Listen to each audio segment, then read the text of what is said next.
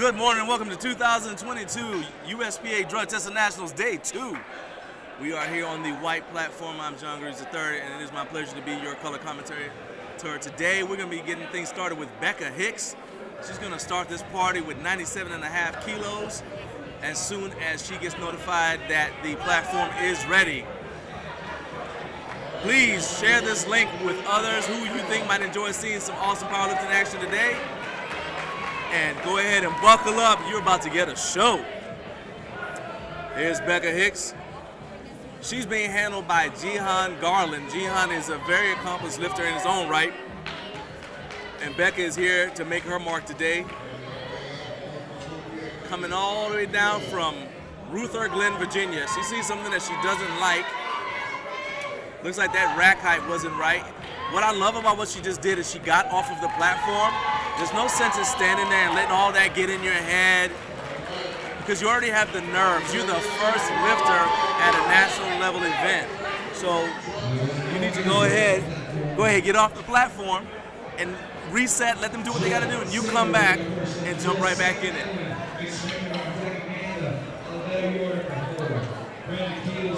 Joined by my guy, Alejandro Wickham. Alejandro, you're here just in time for the first lifter. Go ahead and watch this squat with me. Woo! Good tip. I like that. Let's see if the judges like it. All right, you guys need to watch out for Alejandro. He is going to be competing. What day are you competing? Tuesday. On Tuesday. So you guys make sure you come back in and check out Alejandro. Looking forward to seeing it.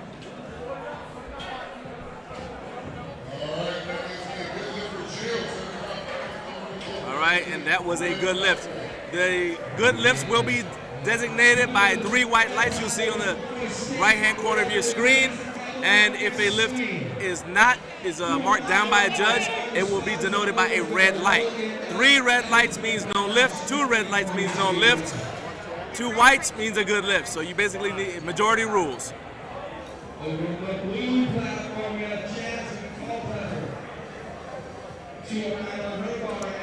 All right, what we're waiting for now is for Becca's numbers to be recorded, and then the spotters and loaders will find out who the next lifter is, and they'll be able to load the correct weight on the bar for them.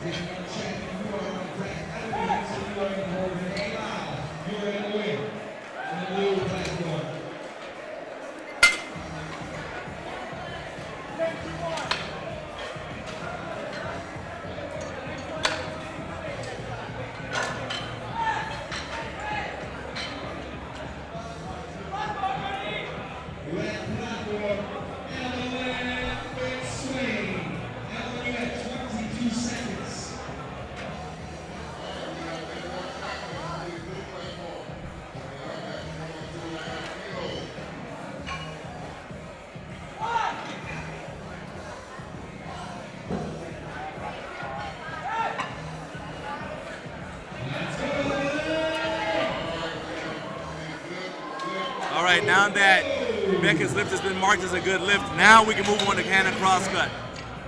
The spotter loaders will not start loading the weight until after they get the designation of good lift. Becca's lift was good. She's on the board. Now Hannah crosscut coming out of right here in Marietta, Georgia. We're gonna put 107.5 kilos on the bar for Hannah.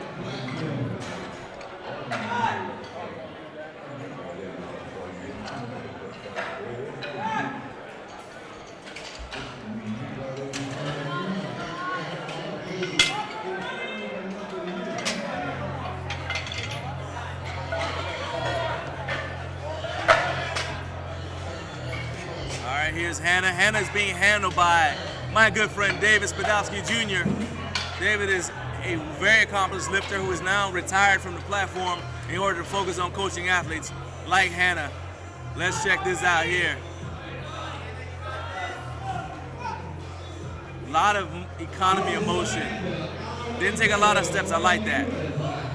Down, up, slow down a little bit coming out of a sticking point, but that is okay. 3 white lights, that's what you want.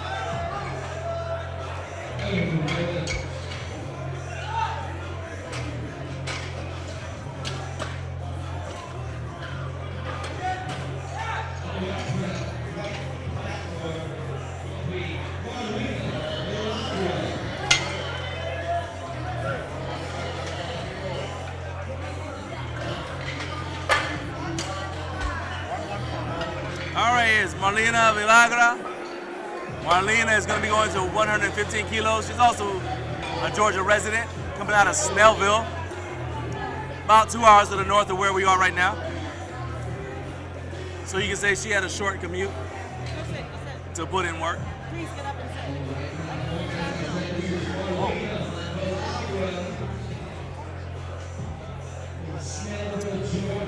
She's going ahead, she's getting set right here.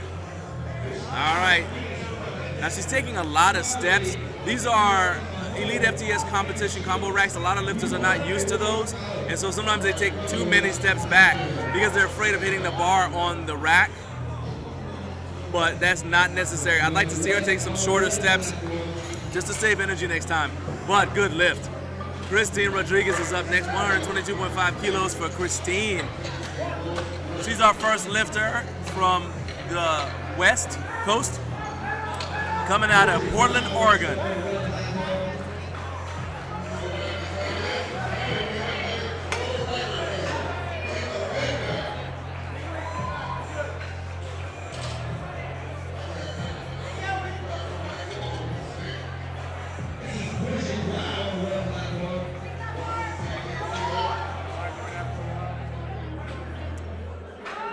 That was a pause squat. Wow. It's not necessary to pause squat, Christine. 2 white lights though, well done.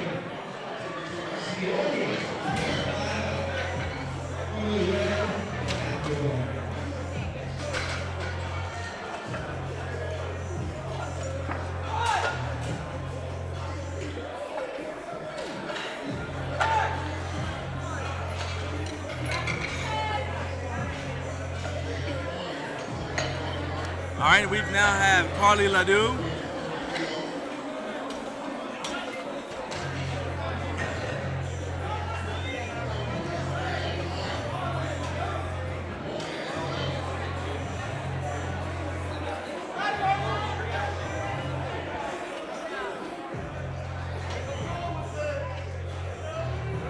All right, Carly stepping out. Carly came here from Marysville, Ohio. Looked like 3 white lights. Nice job. And now we got Savannah Shields representing Missouri. And she's gonna go for 130 kilos. This is the exact same weight that Carly just did.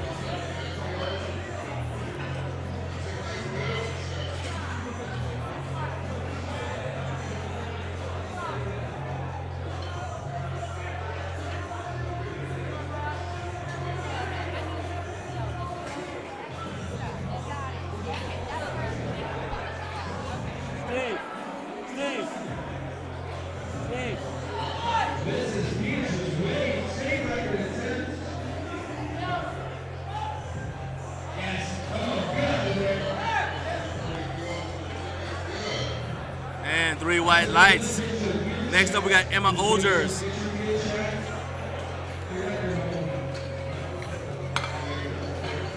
Emma's a CrossFitter and powerlifter, coming down here from Virginia.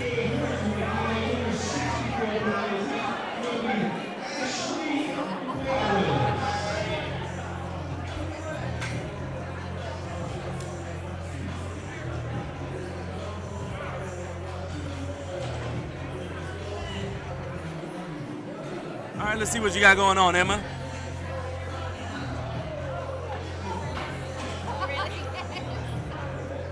Slow and controlled descent right there. That showed a lot of control. That means that was easier for her to maintain tension, which is huge when you're squatting maximal weight, because your torso has to be able to support the weight. In order for it to do that, you got to be able to hold your breath and use a Valsalva maneuver. If you go really, really fast in the descent like some lifters do, it's easy to get out of control and it's easy to lose tension. Your spine gets a little floppy and it's hard to recover. Great show of control right there.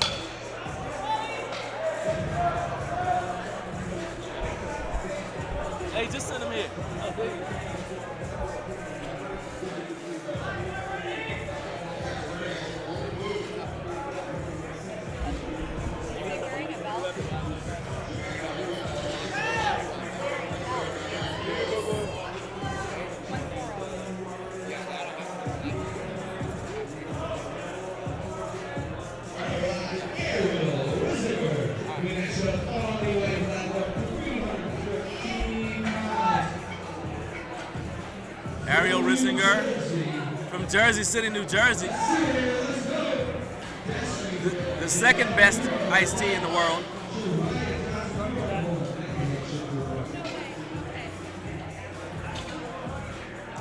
Ariel is a master's lifter competing at age 40 years young. It's 142.5 kilos here for her opener. Got good pop out of the bottom there. I like how she did that little bounce. One of the judges did not like it, but it looked on this side like she got good depth.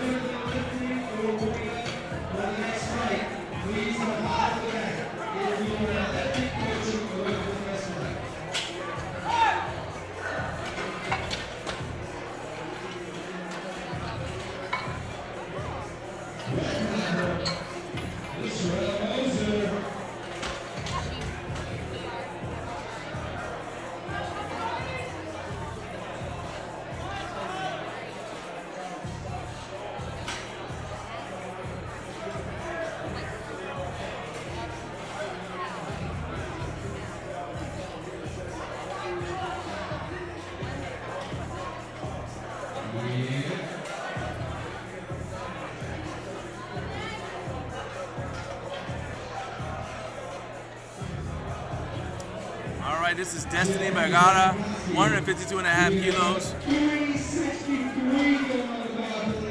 She's coming out of Dallas, Texas.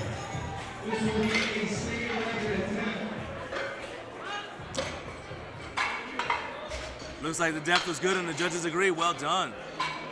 Look good.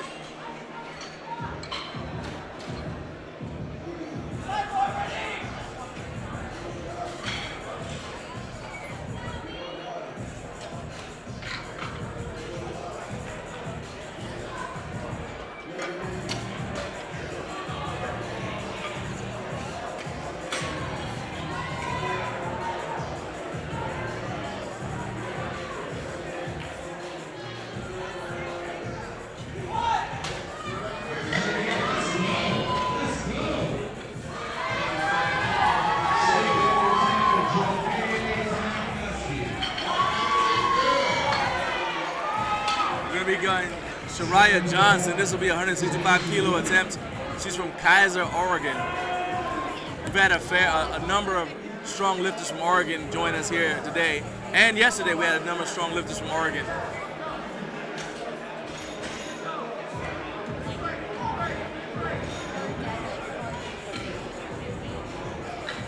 Very strong.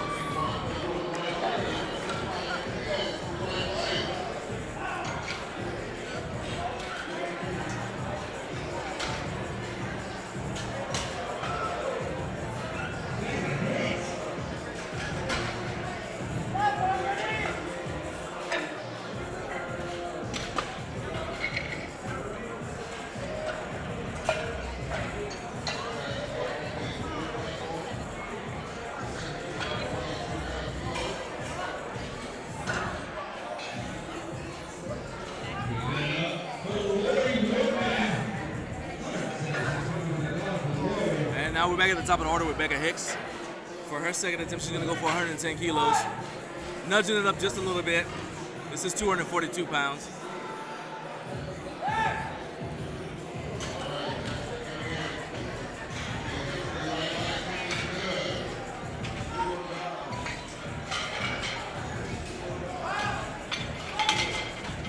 And Jihan Garland is nodding his head. He liked what he saw, and the judges liked it too.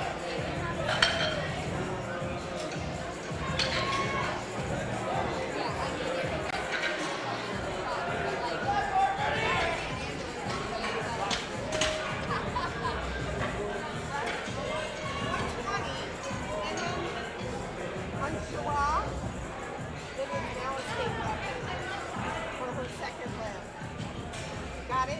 Thank you.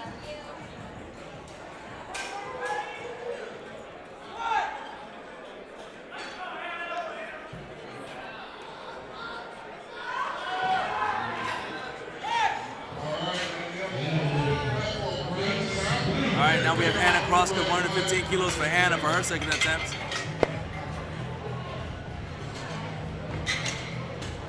You see that Hannah is rooting her feet into the ground, trying to make sure that she's got good firm footing and she feels connected to the ground. That's important physically and psychologically too. 2 white lights, she got red lighted for depth on one side. Still, that's good enough. Good lift.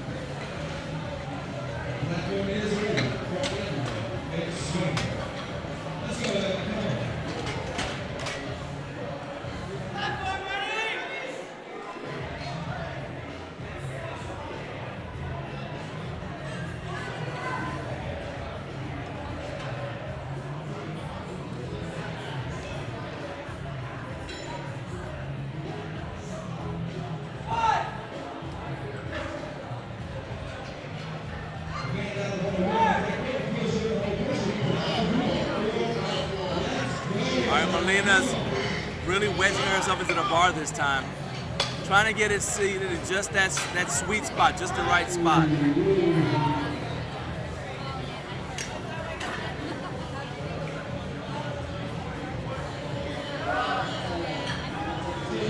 All right, what do the judges think of that?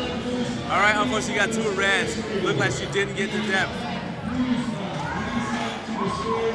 Did not get the depth she needed. What the judges are looking for is that her hip crease is below the top of her knee when she's at the bottom of her squat, and she did not achieve that. You can't squat too parallel. You need to squat below parallel.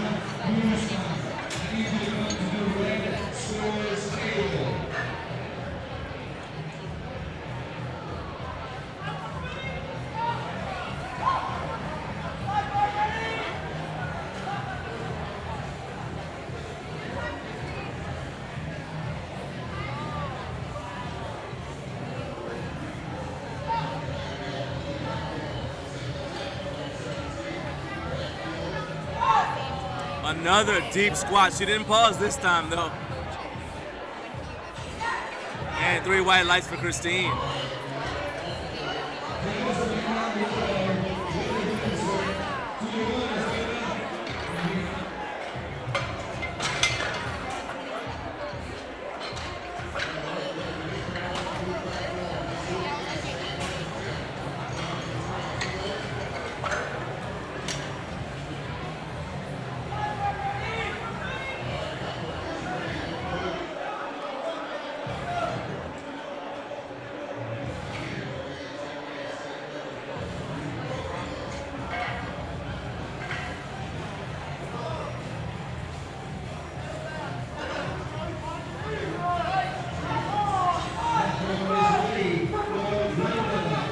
Got good pop out of the bottom that time. Bounced right off of her knee sleeves. And that was 3 white lights.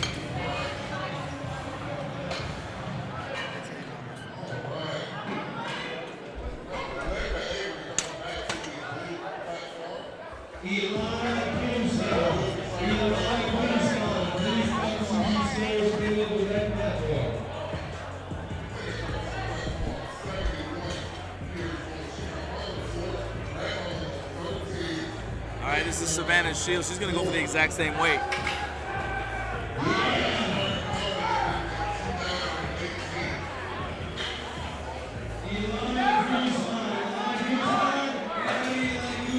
And the judges love what they saw. 3 white lights.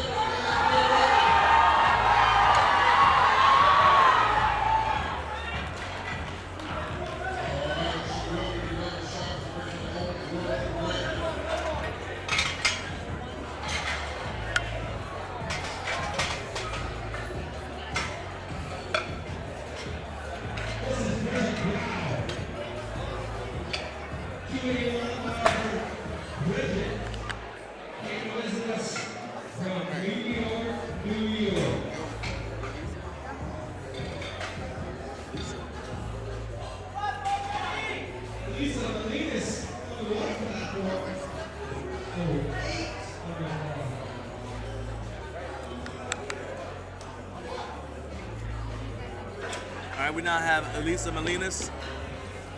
I hope I'm saying her name correctly.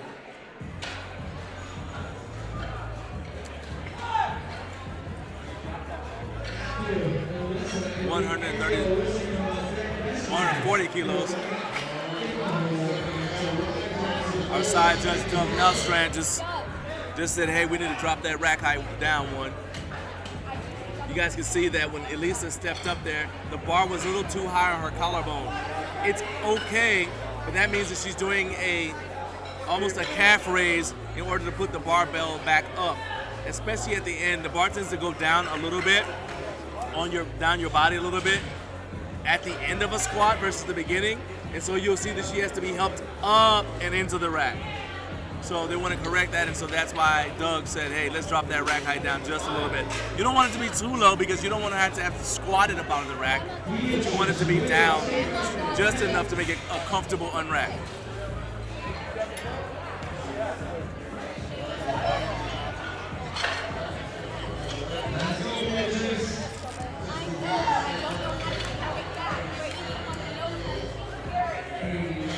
All right, there's a little bit of a delay right now. Recording Elisa's attempt.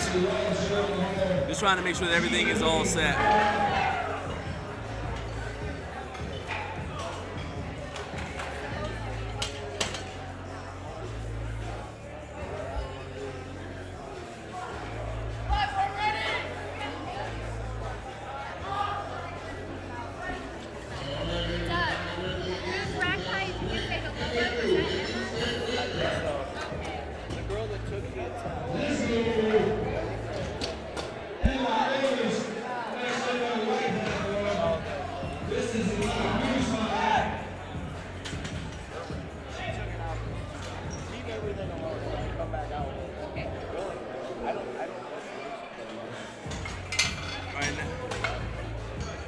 Now we have Emma Olgers. It's a little bit of confusion there, but it's all sorted out now.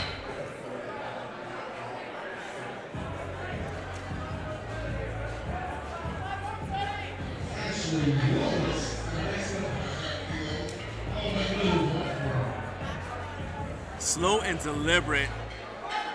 Not a pause squat, but it was deliberate.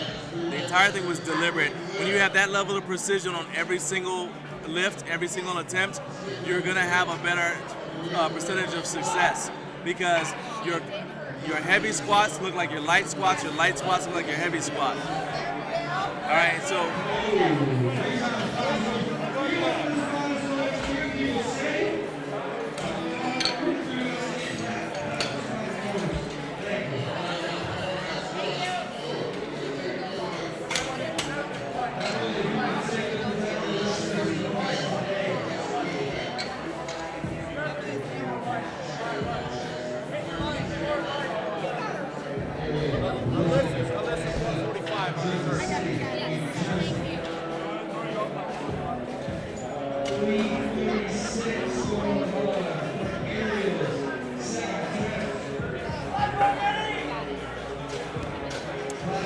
All right, well, so what happened is Elisa actually jumped.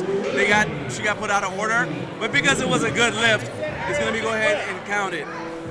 They're getting everything sorted out to make sure. And so we're just making sure that the correct lifter is on the platform right now. Rather do this now on second attempts than before the weight gets too heavy.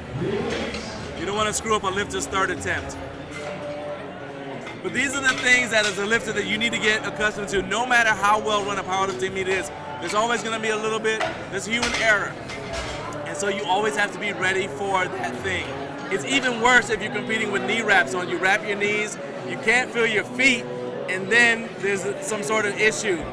So she's wearing knee sleeves, she should be fine. She just needs to make sure that she stays calm, focuses on what matters, and that is executing the squat. It doesn't matter what's going on the platform. It doesn't matter anything else. All that matters is when they say, hey, we want you to come squat, you're ready to come squat. Let everything else evaporate, and there you go.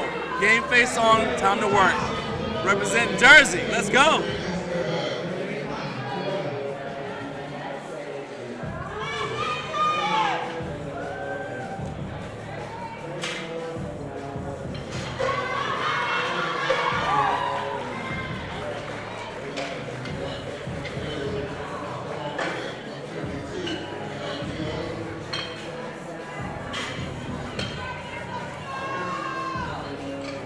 Look at determination on her face.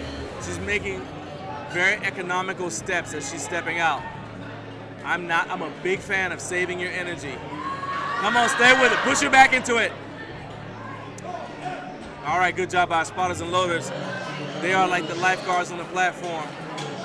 Now it's time to see how Ariel comes back from that. Because as I said, you guys just saw a bunch of things happen. So that was apparently a state record attempt for her.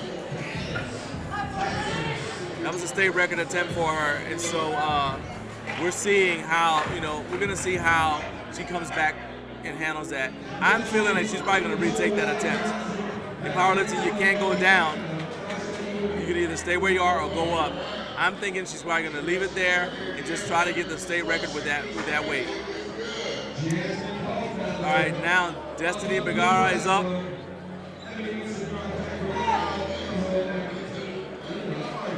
Destiny nailed her opener. Let's see if she can get her second attempt as well.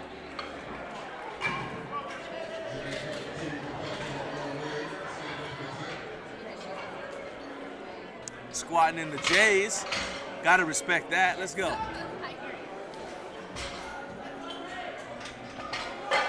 Come on, there you go. I'm always like her butt shoots back a little bit as she's squatting. I'm always afraid that that's gonna cause her to tip down, which will be up-down movement. But she's doing a great job of controlling that, resisting the bar, pushing her upper back into the bar, and making sure that it doesn't fold her over, and she's able to complete the lift successfully. Well done. Shariah Johnson's up next. This will be for an Oregon State record by Shariah Johnson. 175 kilos.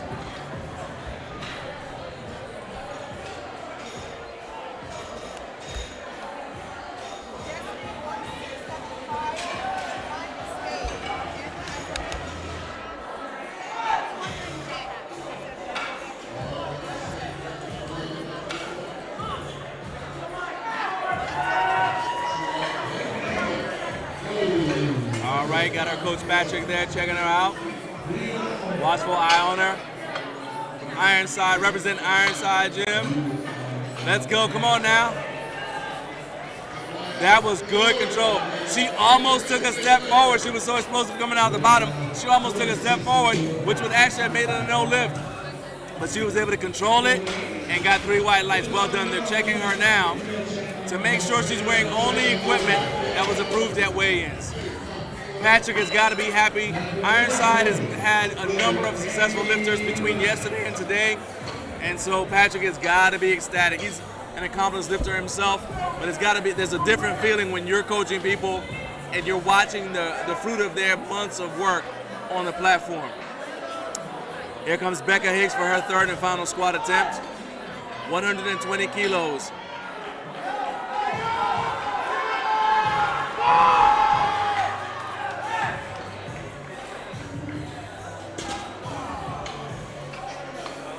Becca is one of the people who traveled down here from Virginia.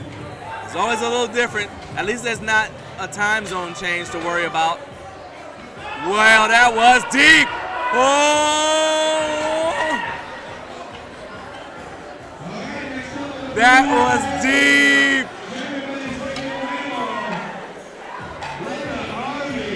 That was incredible. She squatted so low, her butt was literally almost touching the ground. I'm telling you, that is the deepest squat I've seen in a meet in a long time. Well, the deepest successful squat. I've seen a number of deep squats that didn't work out. That was Olympic lifter depth. Wow. Wow. Hannah Crosscut is coming up next. See if she can keep the energy going. Nailed her opener and second attempt. She did get red lighted on one side, so she's got to be careful. Let's nail this. All right, let's see what the judges say. 2 reds. Okay, and so she didn't quite get the depth. That's what I was saying. She got red lighted on one side, so she's got to be careful on her second attempt. She's got to be careful to make sure that she nails that depth, because if one judge sees it, you never know if the other one will see it too. Marlena Villagra is is up next for 122 kilos. Marlena missed her second attempt here. She's gonna try to get this third. She missed her second attempt on depth.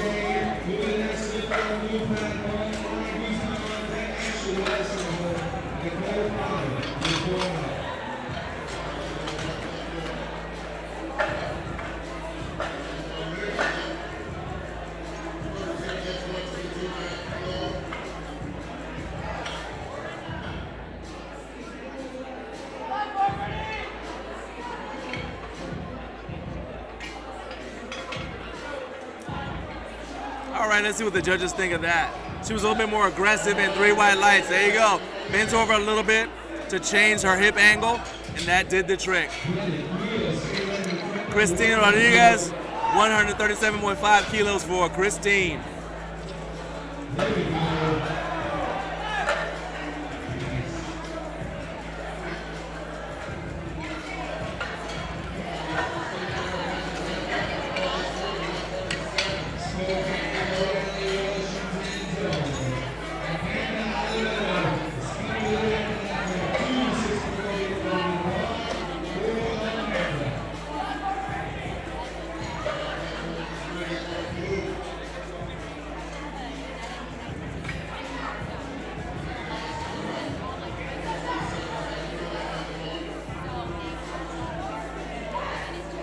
Come on, stay with it, Christine.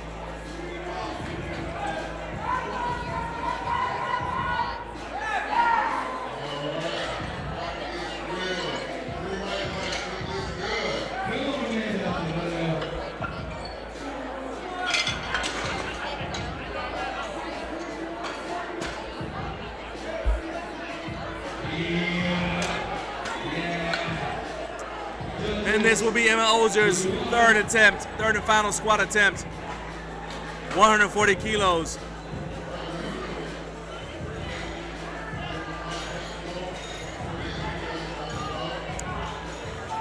Emma's in college, 19 years old, just getting started. And that was 3 white lights. Well done, young lady. Savannah Shields, 142.5 kilos for her third and final attempt.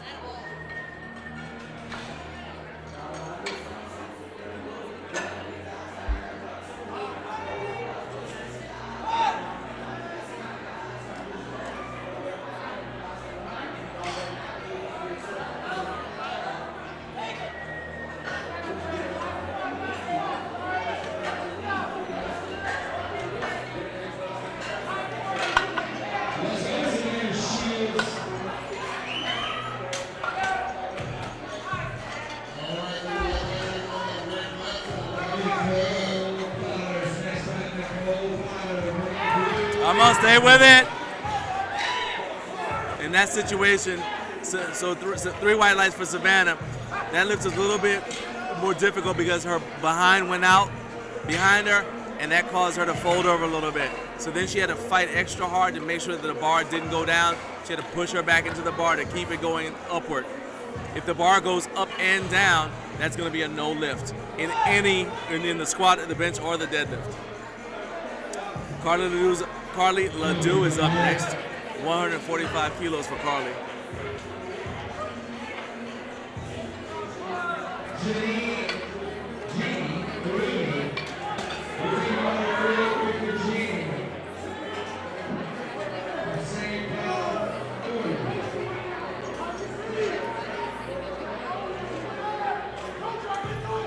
Come on, stay with it, stay with it, stay with it.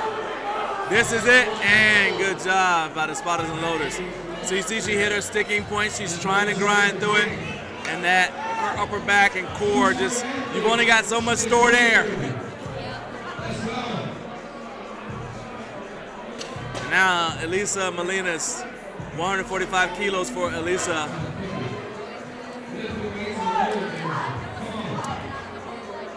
She's ready for this. She wants this 145. Flew all the way here from San Diego, California. You never know which lifts mean something special or personal to a lifter. This might have been a weight she's had in her mind for months. Let's watch and see if she gets it.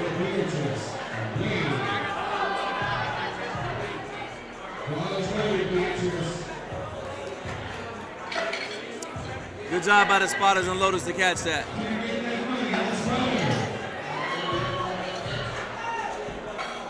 And this will be that state record attempt. I told you guys, Ariel Rissinger wants this state record. She wants to go back to New Jersey and say, hey, I am the state record holder. Only one way to get that. She's gonna have to squat 152.5 kilos. She's already missed it once. Can she come back and get it? There's only one way to find out. Don't look away. Here she comes. This time there's no distractions, no weird stuff on the platform. Just you and that barbell. Time to work. Just do the work. Just do the work.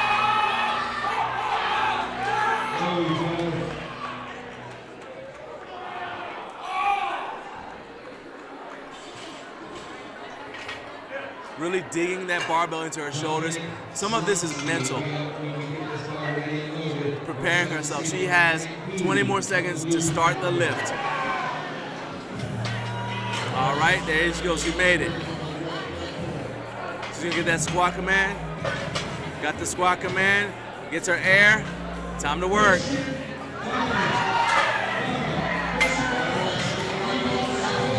And 3 white lights. There you go. That's how to go get what's yours. Way to go get what's yours, Ariel. Destiny Bragana is up next. 167.5 kilos.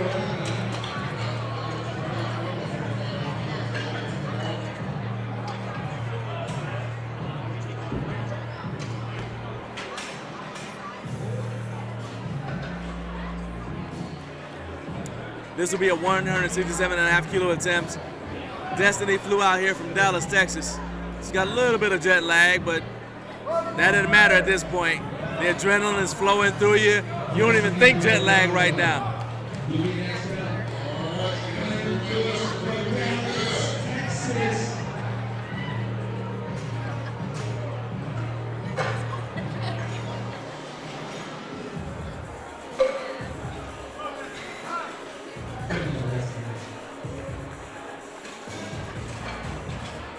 All right, Destiny, you rocking the J's. Let me see you squatting them. Let's go.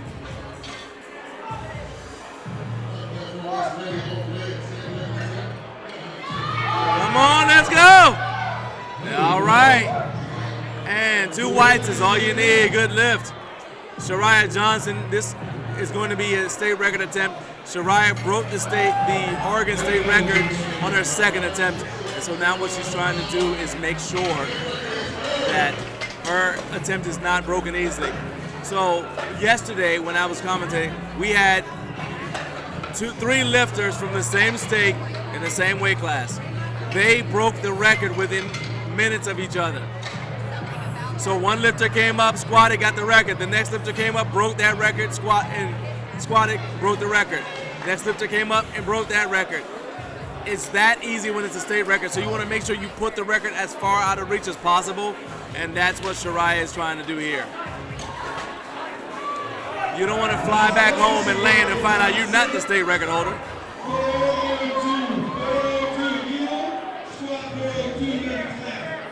At the same time, she's got to be under control. Manage your emotions. Come on now. Stay with it. Well done. Fired up she is. Representing Ironside Gym very well. All right, we are now in flight B. We're going to allow our referees to rotate, and we'll get things started with Marie Seydal.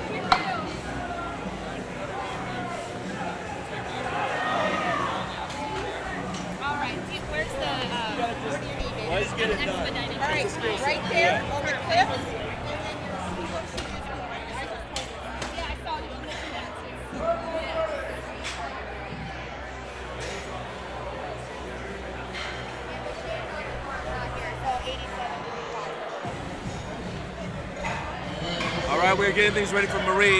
You see, we have one judge not in a chair yet, and that's why the platform is not ready yet. Some of the sequence of events, you make sure that the correct weight is on the platform. Make sure you have the correct and appropriate referees on the platform for the level of lift, of attempt. So if it's a record attempt, you need to make sure you've got referees who are certified to officiate that attempt. And then, and only then, you can call platform ready.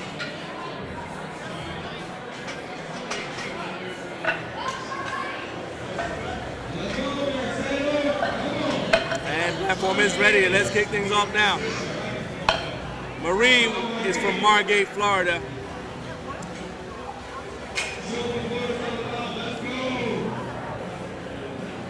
She held the Florida state record from 2019 to 2022.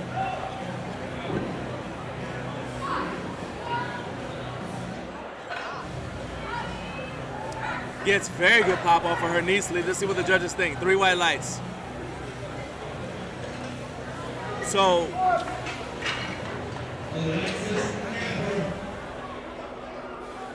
good easy opener right there.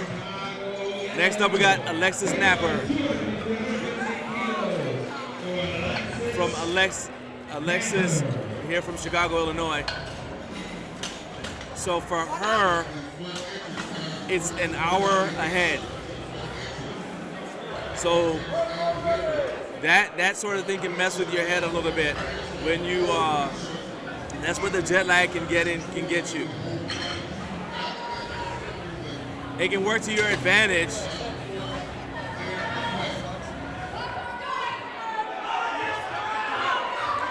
But it can also have you getting up earlier than normal. All right, here we go, Alexis. Alexis is one of our taller lifters.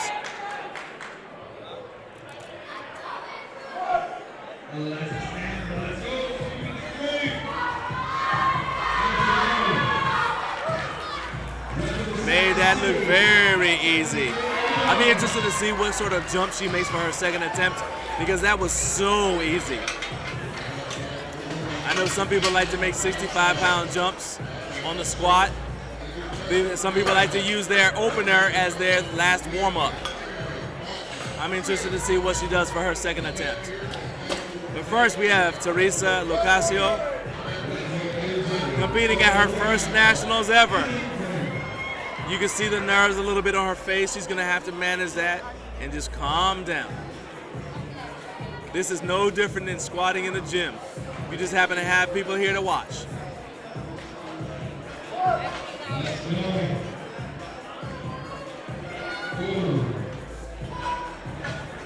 Nice and deliberate, okay. That step was a little longer than I like, but that's okay. Come on now, master your nerves. Go get it, just work. Once she gets that squat out the way, it should be easy. 3 white lights, there you go.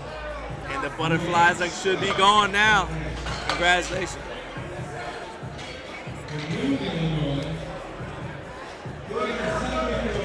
Our head referee, Caitlin, just mentioned that they need to drop that rack height down. Once again, you want to make sure that the lifter doesn't have to do a calf raise in order to either unrack or re-rack the bar. Jasmine Slade is up next, 125 kilos for Jasmine.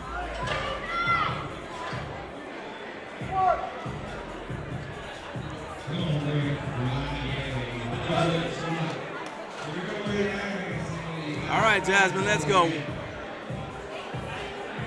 One of our lifters from North Carolina.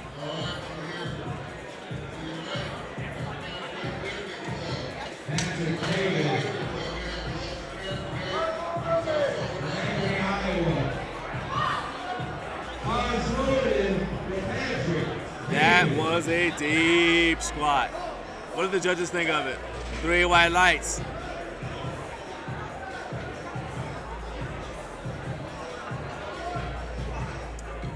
And now we're gonna go to Stephanie Walker. I'm gonna be interested to see Stephanie's squat form because she's a former weightlifter.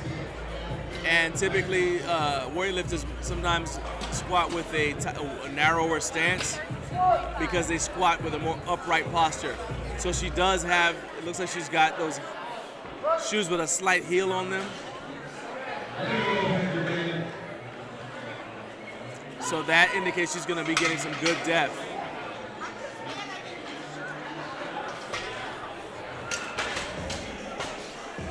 She is a taller lifter as well, so let's just check this out. See how this crossover works. I expect her to be able to hit depth though.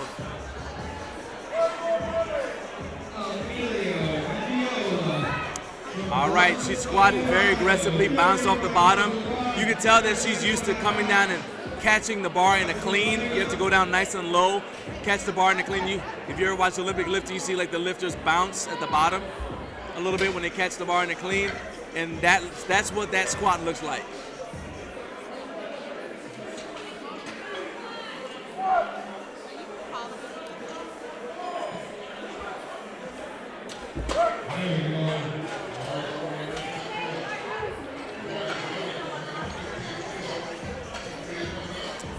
Valeria Hernandez is up next, 130 kilos. She's flew out of here from Cali, from a town in California I have not a prayer of being able to pronounce, but she's from there.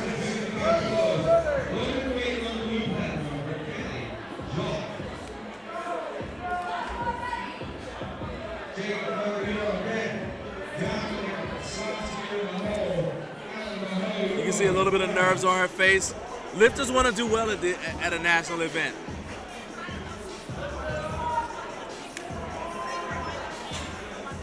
But again, you have to respect the occasion, but not be afraid of it. And of course, it's important to get the hair flipped.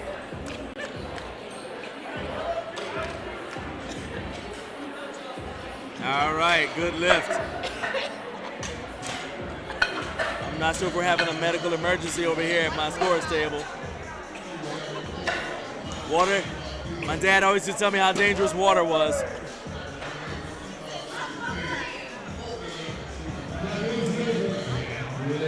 All right, Catherine Brown from Houston, Texas, 135 kilos. She's being handled by Barbara Lee, and a very accomplished lifter and coach.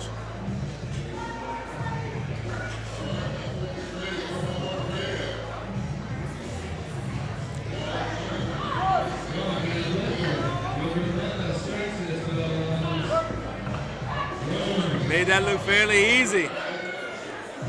I'm not sure if Barbara's teammates are watching this, including the legendary Jessica Pippin, but if you are, thank you for joining us.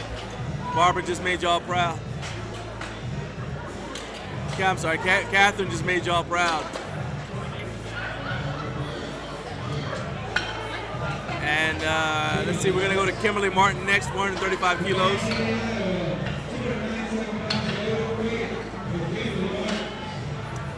A lot of information here on the screen. You can see the lifter's attempts, see how well she's been doing. So you can see that, for example, this is Kimberly's opener.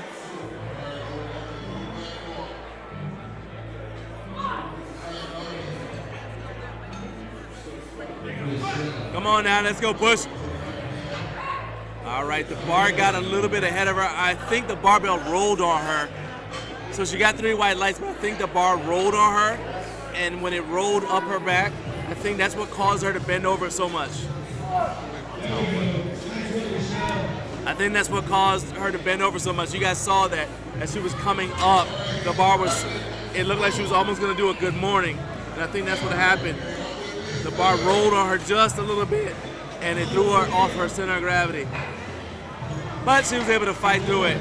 Now where that is going to affect her potentially is on her second and third attempts. Did she use up too much energy? We'll see. Susan Hines right now, 54 years young.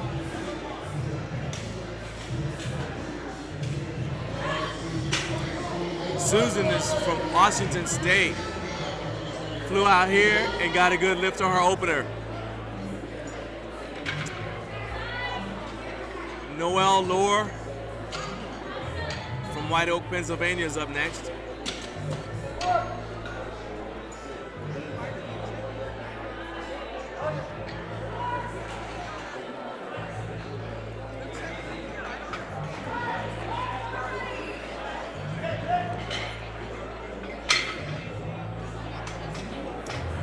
right, she's another lifter with a ponytail. Watch for that hair flip. That's important.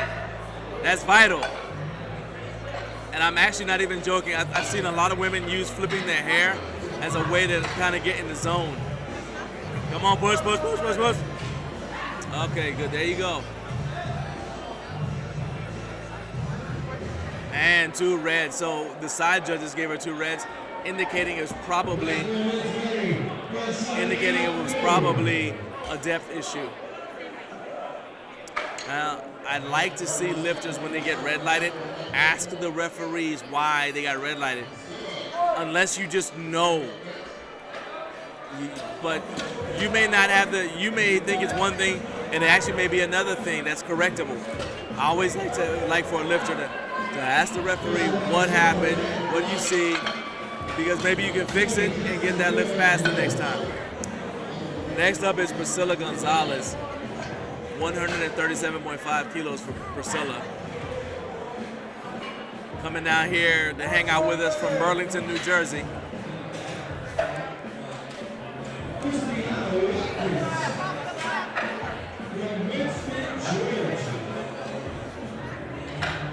You see her coach telling her, get off the platform, let them adjust that platform because the rack height is too high. That is a good move by the coach right there.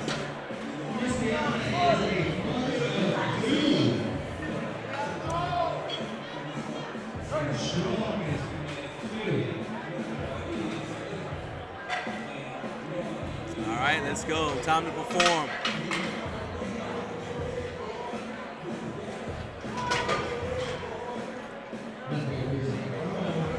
Nice unrack. Didn't use up a lot of energy on the unrack, and I like that. Gets that squat command. Come on, stay with it, stay with it, stay with it. Now that looked like a very heavy opener, but the thing is that also, all right, and it was no lift. Now the head judge and the side judge gave her no lift.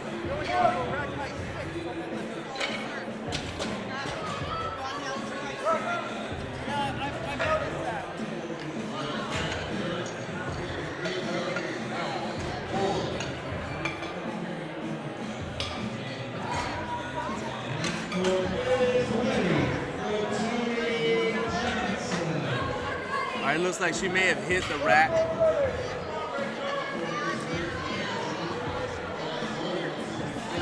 Rachel Basura, we're gonna find out why she got red lighted. Rachel Basura, Alejandro, who you guys heard earlier on the live stream, is one of her coaches, keeping a watchful eye here.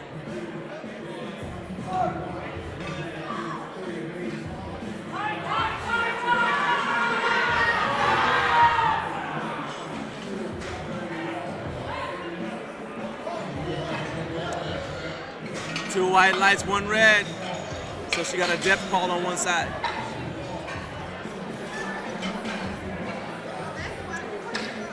Okay, so we got some clarification. The reason why Priscilla was red lighted is because she got the start command and then moved her foot after the start command. You cannot move your foot after the start command. Typically, and I had to question about that because the head chair had red light her, and normally in a squat the head chair won't red light you unless it's a rules infraction. So good to get that clarification. That's something that's easy to correct.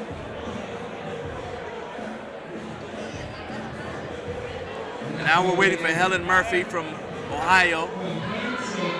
She's got 40 seconds to start her lift.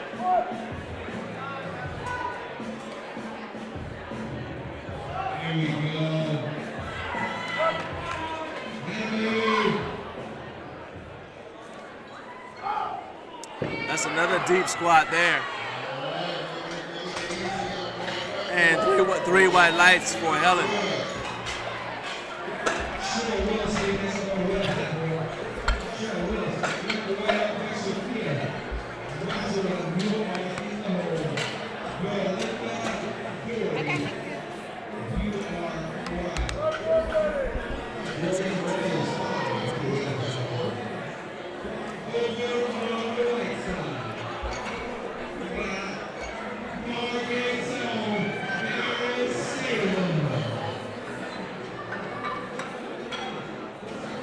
right, we're getting these ready for Marie. Stay down at the back at the top of the order.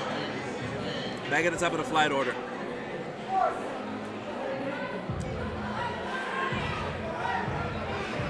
As I mentioned, Marie she held the Florida State record for 2019 all the way through 2022.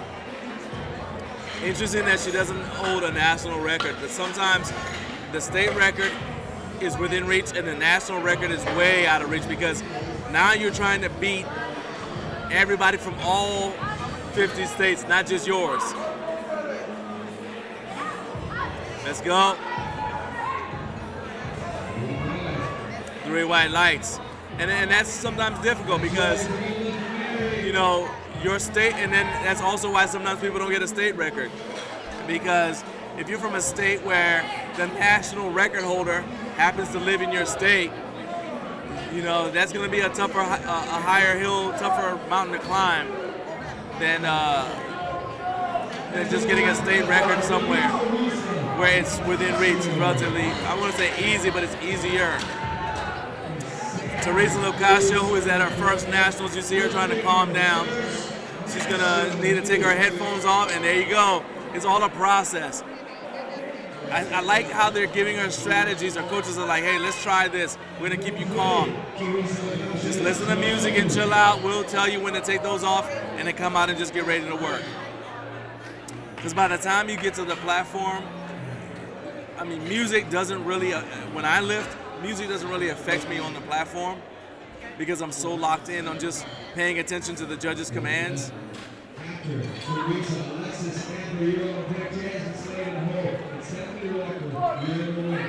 Nice. What did the judges say? 3 white lights. So yeah, so you can hear your song that pumps you up, and then you're still kind of in that vibe when you take your headphones off and go straight to the platform and go. Alexis Napper, 130 kilos for Alexis.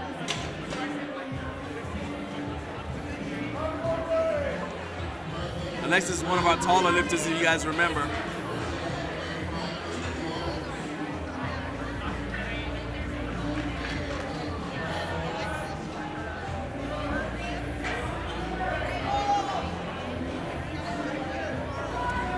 All right, good job. It looks like there may have been a misload.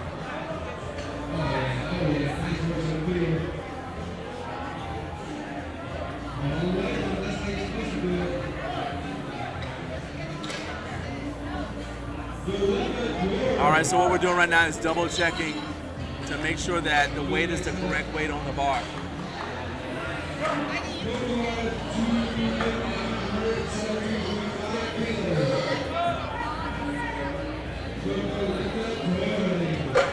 So, Alexa, this is one of the advantages of having a handler. They know what your attempt is supposed to be.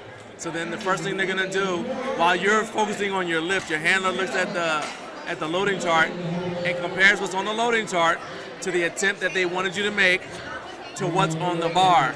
And so we're sorting that out now because it looks like the handler may have caught either a loading error or meaning the weight is right, but the plates on the bar don't match what's supposed to be on there, according to the chart, or they gave Alexis someone else's weight. So they're sorting that out right now. And that's the reason for the delay.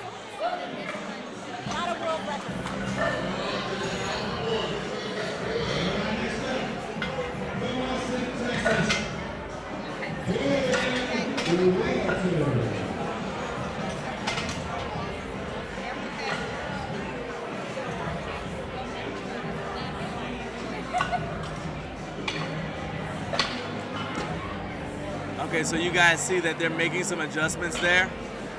Looks like they're changing the rack height.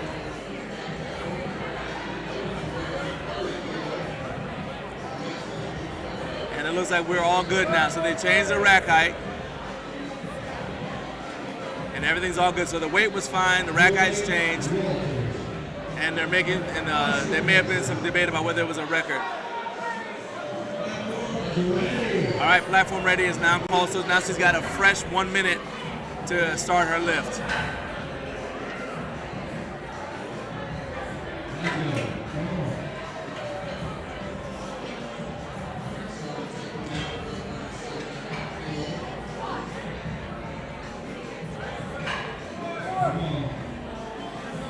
on out. I like how she maintained her composure through all the confusion you guys just saw and just focused on executing. She let her handler worry about all that. All she worried about is squatting. That's what you should do. Jasmine Slade is gonna go for 132.5 kilos.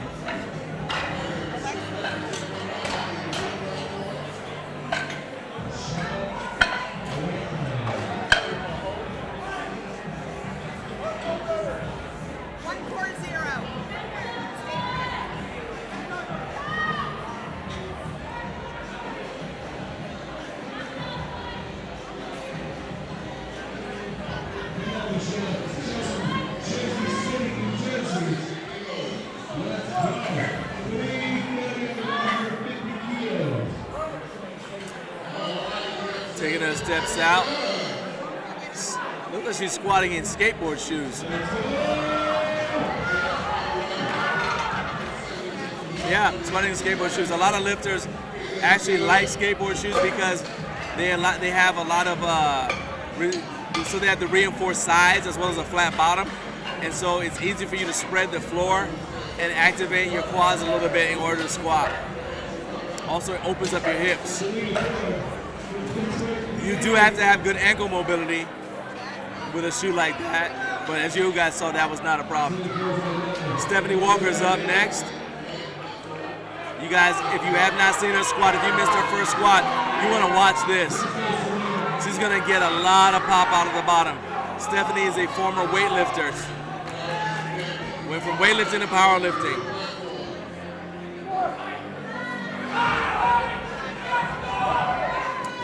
All right, so she has a more of an upright style of squat. She did bounce off the bottom. And here's the thing though, when you squat that way, it's a little tougher to grind. Because you are, not tougher to grind, because you are more upright. It's harder to use your entire body to squat. So it's just something that you have to train for. And now Valeria Hernandez, 135 kilos for Valeria from Dinuba, California.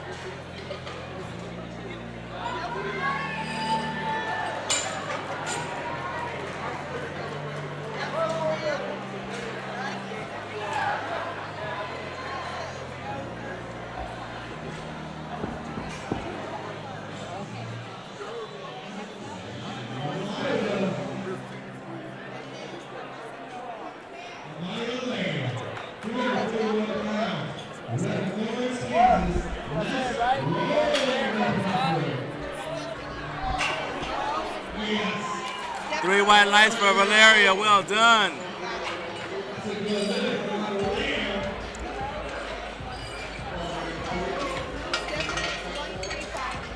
All right, Noelle Lore is still trying to get on the board. She, along with Priscilla Gonzalez, both missed their opener, so they've got to get these second attempts to get on the board.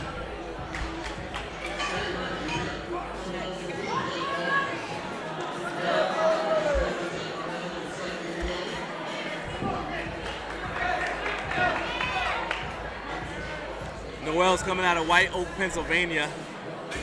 Got Doug Nostrand.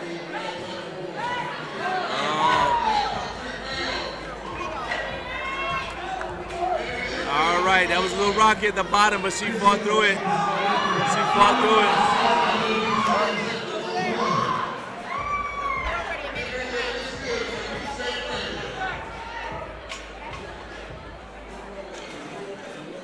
All right, Priscilla Gonzalez is up next. 137.5 kilos. She's got to get on the board as well. Now remember, she took a step, and that's why she missed her opener.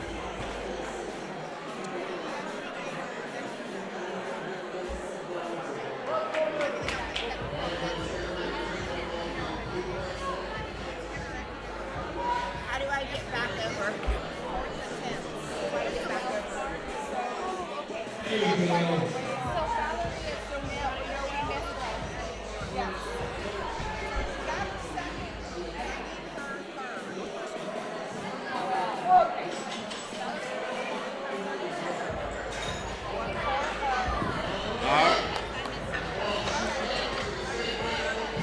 Tony.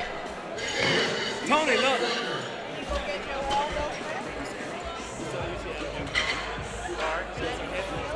Check the rack right. Yeah, that's good. We got this. I just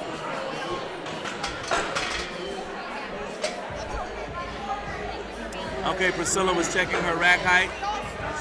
She's getting her belt tight now, and she's gonna take those headphones off and go out there. Getting focused. Her coaches. It's so important. So important to get those words of encouragement, having people who believe in you and who can also calm you down. Because the strength was there, she just took a step forward after the squat command. So number one, it's a confidence thing. Once you get it, come out, step, step. Know that you've got it. Don't take an additional step. You're in position. Step, step. Get set up. And another trick, don't look at the judge and say you're ready if you're not ready. There you go. And there we go. Well done. And that actually looked better than our opener. Remember I said our opener was very, very slow. It was like a grinder. But she was able to, she had the strength to do it. Well, she nailed it there. Now she's gonna make some choices for her third attempt. This third attempt selection is kind of tricky in this situation because she may have had a specific number she wanted, but if it's too big a jump, she might need to split the difference. But then if it's a number she knows she can hit and she needs it for a specific total, she might decide to take the risk. So we'll be watching Priscilla to see what she decides to do. All right, Susan Hines, this is gonna be a Washington State record.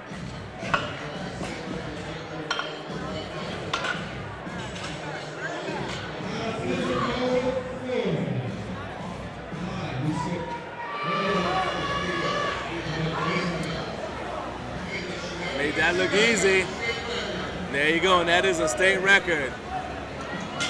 Washington State record, well done.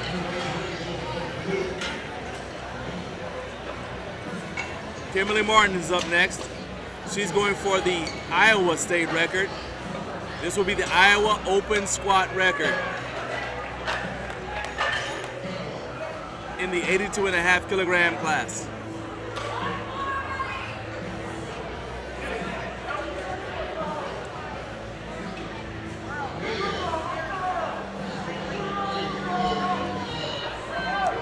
Looks like we may have a world record attempt coming up.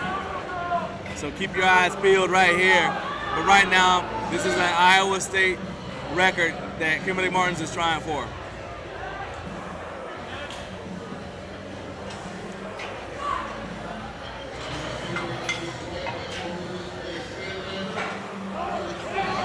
And good job by spotters and loaders.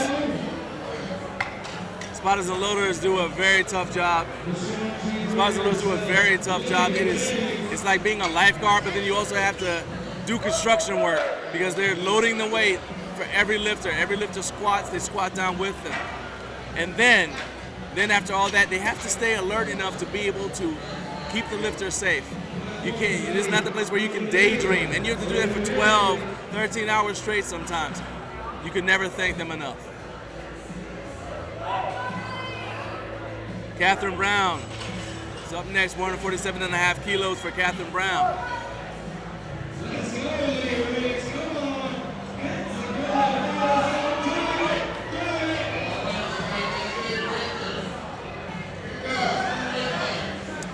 All right, Jessica Pippin, if you're watching, let's watch it together. Come on now.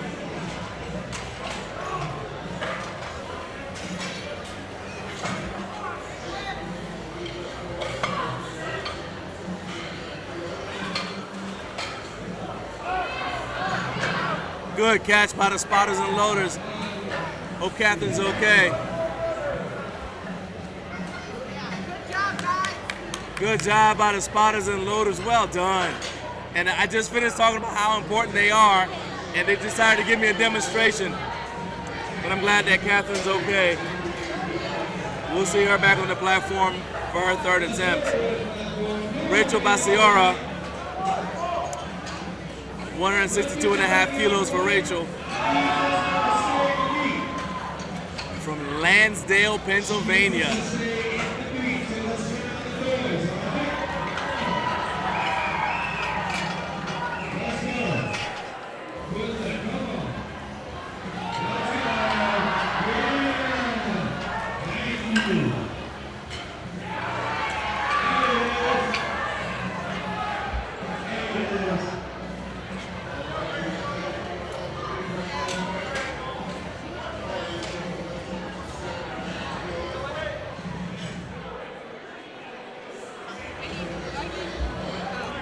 right, now Rachel Basiora. All right, watch for the hair. Is she gonna do the hair flip?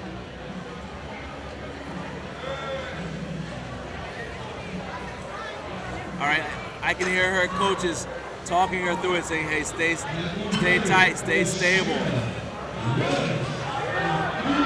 She's fighting through that, and good job by the spotters and loaders. She may have lost tightness at the bottom there, I don't know. That was a very deep squat. It's hard to maintain tightness when you go down that low. Helen Murphy, as promised, this is a world record attempt. 18 years old, this is an junior open world record attempt for Helen Murphy in the 82.5 kilogram class.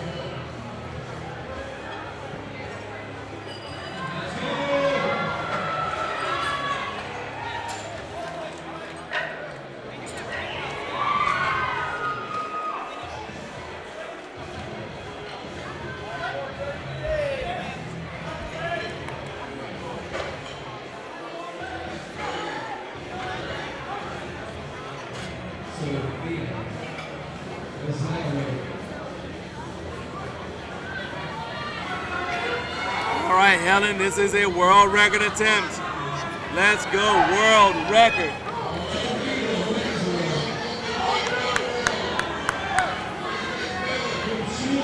Let's go, Helen. Come on, take that world record back to Painesville. Painesville, Ohio, you got a world record holder on your hands. Well done, young lady.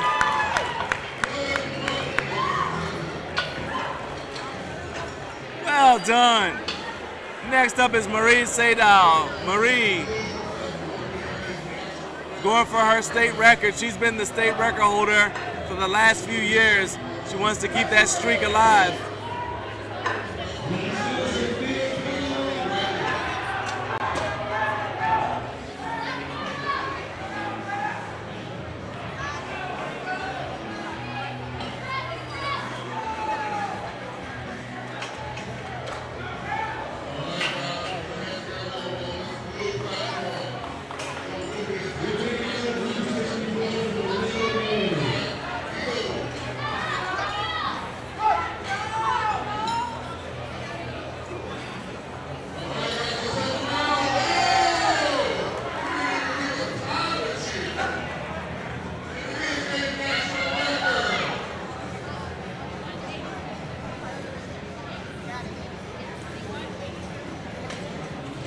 All right, we're getting this bar ready for Teresa Locascio.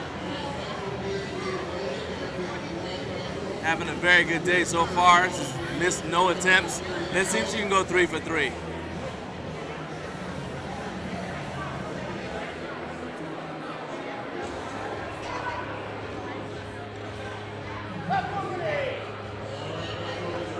There's a slight hold up at the scorer's table, trying to get something sorted out. Appreciate you guys' patience. Thank you guys for watching day 2 of the USPA 2022 Drug Testing Nationals. Presented to you live with color commentary. I'm John Grease III, and I appreciate you guys joining me to watch this awesome event.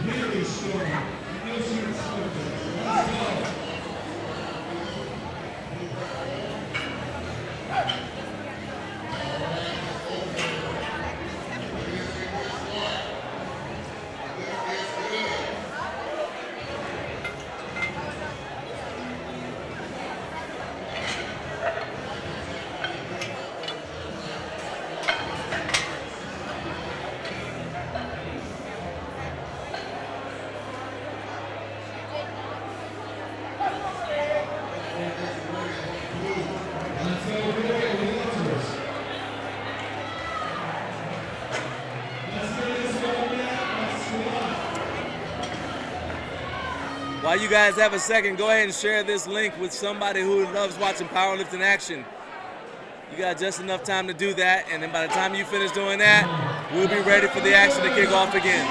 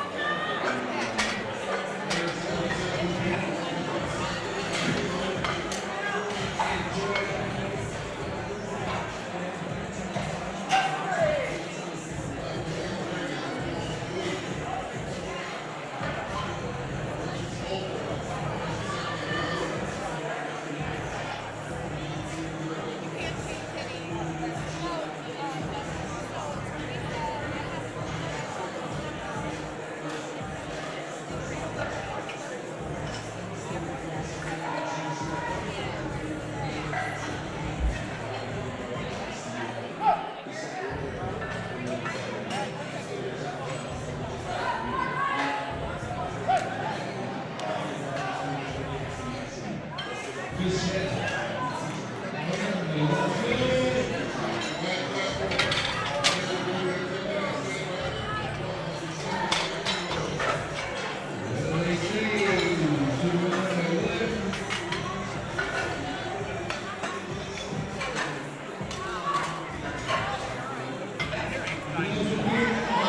on, stay with it, stay with it.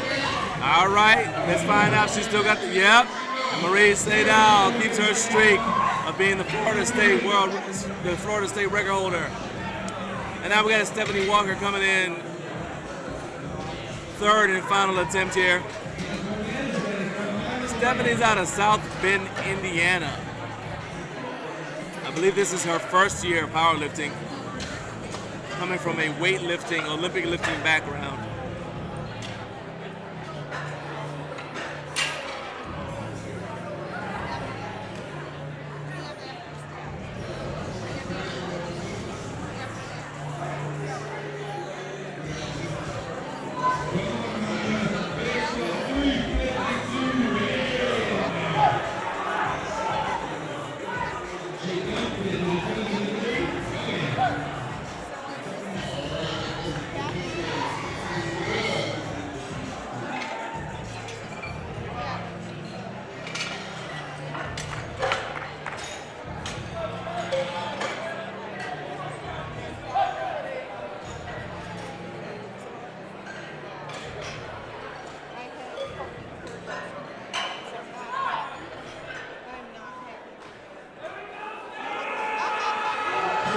Now that one actually looked a little bit, I wouldn't say easier, but it looked better than her second attempt. But you can still see her Olympic lifting background and how she attacked, how she was aggressive on her descent. Teresa Locascio, 137.5 kilos. She's having fun now. The nerves out of the way. Now she's dancing, able to relax and just execute on the platform.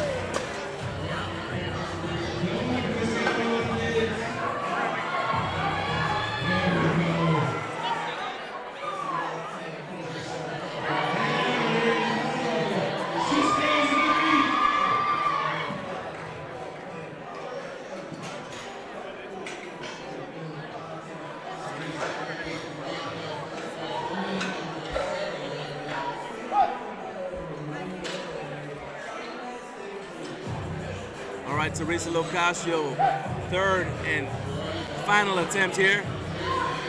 Come on, Teresa, let's go. That's just going nice and deliberate.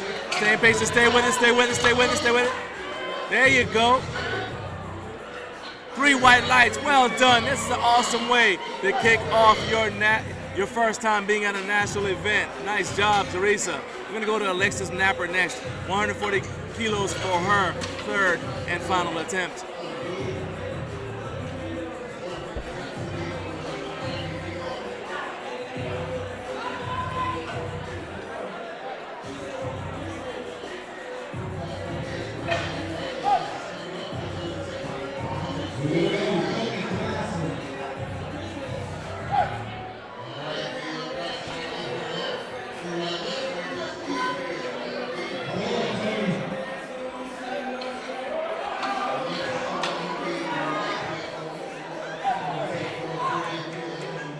All right, Alexis, let's go. Stay tight, stay patient. And good job by spotters and loaders.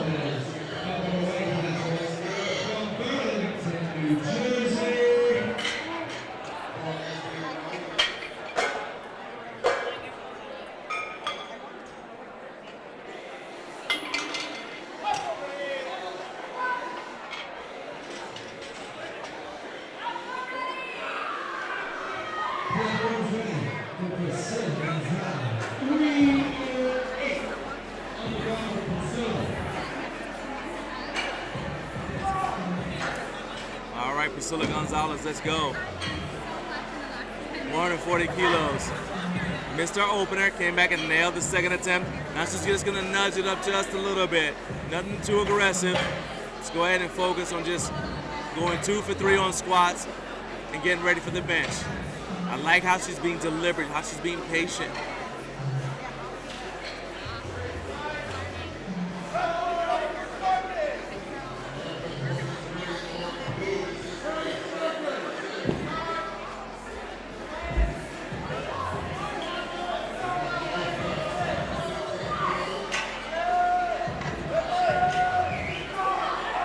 Come on, stay with it. Stay with it.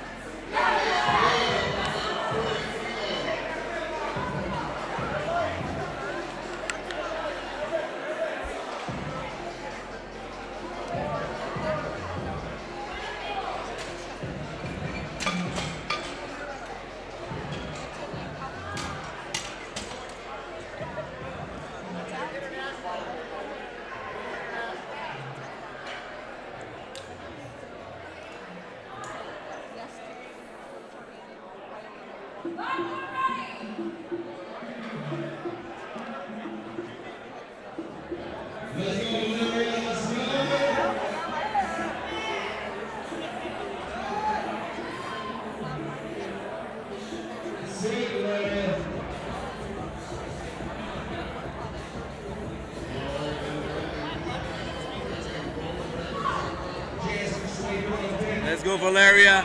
Stay with it, stay. There you go, patience. Nice. What did the judges say? Man, the judges love it as much as I did. That's what I'm talking about.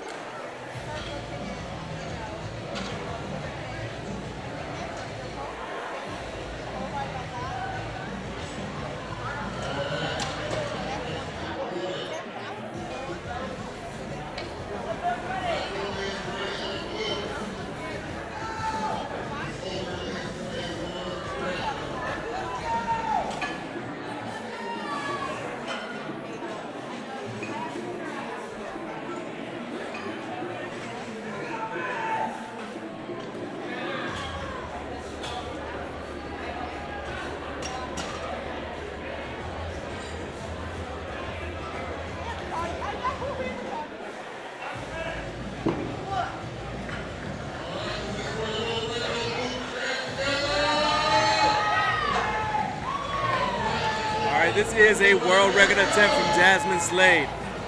Jasmine is lifting also a junior open lifter in the 82.5 kilo class. So she may be breaking the record that was previously set.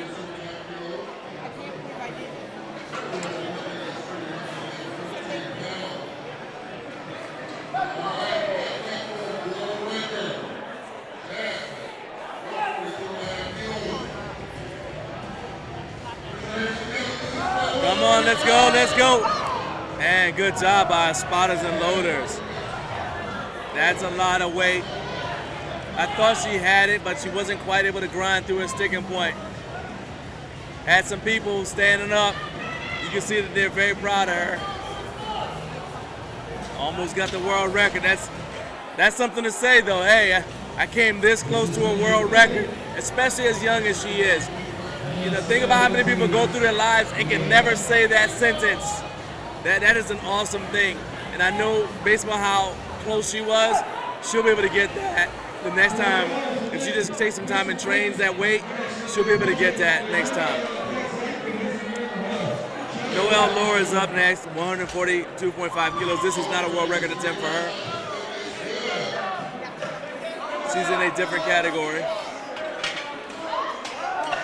Okay, that bar has rolled up her body. She's gonna have to use her. There you go. That was rough. The bar rolled up on her, and although she was able to stand up with it, both side judges agree. They watched the bar roll up and down, and that is not that's gonna be a no lift every time.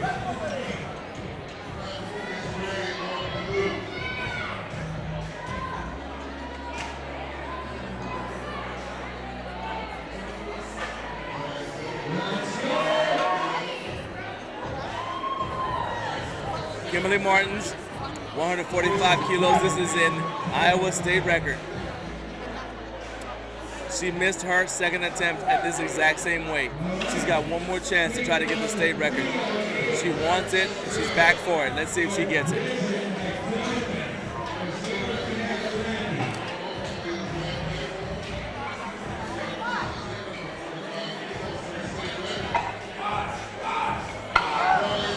Stay with it, stay with it. And good job by the spotters and loaders.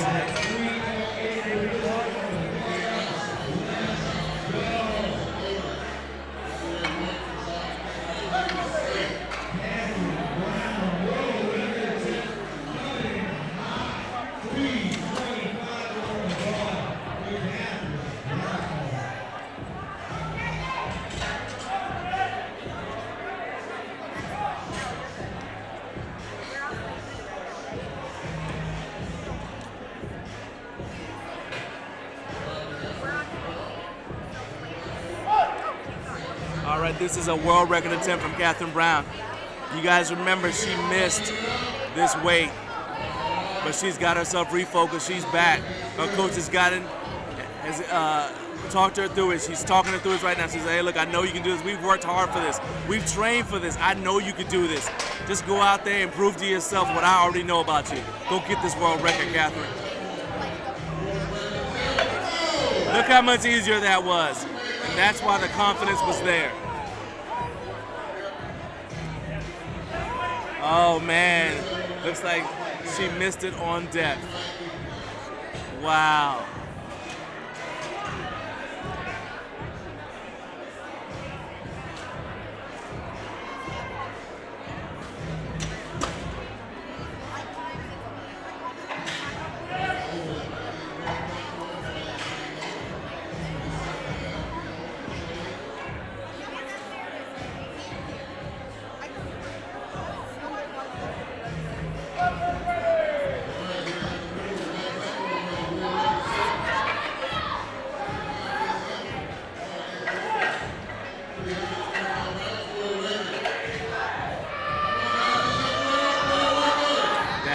A bit of a grinder, but she got it.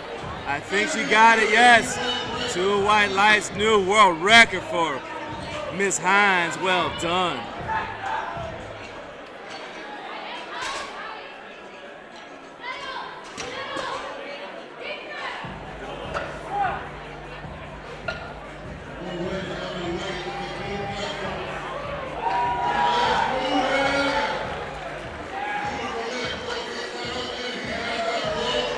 Rachel Basiora is up next. 162.5 kilos for Rachel.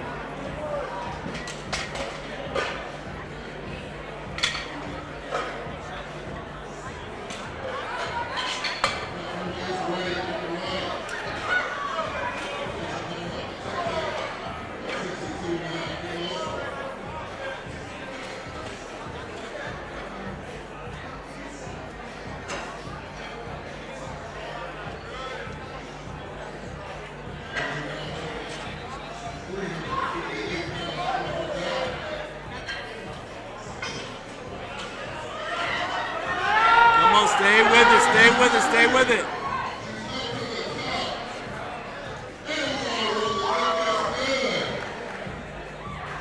Three white lights, well done. Way to come back.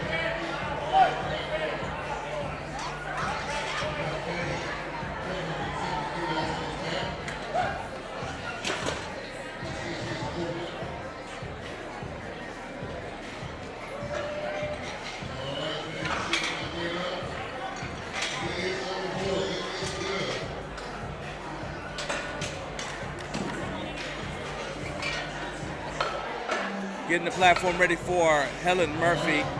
This will be a world record attempt again. Helen got the world record, the junior open world record in the 82.5 class. And now she's looking to break her own world record. Awesome for somebody who's only 18 years old. That's a phenomenal.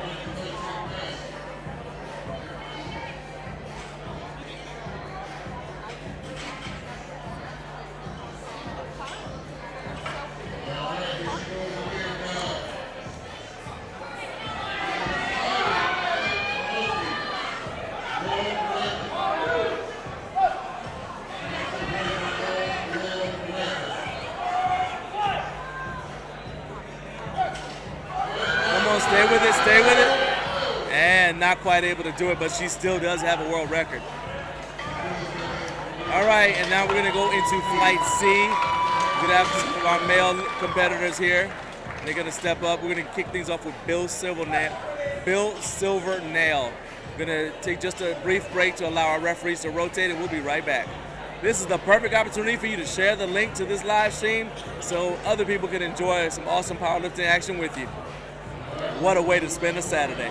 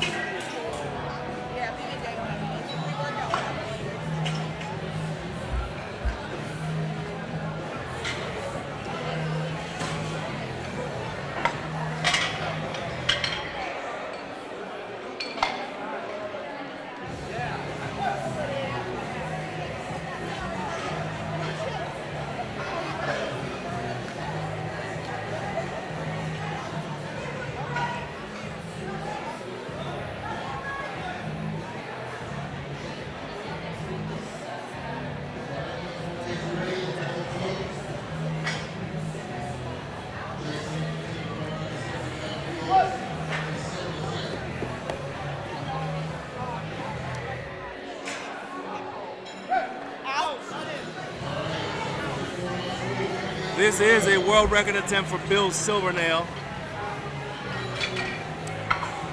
who's from right here in Toccoa, Georgia, the home of the legendary Paul Anderson. Yeah, the guy who Anderson squats are named after. Paul Anderson is one of the pioneers of strength sports. Rest in peace to Paul Anderson. Bill Silvernail said, hey, how about I take another world record back to Toccoa? Can't let Paul Anderson be the only one. Man. Oh my God, where can I get a Bill Silvernail poster? Hang on my wall so I can be like him when I grow up. Oh my God. 87 years young, world record holder. If that doesn't help, if that doesn't get you fired up, I don't know how to help you. If that doesn't get you fired up, I don't know how to help you.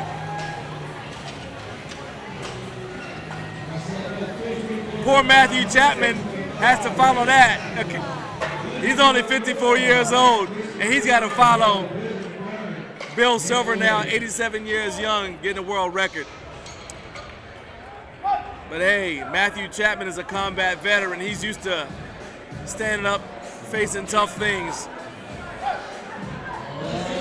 Let's go.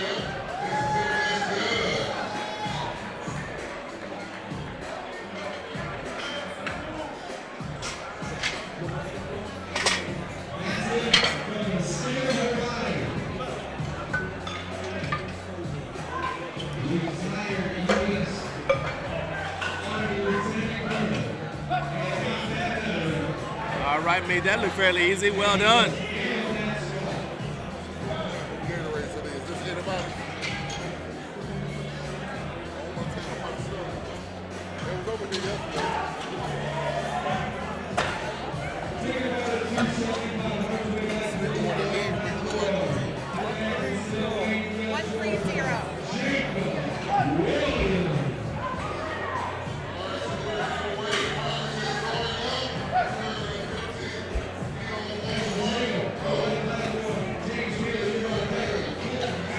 right, now we got Jacob Williams after that successful lift.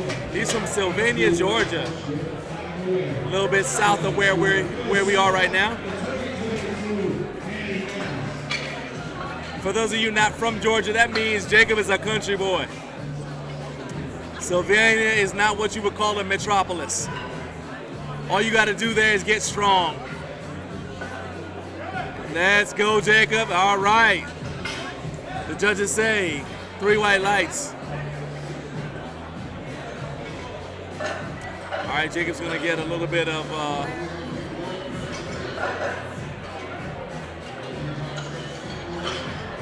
our side judge Gary Brewer's going to have a conversation with him, kind of give him a little bit of a tip. This is not, he didn't get red lighted for it. Gary's just telling him, hey, make sure you do this or this. You know, sometimes it's simple tips like how to wear your knee sleeves, or just to stay within the rules, just little things like that.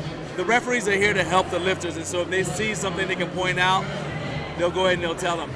Meanwhile, James Taylor from the Bronx is in the house, 140 kilos on his back.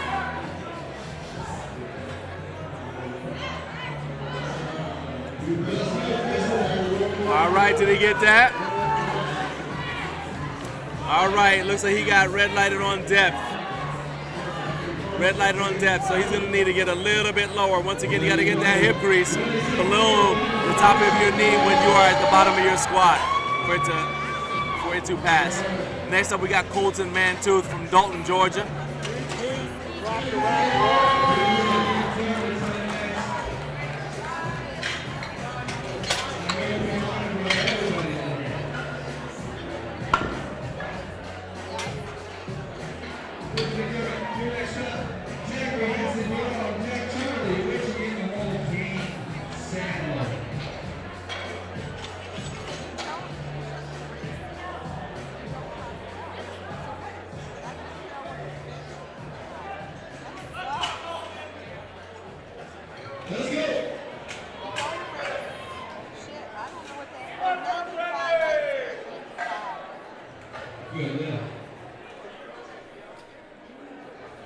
All right, let's go, Colton.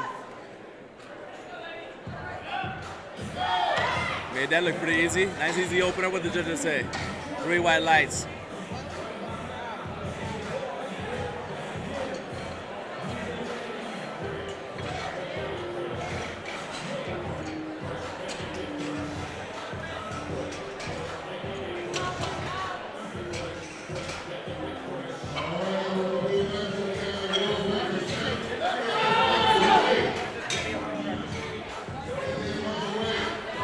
Melton Moorhead flew out here from Albuquerque, New Mexico. His opener is going to be 160 kilos. Melton Moorhead.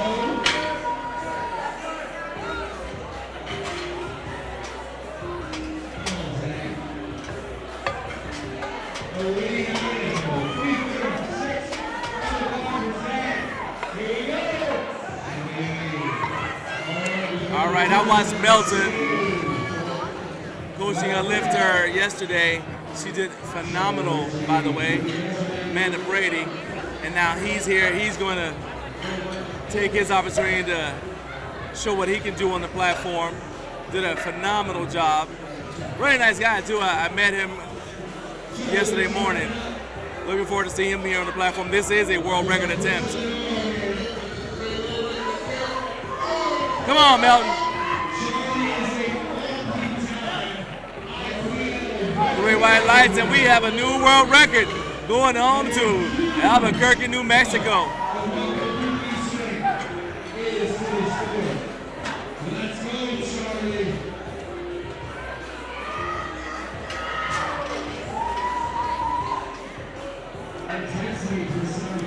All right, now we have Andrew Whitehurst.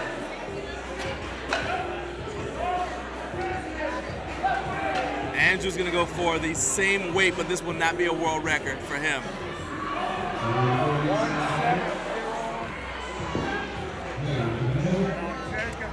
There's a slight age difference between Andrew and Melton.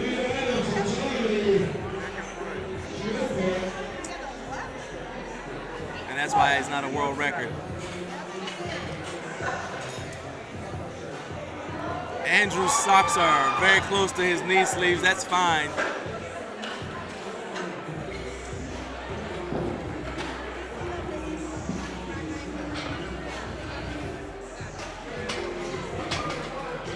All right, looks like they're gonna adjust that rack height for him. They're not even gonna wait till he, oh,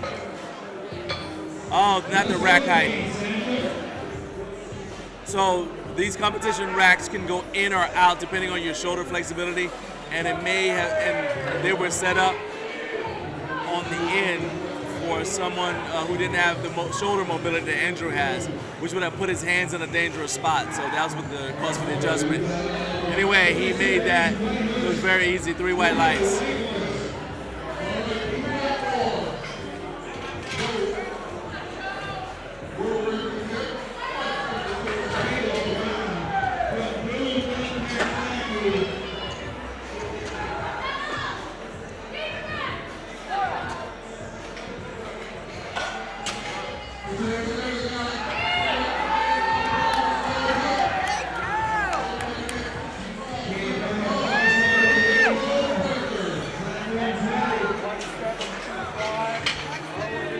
All right, Caleb Brown. Well, look at this. He's a Chancellor Scholar at Appalachian State University. So he's smart. Let's see if he's strong. Come on, let's go, Brainiac. Come on now, show me something.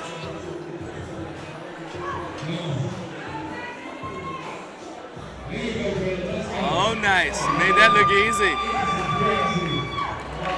Go get that man some more weight. Back the truck up and get him some more weight. Ethan Armbruster is up next. He's gonna go for the same weight.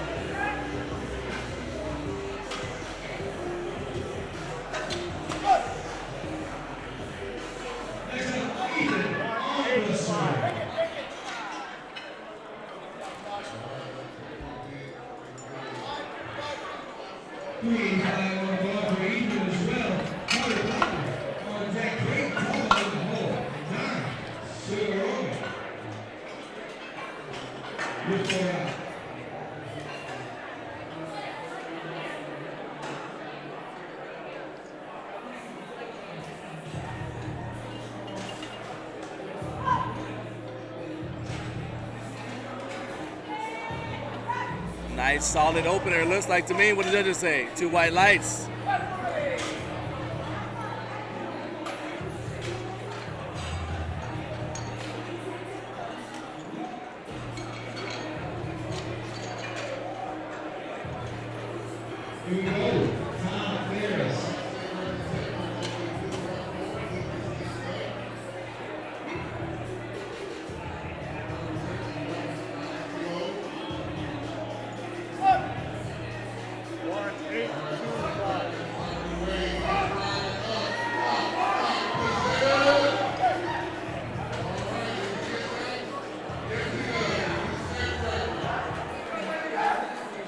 Carter Piper, another college student.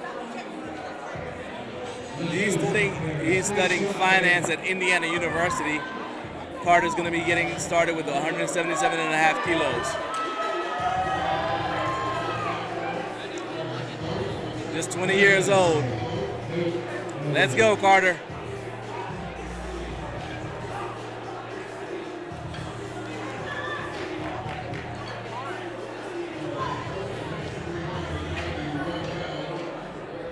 Come on, stay with it, stay with it.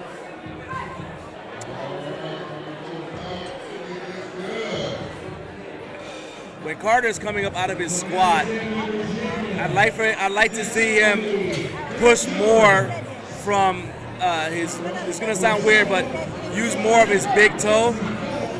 It looks like he's pushing a little bit too much from his heels because he rocked forward just a little bit. And as a result, he almost had to take a step forward to regain his balance. So I'd like to see him push from his mid foot a little bit more,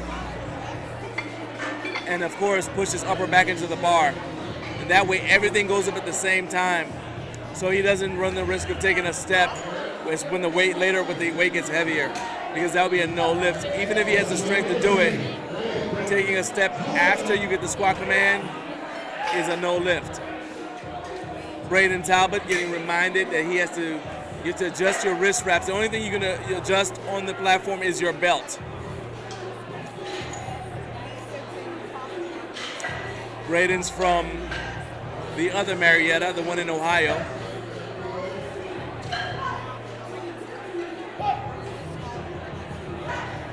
All right, made that look easy. 2 whites, 1 red. Let's see what the side judge may have seen. Side judge saw something he did not like.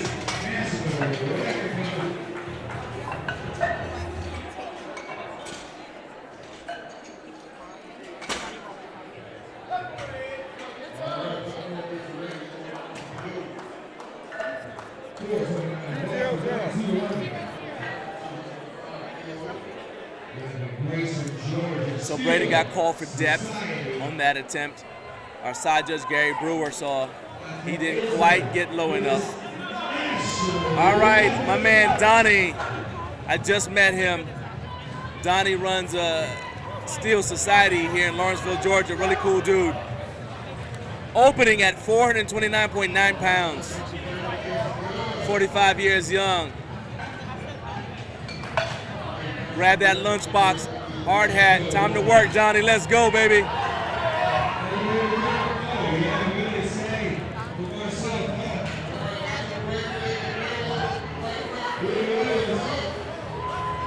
All right, right there. You see how high that rack was?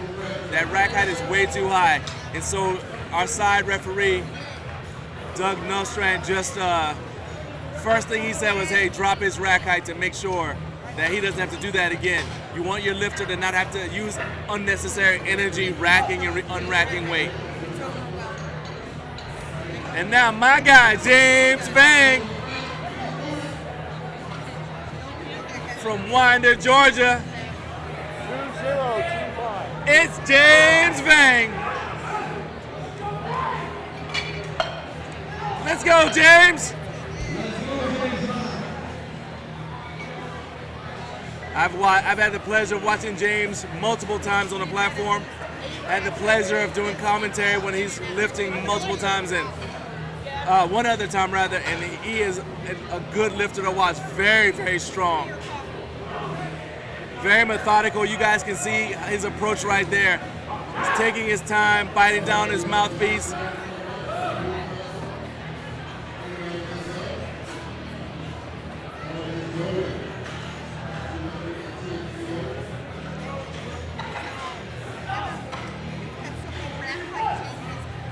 Let's go, James!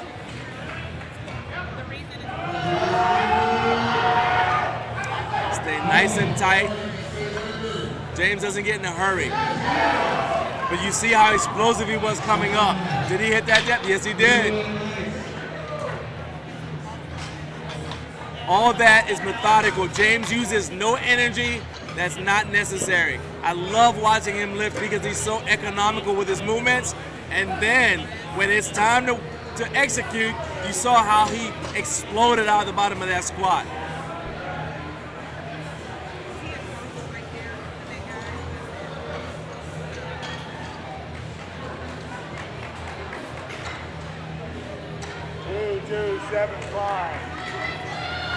All right, this is going to be a 485-pound squat, 220 kilos for Avery Jackson. This is his opener in his second year of powerlifting.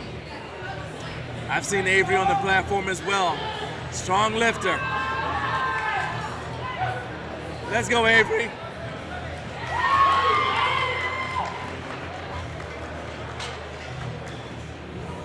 Avery's very compact. You guys can see his limb proportions are designed for powerlifting. Avery Jackson, Look how confidently he walks out the squat. He took a few more steps than I would like to see, but I'm telling you, the dude is strong. I told you guys, the dude is strong. Avery is a strong young man. But he's not my hero. Bill Silvernail's my hero. 87 years young. When I leave this building, I'm looking for a Bill Silvernail poster.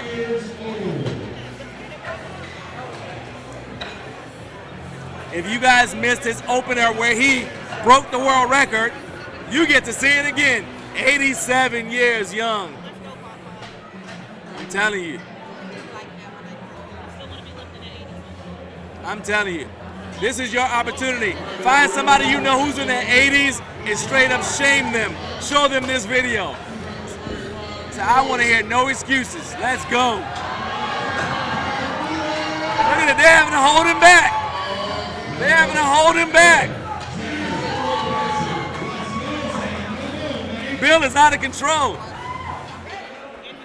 You see how he's got his arms folded? You better let him go squat before you hurt somebody. Ain't got time for no foolishness. Bill is like EPMD, strictly business. Come on, Bill.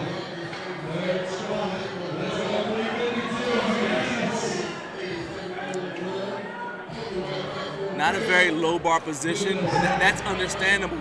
I mean, you know, you can tell that he's setting himself up to lift in a way that's the healthiest and is more conducive to longevity. But look at that, confidently in the hole. Man, you better not play with my guy. Don't you play with my guy. World record ×2. And what? And what? I'm changing my name to Silvernail. Not even my last name. My first name is Silvernail from now on.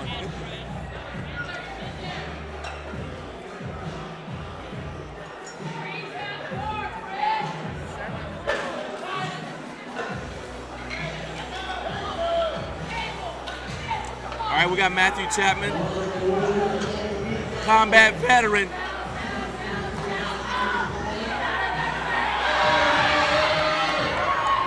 Let's go, Matthew. Matthew's 54 years young, out here ready to do it big, 286.6 pounds.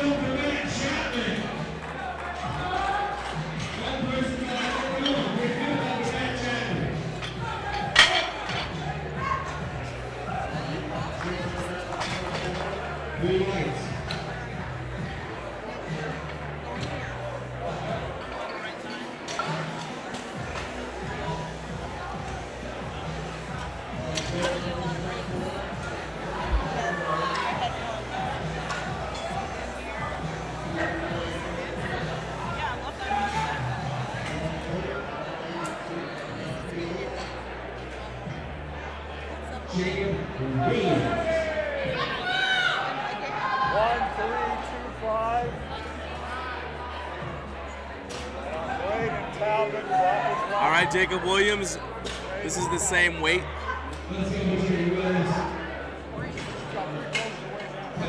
And good job by the spotters and loaders. He let the bar get a little bit too high up on his back, on his neck. And that's gonna cause you to do that squat morning. It's really tough to recover from that. Some lifters actually lift that way, like my good friend Kimberly Walford, outstanding lifter, 6-time world champion. She might be 7-time world champion, to be honest with you. Anyway, she lifts that way, but she had to train for it. That's the sort of thing that you want to experiment on for the first time in meet conditions. James Taylor, representing the Bronx, got red lighted on his opener for depth. Let's see if he can come back and nail this second attempt.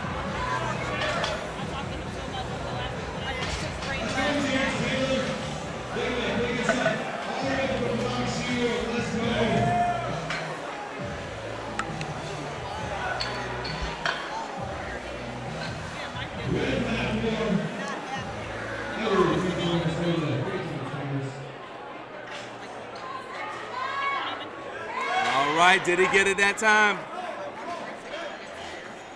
And no, he did not. 2 reds, still getting called on depth.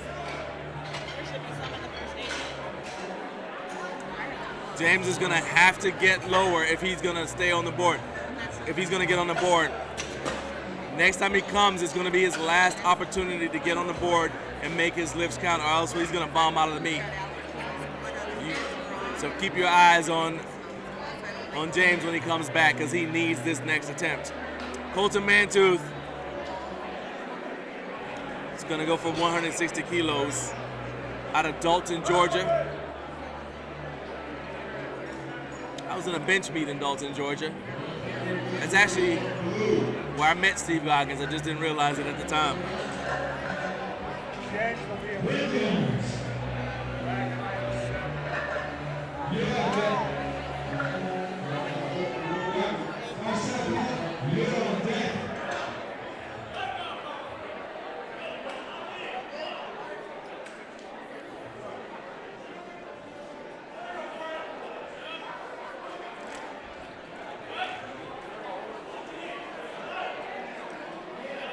All right, Colton, let's see what you got. Come on now. Very aggressive on the descent. But it paid off. 3 white lights.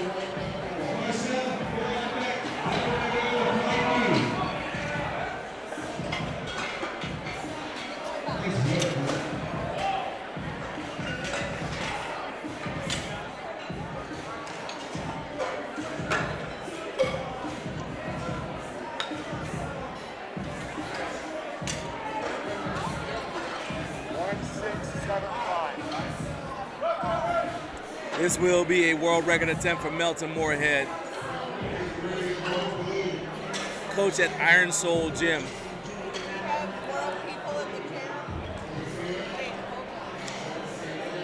Got to see him coaching yesterday.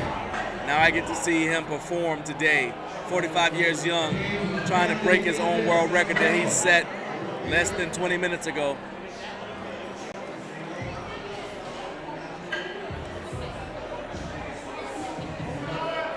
We are in the second attempts for Flight C. Flight C.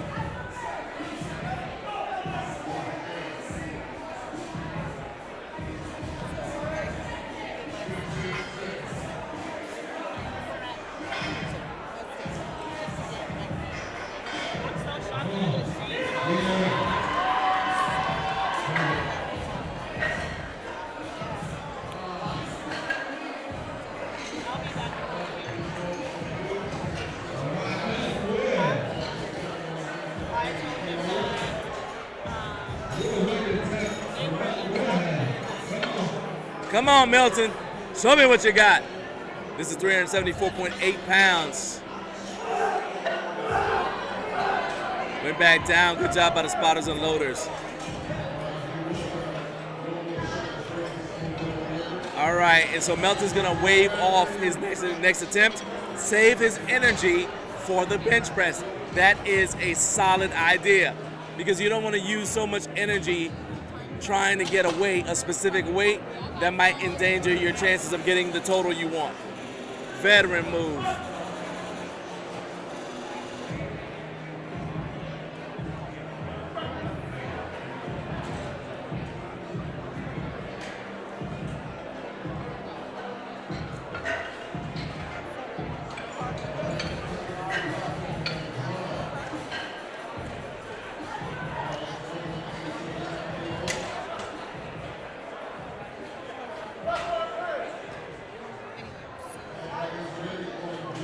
Andrew Whitehurst, 172.5 kilos from Pembroke Pines, Florida.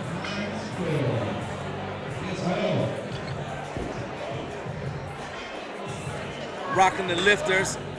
Come on, Andrew. Stay with it. There you go. The weight is trying to fold him over, but he resisted, and the judges say 3 white lights. Outstanding job.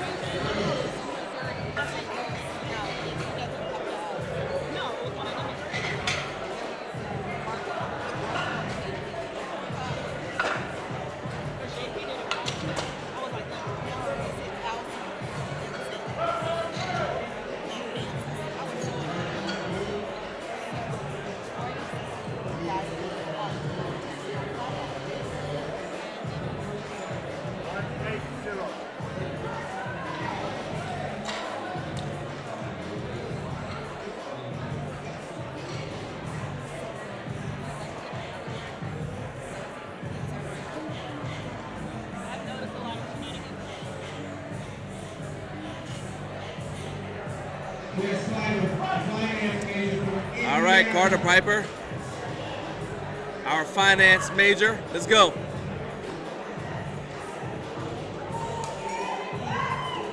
A little bit heavier than his opener, as it should be, and still 3 white lights. Well done. Go back to Fort Wayne, Indiana, with your head held up high. If you keep that up. Ethan Armbruster is up next from Kansas. Going to go for 182.5 kilos.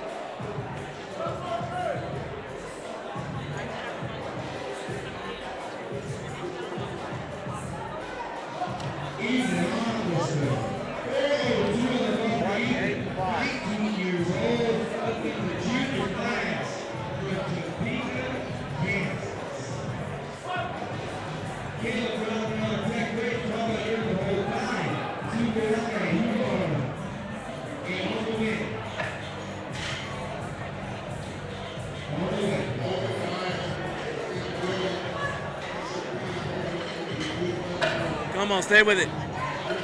All right, he hit his sticking point, but he didn't let it throw him out of his groove. I like that he stayed composed, stayed patient, pushed through it. 3 white lights as a result. Nice job.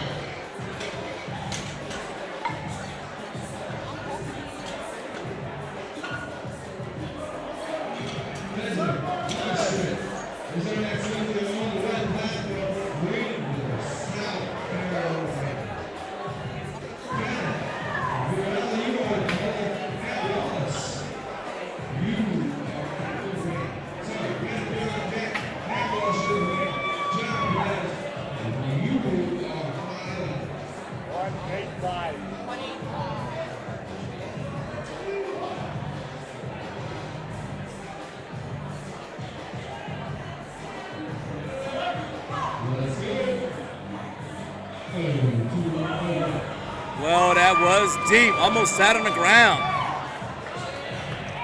Is that what they do at Appalachian State University? Go in the weight room and sit on the ground with weight on your back? Nice job. 3 white lights.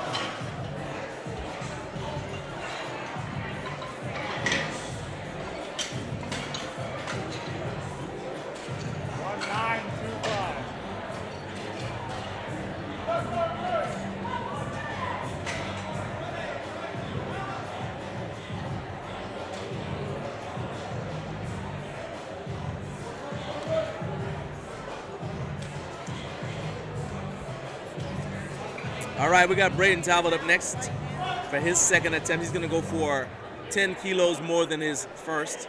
A nice 200 kilo attempt here. This is 440.9 pounds.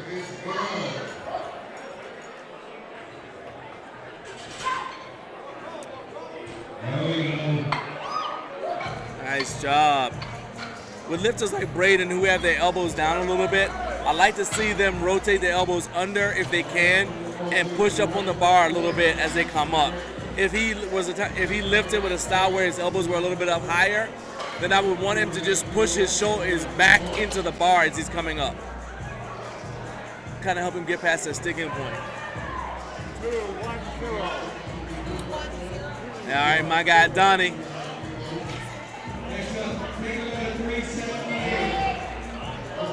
From Grayson, Georgia. Let's go, Donnie. 446.4 pounds for Donnie. Another master, very strong masters lifter.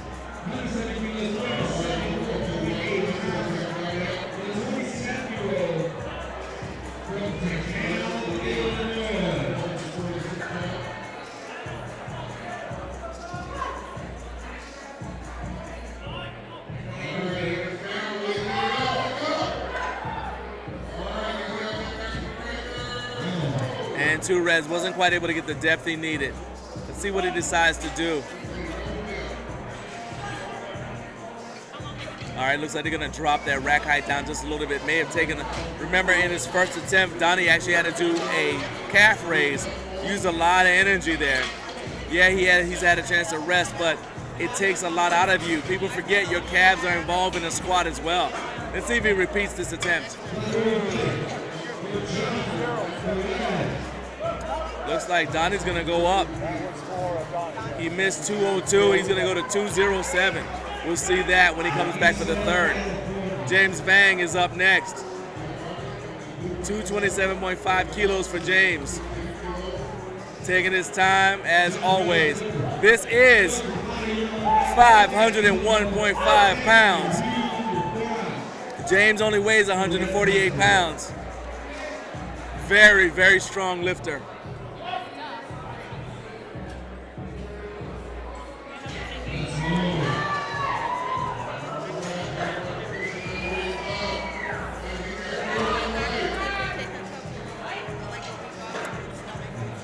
I anticipate this will be no problem for James. What I tell you, told you. By the time I could finish telling you how easy it would be, he was done squatting. When I say James is very strong, I mean, you have not seen the limits of his strength. He's got a lot in the tank. But I love that he stays within himself.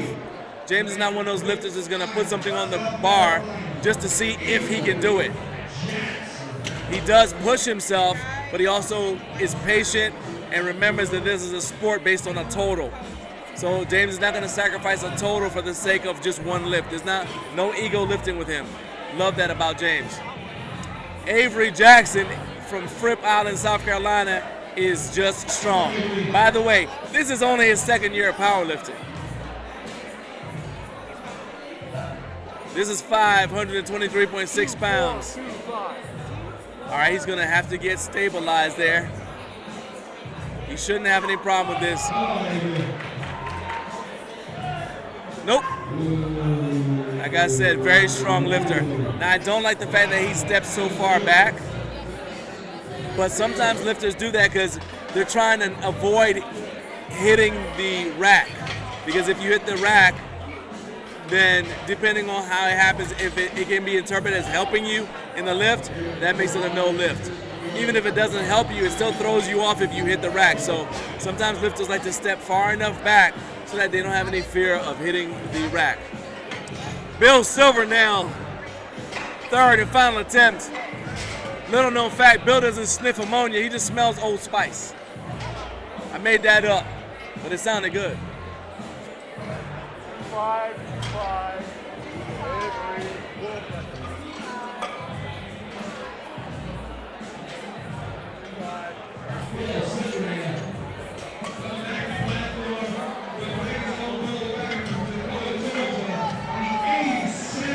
This is 154.3 pounds. Bill is 87 years young, still at it.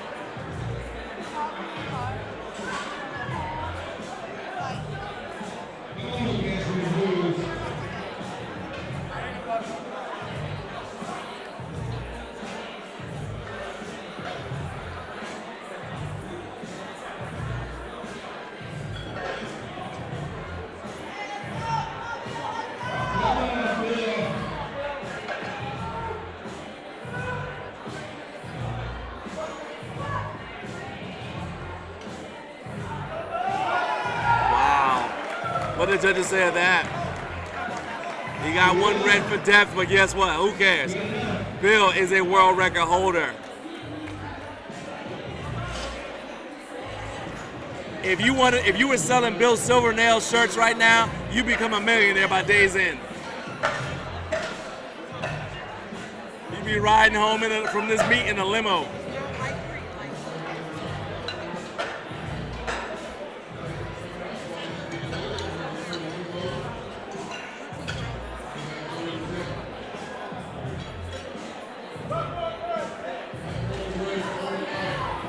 All right, Jacob Williams is up next. 130 kilos for Jacob.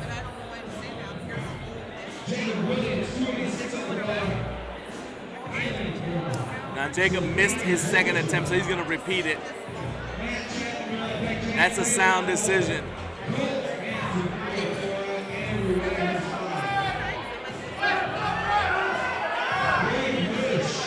That was a sound decision to not go up. Let's see if he got it. Yeah, he did. Got it that time. Nice job, Jacob.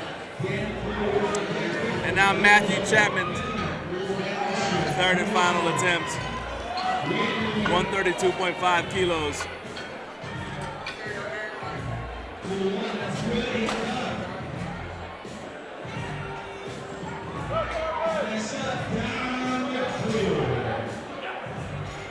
Getting that chest bump from my guy, Jason Roberts. Jason's a very strong lifter. He'll be competing later on this weekend, but right now he's handling Matthew Chapman. Come on, Matthew, let's go. There you go, made that look easy. 3 white lights. All right, this is crunch time. James Taylor, you gotta get this if you wanna stay in the meet. You're from the Bronx. There's no way you're not tough. Time to man up. When I was growing up, we used to say you need to nut up or shut up, so time to go. It is time to go. Go for your depth. No fear, just go. What I would do probably is go to where I thought depth was and then quick dip right below it and use that rebound to come back up. If that's what I had to do. You got spotters, don't worry about it. Let's go. Have confidence. You absolutely need this. Let's go, James. It's the Bronx in the house. Let's go. And I'm not sure if he got it.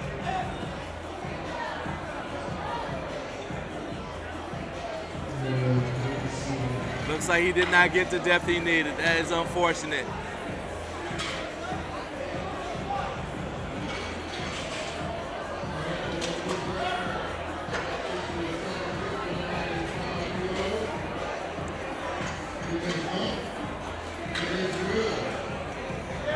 Unfortunately, did not get that.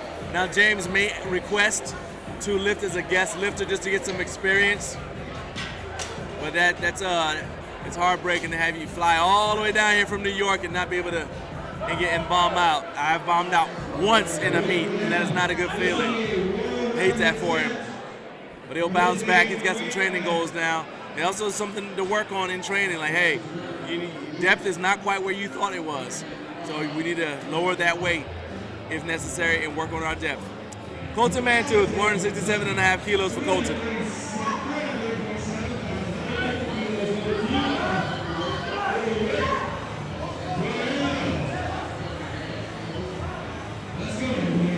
And 2 white lights.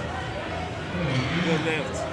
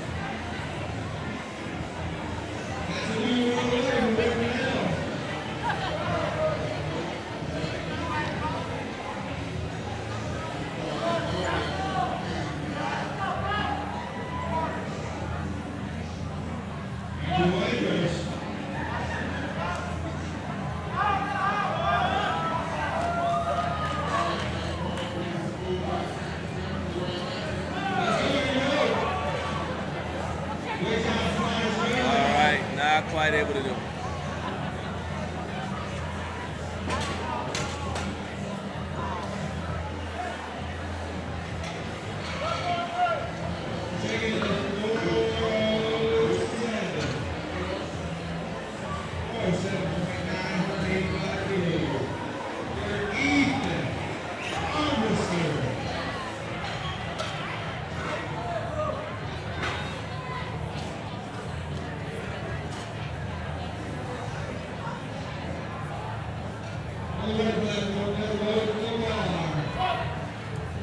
All right, Ethan, let's go. 185 kilos for his third and final attempt.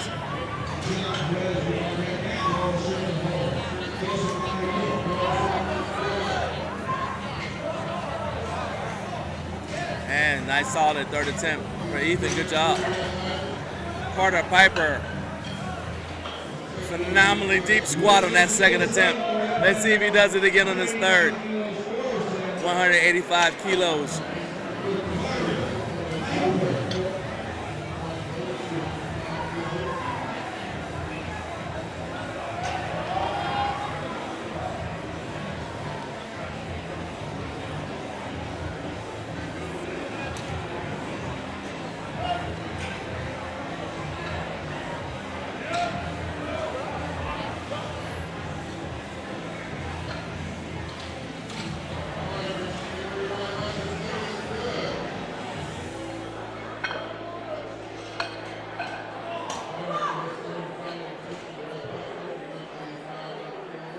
Not quite as low that time, but he's gonna, and good job by the spotters and loaders. There you go, take it. Good job. As soon as the bar looks like it's going back down, the spotters and loaders will typically just take it because the lifter's not gonna get that lift past anyway, so you might as well save them from risk of injury.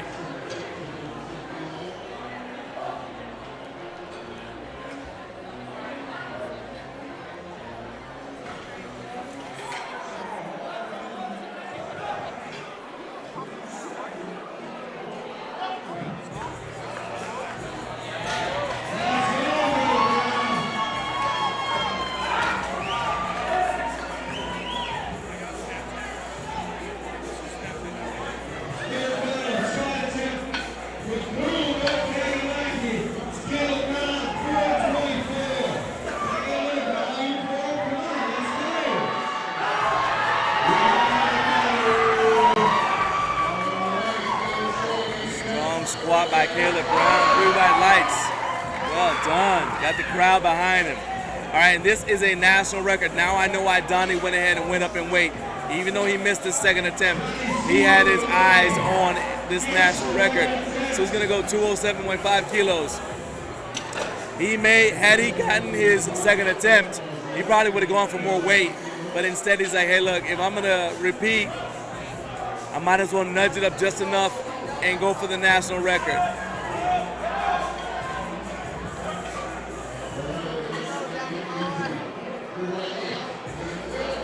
He actually got the national record on his opener at 195, so I'm actually not sure why he nudged it up instead of just repeating, but this may have been the number he needs for his total. Let's check it out.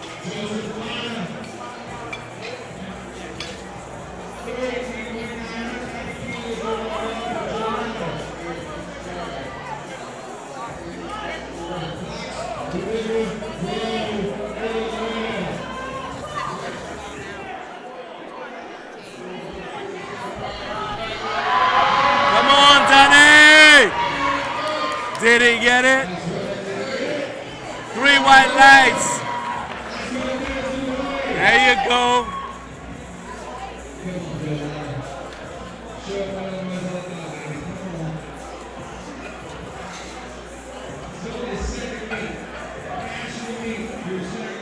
Apologize for the video freezing up. We are working on it. We had a technical issue. We're working on it right now.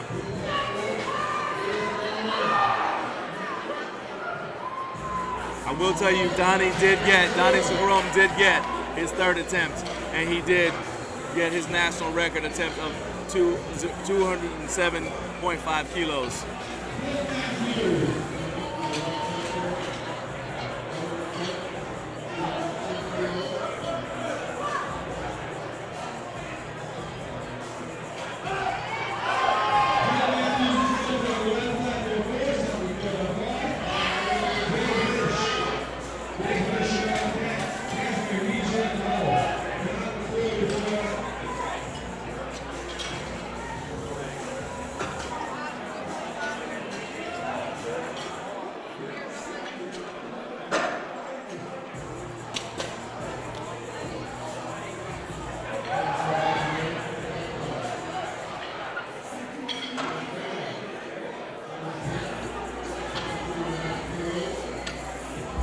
All right, James Vang, third attempt, 242.5 kilos. This is 534.6 pounds.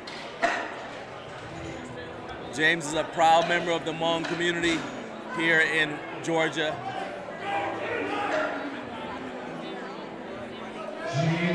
Very strong lifter. I see you, James. Let's go. Show me some.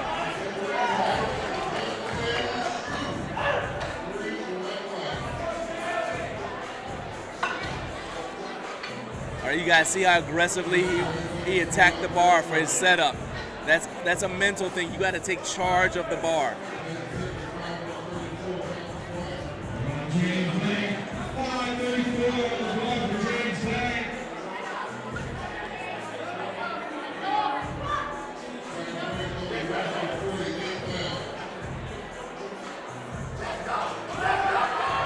Is he gonna get it? No. And good job by the spotters and loaders.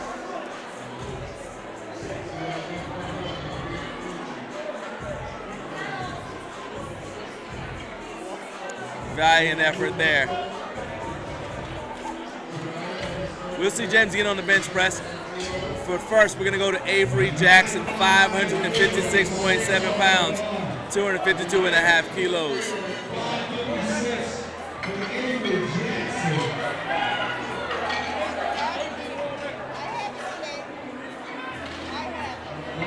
This is a world record attempt for Avery Jackson. In only his second year in powerlifting, Avery Jackson is going for a world record. I love watching like when they're this good.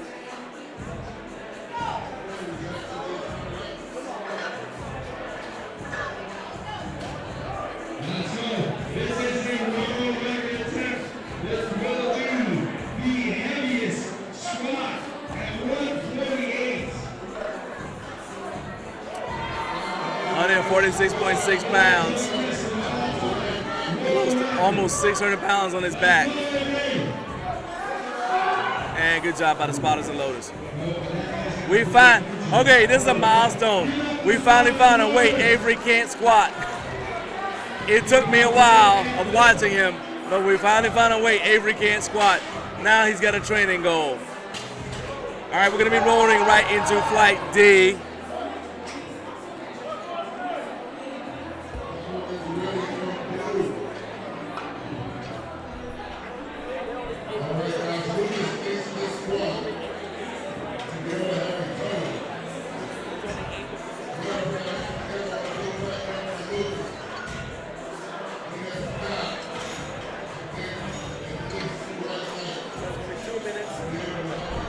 All right, there are only 2 minutes.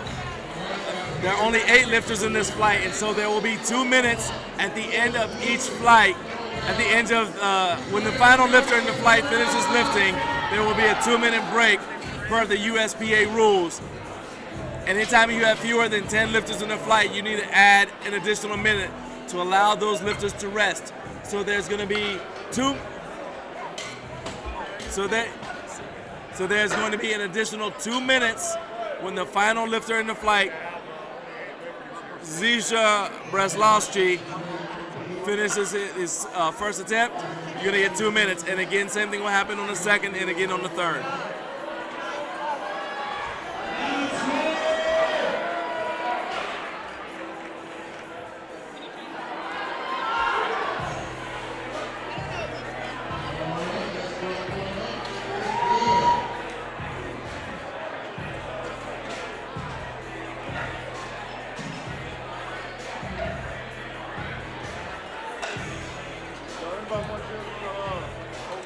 Go ahead and share this link to this live stream with somebody who loves powerlifting, and we'll be getting started with Flight D in just a minute.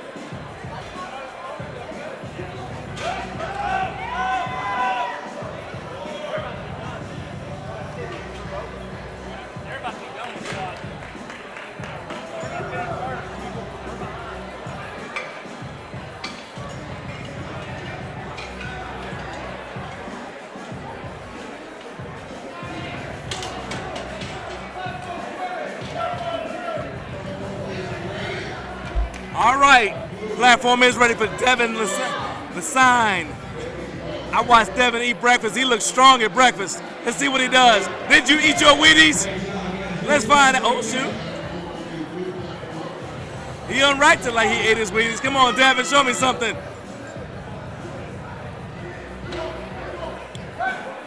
Made that look very easy. 187.5 kilos look like nothing.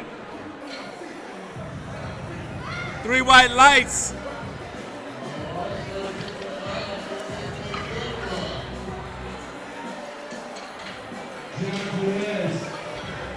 All right, looks like he was getting a warning from our side referee about soft knees when he stood up, like you need to lock out your squat. Essentially, the referees are looking for you to return to the same position you started in. So you want to make sure you're standing all the way up, your knees are completely straight.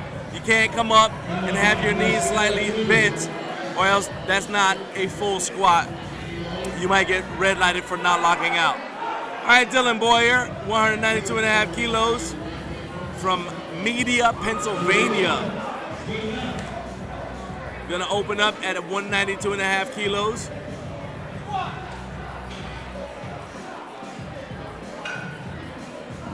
Pretty deep squat right there. Rocking the Nikes.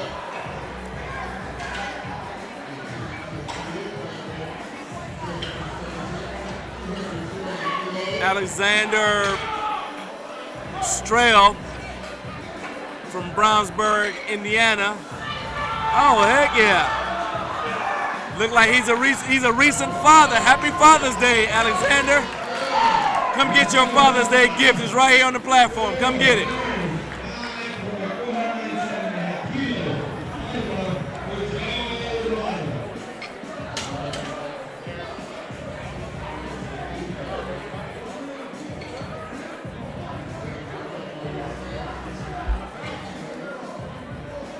All right, here goes Alexander here for his Father's Day present. 200 kilos.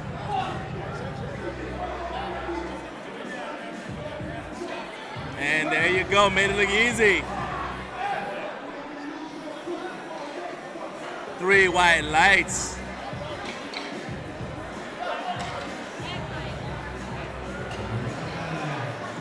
They know what to get him for Father's Day. Weights. Kevin Wang's up next, representing Swanee, Georgia.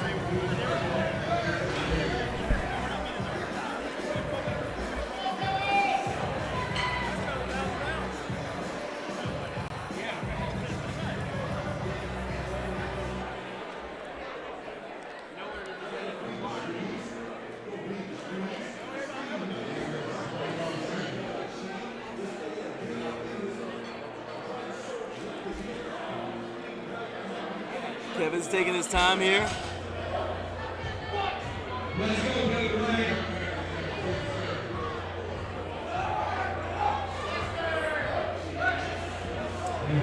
Nice and easy. And the judges say 3 white lights. Min Woo Kang is up next from Lansdale, PA.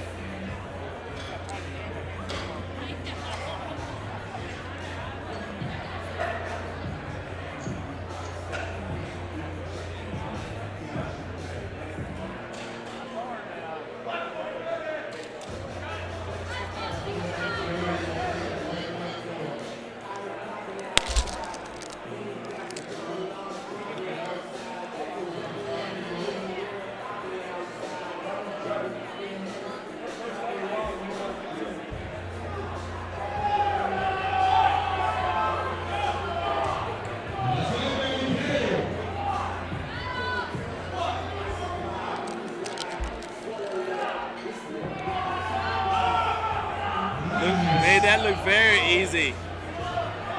What did the judges say? 2 whites, 1 red. Center head referee red lighted him. Let's find out what he got.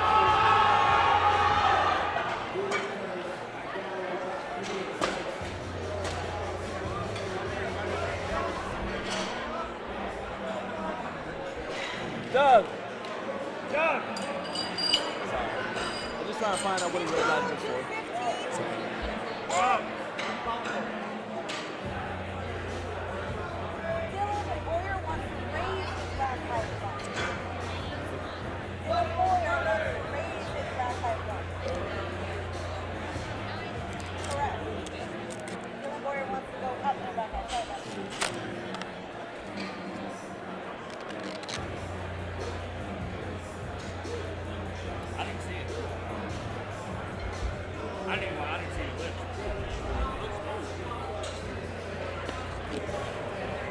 Doug knows what he's doing though, so. All right, Joseph Hilario. He's from Kansas. I'm really impressed by these lifters who are coming from the Midwest, from the West Coast, different time zones. They look like the time difference is not really affecting them too much. And I think that may be because a lot of them came in yesterday just so that they be here just in time to weigh in. So your jet lag doesn't really hit you until about the second day that you are in a new location. And so maybe if they come in, so there's a sweet spot, you don't want to fly in too early. Meanwhile, Leonard Jones did not fly in. He's from Statesboro, Georgia. 225 kilos for Leonard's opener. This is almost 500 pounds. Leonard only weighs 160 pounds. This is impressive.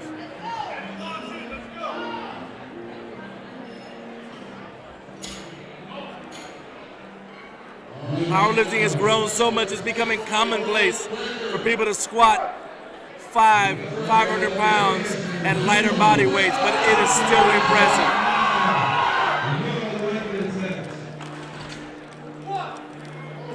All right, Leonard.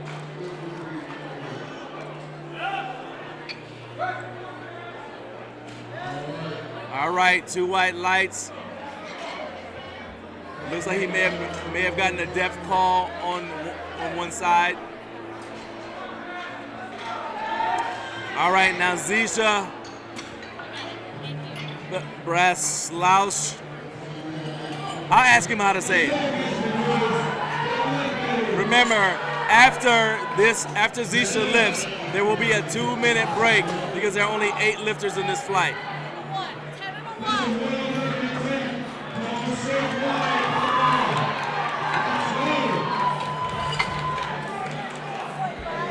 I will use that 2 minutes to find out how to say Zisha's last name.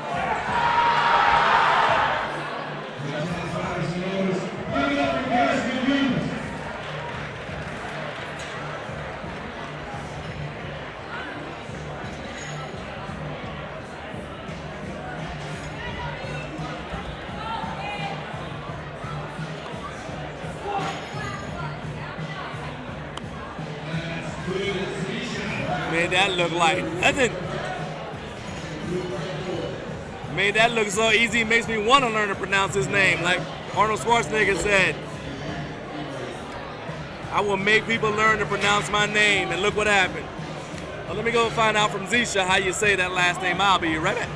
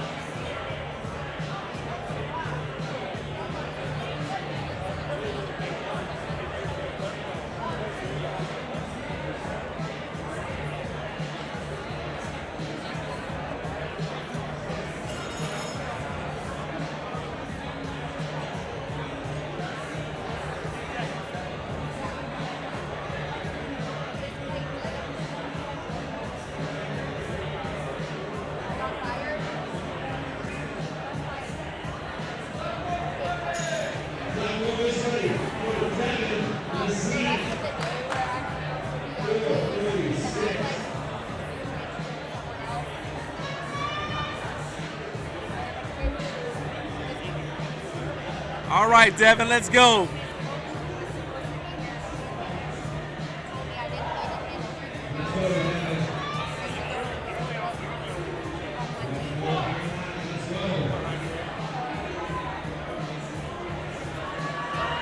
Come on, Devin, stay with it, stay with it. All right, now Devin was warned about having soft knees. Looks like he corrected that, but what do the judges think? Yes, that's right. 3 white lights. All right, Alexander Straw is up next, 210 kilos. I did not find Zisha. However, I was able to talk to Donnie, who you guys saw. He missed 205, and then he came back and bumped it up to 207, hit the national record. He said the reason he did it is because it was light. He said he just missed depth because he missed depth, but the weight felt light. He felt comfortable jumping up to 207. It paid off, and he nailed the squat.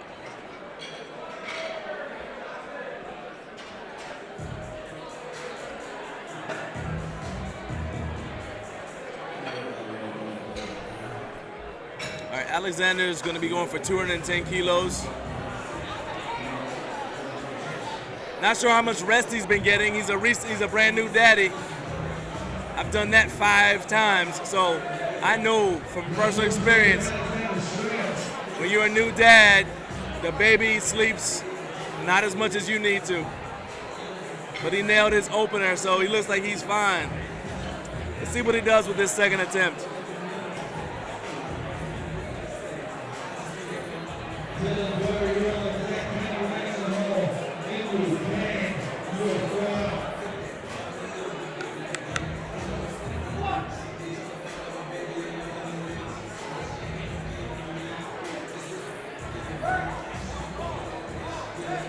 Three white lights. Not too bad. All right, Dylan Boyer is up next. He's going to go for the same weight. We will take a 15-minute break at the completion of these squats. We will take a 15-minute break at the completion of these squats. There will be a short break at the end of the squats.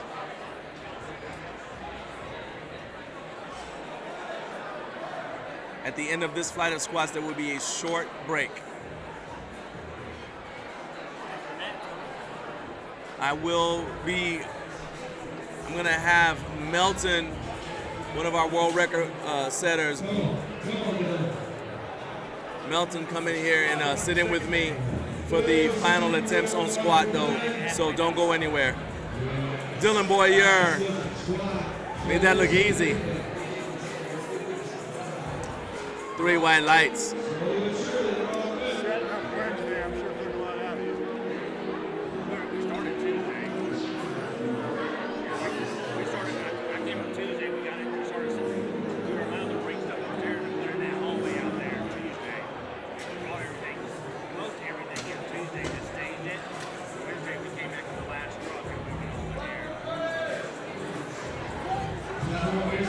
All right, Kevin Wang. Slow and deliberate. Looks like he's all business right now.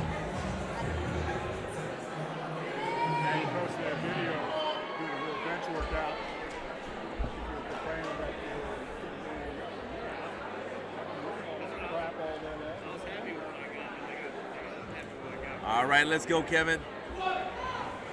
Kevin Wang, 463, let's go. Nope, good job by the spotters and loaders. All right, Kevin's gonna have to dig deep and make sure he gets that on his third attempt. Min Woo Kang is up next. 215 kilos for Min Woo Kang.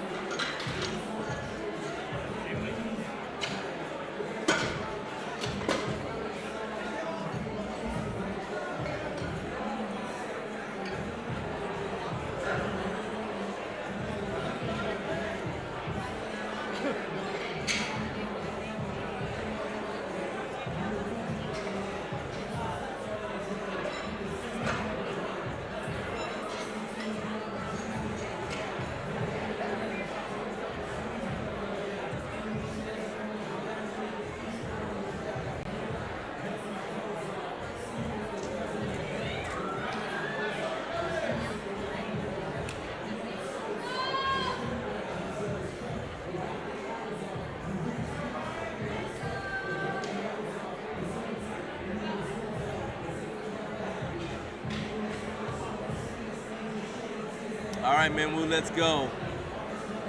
Lansdale, Pennsylvania is his hometown.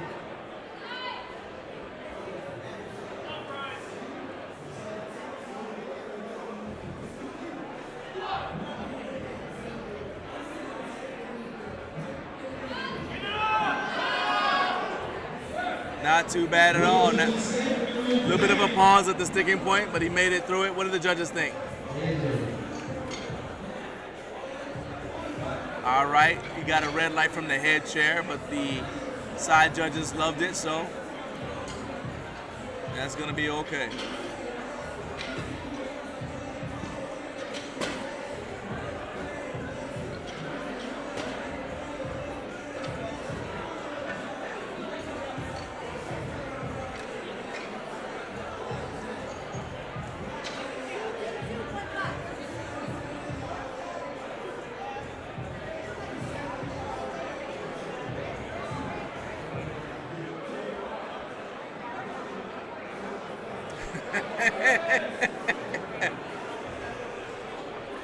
Oh boy. All right, Joseph Hilario's up next.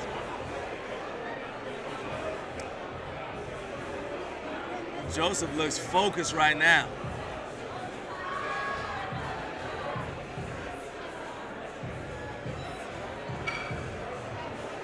Joseph Hilario, 501. Let's go with 227.5 kilos.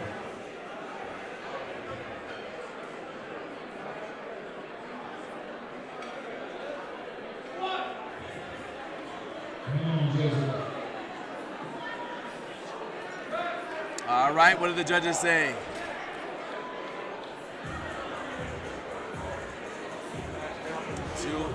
Two whites is all you need.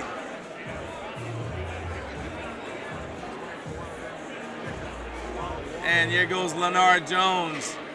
232.5 kilos for Leonard.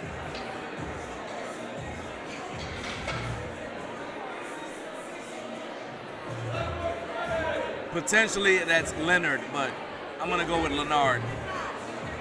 I'll double check on his name as well. I hate mispronouncing people's names. Leonard Jones, 512.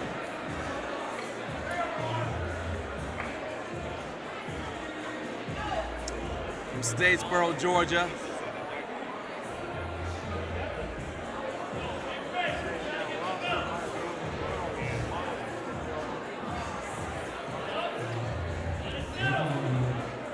All right, Leonard, let's go.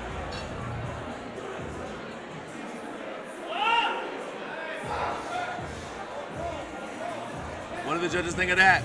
Two white lights. That's all you need. All right, here's Zisha again.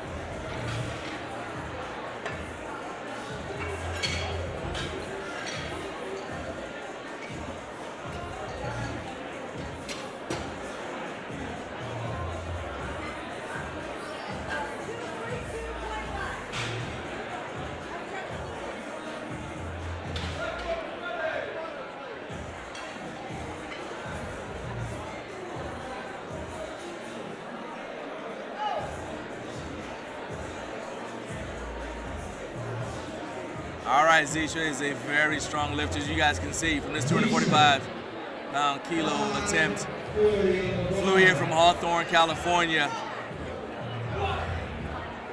This is 540 pounds. And good job by the spotters and loaders. There'll be another 2-minute break before we get to the third and final attempts in flight D. Period, it stays on the entire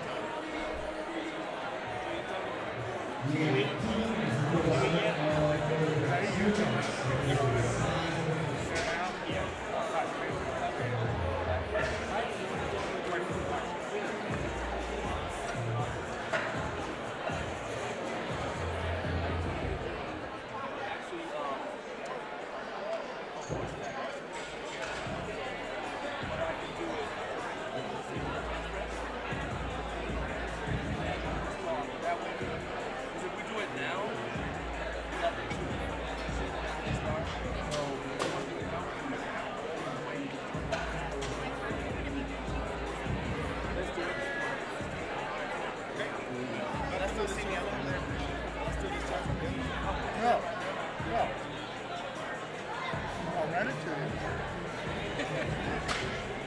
Sorry, I use this. He hates that chair. Yeah. You move this out of the way. All right, I am being joined by the very awesome Molly. Your last name, Hendricks? Hendrix, yeah. Hendricks, all right. Molly was lifting yesterday on the red platform, and so she's gonna sit in here with me and watch these final attempts in the squat here in Flight D. But I want to talk to you. First of all, Molly's got a home gym. Yes. All right, but you're also coached by Team Kabuki, right? I am, correct. All right, so you're part of their online coaching program. I am, yeah. I've Okay. been with them for a year. A year, okay. Well, it's obviously paying off. Talk to me. How many nationals have you been to? This is my second one. It's your second one, Yeah. and so you were not with Kabuki for your first. So talk about what it's meant to you to have them on your team, just to have coaching in general, even online coaching, from one, and how you've improved as a lifter from one nationals to the other. Okay, so I actually did start with them just before last nationals because last nationals was in July. So it's been amazing though. I put 125 pounds on my total as a Nice. 123-pound lifter. Nice. So it was pretty huge. All right, so we got Devin Lacine coming here. Third and final attempts for Devin. Nailed his opener. He got his opener. He got warned about soft knees on his right side for the opener, but it wasn't enough to get him red lighted. Then he fixed that problem on the second attempt, but that second attempt was a little bit tougher. So let's find out how Devin does on the third.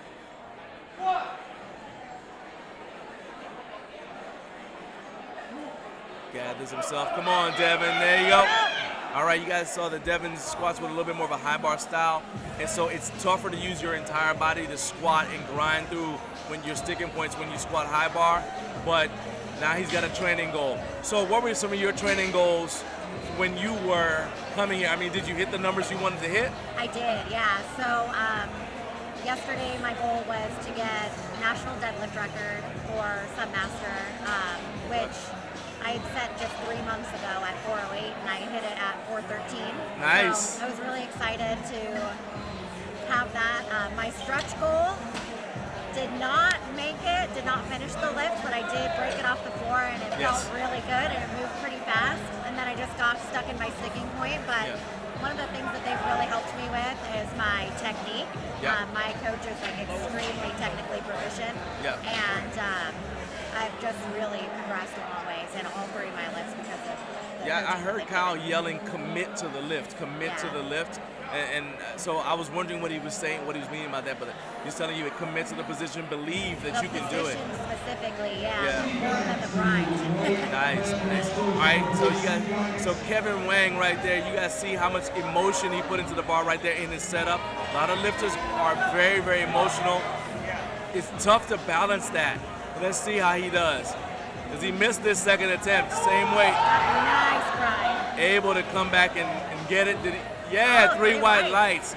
And that's when you see the emotion come out. So for you, like you were saying that they were telling you to commit to the position not as much so much as the grinds, Yeah. especially on the deadlift. It's so easy to just grab it and start yanking. Right.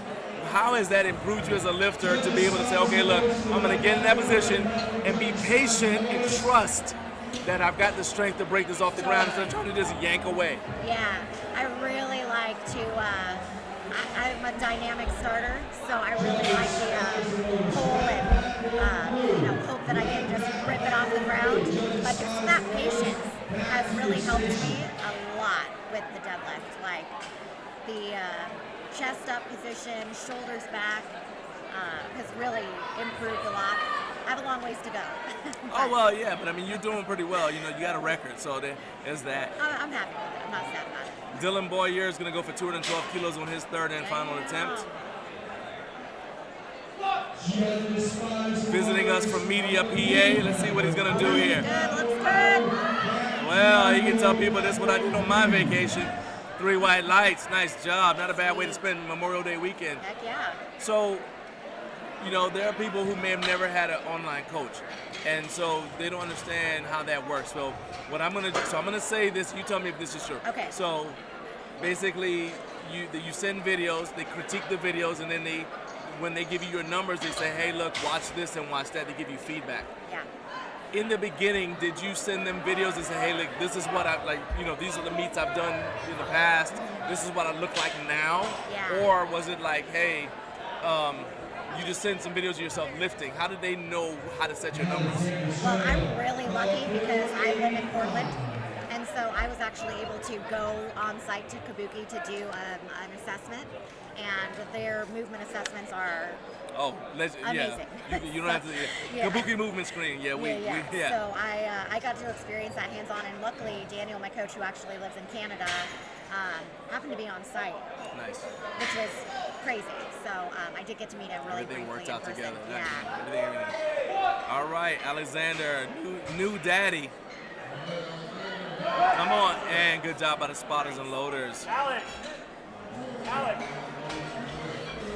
All right, Alex is going to get a little bit of feedback from the referees here.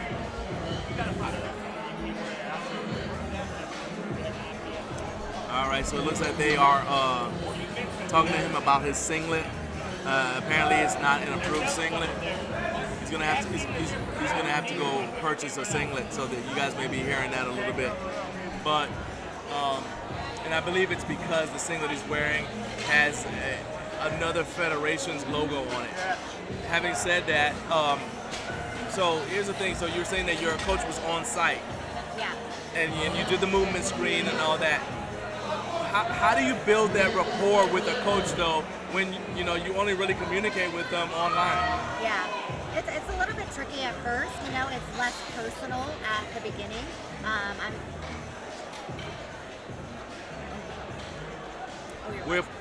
We apologize if you guys lost the screen right there. We had some technical issues. They are trying to fix it right now. I hope you guys can still hear me. If you cannot, Minwoo Kang is, if you can hear me, you just can't see. Minwoo Kang is about to squat. All right, he just walked it out. He's got 222.5 kilos on his back. Gets his air, does the descent, comes down, pops out on the bottom. Wasn't quite able to get past the sticking point. Good catch by the spotters and loaders. All right, and so, I'm sorry, so Molly, and so we're talking about building rapport here. I am joined again by Molly Hendricks, who is national champion. And you also got a national record, correct? Yes.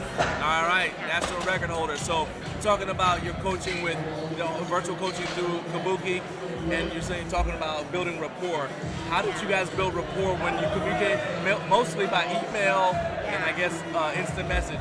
Yeah, so the really nice thing was at first we were using instant messenger through WhatsApp, and so I would send him my videos on a daily basis, and he would immediately give me feedback. Like I'm talking sometimes like within hours. Nice. And he marks them up, tells me what looks good, what doesn't look good, and really is just kind of getting to know like how did the load feel. We use reps and reserve as opposed to RPE. Gotcha. So if you don't know reps and reserve, it's like I want you to do this many sets and reps, and I want you to have 2 left in the tank. Yeah, right? that's how I train too. Yeah. Nice. It was a little bit different style for me to get used to because I was used to using an RPE system. Okay. But then I started talking to him about how did it feel, what it looked like, and just watch this live real. A little bit of a grind there for Joseph. Joseph is a very focused lifter. I love how he approaches the bar. Got 2 more lifters here in this flight. Leonard and then Zisha Braslauchi. So here's another question that people may have. Yeah. And I don't want to make this entirely about Kabuki, but because you are a home gym owner, a lot of times we focus on the equipment we have. Right. All right. So as part of when you're looking for a coach, part of what you have to do is tell them, hey, look, this is what I have. Because if they program leg presses and you don't have a leg press, you're like, hey, I don't know how to help you, fam. You know what I mean? So how does that play into your choice of equipment selection as a competitive lifter who has a coach who only sees you online? Yeah.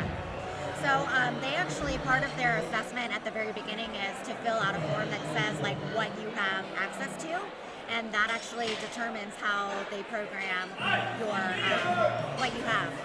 So what I mean is when you're making a choice about buying something, you're like, hey, you talk it over with your coach, like, hey, I'm thinking about buying this thing. Come on, Leonard. Come on, Leonard. Personally, I already had a pretty well-equipped gym, so I didn't have to Good do job that. on the spotters and loaders. Yeah. So my gym already had like a cable machine. I already had dumbbells. I had a deadlift bar. I did end up purchasing a transformer bar, which was a really good purchase. And it's something that I talked to him about. I was like, do I need this or should I get like the, I wanted to buy a new bar. So it was either that or the deadlift trap bar. Gotcha. And he was like, yeah, I would go with the transformer bar just because you're going to get more out of it. Yeah. It's more versatile, right? Yeah. So I definitely would run any purchases by your coach to be like, does this make sense or should I do something else? Then you go buy a toy and then it's never programmed. Right. And now you got to go off program to play with your toy. Yep. You know what I mean? So I've done that before, by the way. I knew it. Like I said, I'm a home gym owner too. So like I said, I know. Yeah. All right, Zisha, let's see what you got. Don't tell anybody. Now Zisha missed the same weight. Let's see if he gets it on the. Oh, not able to get it. Nice job by the spotters and loaders. All right, we're gonna have a short intermission, and then we'll be right back for the bench press. But we're gonna finish this interview here because Mom is so good to spend some time with us. So, here's another thing: as you're setting goals, do you set your goals based upon which meet you want to compete in, or do you like say, okay, well, I want to compete at this meet.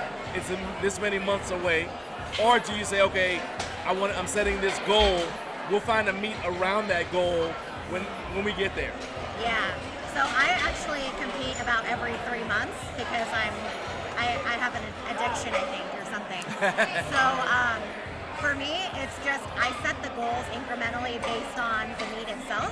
And, okay. So you pick the meet and then you pick a goal. Okay. Yeah. So and then I really just try to like push through training and like to break plateaus really frequently, which is why I like to have frequent meets because then I'm constantly hitting that peak and hitting PRs on platforms. So. Last question, well, second to last question. So how do you, if you're constantly in meet prep, and keeping in mind how Kabuki is in terms of their focus on longevity and health, how much of the time is spent programming to make sure you don't create imbalances by constantly being in meet prep? Yeah, I mean, there's a lot of movement prep that they do based on, when I actually started with them, I had an adductor injury. And so they helped me to rehab that. And the entire last year since I've been working with them, I've not had any more injuries or re-injured my adductors, just because they keep the weights, light enough and you work on like at a reasonable pace. But then you're also like doing your movement prep ahead of time to get yourself mobile, to make sure that you're really like utilizing the right muscle groups and stay injury free. So yeah. All right, so my final question for you is, I know everybody wants to see your training. How do they follow you on social media? Yeah, so I'm Body Project Fitness, and I have pink hair, so I'm pretty easy to identify as the right person. So yeah. All right, what's your Instagram? Body Project Fitness. Body Project Fitness, all right? Body Project Fitness on Instagram, and look for the pink hair. I'm gonna follow you. I want everybody listening to this to follow you as well because I want to see what you do next. Thank you so much for hanging out with me. Can I get a picture with you? Of course. Awesome. All right, you guys can't hear us taking a picture, but thank you guys for listening to this interview. We'll be back in about 14 minutes with the start of bench press in Flight A.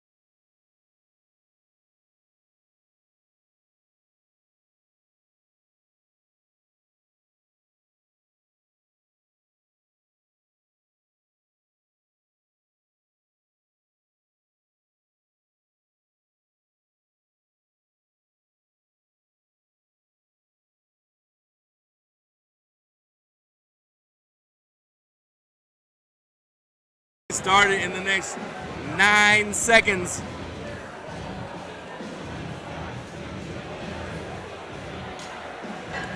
Becca Hicks will be our first lifter here in flight A of the bench press. Becca is a softball player who also enjoys bowling. Let's see how much she enjoys bench pressing. I bet she enjoys it a lot. Here we go, Becca.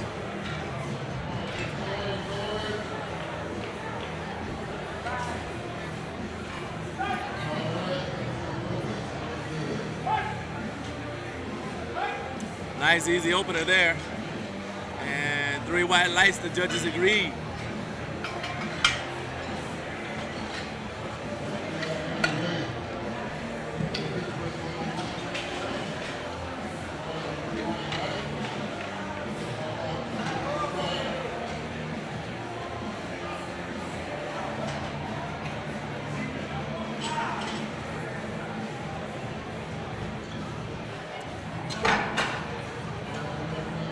All right, next up we have Christine Rodriguez.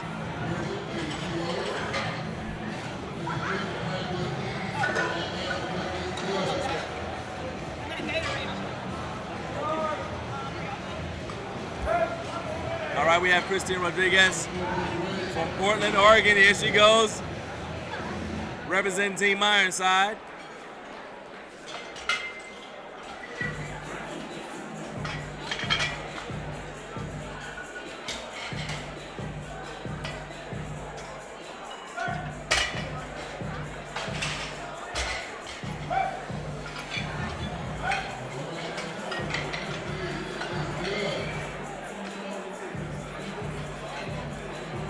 Next up we have Destiny Vergara. As that was a good lift. Destiny's gonna go for 62.5 kilos.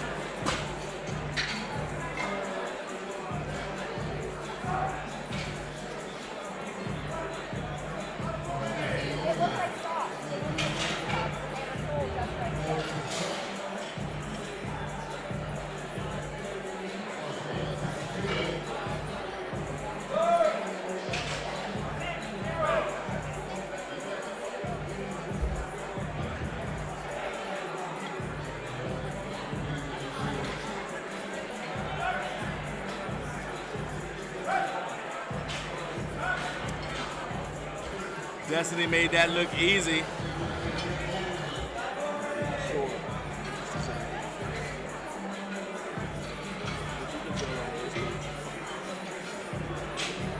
Hannah Crosscut from Marietta, Georgia.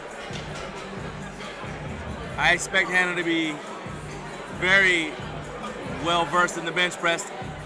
She's being coached by David Spadowski Jr. Dave is the former world record holder in the bench press. Very experienced coach. I've shared the platform with him multiple times, and I was blessed enough to be doing commentary and running the live stream when he did his final meet before he retired. So I love seeing what he's doing in coaching now. He's there. You can see him kneeling down just off to the side as he's videoing, keep an eye on his lifter. She's gonna get a handoff from someone else, allowing David to just keep an eye on her, watching everything. She's got a tremendous arch. You guys can't really see from this angle, but she's got a sick arch. Her back looks like the letter, a lowercase n right now.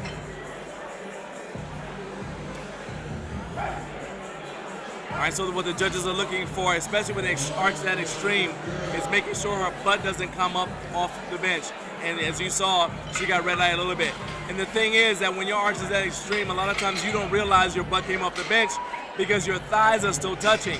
And so you think your butt's on the bench, but it may not actually be. It's something you have to really, really concentrate on and focus on. Typically, that's something that hurts you more as a lifter with your heels up than someone who's got their heels, who's flat-footed. Here's Ariel Reisinger. Ariel had a little bit of a battle with her squats, had an issue where she stepped forward. There was a whole lot going on, a lot of distractions for that second attempt, and she couldn't get it, but she came back and nailed a state record, the Jersey state record on her third. I talked to her in the back, and she was so motivated. I told her how much she motivated me because she was able to focus.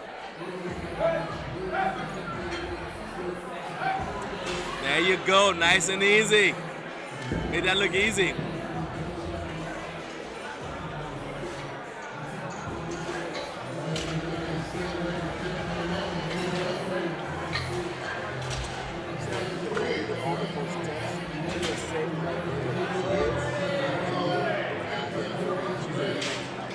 Okay. Oh, it's a female. First, this is gonna be her first time. Okay. All right, Carly Ledoux is up next. Carly's from Marysville, Ohio, another very extreme arch. I mean, having this arch, now what she's trying to do, because her arch is so high and her heels are way back behind her and her heels are up, she's actually pushing her heels down. It doesn't look like it, but she's pushing her heels down. What that does is activate her quads and allow her to use her entire body to do the lift. So the push down from her heels gets transmitted through her torso and into her hands to help her push the bench off. And the extreme arch shortens the distance the bar has to travel. So go ahead and watch Savannah's shoes as she sets up, trying to achieve the exact same thing. That's the reason why so many lifters do it. It's not just to shorten the distance, it's also to let them use leg drive without pushing their butt off the bench. But it's a double-edged sword. That arch can also push your butt off the bench. 2 whites, 1 red, and Savannah's butt came off the bench. So one trick that I know that helps lifters with their heels up is to have your quads turned on the entire time. Usually what gets you is you bring the bar down to your chest, then you push with your legs, and that can push your butt off the bench. Well, if you start pushing when you do the unrack, your butt's gonna stay where it is.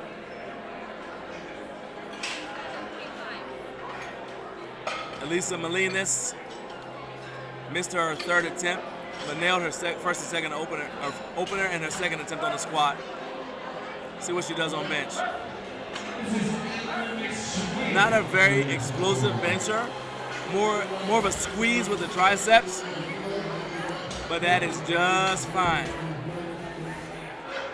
I'd like to see her come down a little bit faster maybe, but she may not be able to do that without having a bounce. And the referees are gonna wait till the bar stops moving before they give you the press command. So a lot of lifters who have a problem with that will just come down slowly. Emma Olgers, this is a state record attempt. Now Emma is a CrossFitter as well as a powerlifter. And you would think, and there is some crossover from those disciplines, but the sport of CrossFit actually lends itself slightly better to weightlifting because basically bench pressing is not something CrossFitters do. And so sometimes if they're gonna have issues, they'll have issues with the bench press and the deadlift. The bench press because it's something that's not part of their sport, it's new to them. The deadlift because the way you deadlift in CrossFit is not how you deadlift in powerlifting. And so you sometimes don't lock out enough. CrossFitters tend to deadlift with soft knees, and so you can get red light a little bit easier.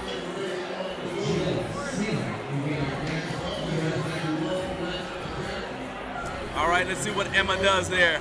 This is a Virginia State record attempt.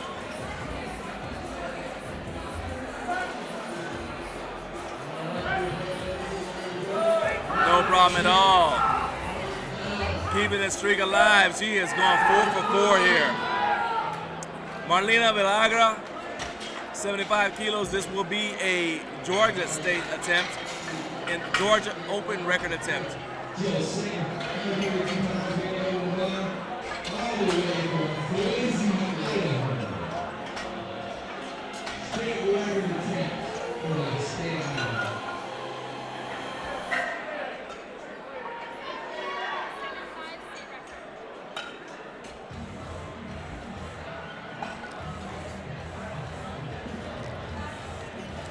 All right, Marlena Villagra. This is a state record attempt for Marlena.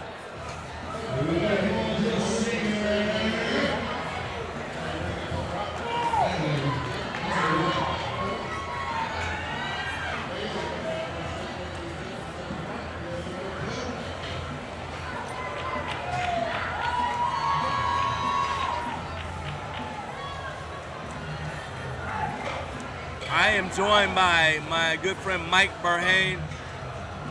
Did I say your name correctly? Yeah, you said Burhane. it right. Okay. Burhane. All right, so Mike is a weightlifter by avocation. And so I always like having him sit in with me, give me like the weightlifting perspective on this. Come on, push. So what's going through your mind when you see people bench pressing?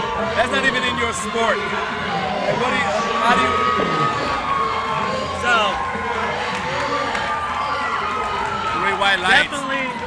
definitely a different dynamic, especially with all the commands that they have to focus on as well. The start, the press, the rack, yeah.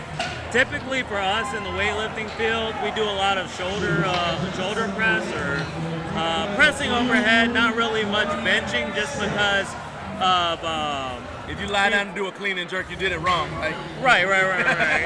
Or if you bench too often, you build bigger pegs. It takes away from your mobility, which then ends up messing up your mobility for you to be able to get your weight overhead. Okay. So it also messes with your front rack in the clean, right? Yes, That's what absolutely. really runs powerlifters have problems with. You can't get into the front rack in the clean, so we basically just do it. Yeah, and then so if we do have any kind of benching in our accessory work, we're so used to the typical bench where, you lower, you press off immediately, whereas, Three white lights. here you have to be able to experience pausing. There's a lot of pausing going on, waiting for your commands before you press. There's a lot of raw power behind a lot of these movements. Definitely, and I mean, that's one of the things, as you guys just saw, that was a good lift by Shariah Johnson. Her right foot did slide forward, but that's okay. You are allowed to have some movement of your feet as long as it's not excessive. One thing that you said about like the pausing and all that, the atmosphere in itself is different in a powerlifting meet. In Olympic lifting meets or weightlifting meets, there's not all this noise and music like we have here. Oh yeah, no, not at all. Sometimes they'll play music just before you come out on the platform, and then they'll usually either kill the music or they'll lower it so it's not overshadowing the person on the platform. Wow. Here it's a very lively bunch, loud music, a lot of good energy out here. And three white lights. So that right there, that's probably a great description of powerlifting. We're a lively bunch. Because, I mean, honestly, people get fired up. You guys get fired up too, because I've seen weightlifters when they nail a personal record or something. I mean, you guys are just as excited as anybody else. Oh yeah, absolutely. What I don't see as much is the crowd being fired up during your lift, like we are. They tend to be more fired up after you get it. Yes. So usually there's a lot of they may like cheer when you come out, but then when you approach the platform and you approach your bar, there's like this moment of silence where they're just letting you kind of get into your moment of zen. Yeah, where you can really focus and crack down in your lift.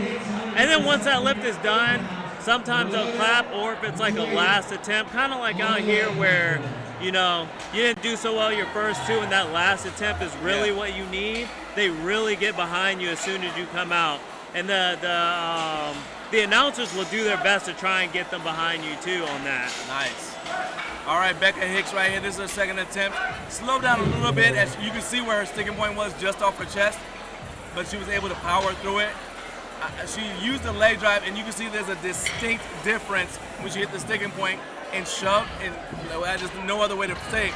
She shoved the bar through her sticking point to get through there, because it paused a little bit, which is fine, and then she shoved through it to power through there. It wasn't like a continuous slow whatever, So well done by Becca. Hannah Crosscut's up next. 72.5 kilos for Hannah for her second attempt. Now you guys wear wrist wraps as well. How are your wrist wraps? They're not as restrictive and tight as ours. No, so our wrist wraps usually aren't that thick because you need to have some kind of range of motion in your wrist for that front rack position. Because ideally, the better your front rack position is, the better you keep that bar. You want it to rest on your body, not on your arm. Yes, and you also want it balanced over midfoot throughout the movement. Okay. So any leeway to where that bar could shift forward at all when you dip is going to pull the weight forward, and any little bit that comes out could send the bar out away from you, and then you're trying to pull it back while it's in the air. So a lot of what we do is we're fighting with the weight. We're trying to work around gravity, and then you have to also be you have to have good body awareness of where your body is in relation to where the barbell is. And see, with us, the wrist wrap is critical because it stops your wrist from rocking backward, because that bar has to stay in just the right spot in her hands. You can watch right here as Hannah is pressing. She wants to keep that bar in the right spot in her hands so that the bar is over, it's a straight line from her wrist to her elbow. It doesn't go back into her fingers, because then you're going to lose all pressing power. Well, then I would imagine, too, the bar would also shift back towards a little higher above her chest than she would prefer, right? Yeah, and so, yeah, you want to keep the bar, you have a groove. Even whether you're doing equipped lifting or raw, like these lifters are here today, as we see Destiny Bergara come out, you're going to be able to see it here again. She's going to try to keep the barbell kind of across the base of her palm so that it's right in line with her wrist. Because if anybody can see that, so I mean, you could even take your hand and try to push down on your fingers. Mm-hmm. You don't have power there, whereas you have a lot of power here in the bottom of your hand. So you want to keep the bar like she is right there, so that it's a straight line. That's perfect. All right, and 3 white lights. So you're able to express your power that your body has. You're able to express it because you're in the most biomechanically sound leverage position. And preventing any deviation of the bar pad. It screws up because if it starts to go back too far, then it's going to look more like basically a nose crusher. Mm-hmm. Or a powerlifting assistance exercise called the JM press. Mm-hmm. And that's where it's more of, like I said, more of a nose crusher, skull crusher movement. You're not able to use your whole body. Now it's just your triceps trying to do everything. Usually lifters will fail that way. All right, Carly Ledoux is up next. Second, she got her opener. She's going to try to nail this second attempt here. Very extreme art. Oh, yeah.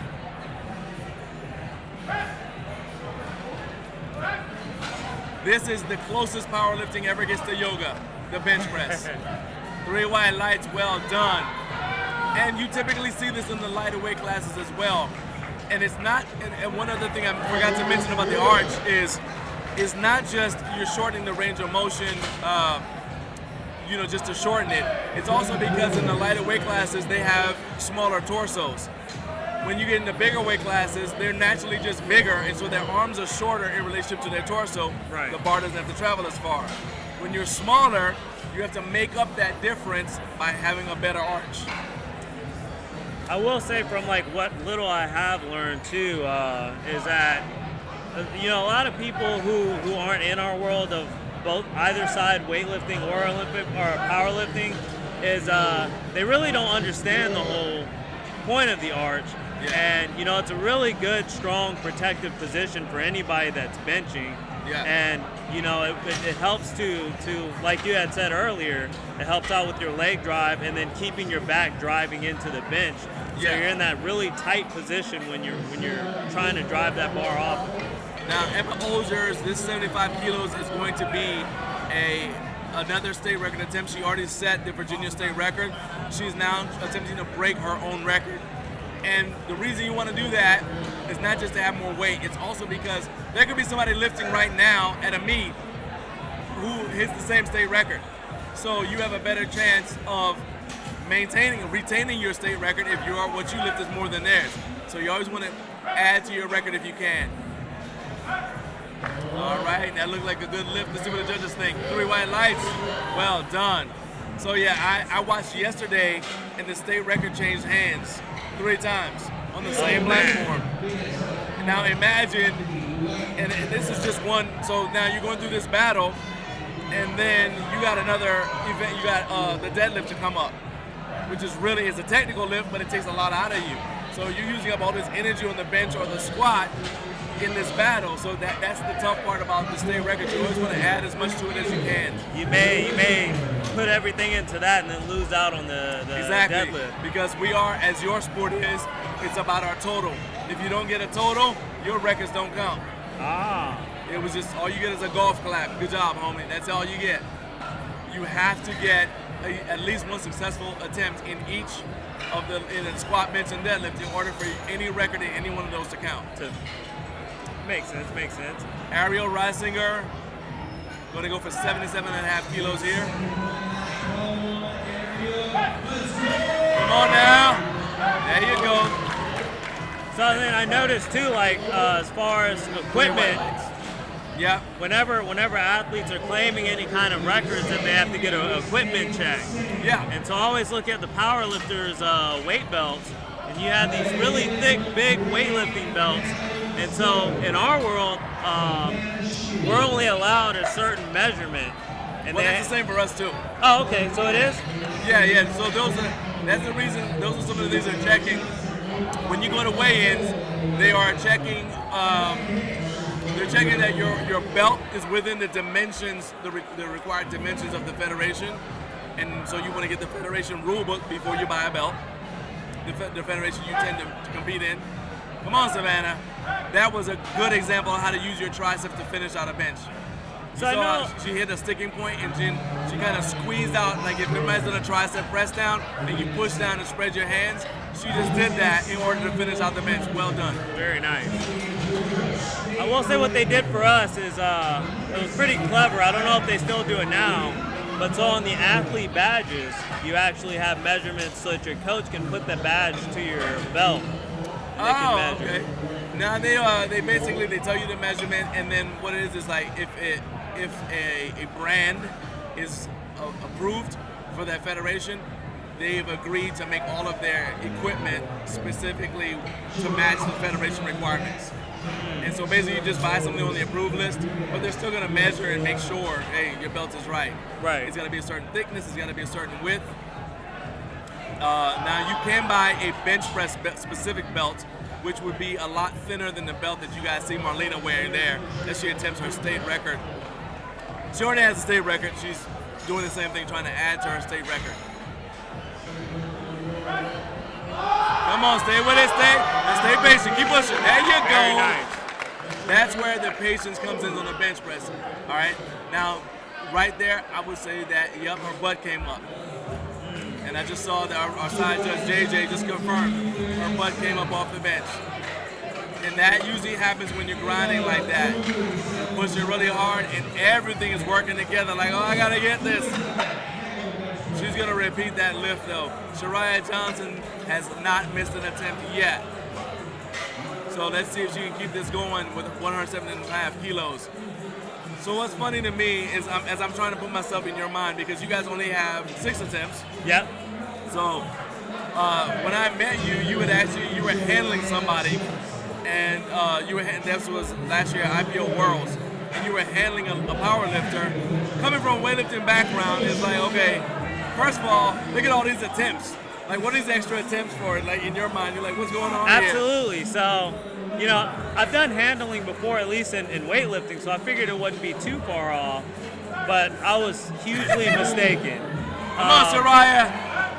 Nice and easy, and 3 white lights. Typically what we do, since we don't have flights, is you count out attempts. So whatever place your athlete is at, you count out how many lifts are ahead of that athlete, so you can kind of time out their warm-up. Okay. So like for instance, my athlete may be 21 attempts out or whatever. Okay. I know I can have them take a lift every three barbell drops. Okay. And that'll keep them on pace so that they're primed and ready when it's time for them to go out. You know what tricks me is, so in powerlifting, you cannot go down in weight. The bar doesn't, and we use an ascending system. So if you see we're back at the top of the order, Rebecca Hicks. The reason we're starting with her is because she's going to go with 65 kilos. Well, the next lifter is going to go for either the same weight or more weight. That's not how you guys load your weight. No, not at all. So it goes from lightest weight to heaviest weight. Unless it's gotten to you, as long as the bar hasn't reached whatever weight that you're at, you can always go down. But if the barbell reaches, let's say, 65 kilos and you wanted to drop back down to 60, you can't anymore because the bar is already loaded. So they only keep loading up. They don't go back down. Come on, back up. Beck is really strong off the chest. That's really good. I like one thing that's key is as I'm watching from a side, I actually have a side angle. She is consistently coming to the highest point on her chest. I see a lot of lifters get a very good arch, and then they don't go to the highest point of their chest. I'm like, well, what'd you do all that for? Yeah, exactly. Because you're now the bar's gonna have to travel an extra 2-3 inches, but it didn't have to because your arch is 3 inches higher. So there's that. So what you just said, so basically if I say I wanted 65 kilos and the bar is at 40 kilos and I changed my mind and said, nah, I want 50, I can always go down. Yes, as long as the bar hasn't reached that weight yet, you have the option to go down.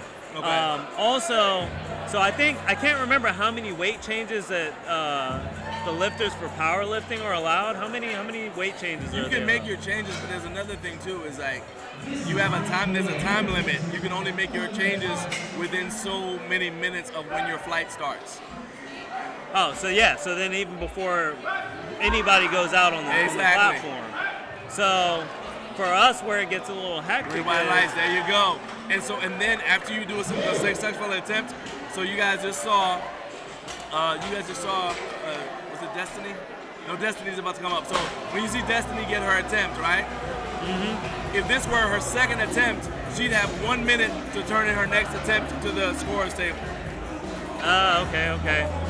So let's say the person she's competing against is right behind her. That person has 1 minute from when they say bar is loaded, platform ready, to start their lift. So she can't watch their attempt to see if she's gonna, to help her in her selection. Right, she's got to immediately put that in. Exactly. So we have a little bit more time. For us, there's always after every attempt, as long as it's a made lift, the bar automatically goes up a kilo. Okay. Come on, Destiny, come on. Nice job. Nobody really ever takes that kilo increment, but they just naturally go ahead and they load that on, and then you have a choice to determine what it is you want to declare. But the difference is, so for each individual lift that we have, so let's say on the snatch, for each attempt that I have set out of my 3 attempts, you also have 3 attempts to go up in weight, right? So let's say I declare initially I wanted to open at 75. All right. Well, I can change that weight to 76 or 77 to buy me some time, and then I can do that 2 more times within that same for that same first opening attempt. And you can do that for each individual lift. Got you. All right, so you guys saw that Hannah had an issue. She didn't have an issue, she didn't get red lighted. But she missed. She had got red lighted on one side. So David decided he was going to hand off to her. And also, she probably was a little nervous about this final 3rd attempt. You can see the emotion when she got that. And so he gave her that extra level of comfort and security. Hey, I'm going to hand off to you. I got you right here. Nothing like having your coach right there. Especially for a lift where the barbell is over your face. That's the thing that scares a lot of people about the bench press. What scares me about the squat is just having it on your back and you're not sure if you squat down whether you'll stand back up. The bench press is I got this weight over my face. Am I going to be able to do it? While hanging out and waiting for your command to press. Yeah.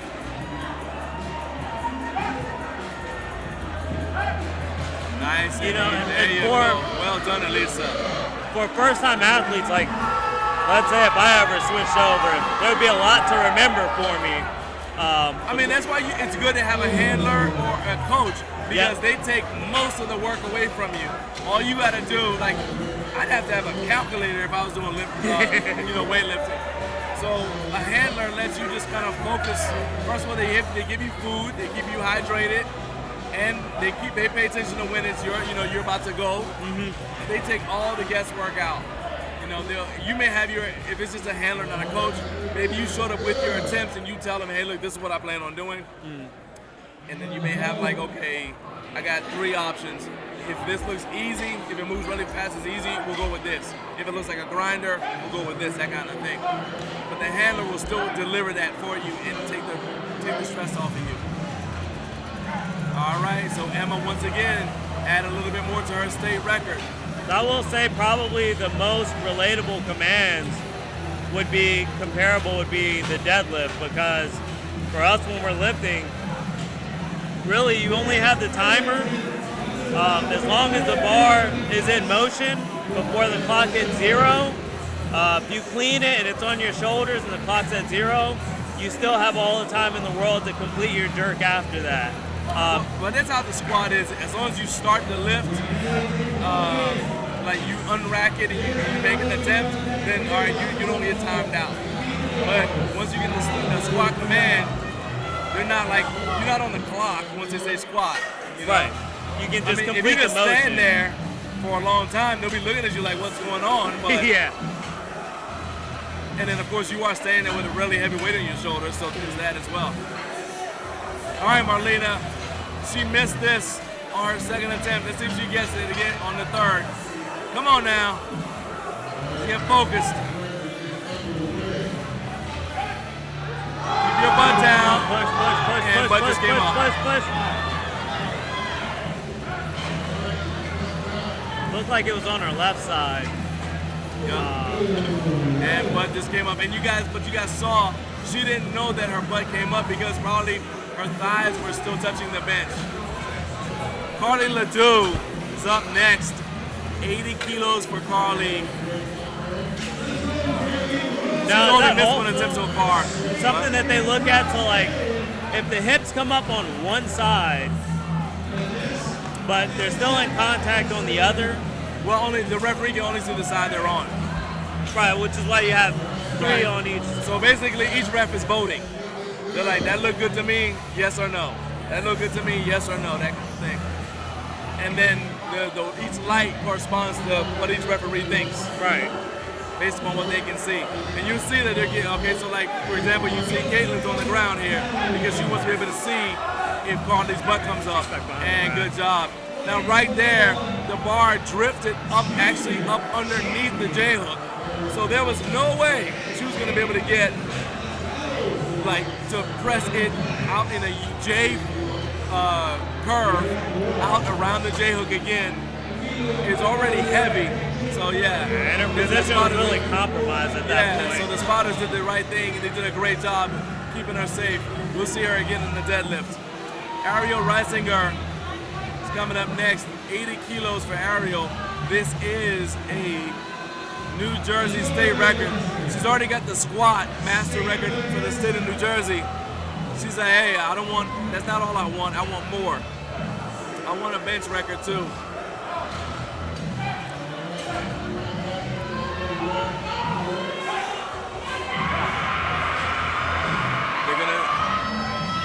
All right, not sure if she'll get that. That was uneven lockout. All right. I will say another crazy thing to me that just amazes me with powerlifting is that each flight, everybody takes their first attempt. Yeah. Which is... Well, you can actually wave it off. You can wave off any attempts you want. You just got to make sure you get one. Right. Well, so, like for us, if you have a lifter that's lifting lighter, let's say all 3 of their attempts are lighter than the next lifter, then they'll essentially follow themselves. So, oh God, so no rest. Yeah, so what happens is... Oh, good job by the spotters once again. And this is where those three weight changes come into play. So, like let's say you're either at the back end and you're like the heaviest lifter and you're the only one lifting left and you're following yourself. You make your lift, and then after that, the clock... So you don't get any rest time? Well, the clock goes to a 2-minute timer instead of a 1-minute timer. Okay. And so what good coaches will do is they'll let that time kind of burn out to about a minute, and then they'll actually change the weight to what they wanted you to lift. So they'll stop the clock, the loaders will come out. And then they have to change it. More time, and it'll buy you more time. Gotcha. Okay. And you have 2 more attempts to do that if need be. Gotcha. All right, Shariah Johnson, She is on a streak right here. Let's see if she can go 6 for 6 in the bench. Patrick from Team Ironside gives the handoff. Let's go, Shariah. And not gonna happen. Good job by the spotters and loaders. One thing I want to mention that happened with Ariel, which is it's a pro move, although she didn't get the lift. As we have a short break, just enough to let the referees rotate, and we're gonna go into flight B. And I want you to stay with me if you got some time, because we have a lifter in this flight who is crossing over from weightlifting to powerlifting. And I'd love to get some insight from you about her as we go through it. But anyway, so what Ariel did, some lifters like to set up with their butt off the bench. So they'll put their heels on the bench, then they arch up, put their feet on the ground, their butt is still in the air. Then they get the hand off, and they put their butt down after they get the hand off. All right, if you get the start command, so the head referee gives you the start command, they can't always see. Let's say you got long hair. They can't necessarily see that your butt's not down. Oh. So you'll get red lighted so the side judges will red light you because your butt was up after the start command. So what a veteran move is your handoff person stays in the way until you put your butt down. And that's what we just saw Ariel's handler do. Make sure that the lifter's clear. Right. They can't stay there forever. She puts her butt down, he gets out of the way, and now the head referee says, okay, I can see now. All right, you look set to me. I'll give you the start command. Right. All right, Priscilla Gonzalez, opening attempt here. Priscilla's having a good day after a rough start on the squats. Hit both her second and third. Let's see if she can keep this streak alive. Looked like a very smooth lift. That was very easy, yeah. Oh, yeah. I saw her coach talking to her backstage in the warm-up area, keeping her calm. And we now have, Mari Seidel. So I talked about how she's had the Florida State record in the squat. Well, she's decided today I want the world record in the bench. I'm not content with a state record in the squat. And I don't want a state record, and I don't want just a state record in the bench. We're gonna skip past national and go to world. Let's go. 55 years young, and there's an example of what I was talking about. See her butt's in the air.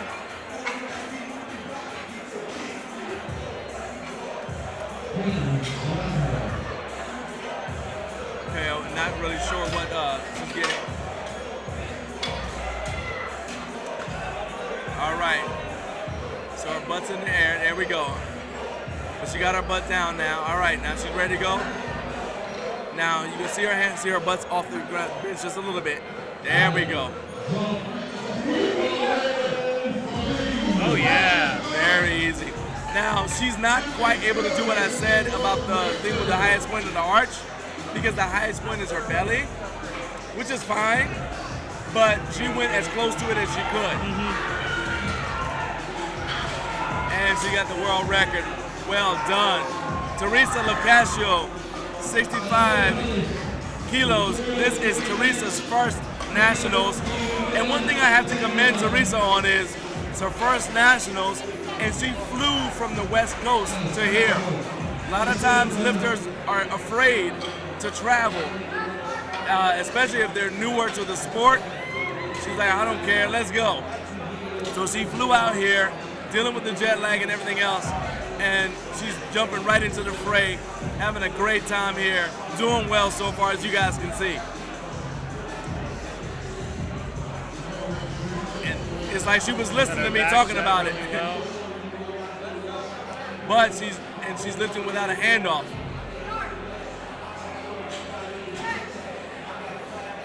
I take it that's not very common. Well, I mean, it depends. If you train by yourself, then you get used to it. The reason why powerlifters don't like to lift with, in a meet without a handoff is because to unrack, you kind of push yourself out of position. What you want to do is pull the bar out of the J-hook. Well, you can't just pull it straight out because there's a lip on the J-hook. Right. So what your handoff person's supposed to do is just help you lift just over the J-hook. They don't lift up hard enough to pull you out of position. they just help you clear the J hook. So if you unrack yourself, then you just kind of have to find a happy medium so that you're able to get past the J hook without pulling yourself out of position. And it also affects how far back you can be, because you might have to be a little bit further under the J hook if you're unracking yourself than if you are getting a handoff. So that affects your setup as well.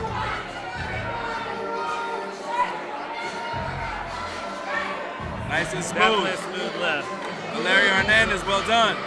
I will say the pace is completely different too. Very different dynamic with the pacing on the timing for each person's lift. Just because of pretty much since everybody in the flight takes their attempt, you're pretty much where you're at. Yeah. So if you're like and the then ninth, also you guys is you're loading from the floor. yes, So do you have like a bar jack or anything? no. Okay, so we have I don't understand. I mean, why not? I have no idea. I mean, they make them. The loaders kind of run out, they move a couple plates, and then they run back. I mean, they make bar jacks every day. Noel Lore, 67.5 kilos. Come on now. But you know, like if a lifter's set to be the Three ninth, white lights. Nice. the ninth lifter in this, they remain the ninth lifter within their flight. Because of all the weight changes and all the craziness in the back, for us, you could be set as the 10th lifter, and then if everybody bumps up in weight, you could go from 10th to 3rd. See, that only happens with us if you miss an attempt. Ah, okay. Because it's lowest to highest in the weight. So, Right. you know, if you miss an attempt and you say, okay, well, I'm going to retake that, well, everybody else may be lifting more than you now. So they got to go through that whole your flight position to order changes depending on where you are. It depends on how much weight you're lifting. Now, for the reattempt, they just move that over to the second flight? I mean, not the second. Yeah. It would be second attempts, yes. Second attempt, that's what I meant. Yeah. Okay, yeah, so Alexis Napper's going for an Illinois state record here. This is a junior open state record. Yeah, all right, so not flight, but like everybody will go ahead and finish all of their first attempts, and then they'll go back to that lifter that missed the attempt, and they'll take their second, right? It's basically, all right, so you call your opener, right? So Fred's going to go for 70, Steve is going to go for 75, Jeff is going for 80. So Fred misses his opener. Oh, I'm sorry, well, let's go with Steve. Steve is going for 75, right? Steve misses his opener, he's going to repeat 75. Everybody else got theirs. So Fred now, his second attempt is 80. Okay? So now, instead of being the second lifter, because Steve missed his opener, he's now the first lifter. Oh, okay. All right, Kimberly Martins from Iowa. Glad she made the flight out here to Atlanta, Georgia. Come on now, get this opener. Woo! Oh, easy. Oh my. Now another thing that happens is if you feel like you're having a bad meet, a lot of times what happens is, let's say your squats were really rough like they were for Kimberly, you can go and lower your opener. Because you're like, hey, I'm just not feeling it today. Now, but does that have to be before the flight starts, though? Heck yeah, that's what that time limit is. And they'll tell you in the time limit, you've got this much time left to change your openers. All right, Susan Hines is up next from Washington State.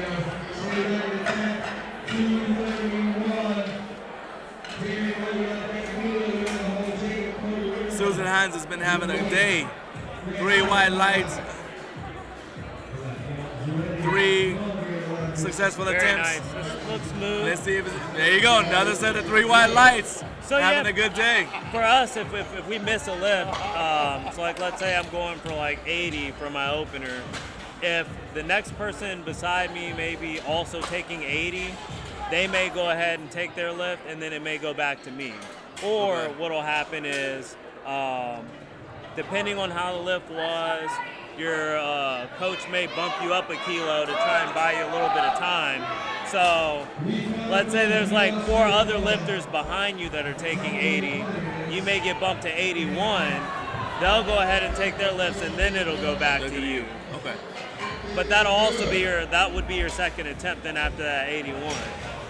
Jasmine Slade was not successful in getting a world record on her third attempt in the squats, but she did get her opener in her second attempt. Now she's trying to turn things around here on the bench press. Still having a pretty good day though. Let's check out what she does here.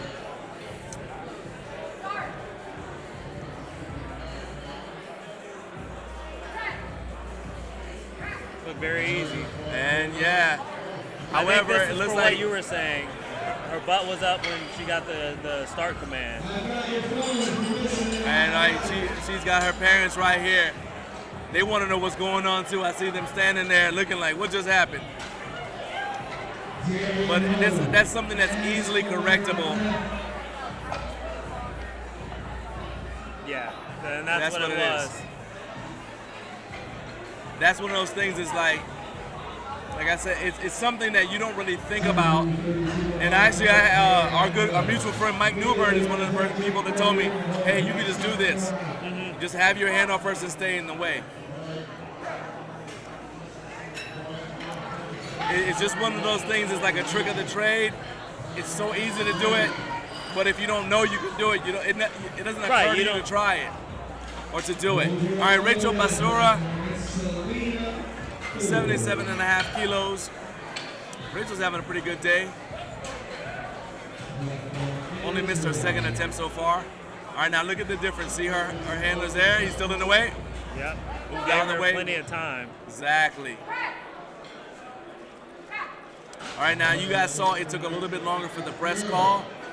There's no set amount of time. What the referee is looking for is that the bar has stopped moving. So if it may not have settled. So one side, it may have been seesawing a little bit on her chest, and that could be why. And that could be why she did not get the press command.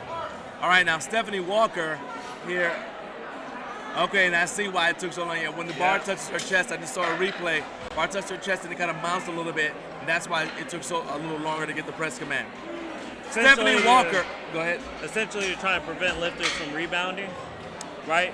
Yeah, you have to push from a dead stop. Now, Stephanie Walker is a weightlifter turned powerlifter. So, and she is relatively new to powerlifting. So I knew that this one would get your attention here. Yep.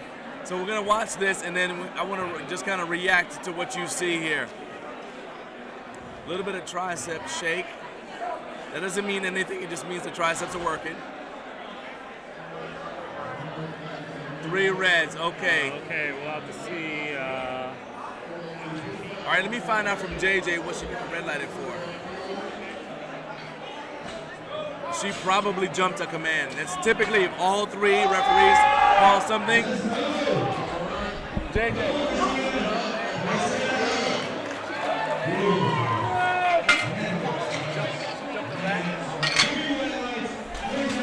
She jumped the start command. All right, so first thing I noticed, she's not wearing wrist wraps. And that's because you guys are used to the wrist wraps not doing anything for you. Whereas if she were to wear wrist wraps, when you have a good set of powerlifting wrist wraps on, your confidence goes up.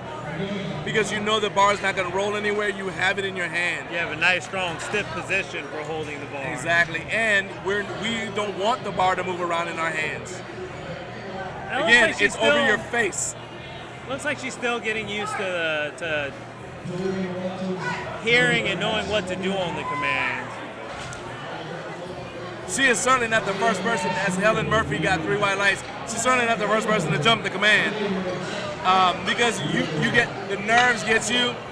A really easy way to get around it is to always pause when you first unrack, if you're training by yourself especially. Just get used to unracking and pausing. And I like to unrack and count to 3. I could imagine though the squatting session would be her between that and pulling would be her. She squatted so low, everybody here was like, whoa, what just happened? Probably high barring too. Yes. Yeah. Which makes it tougher to grind through a squat. Absolutely. But I mean that's what we're so used to because that vertical position for us is very very important for us whenever we're catching our lifts in the bottom of in the bottom position. All right, it's Catherine Brown. I talked to her backstage. She missed her second and third attempts, but she's just fine. And look at that bounce back. I love that. There you go. Rock that Wonder Woman belt, Catherine. So wearing the belt on the bench press actually is something that came out of Equipped Lifting because they were wearing a bench press shirt, and the shirt rides up, so you wear a belt to help the shirt stay in position. However, then people realized that having a belt on allows you to kind of, when you inflate your chest with your air, the belt gives you something to push against. So it kind of turns you into almost like, think of a full can of Coca-Cola. Mm-hmm. And so you're pressing out, you just feel more stable. It's a solid surface, right? And so some lifters like to wear a belt. For me, a belt is not as big a factor as wearing wrist wraps, because I wear wrist wraps when the weight starts to get heavy, personally. Right, absolutely. Because again, I got the feeling security. I know the weight's not gonna. I've had a bar roll out of my hands and hit me in the chest. Mm-hmm. It was not fun. Because that's the other thing when we're talking about the bar rolling back. Your fingers, or if it rolls the other direction, your thumb is not strong enough to hold the bar. It's 300 pounds. You can't hold the bar from rolling out. Your thumb can't do that. So those wrist wraps are actually a safety issue as well. That's smooth. Come on, stay with it, stay with it, stay with it. All right, not quite able to get that, but she'll come back on her way up. She'll come back on her third attempt. We are in the second attempts for flight B. You know, I think the similarities too in the back are pretty close. I mean, the handlers do a great job of, we do the same thing. You know, your athlete shouldn't be doing anything. They should be sitting down. Yeah. They shouldn't be touching anything. So, you know, those were like the only few things that really helped me out when I was, had the opportunity to handle my good friend El Bandy, was I knew my responsibilities as far as being a handler were to make sure that she doesn't have to do anything.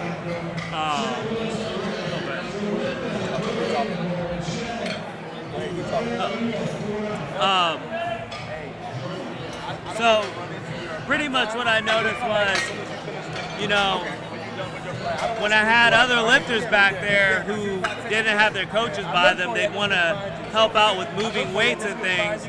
And then the coaching side of me from weightlifting asked that lifter if they were lifting in the session, and they said yes. So immediately my thoughts were, you shouldn't be touching anything. You need to take a seat. We'll handle everything. All right, this is a world record attempt again for Marie. Did she get it? That's right. 3 white lines. There you go. Nice smooth lift there too. All right, so yeah, I mean, you shouldn't be touching anything. And the other thing that people don't think about is we see the people getting fired up. We see people slapping themselves, all sorts of things. But in reality, that's energy that you're burning. Yes, exactly. Now, there's a give and take. So maybe you need that endocrine response, the adrenaline rush of firing yourself up. But at the other side, you still are burning energy. Yeah, so right? the time and place for it. Exactly. So it's like you have to manage it. And if you're like pacing in the back or anything like that, that's energy you should be using in the squat, bench, or deadlift. Yeah, exactly. So yeah.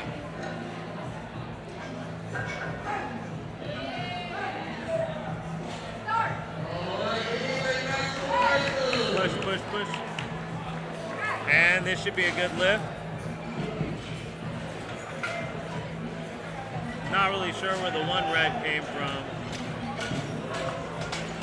Probably one of the funniest experiences too was when I first went to go handle Elle, and I went in the back, you know. Here I am amongst all the power lifters, and she announces me as the token weightlifter. So everybody laughs at me. It's hilarious. And then, you know, in the powerlifting side, everybody's so used to calculating what's on the bar by the color of the plates. And the plates had no colors in the back when we were there, and I'm the only person that knew how to convert kilos.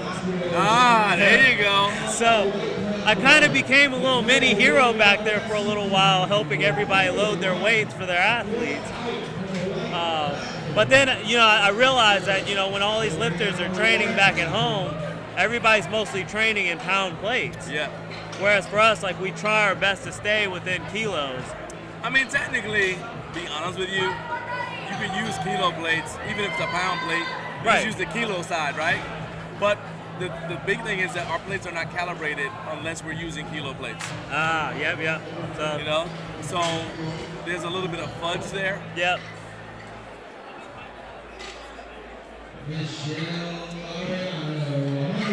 I actually have a question about the calibrated plates with you guys in a second. First, I want to watch Teresa, see if she can keep this streak alive. Come on, Teresa. Very nice. Now, her hands are a little bit narrower than some people like, but it's a position, it's a hand position that protects your shoulders. So people like to go wider because it shortens the distance the bar has to travel. Kind of like, not quite as wide as you guys go for the snatch. Right. But, wider. But that you got to have robust shoulders for that. Yeah, you definitely have to find a happy medium. Yeah, so she's keeping her hands in a little bit narrower. That means the triceps got to really, come to play that day. But she's having no problem so far. All right, Noelle, let's go. Good squeeze. That was like a very smooth lift also. Gray white lights. All right. Noelle only got one attempt in the squat, but she is doing quite well here on the bench press. Everybody's got a lift that's their lift, and it looks like the bench press might be Noelle's. I wanted you to sit in with me to check out at least one more bench press and see if she's able to come back and nail this second attempt here. So we're here in second attempts for flight B, and I want to see Stephanie Walker see if she's able to come back.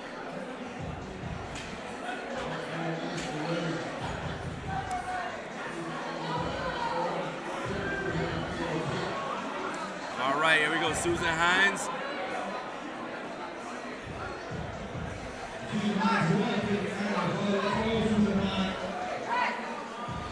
Oh, yeah. Nice. Very nice. All right, 3 white lights. Now, I don't see how, because our platforms are completely different too. Yours are wider, right? Yeah, wider, it's all wood, so you have this very hard surface to push off of.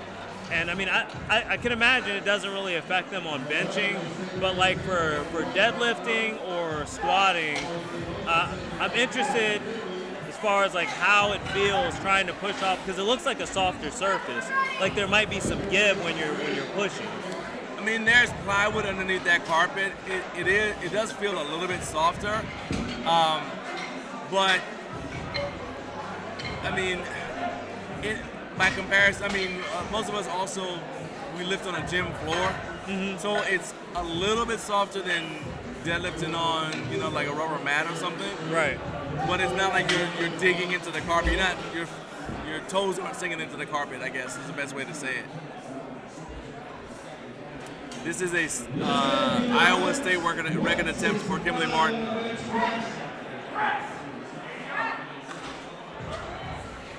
And 3 white lights, well done. All right, so they're checking her there once again, making sure she's not wearing a belt, so there's not much else to check, but they're gonna check the wrist wraps. JJ our referee is warning her about adjusting her wrist wraps on the platform, but So that needs to be done before she comes out. the only thing you can adjust on the platform is your belt. I kind of wish we kept the same point system that you guys also have. So I noticed if two lifters take the same lift, the one that weighs less is the one that ends up winning. We used to have that system, and then for some reason we did away with it to where now it's whoever makes the lift first is the one that gets the pretty much the win on that. So if somebody matches you, you've already hit the weight, so they have to go up. We have that in case of a record. So if both people lift the exact same weight and it breaks a record, the one that did it first gets the record. And I also heard that you guys got away from the Wilks scoring system as well. And don't ruin our friendship by asking me to explain dots at all. I definitely thought about it. Yeah, I'm doing talking to you. All right, come on. There you go. There we go. Nice job, Jasmine. That is perfect.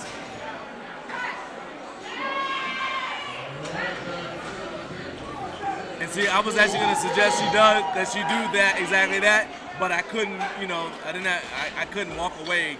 This would be something I'd have to tell her between flights, hey, next time, make sure you do this. So it was awesome that she was able to, somebody told her that, and she was able to correct that. That's awesome. Easily Well correctable, done. like you said. Yeah.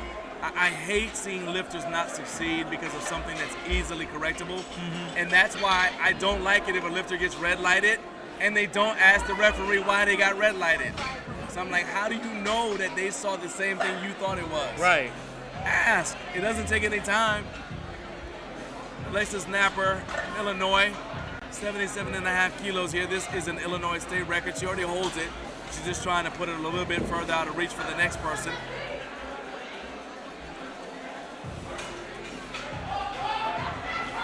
So there's also no buzzer for you guys either. So for us, at the 30-second mark, there's a buzzer to let you know you have 30 seconds to attempt to get the bar moving.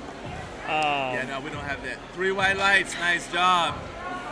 Yeah, I mean, you just have to know, and again, that's where the handler comes in, because sometimes, especially if somebody's competing with knee wraps, you want to, so if you put knee wraps on correctly, your feet will go numb fairly soon after you put them on. You definitely have to time that out on when you do that. Right, and so you try to wait as long as possible. Well, then a lot of times, you know, you're running out of time. They call platform ready, and you're still wrapping. Yeah. You're finishing up, and so that's when it comes in place. You have a handler who's saying, "Hey, you got 45 seconds left." I mean, there are tricks for that too, but So yeah. on the opposite end for us, for your newer lifters, we have. I always have to warn anybody that I'm handling. I always tell them, "Hey, wait until you hear the buzzer, so you know you have 30 seconds left." Because I've seen people panic when they hear the buzzer and they think that they've ran out of time, and then they'll mess up their lift. So it's kind of like a double-edged sword. Yeah. All right, the head chair called her on something. Typically, that's a rules infraction, so not sure what that was, but her coach talked to her. You know, for us like this. So she got called for up-down movement of the bar, which is something that's completely foreign to you. But basically, That on did you see it? a little bit, yeah. Yeah. So whenever it starts traveling back down, Yeah, so the bar can only move in one direction. When you get the start command, it's got to go straight down. And then when you get the press command, it's got to go straight up. Same thing for squats and deadlift. You got to go in one direction only.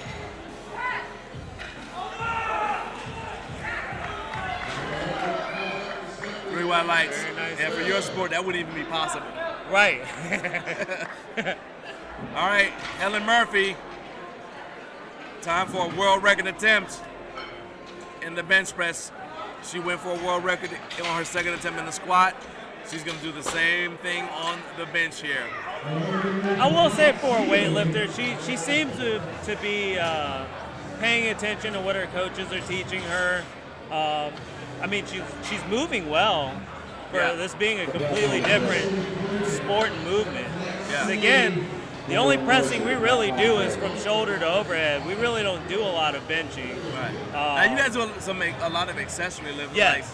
like Yeah. SOTS press and all kinds of Dots other press. things. Yeah. And you know, we will do like bench press, but it'll be like, for me, like when I get programmed it's more of a ISO movement of like dumbbell bench press. It's basically to build your triceps Yes. to help you with the, I got you, with the finishing out a clean. Yep, exactly. I mean a jerk. Okay.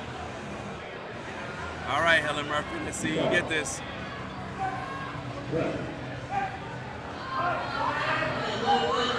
All right, did she get that? Nah. All right, 2 reds. It looked to me like a little bit of up-down movement.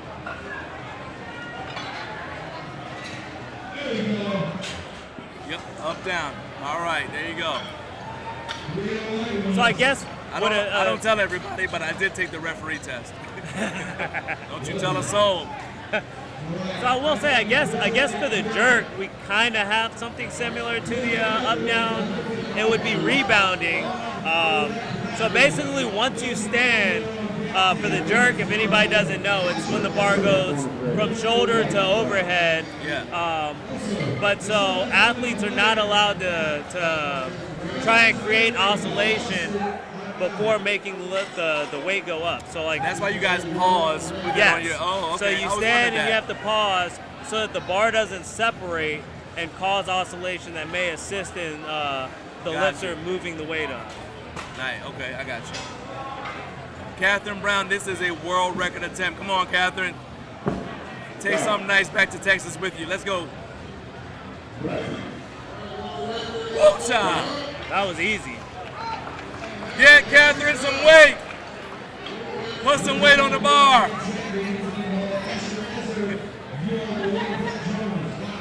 Priscilla Gonzalez is up next for her third and final attempt. We're back at the top of the order.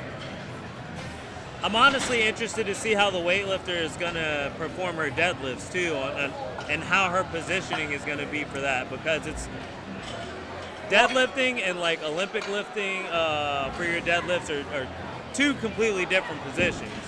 Well, I tell you what, I'm gonna have you, if you want, you can come back during her deadlifts when we're at the deadlift portion, because I want to talk. Yeah, I want to talk through there. So, like one thing, for example, is where your head is in relationship to the bar is different from where we put it. Like the way you guys do it is a complete violation of successful deadlifting for us. Right. So yeah. Okay. Cool. Yep, yeah, completely different. Because I mean, even for me, like, I probably go against the grain with don't tell my coaches. Hopefully he's not listening. But when I do my illegal deadlifts and max out, I tend to pick the more powerlifting side of deadlifting versus my clean deadlifting, which is essentially you're mimicking how you would perform a clean. I got you. So very upright position, seated. And no lift right there. Good job by the spotters and loaders. One thing I like about Priscilla is she's not leaving anything on the bar. There's nothing left on the platform. So she's failing a little bit here and there, but I don't know how long she's been in the sport, but now she's got markers. Not only is she getting training goals, but she also knows what she's capable of. Mm-hmm. And some of these may be things related to positioning, experience, and some of them may be related to, hey, I just need to get stronger. Right. But she and her coach now are setting markers as they're looking like, okay, because a meet isn't just a chance to win a trophy, it's a chance to get better as a lifter. Absolutely. And so she's building a database of what she needs to do to be better as a lifter. So in 10 years, she's gonna be better as a lifter based upon the meets she's done, the experiences she's had. I think that's a big takeaway too, that most, I won't say most, but some coaches I noticed don't really jump right on that. So some athletes will bomb out on meets and they take it as I failed. Come on, Marie. Come on, push. And good job. Instead of understanding, you know, every meet that you do is another day you're gaining experience. You learn what you've done wrong. Yeah. You learn little new inconsistencies you have to work on. Yeah, either you win or you learn. Right. These are your building blocks. This is your foundation to make you a successful athlete in what you're doing. I mean, and then also, I mean, I love it when lifters go 9 for 9, but at the same time, if it depends on how those last three, you know, the last three of each attempt look, right? Right. If everything's easy, you kind of don't know where you're at. Well, not just you don't know how strong you are. You also haven't seen technique break down yet. Yes. And when technique breaks down, that kind of tells you what muscle groups are lagging, and what parts of the lift you need to work on, and you know what I mean. So you kind of gotta get to that line a little bit sometimes. Yeah, absolutely. You gotta push those limits sometimes. Yeah. All right, 3 white lights. You know, I mean, I'm not advocating riding the lightning all the time, but you kind of gotta know. I mean, everything is a potential learning experience. Yes, absolutely. All right, Valeria Hernandez. She is about to try to go 6 for 6 here in the bench press. Hope you guys are enjoying my conversation with Mike Burhane. Mike is a weightlifter who has handled our good friend El Bandy, who is an accomplished powerlifter, and so he's got the advantage of having one foot in both worlds. So I appreciate you hanging out, giving me your insight. Oh yeah, absolutely. This is great that we got to meet up again for sure. Oh yeah. Hopefully, I plan on invading powerlifting more, maybe even sneaking in one powerlifting meet if I can. Hey, you're also, welcome. again, don't tell Coach. Hopefully he's not listening to this. There you go. But I think it'd be different. I mean, Yeah. and I think it's important too, because everybody gets locked in on their on season, that they focus in on their sport. Yeah. And that's why when you hit these hard times, it's hard for you to get out of that. You gotta try something new, get a different experience to kind of help out with your deload. Okay, so as we watch Teresa, you guys may be able to see this, but see how far her head is behind the bar and behind the J-hooks? That's partially because she's racking for herself. That's what I was talking about. So see how the bar didn't have to go that far when she was putting it up? That's what I'm talking about. And so the way you press then has to take that into account, so you don't inadvertently press under the J-hook and trap yourself. You're like, we didn't have pin presses on the menu today, but now they are. All right, so Noelle Lohr, 75 kilos for her third attempt. I like how she's turned things around here. She had a rough day on the squats, but she made it through, and now she's really turned things around in the bench press. Let's see if she can go into deadlifts with a nice little streak of 3 for 3.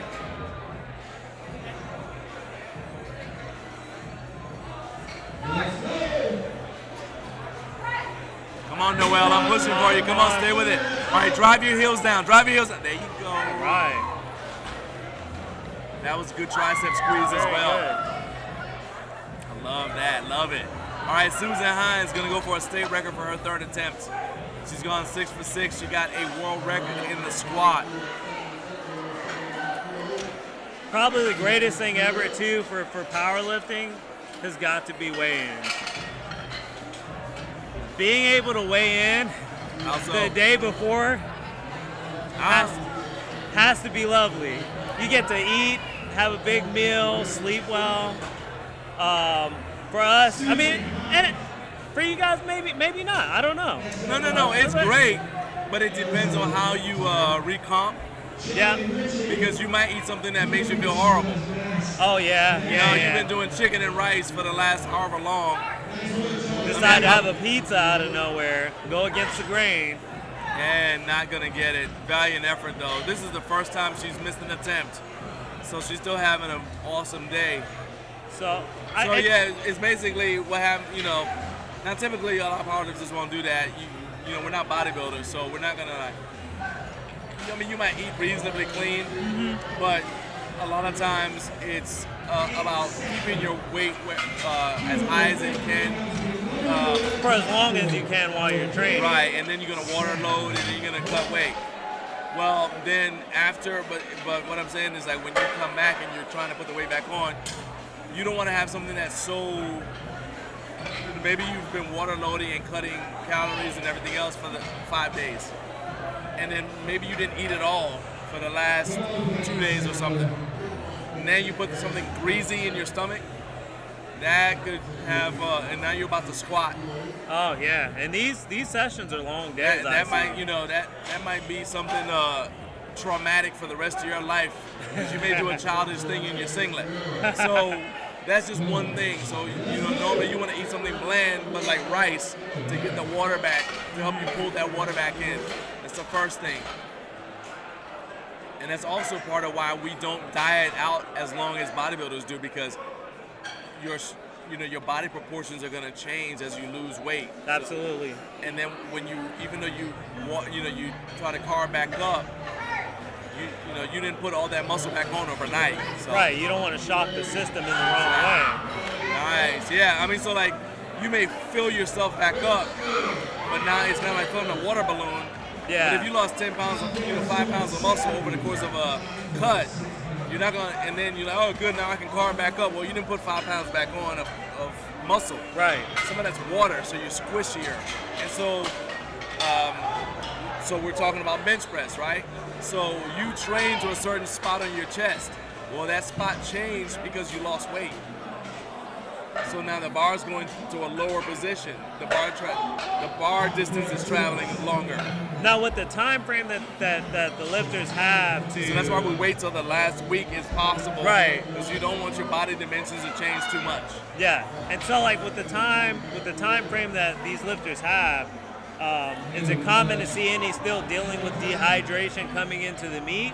Oh yeah, definitely. Because I can imagine how difficult that could be with the amount of time Come under on. tension.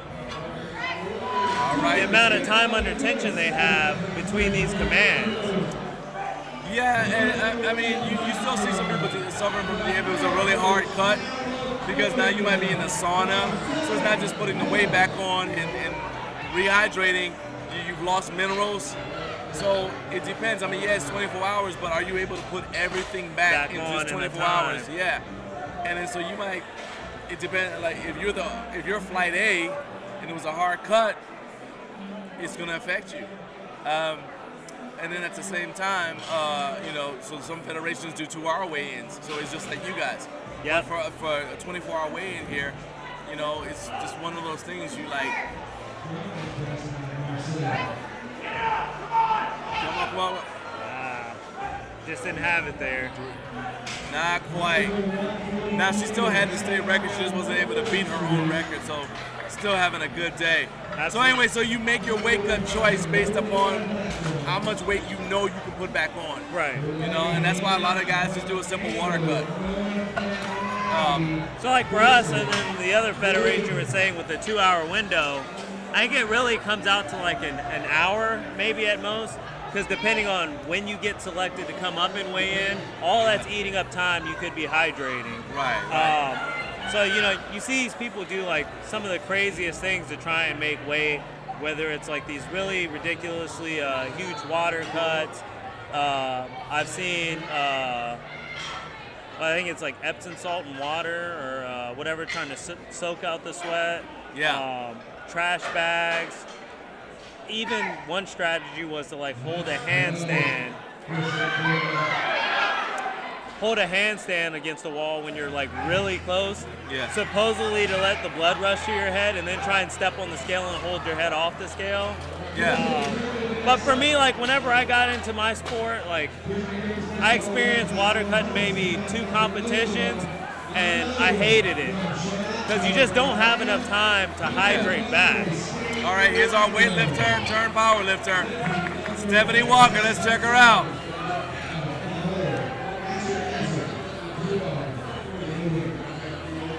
Should be a good lift. It looks like she figured things out by her second attempt, so I'm very hopeful for this third attempt. A lot of it is just patience, man. Come on.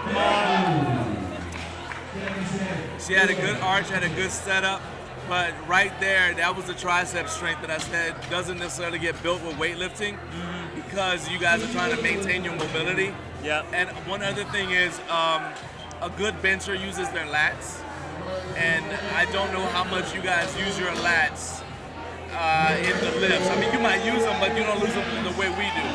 And Yeah, so I think learning it how more to or use your less. lats is a learned thing for the bench press. Right. I think more or less they come into play whenever we're pulling. Yeah. What I also noticed too is I don't think she was really using her legs as much as she could. Yeah.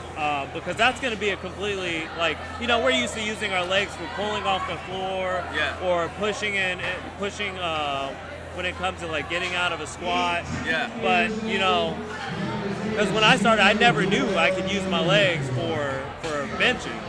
Ah, So, okay, yeah. Yeah, so that may be a whole new concept that she still hasn't even figured out yet. This is a world record attempt by Catherine Brown, trying to break her own world record. Come on, Catherine. And they're gonna take it. Valiant effort there by Catherine Brown. Yeah, I mean, there's just so many things. People don't think of powerlifting as a sport. Yeah. So there are nuances to the sport. That's why they're coaches. That's why people consume training material, because you're trying to learn all the different things. And it's a lot to pack in just a year, but that also, to me, should encourage somebody who's getting into the sport because there is room for growth. Growth, absolutely. You know what I mean? And I mean, by the way she's moving, it looks like she has potential. Yeah. It would just be learning all the little pieces that she's got to put together. 'Cause, Yeah. you know, there's so much more to benching than what traditionally when you first learn if you're not competing. Exactly. Everybody thinks it's like arms and chest, and it's not. Exactly. There's a lot that goes on into bench. So much. Oh, yeah.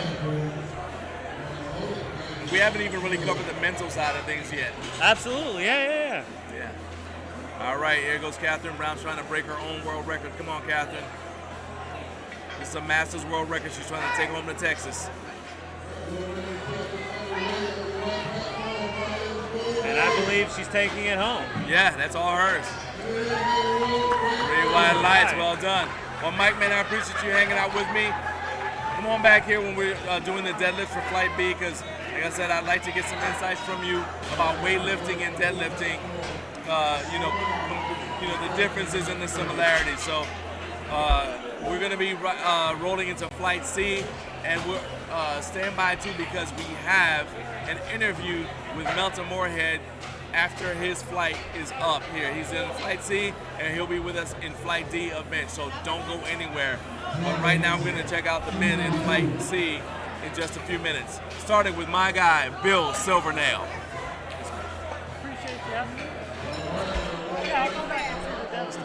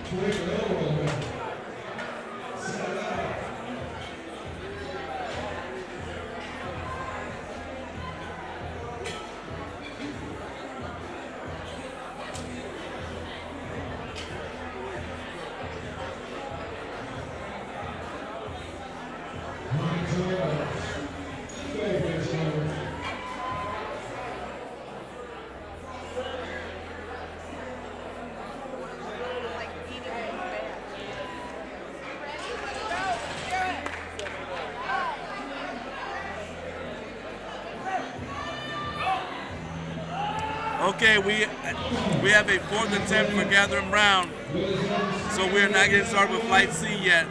We're giving Catherine Brown a fourth attempt to break her own world record one more time.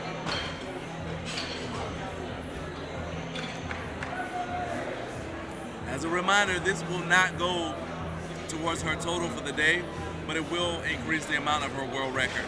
So let's check it out.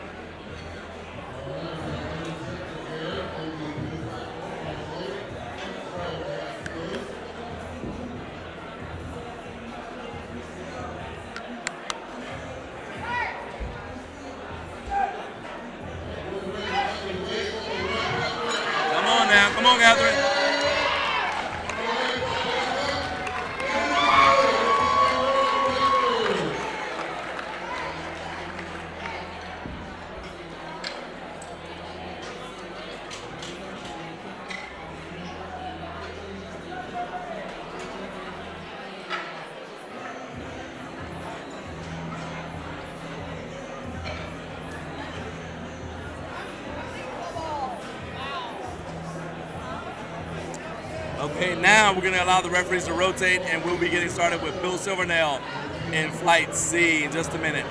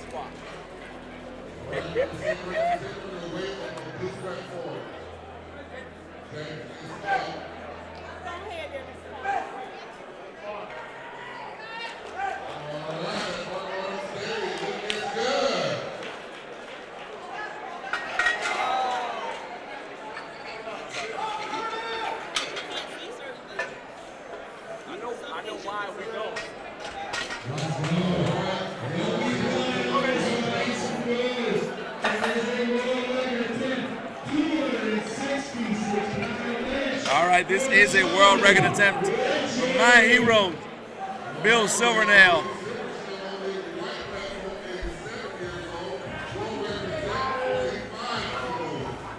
This is 45 kilos from Toccoa, Georgia.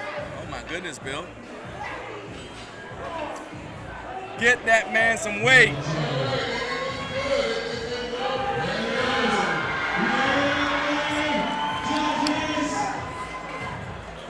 Great Panthers represent.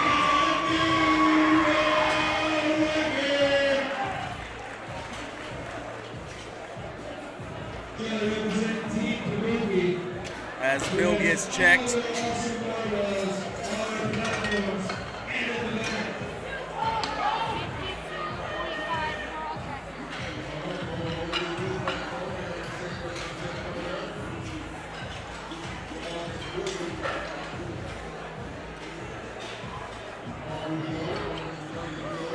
We're gonna go to Jacob Williams next. He's gonna open up with 90 kilos.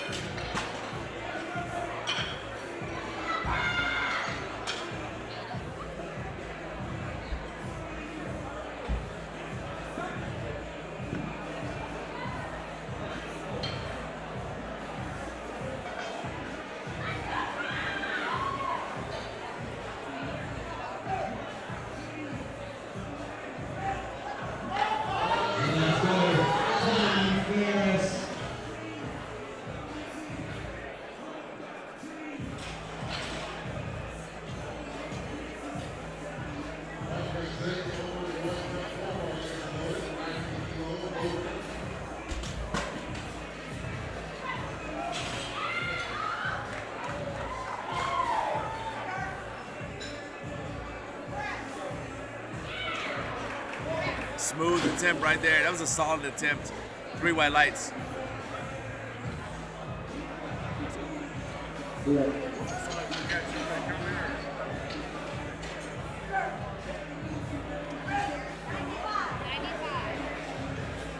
Melton Moorhead's getting things started with a world record attempt. He already has a squat world record. This will be a Masters World Record attempt for Melton Moorhead. We're actually going to get an interview with him after this flight is over, so stay tuned for that.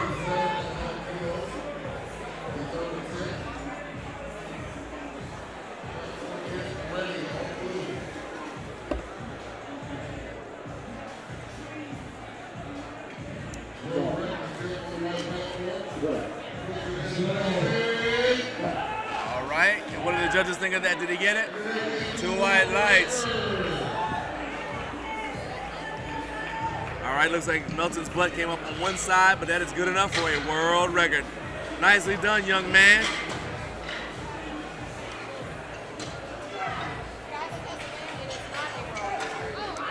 Okay, that was not a world record. I hate to give with one hand, take with the other.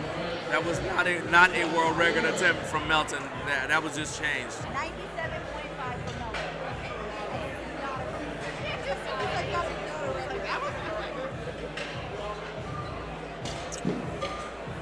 So we thought it was a record, but it was not. So still a good lift though by Melton Moorhead. All right, James Taylor. James from the Bronx, and he is competing in bench press only as well as deadlift only. So essentially push-pull. So these lifts will count towards the bench press only competition.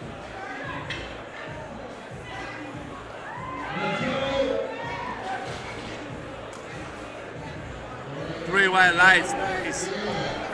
Nicely done. All right, so James bombed out of the squat, so the lifts will not count towards a full powerlifting total, but because he's also entered into bench press only and deadlift only, the rest of his lifts do count.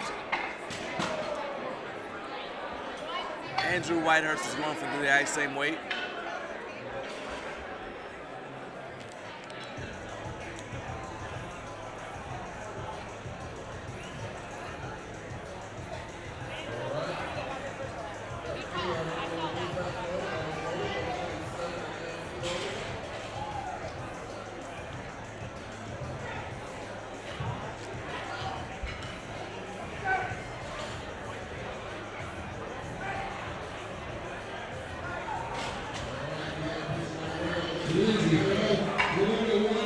All right, Andrew Whitehurst.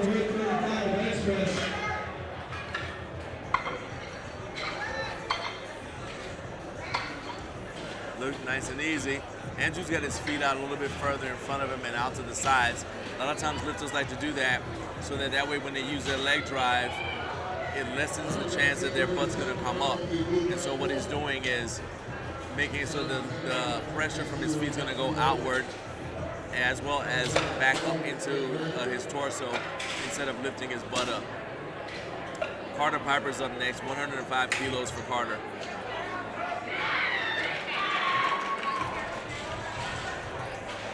What they say,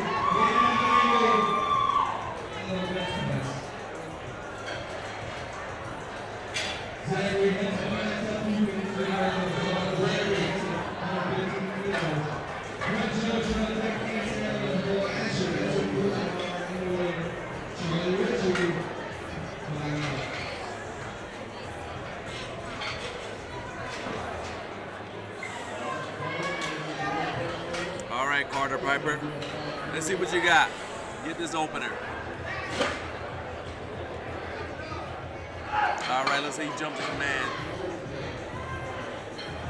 Jump the rack command, and that is going to be a no lift. Caleb Brown's up next. Caleb is not missing attempts yet, so let's see if he can keep this going on the bench press.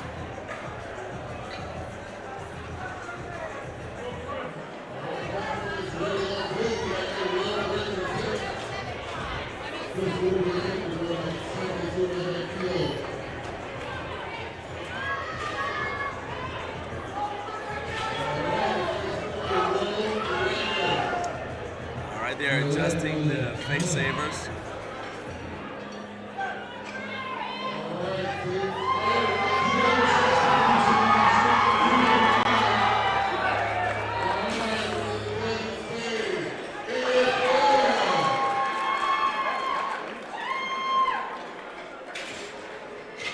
All right, Caleb, let's go. That's my knee saver.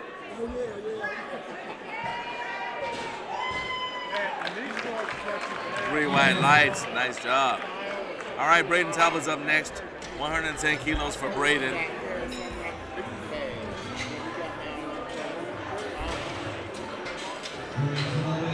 get ready to take the bench press.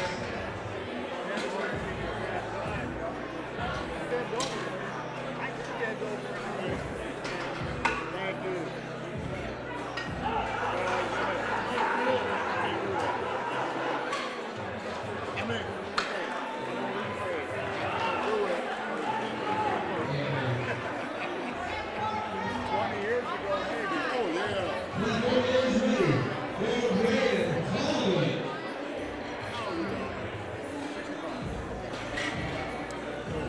right, Braden Talbot is going to go for the same weight. Braden's from Marietta, Ohio.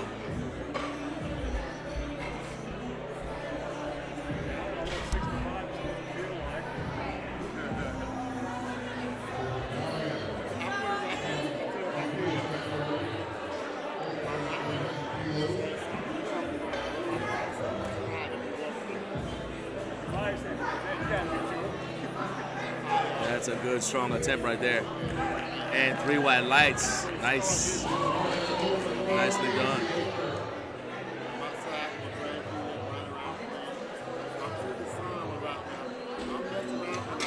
All right, Colton Mantooth is up next. Colton.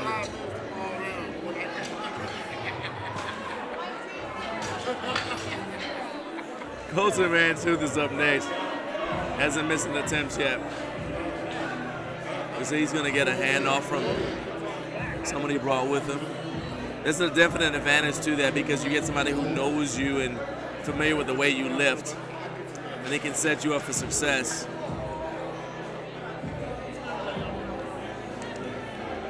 Very extreme arch there. So the referees are double checking to make sure that butt stays down.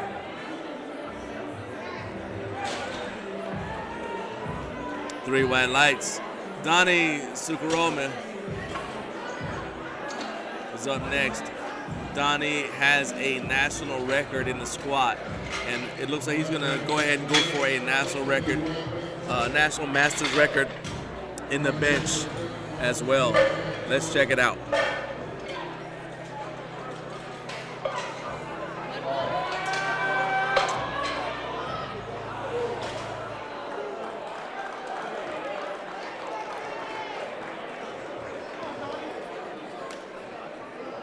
All right, we're taking on at 270 pounds.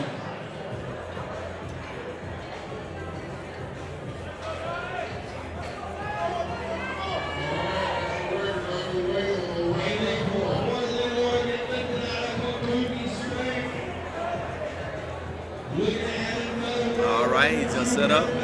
Not an extreme arch.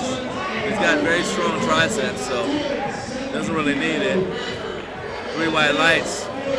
Looks like he got a national record. Well done.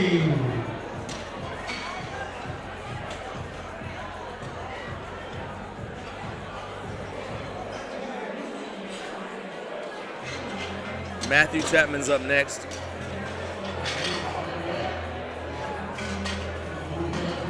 Once again, got Jason Roberts keeping a watchful eye on him.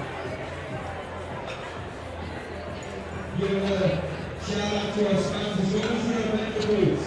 Impact, Mouthwash, Rock, and all sorts of good stuff. Also, get your shirts to the flavors. You got your USPA Georgia table.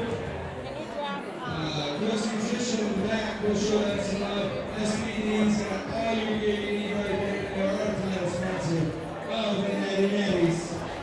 So go show that some love. Also, thank you to Holding Knowledge A7. PWRBLD group right over there. They got some nice shorts I was looking at yesterday. Go check them out. Thank you to Pioneer, EliteFTS, platform here, Kabuki Force, barbells, beyond average, and NB. That looked nice and smooth there. Fairly easy opener. Three white lights. Well done, Matthew. Ethan Armbruster's up next. 125 kilos for Ethan. Ethan hasn't missed a single attempt so far. Let's see if he can keep this going. Traveled out here from Topeka, Kansas.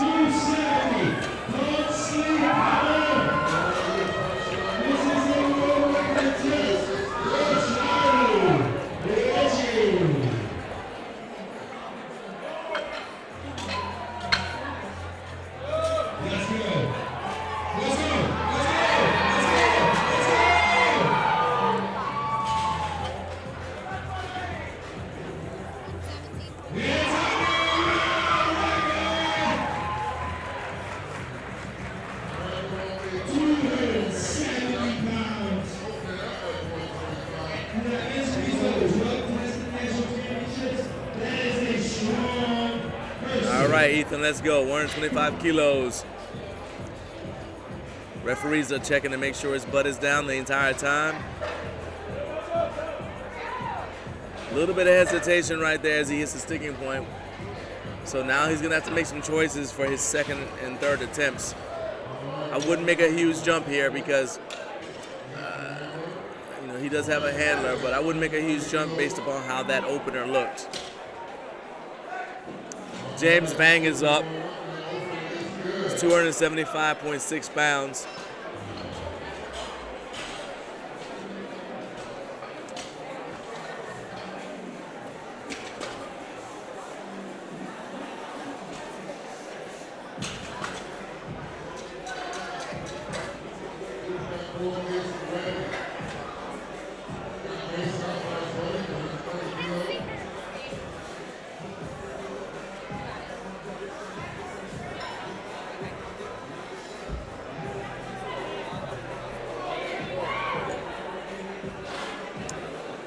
James shows respect each and every time he goes to the platform.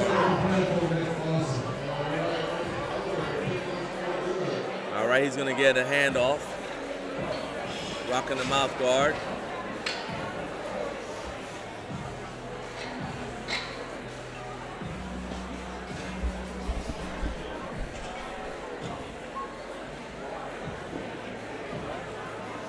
Pretty deep arch there.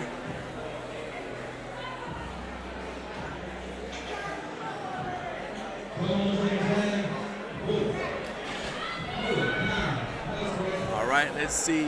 And his butt came off the bench. All right, so James is gonna come back.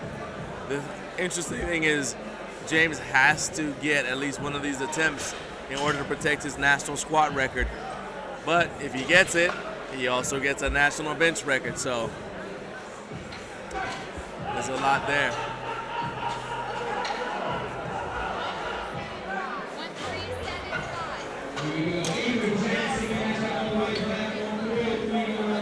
All right, Avery Jackson's up next. As we've already seen, Avery's a very strong young man coming from Fripp Island, South Carolina, in just his second year of powerlifting. Very, very strong. Gonna go for a 303.1 pound opener.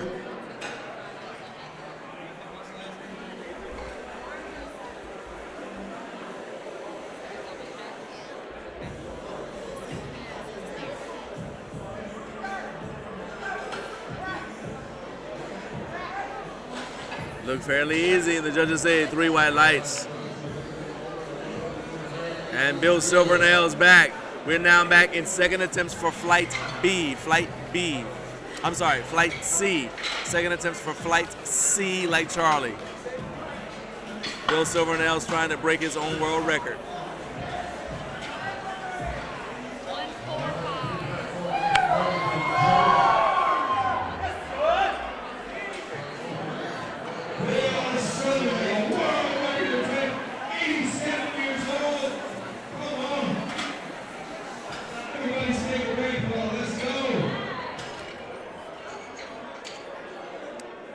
You can see we have international judges. It's one of the rules for your lift to count. You have to have judges who are certified to judge that lift. So we have to have at least 2 international judges watching that lift.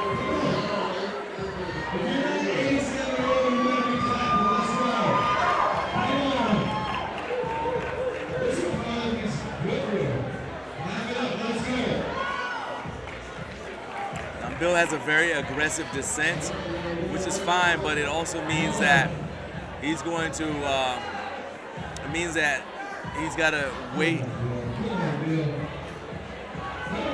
Come on, Bill, come on, Bill, come on, Bill.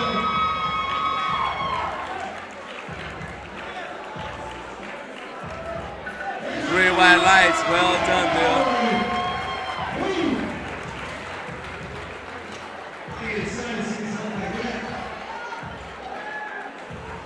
Not bad at all.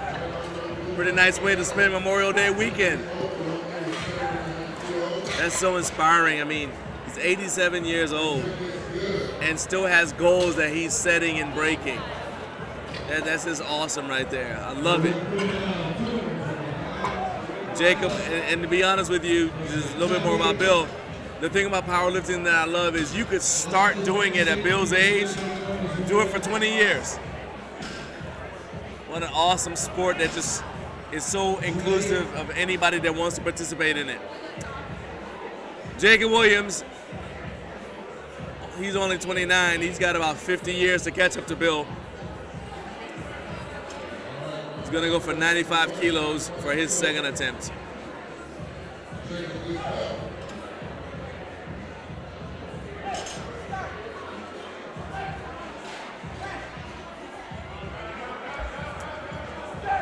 He's rolling back, and did he get it? 3 white lights. Now, he's gonna make a choice because that was a little bit of a grinder. Got to make a choice for his third attempt. Is he gonna wave it off? Is he gonna take a small jump? Or is he gonna swing for the fences and say, hey, let's just find out what I got in me? We'll find out.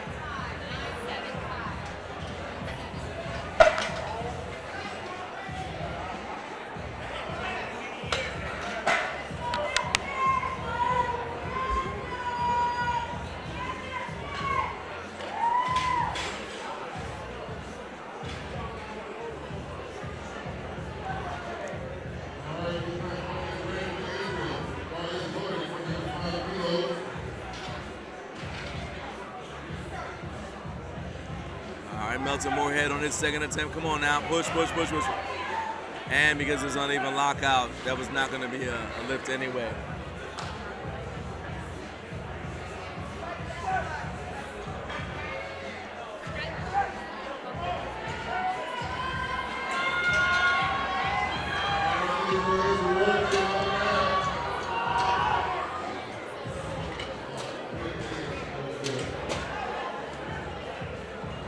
James Taylor's up next.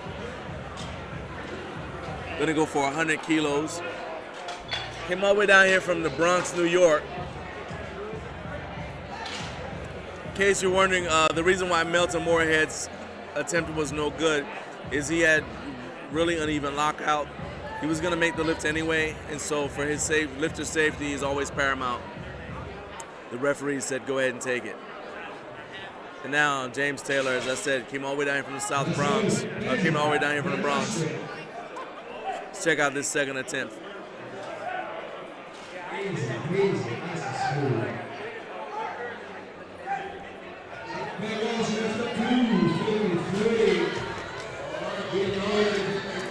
All right, did he get that? 3 white lights. Just a little bit of caution from a referee.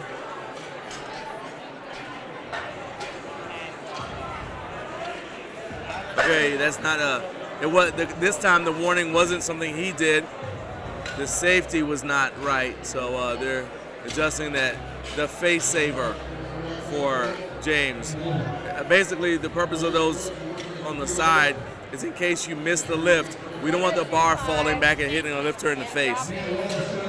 So when you go to weigh-ins, you set your safeties so that they aren't in the way when you are benching, but so that if the bar falls on you, it's not going to hit you in the face. And that's why I call it a face saver. It's all about protecting your lips and teeth. Andrew Whitehurst is up next, 100 kilos even. This is the same weight.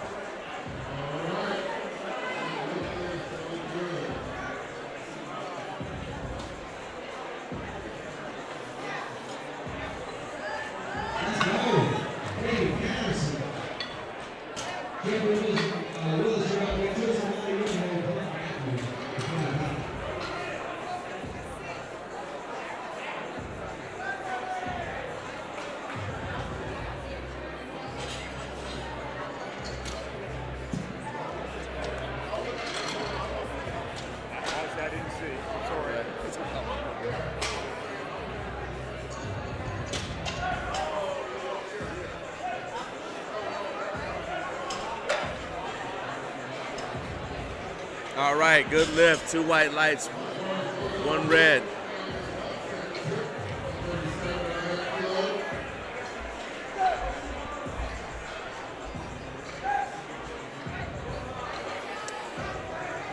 right, JJ was talking to him. I'm not sure what she was telling him. I believe it's okay if the bar sinks into your chest, but she may have been cautioning him to make sure that when he gets the press command, the bar goes straight up instead of him getting a little bit, like sinking down a little bit before he presses it. Some people call that low sinking, that maybe a heave. You just have to make sure that when you get the press command, the bar goes straight up from that point. Carter Piper, 107.5 kilos.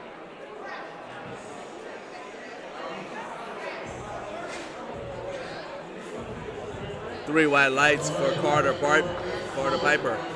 Kayla Brown's up next.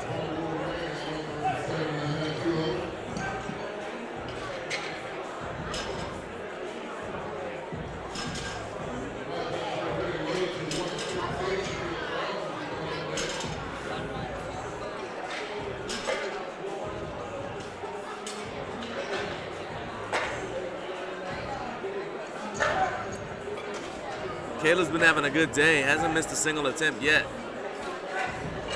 Staying well within himself.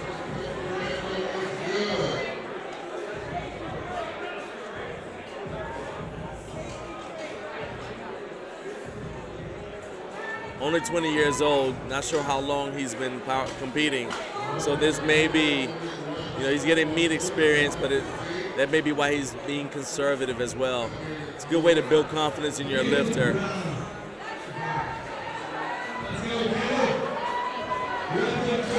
Good lift right there, looks like to me. Judges say, yeah, three white lights.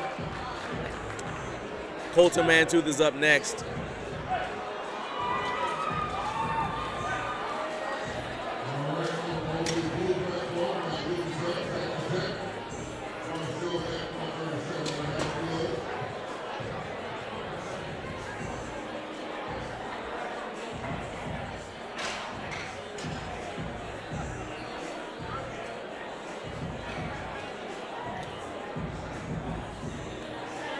You are watching the 2022 USPA Drug Testing Nationals. We will be here every day until Tuesday, all the way through Tuesday. So be sure to tune in with us each and every day to catch all of the powerlifting action.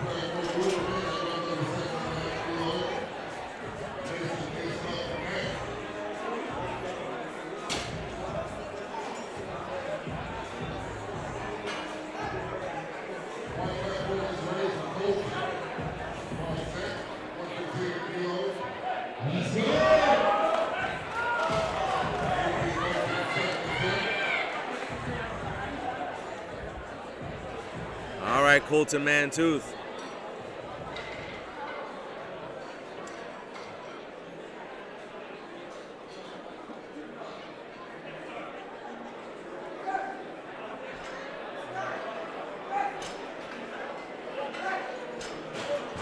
Stay with it, stay with it, stay with it.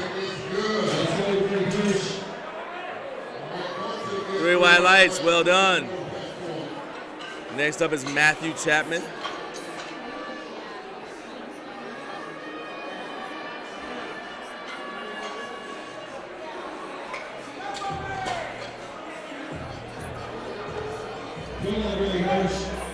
Matthew's been having a pretty good day. Hasn't missed an attempt yet. Let's see what he does with this second attempt.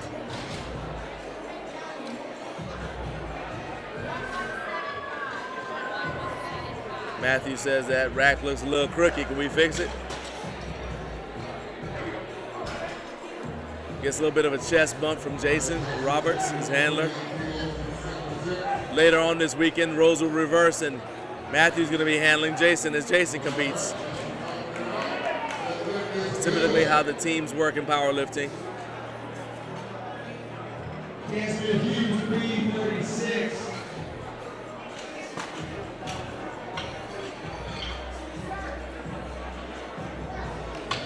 Come on, let's go, let's go, let's go.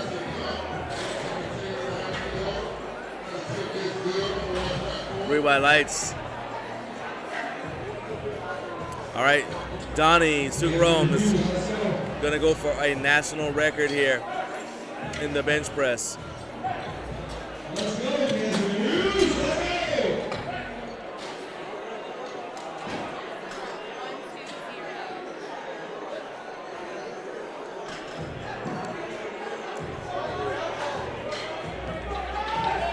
Donnie's seeking to break his own national record. Donnie owns the Steel Society, which is right here in Lawrenceville, Georgia, about hour and a half to 2 hours away from where we are right now.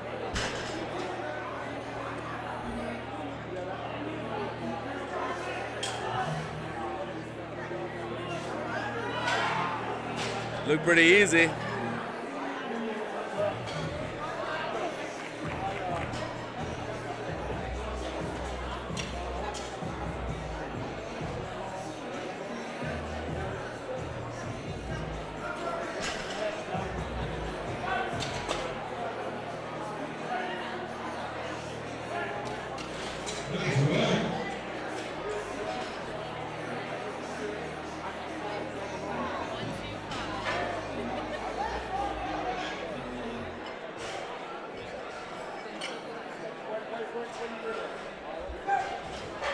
Here's Braden Talbot.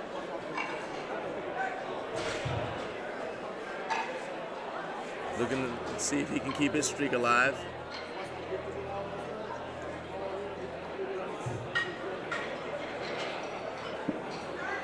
Gets the star command. Squeeze it, squeeze it, squeeze it. All right, got that. It looks like, what did the judges say? 3 white lights. Nice. We got Ethan Armbruster. This will be a Kansas state record. Looking to see if he can take something nice home to Topeka with him.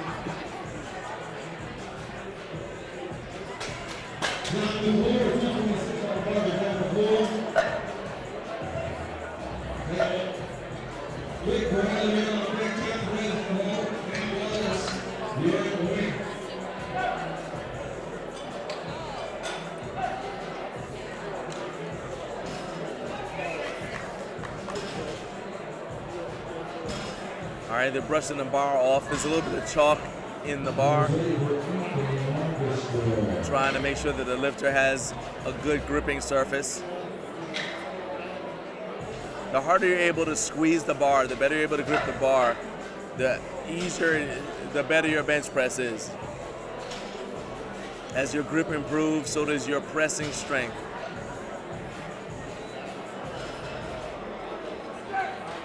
Just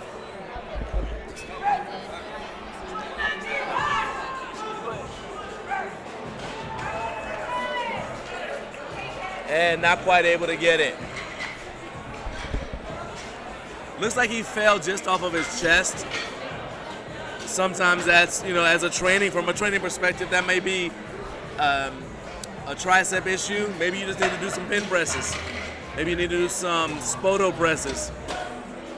Or it could be that it came out of its groove, and so instead of pressing up, the bar went back or forward, towards his feet or towards his head first. And so he came out of the groove. Now James Vang is got to dig deep. He's got to make sure that he gets this second attempt. All right, James, let's go. Let's go, James. Let's go.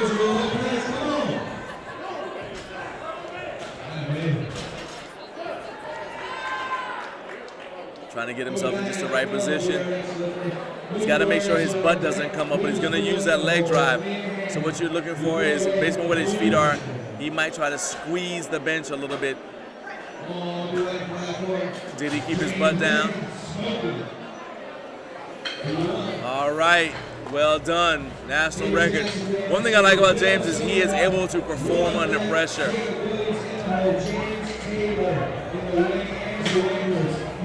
So what I think he did is he did a trick that some of the European lifters like to do. They like to squeeze the bench with their legs, and then that gives them the leg drive, but it also keeps their butt from coming up off the bench.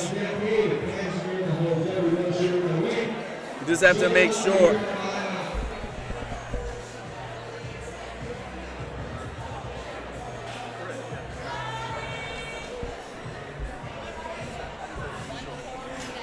Before I said it. So, yeah, so as I said, the European lifters like to squeeze the bench with their legs. but which is fine. But in doing that, you have to make sure your feet don't touch the bench at all. So it's a little used technique here in the States, but James has obviously mastered it. He was able to get that lift. Avery Jackson, no problem at all, 3 white lights. We are now back at the top of the flight order with Bill Silvernail. This will be yet another world record attempt for Bill Silvernail. So to finish up with James Vang, what he did when he was squeezing the bench, as I said, it stops your butt from coming up. And it is something that you need to practice. But it's a very powerful technique if you can do it. You end up kind of being a little knock-kneed when you do it, just to make sure that you're able to execute the lift without your feet touching the bench. Now, it's okay if your feet touch the bench when you're setting up, but during the lift, your feet cannot touch the bench.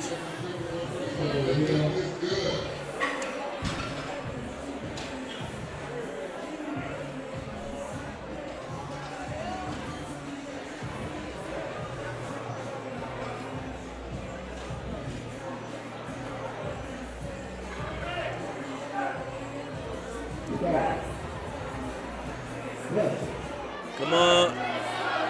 Keep your feet down, take it. All right, Bill Silvernail still has the world record. Wasn't quite able to finish. He's a little dejected.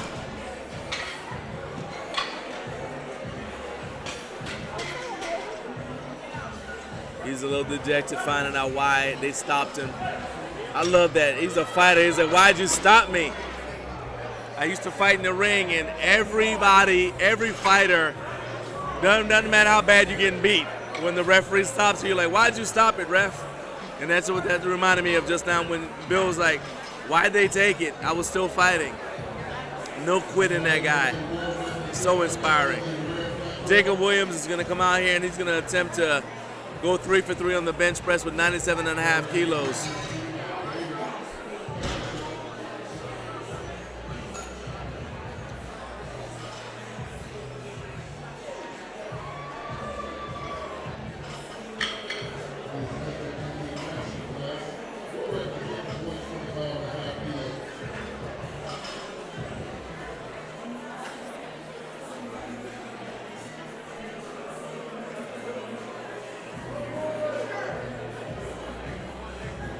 All right, Jacob Williams, there we go.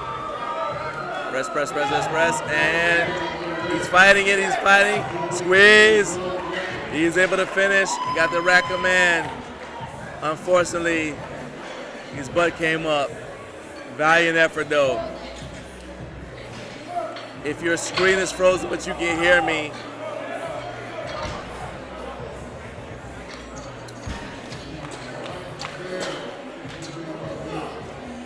we were going to continue to roll through. We have James Taylor up next. James is going to go for 102.5 kilos.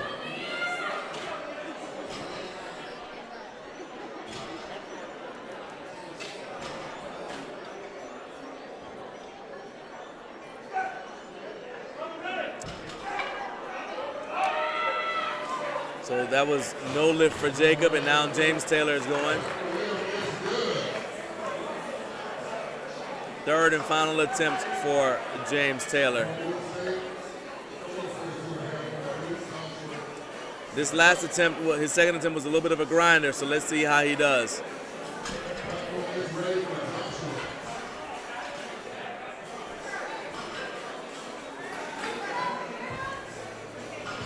And the bar came back down. No lift. We will see him again on the deadlift, as he is doing bench press only as well as deadlift only. In the USPA there is no push-pull classification, but you can enter bench press only and deadlift only. I'm here for the next couple hours, finally. Next up, we've got Andrew Whitehurst. Andrew is going for 102.5 kilos.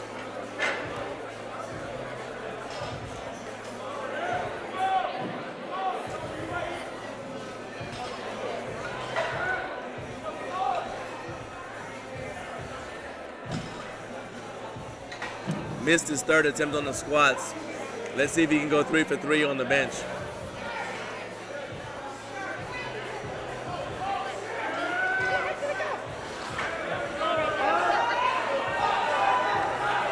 Not sure if his couldn't run tough. His butt came up. It looked like it came up on this side. His butt came up on this side, but it was enough for him to get 2 white lights.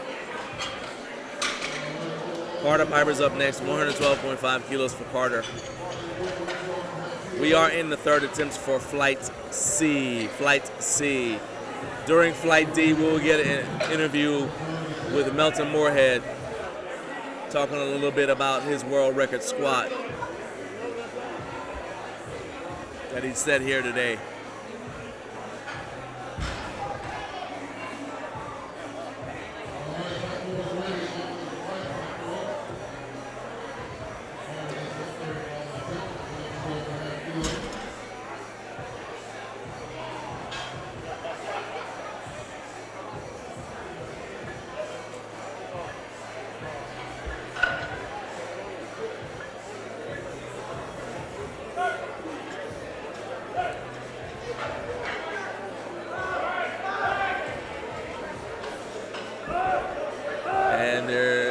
They're gonna take that. Valiant effort, left nothing on the platform. Next up is Colton Mantooth. Colton hasn't missed an attempt yet, so let's see if he can keep this streak alive.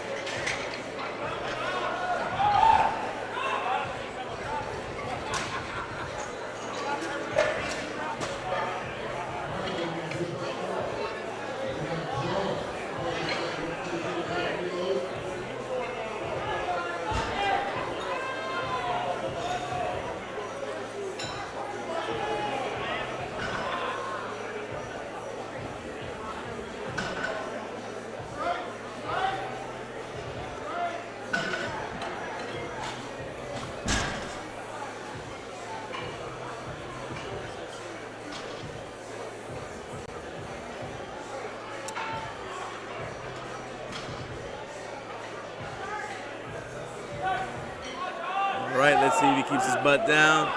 Very high arch. That was a tough one, but 3 white lights, well done. Good lift for Caleb Brown.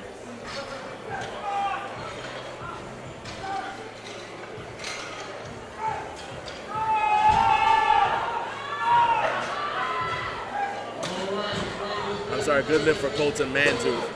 Caleb Brown is up next, 120 kilos for Caleb.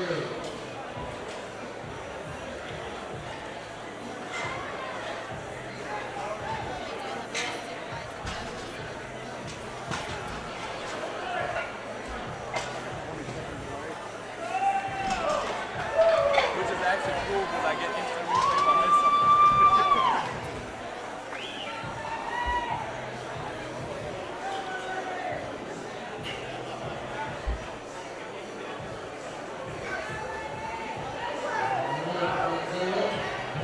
That was a pretty easy looking third attempt.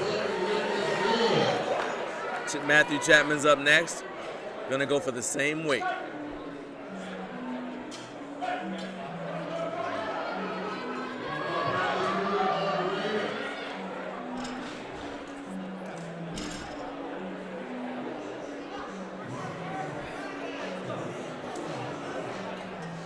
All right, Jason Roberts is gonna hand off to Matthew Chapman one more time.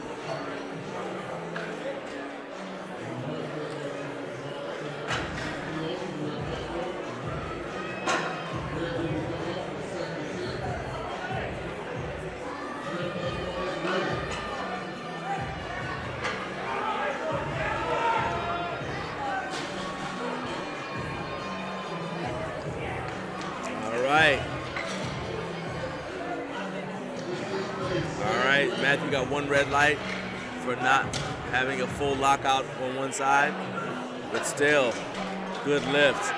Donnie Sukukum, this is a national record attempt for Donnie. He's already got the national record, he's just gonna be adding to it a little bit.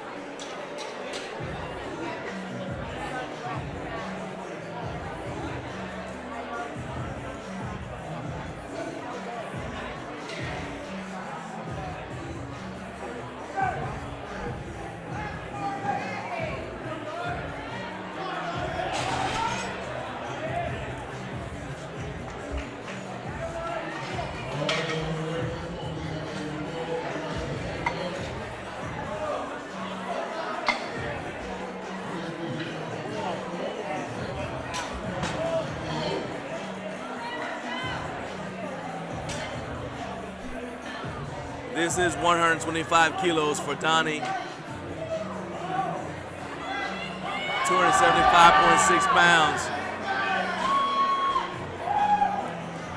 And wasn't able to get it. Looks like his butt came up.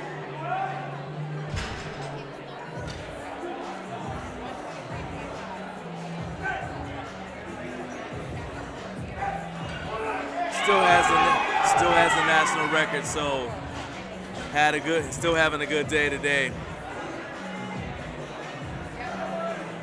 We're gonna go to Braden Talbot next.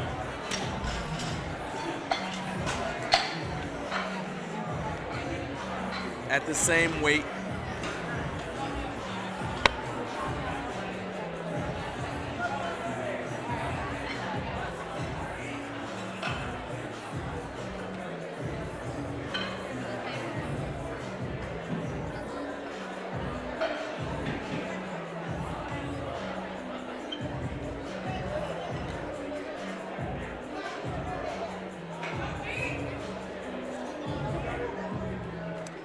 Braden hasn't missed an attempt yet. Let's see what he does with this third attempt, see if he can go 6 for 6.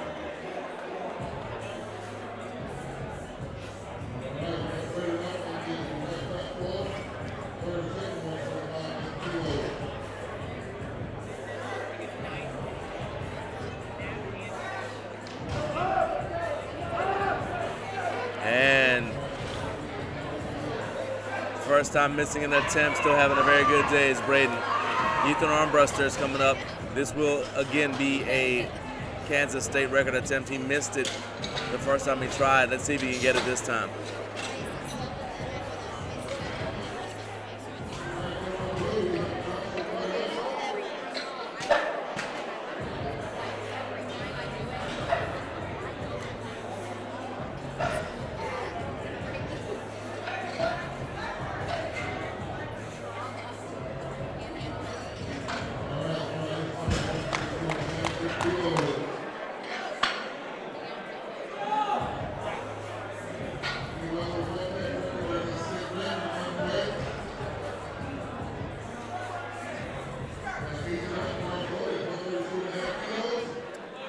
And not gonna get it.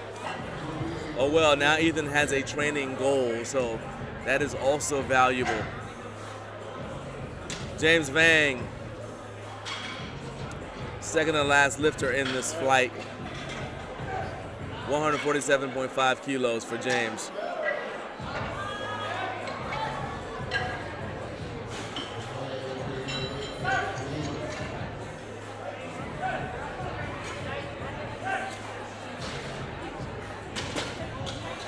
State record. Oh, the state record.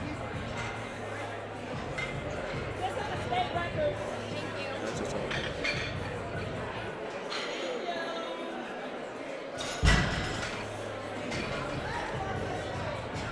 All right, this will be for a Georgia State record for James Vang.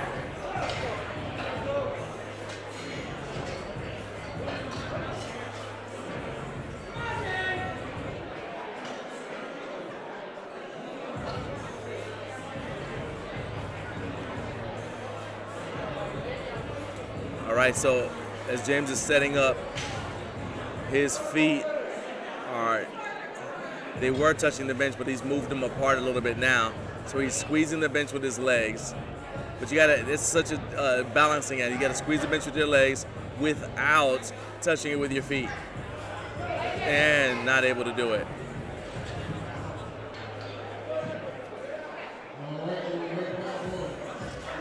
We'll see James again on the deadlift. Avery Jackson, final bench of the day. What is it?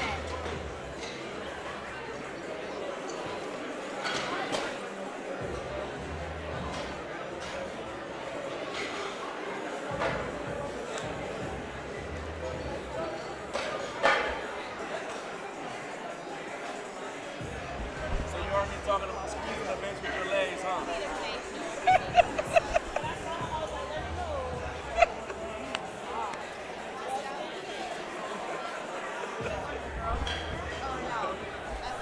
Eavesdropping on my commentary.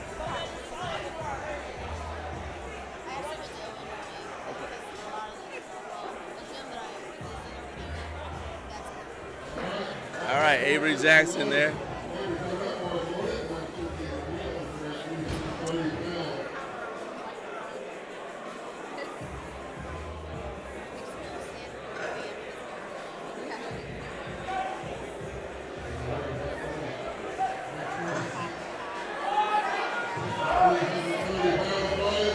Very strong. Young man, so strong. 3 white lights. All right, this is a world record attempt for Matthew Chapman. This is a 4th attempt and it's a world record. It will not go towards his total, but if he gets it, he will have the world record in the open. This, I believe, will be a Masters world record.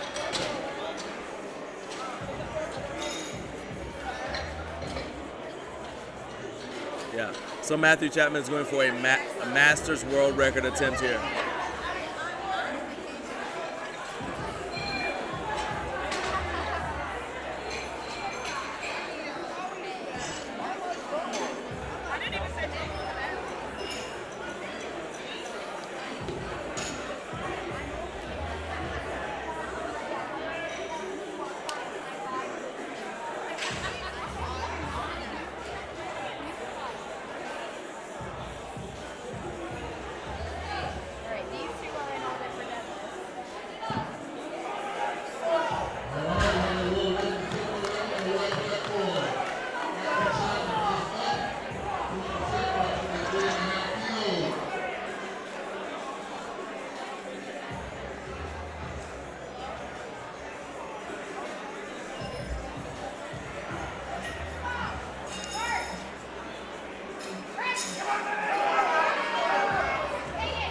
Not able to get it. Valiant effort. We'll be getting Flight D started in just a minute. As a reminder, because there are only 8 lifters in this flight, there will be a 2 minutes added to the end of the flight when the last lifter in the flight lifts.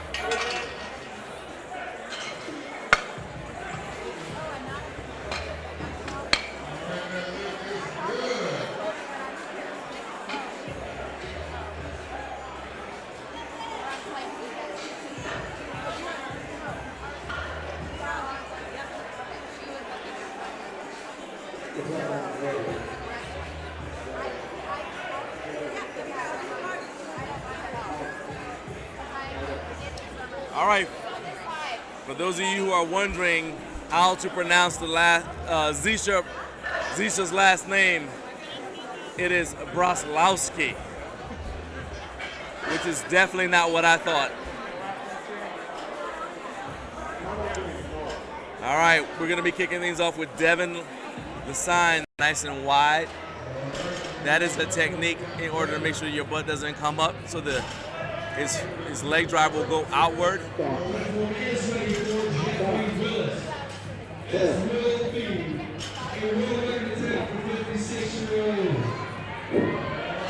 And 3 white lights.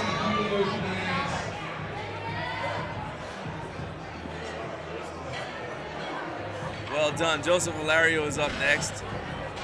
137.5 kilos for Joseph.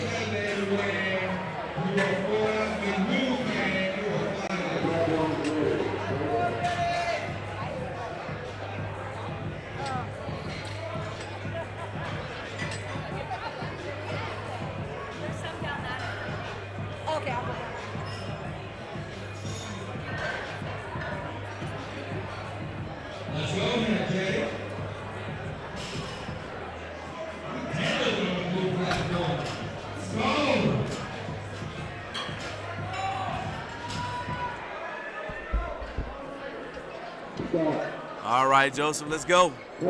Looks like the face savers are a little too high. Lower that thumb down one. So what's gonna happen here? So they're gonna lower the face. Now the problem is Drop the one out of two. they're gonna drop the face savers a little bit. Drop the one out of two.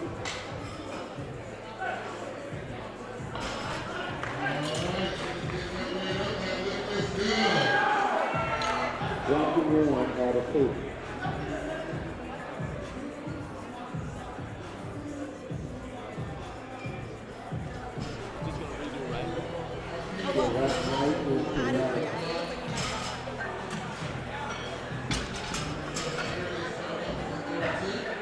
What I'm saying is that attempt didn't count against him. Because the reason they took it is because he hit the face saver. So there's no lift. All right, so it hit the safety. So so Joseph's lift doesn't count. Sorry, it's a no lift because he hit the safeties. Now that may seem harsh, but he's the one who turned in the safety height. And so the rule, basically that can be interpreted as helping him to complete the lift because he technically didn't have to go down as far. So that's a no lift. They're gonna lower the safeties, and so now he's gonna have to come back and see if he'll either go up or attempt his opener again. We will see. Dylan Boyer is up next, 140 kilos for Dylan. Dylan is a bench-only competitor.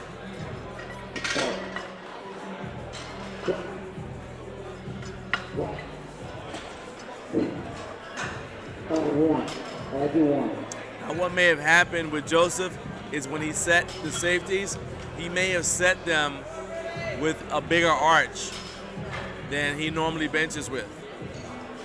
Again, typically we set our rack heights and safety heights with an empty bar. But he's got two other chances. All right, now there's Zisha Breslowski. I've been saying Zisha's name incorrectly for all of Flight D squats.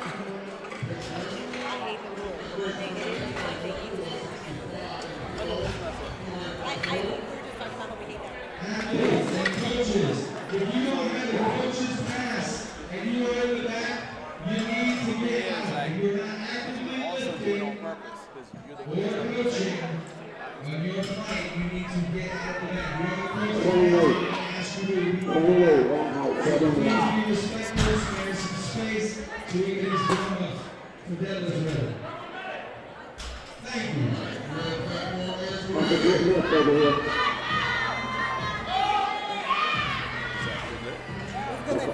All right, so good lift by Zisha. And now Kevin Wang is up next.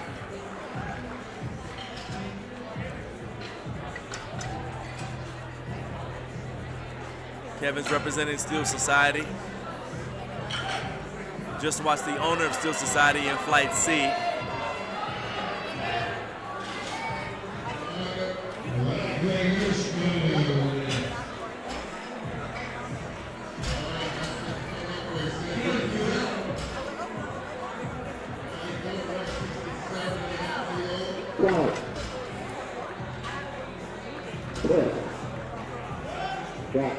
Look very smooth. Weight stays the same. Next up, we got Min Woo Kang.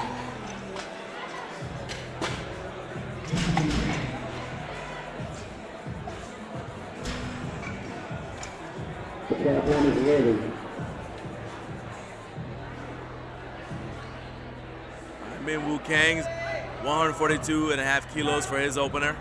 This is the same weight.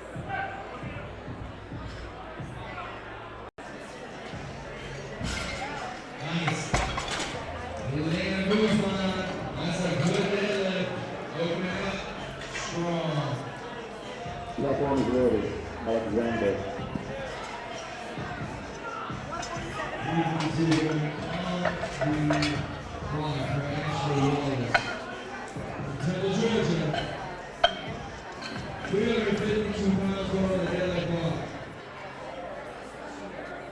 You want to walk the chain down, please.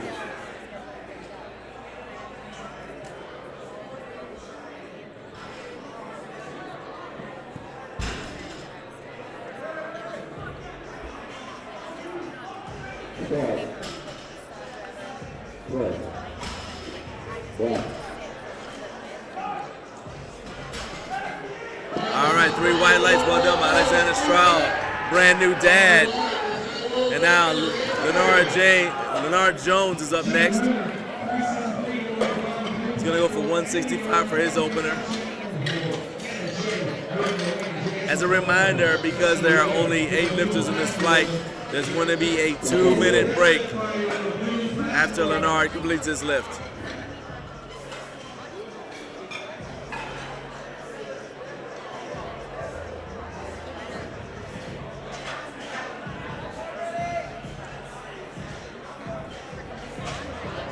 Leonard is an over 500-pound squatter. This is a 363-pound bench. Very impressive. Very aggressive. All right, and now there will be, I believe, there'll be a 3-minute, there will be a 2-minute break.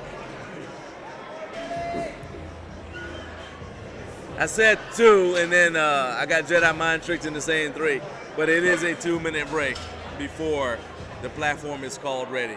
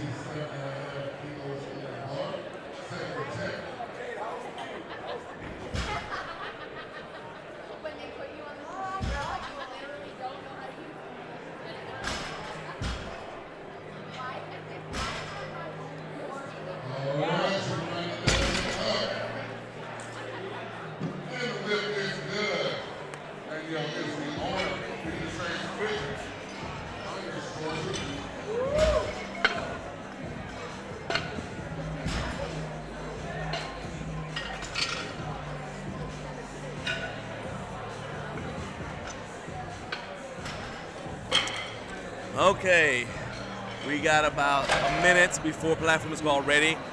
I take professional pride in not saying people's names incorrectly. And so Devin, who's gonna be up first, his last name is Lacine. Alexander's last name is Straley, but I was right because Leonard's name is Leonard Jones, not Leonard.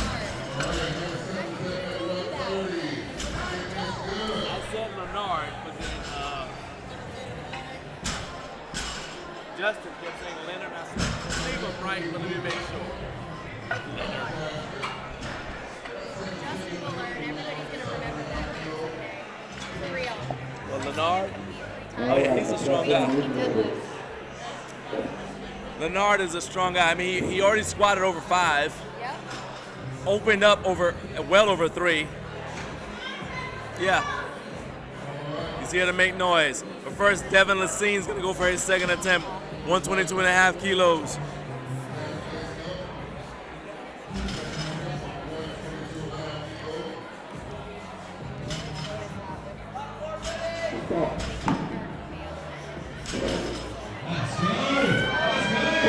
And they're gonna take it. Not quite able to get it. Looks like one of his feet slipped, which robbed him of his leg drive. He'll get another chance to come back and do it again. Dylan Boyer is up next.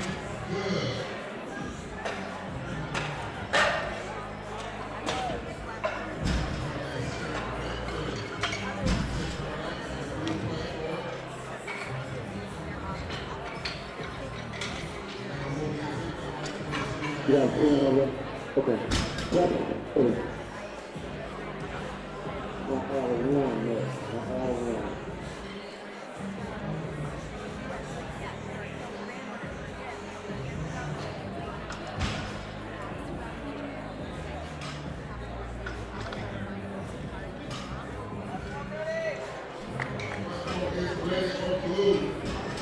All right, Dylan Boyer is up next, 145 kilos.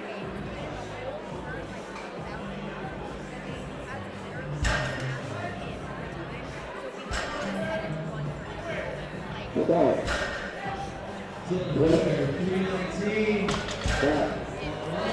Strong lift right there. All right, we're gonna go straight to Joseph Hilario. Joseph missed his first attempt, not because he couldn't get the weight, but because the bar hit his safeties. Because he is the one, as with every lifter, he's the one that submitted that rack height for his safeties. That counts against him. And so the safeties were lowered, and he said, I'm gonna go ahead and add weight because I know I can do this. So he went from 137 to 147.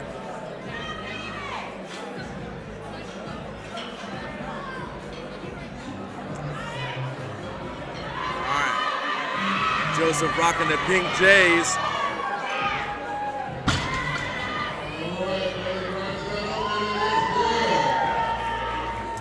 Don't forget we have deadlifts coming up next.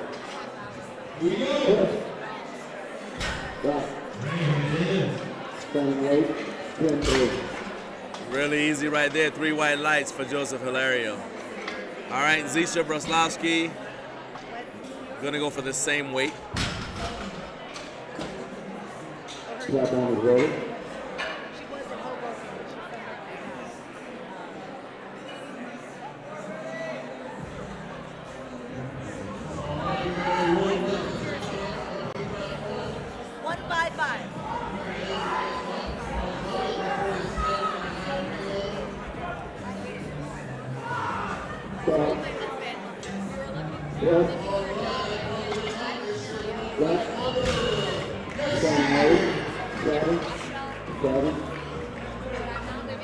Three white light. All right, next up is Kevin Wang. Gonna go for the same weight.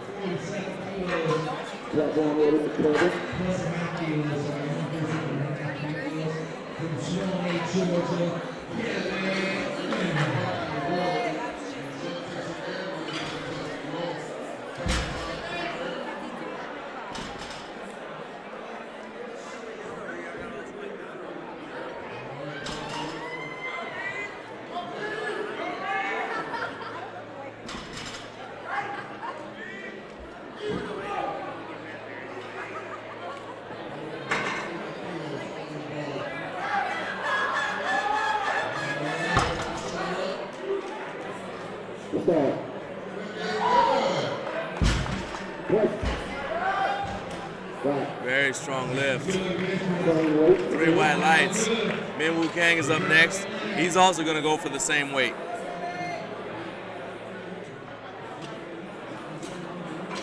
We're going to drop the chain out of yellow. Platform is ready. Min Woo.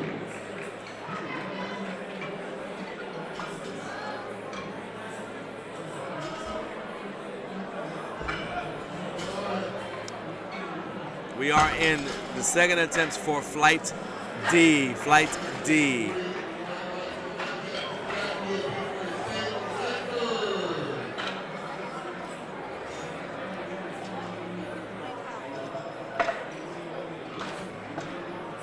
Stop. Good. Back. No yellow. And Alexander Straley is going to go to 155. Alexander came here from Brownsburg, Indiana. Not too long of a flight. Blue 3-1. Blue 3-1. Platform ready. 1. Alexander.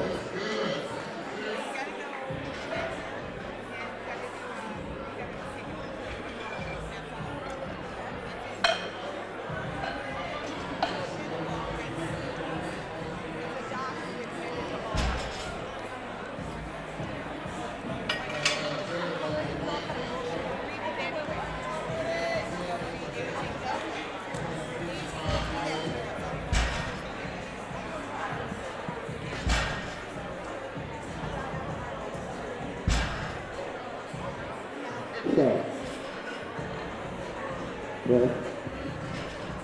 Right. 3 white lights, well done. And now Leonard Jones gonna close things out for the second attempt with a 172.5 kilo attempt. This is 380.3 pounds, which is huge for a guy who weighed in at 160 pounds. Leonard, your platform is ready.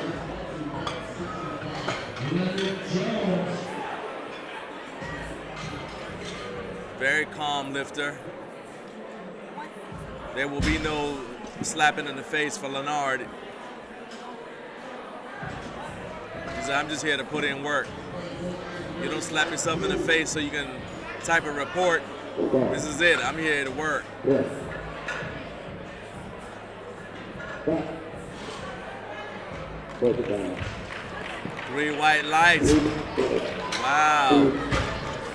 Devin Lacine trying to see if he can repeat, if he can go ahead and hit this on his third attempt. But first we're gonna have 2 minutes before platform ready is called.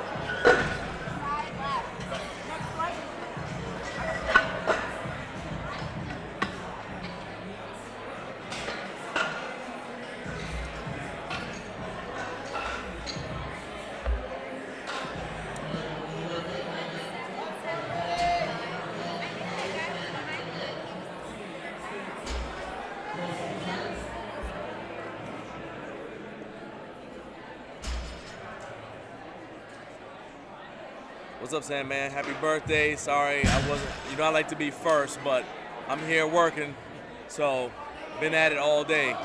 So, happy birthday. Love you, man. Yo.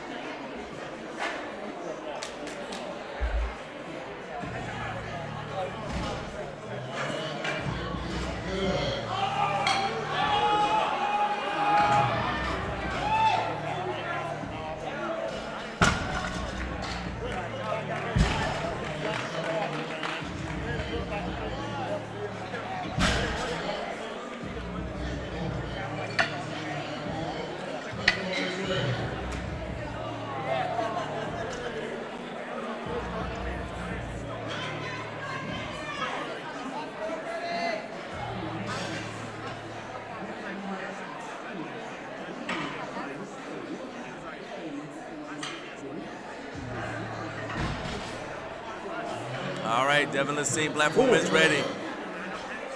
Come on, can he get it? And they're gonna take it.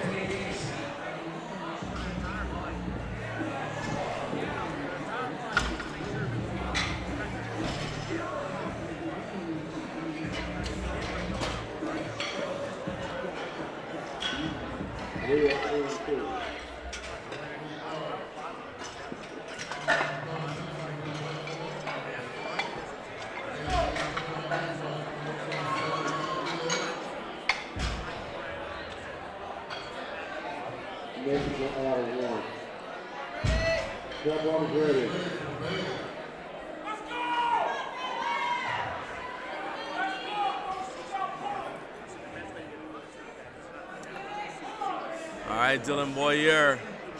Platform is ready for Dylan.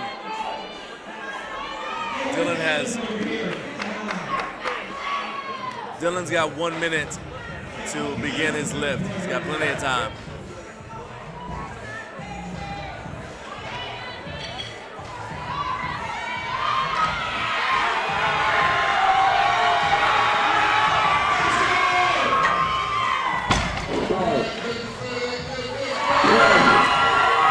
Come on, Dylan, let's go. Stay with it.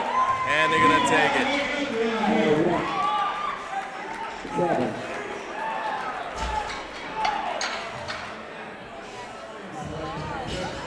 Go 10. Okay, 10. No, you give it to 1. Right now, 10. 10. The platform is ready.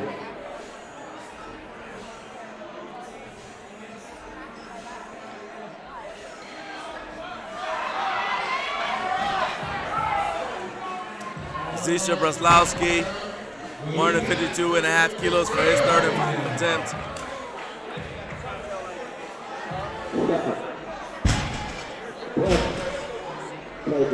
And they're gonna take it. Not quite able to get it. Still having a good meet. We'll see him again on the deadlift. Kevin Wang is up next. He's gonna go for the same weight.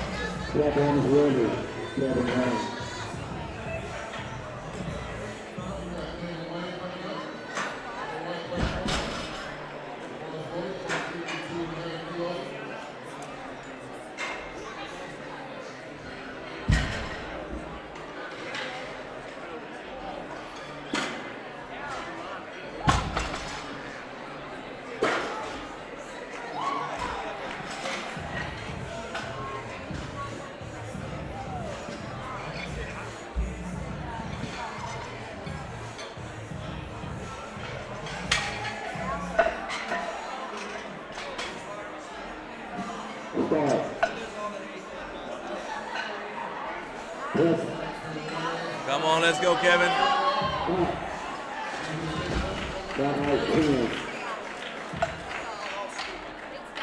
3 white lights. Same weight for Min Woo Kang. Next we're going to drop the change out of yellow. Platform is ready. Min Woo and Kevin are in the same weight class in the age group. There may be a body weight difference,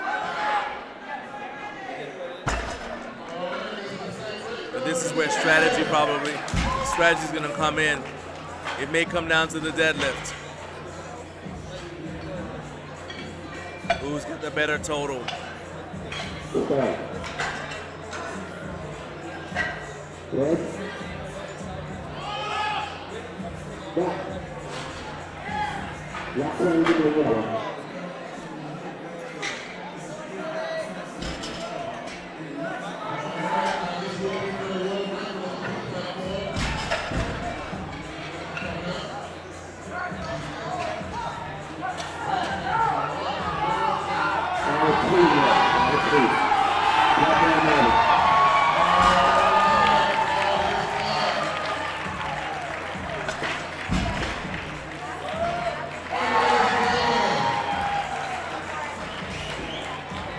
All right, Joseph Valerio, 155 kilos for his third and final attempt.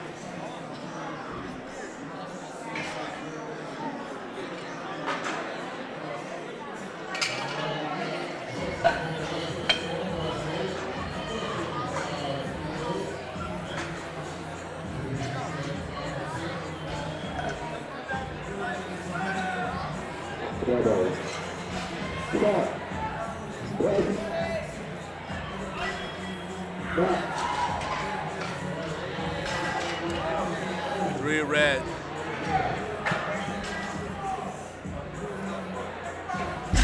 All right, looks like he jumped the command. Alexander Straley is up next.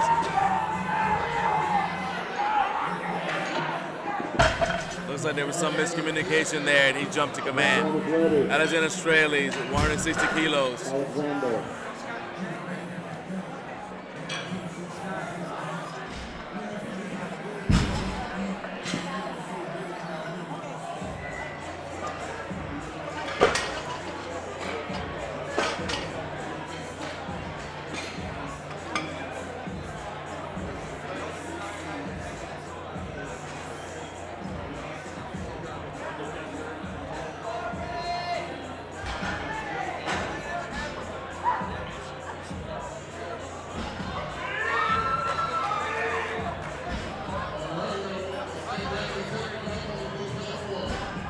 start. Ready?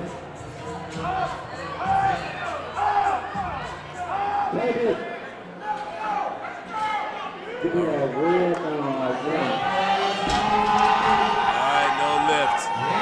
Leonard Jones, third and final lifter here in Flight D.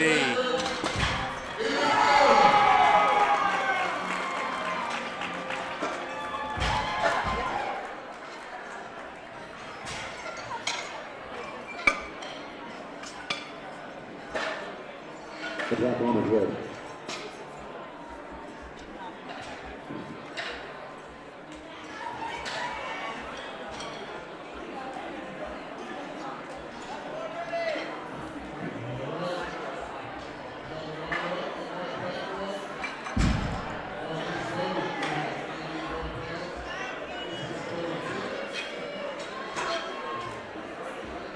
Start.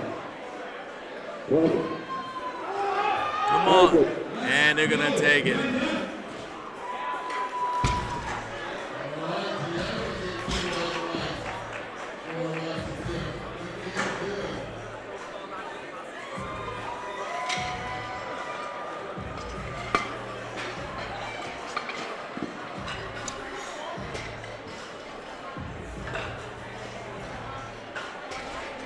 All right, we'll be rolling into Flight A of the deadlifts.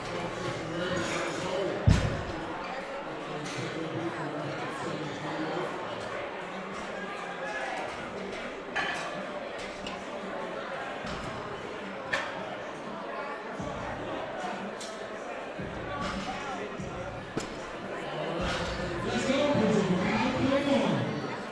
308 on the bar. Let's get it. Yes.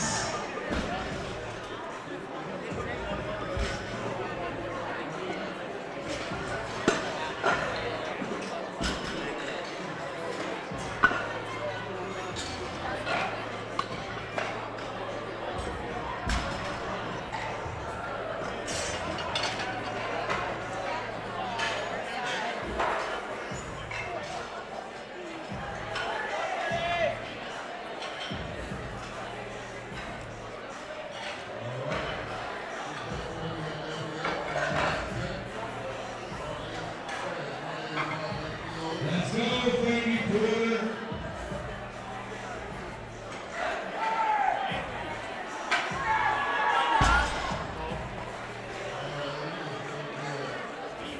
Good there.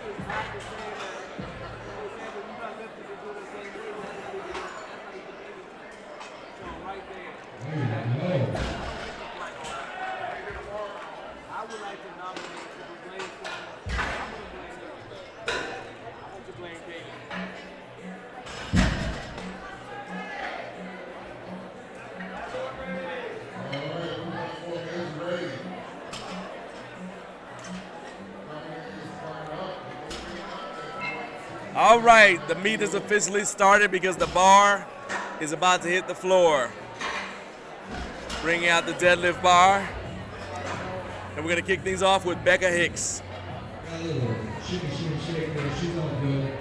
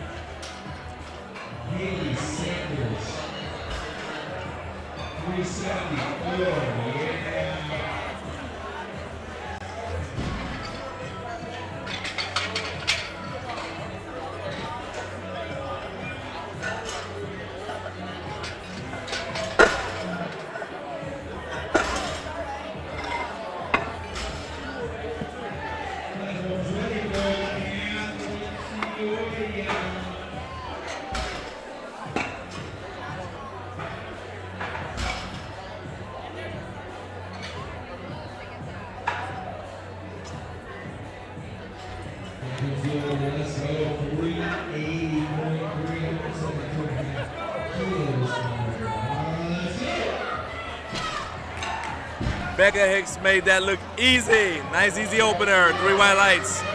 Christine Rodriguez is up next, 127.5 kilos. She's had a very good day, as you can see.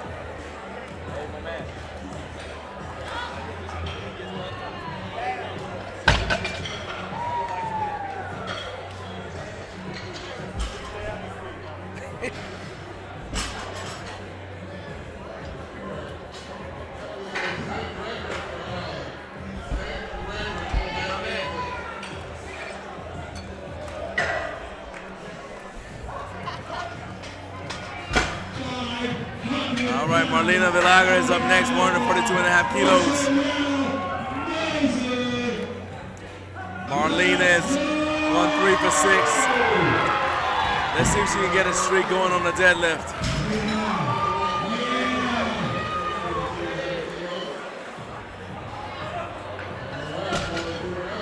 All right, and the judges say 3 white lights, well done. Hannah Crosscuts up next, 145 kilos for Hannah.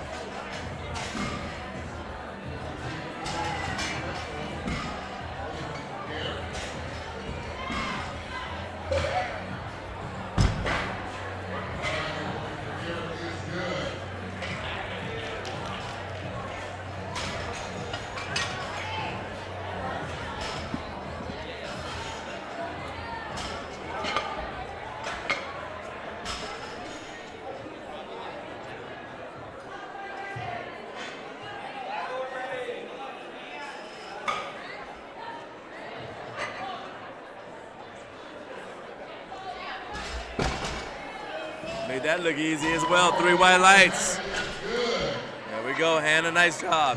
Savannah Shields is up next. 147.5 kilos for Savannah.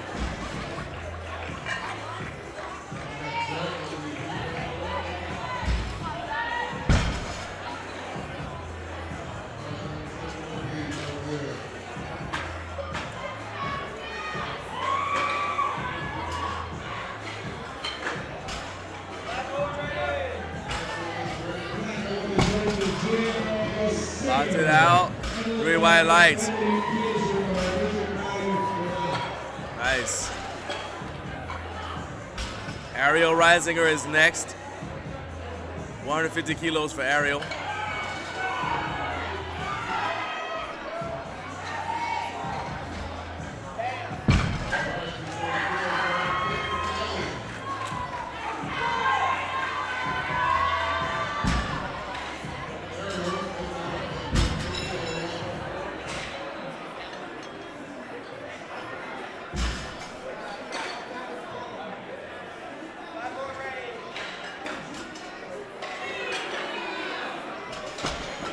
Looked easy to me.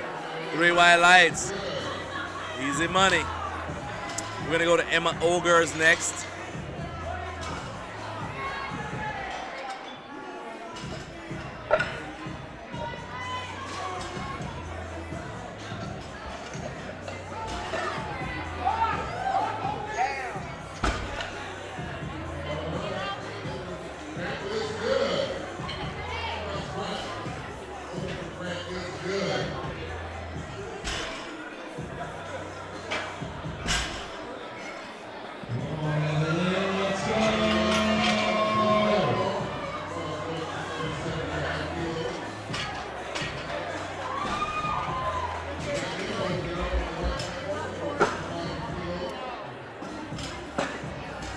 Started out from a very low position. She almost squatted her deadlift a little bit, but it looked like it worked for her. Let's see how that holds, how that continues as the weight gets heavier.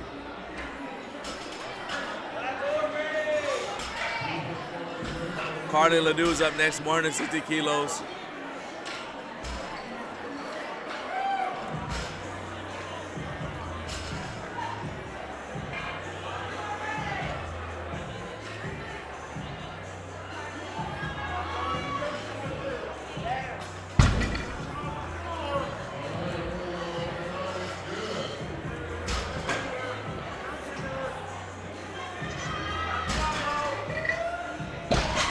Wasn't quite able to lock it out. That's gonna be the reds. That's no lift. She's gonna repeat that. It may be something as simple as she lost her air at the top. Destiny Vergara is up next. Gonna go for the same weight.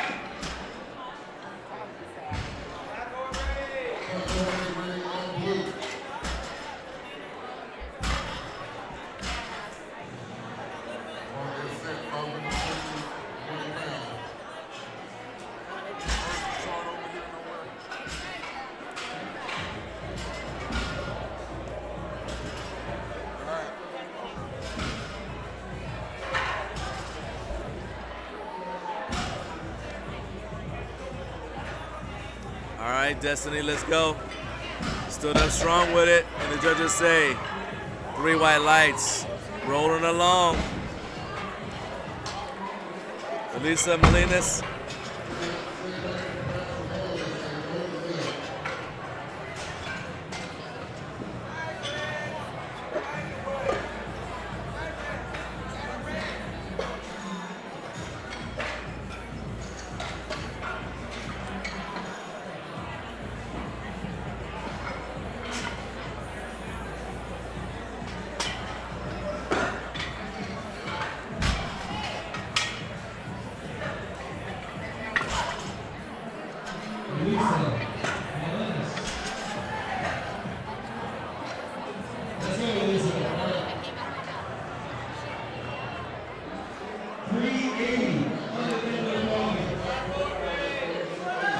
There we go.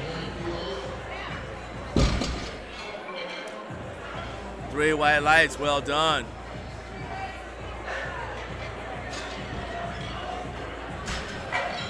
Shariah Johnson's up next. It's gonna be 180 kilos for her opener.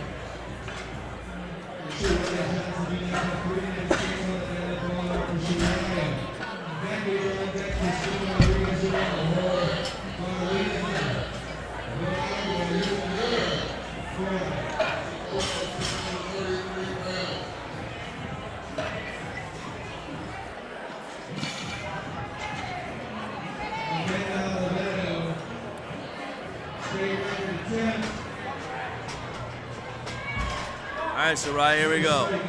180 kilos for Shariah.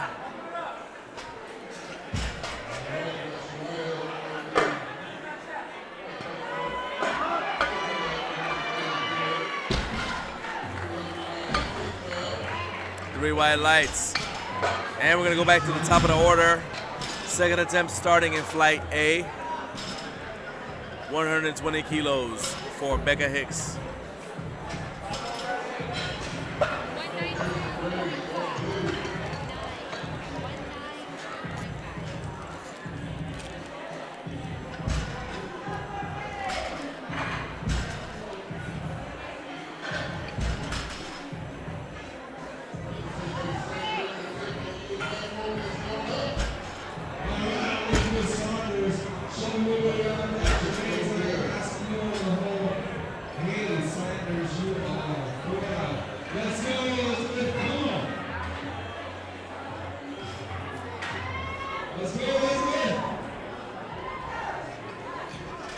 Come on, let's go.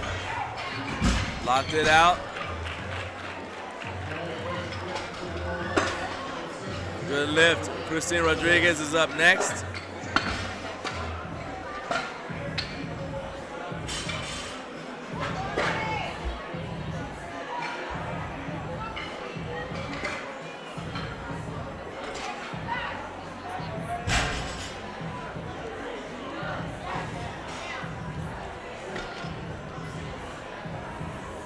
Three white lights, well done.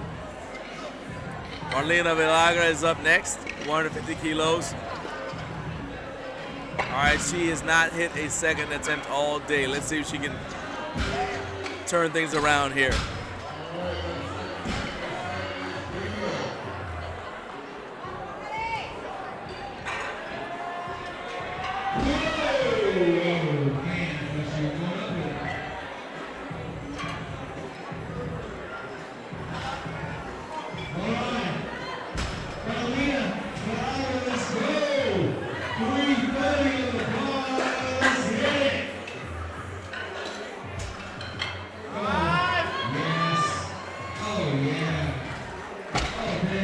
Judges say 3 white lights, nicely done. Anna Crosscut is up next.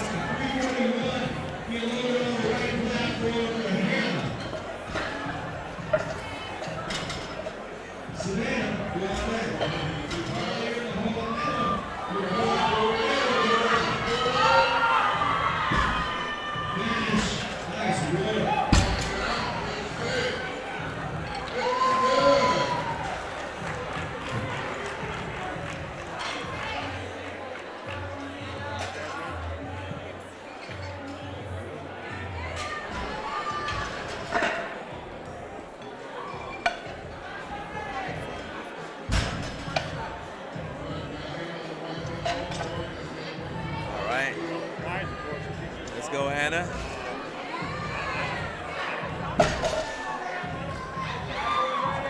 And 3 white lights.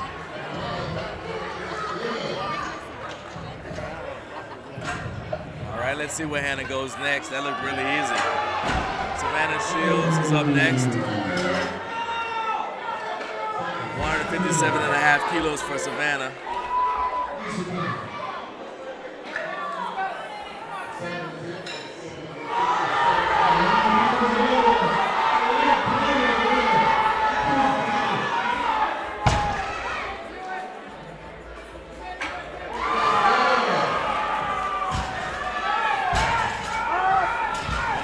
She's struggling, let's go. Come on, stay with it, stay with it, stay with it, stay with it, stay with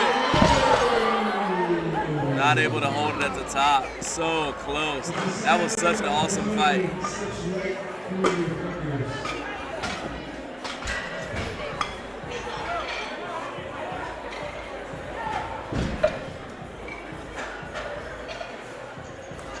All right, doing a little bit of platform maintenance. Carly Ledoux is up next, 160 kilos for Carly.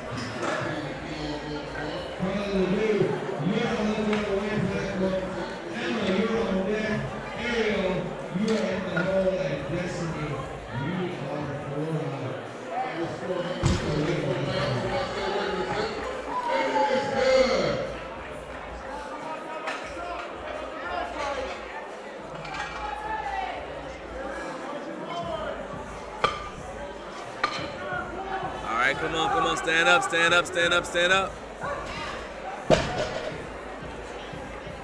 And 3 white lights. Emma Ogre, same weight.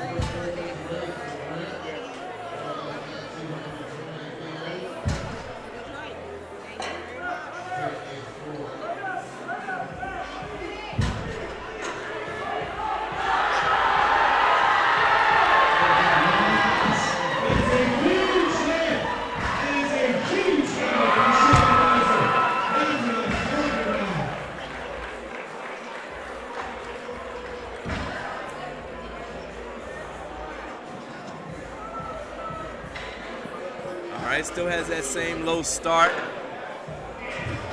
Not quite as much squatting the weight up though. It's more of a sumo style deadlift as opposed to squatting the weight up. Doing pretty good. Ariel Reisinger's up next, 170 kilos.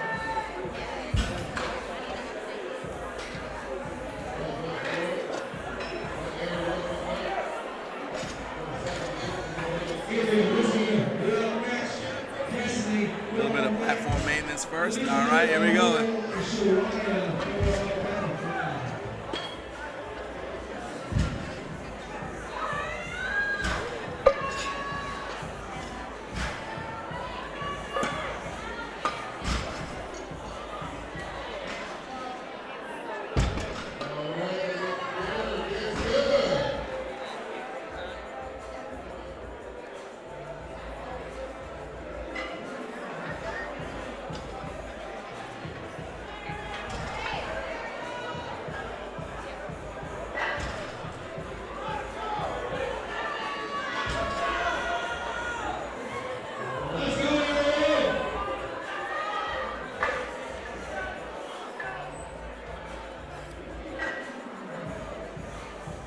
All right, Ariel, let's go.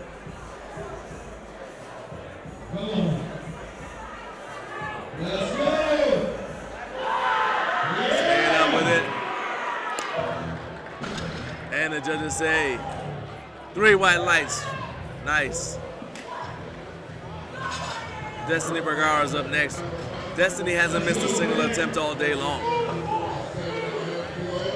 Not sure if she can go ahead and do that. Keep this streak going. We're gonna find out. Only one way to find out. Let's keep on watching.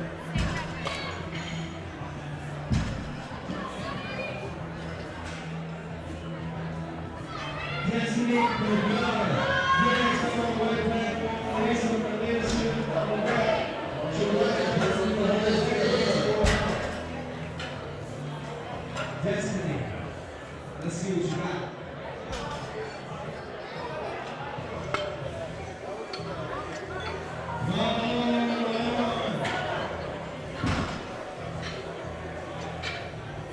Let's go, pull. Stay with it, stay with it, stay with it. Wasn't able to stay with it. Good effort. Gonna go to Alyssa Molinas next. 182.5 kilos.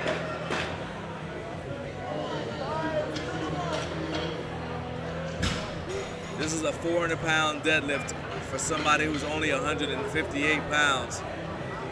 Very, very strong lift.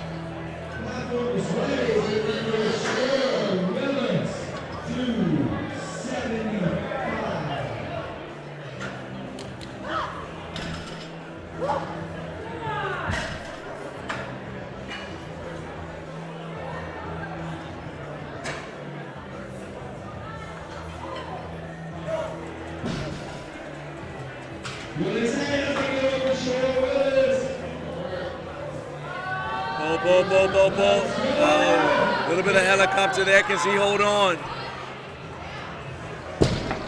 She held on. That was impressive. And she got the lift. Well done. Wow.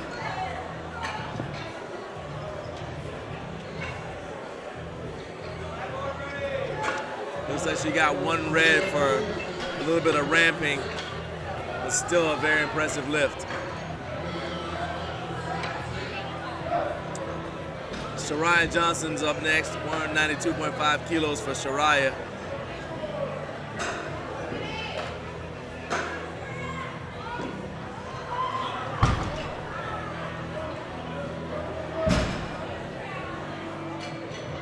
These second attempts are where a lot of lifters have to dig deep, and then they still have a third attempt. Let's see how. So now you have to figure out how much they have left in the tank. Shariah's got a lot left in the tank from what I can tell. 3 white lights, well done. Back to the top. Time for Becca Hicks to hit her third attempt. Let's go.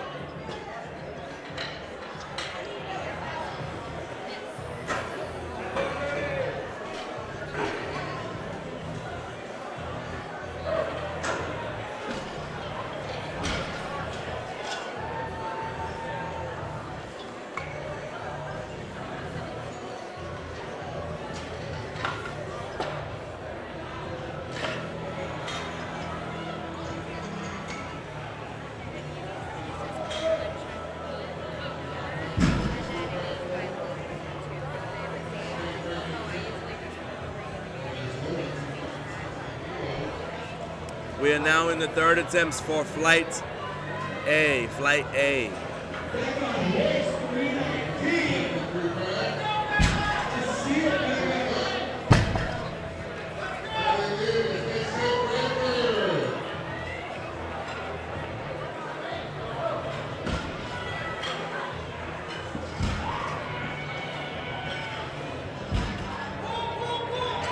Come on, stay with it, stay with it, stay with it, stay with it.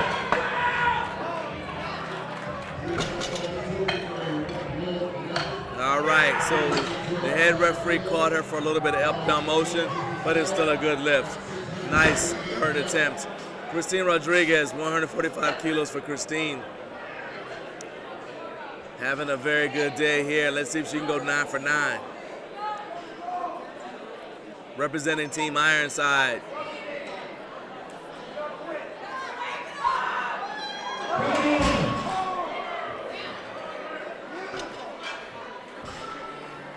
Nine for 9 it is. Well done, Christine. Marlena Velaga is up next, 155 kilos.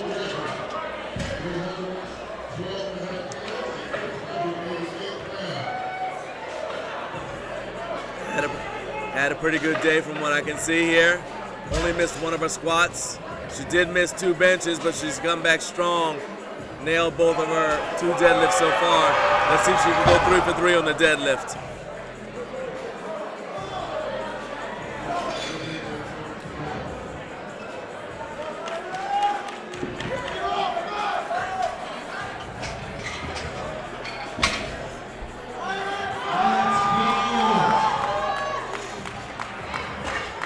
All right, and the judges say 3 white lights. Nice job. Way to finish strong. Anna Crosscut's up next. 157.5 kilos for her.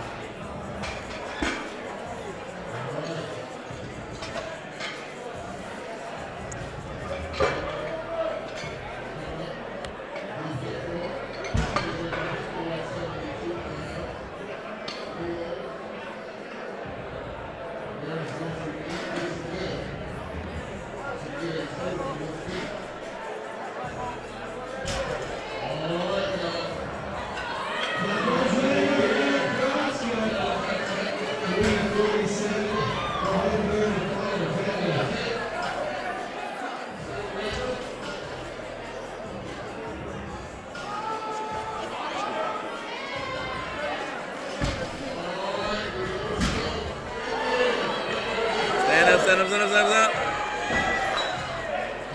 That was a good strong lockout. What do the judges think? 3 white lights.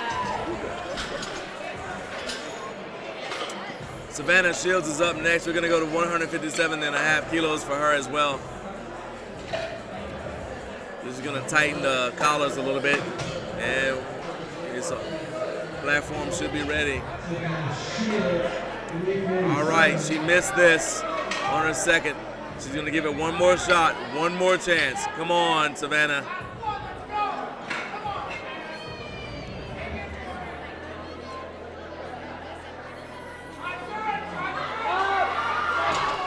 All right, not able to get it. That second attempt took a lot out of her. But she'll get that next time, I know it. Now she's got a training goal. Emma Olgers is up next, 165 kilos for Emma.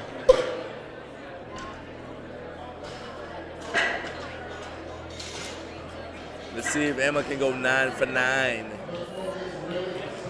CrossFitter and powerlifter. College student.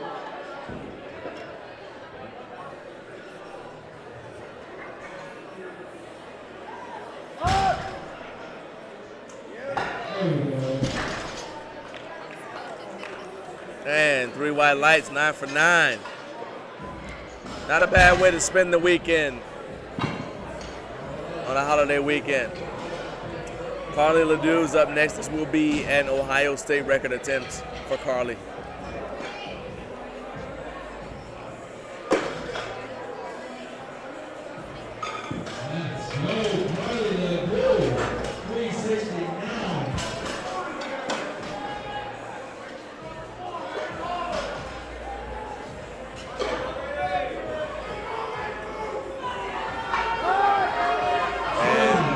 Push her hips through. Not quite locked out. There we go. And 3 white lights. Well done. Destiny Vergara's up next, 172.5 kilos.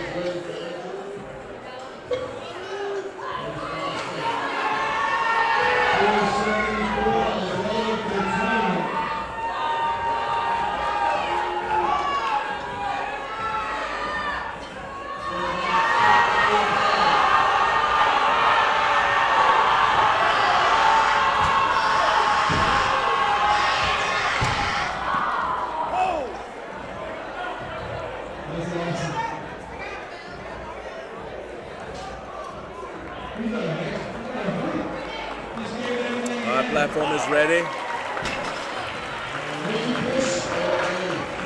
And here comes Destiny Vergara.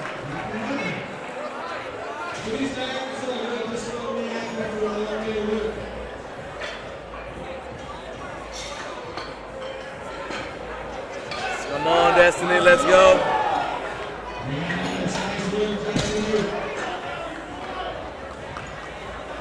Three white lights, well done, way to finish strong. Ariel Reisinger, this is a state record attempt, New Jersey state record. If she gets this, she'll have the New Jersey squat and deadlift record in the masters category at 75 kilograms.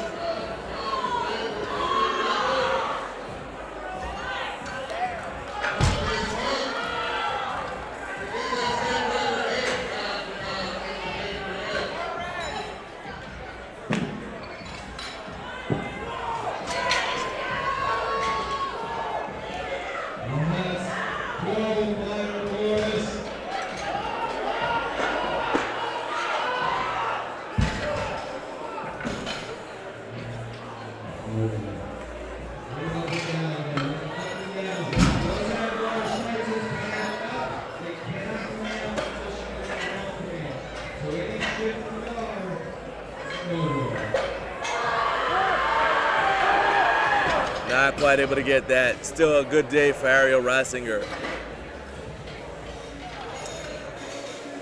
Only 2 more lifters left in this flight. Elisa Melinas is going to go for 185 kilos to finish out her day. Just double checking and making sure Ariel is okay. This happens sometimes. She's probably a little bit lightheaded.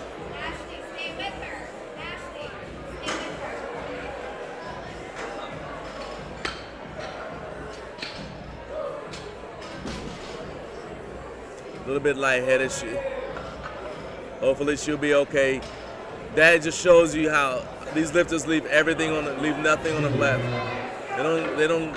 They leave nothing on the platform. Everything is on the platform. They leave it all out there.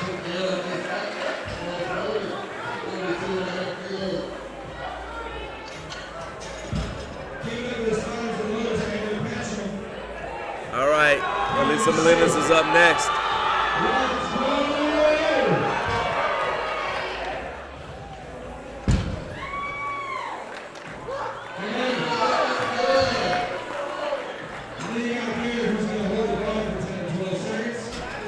sure sets it in.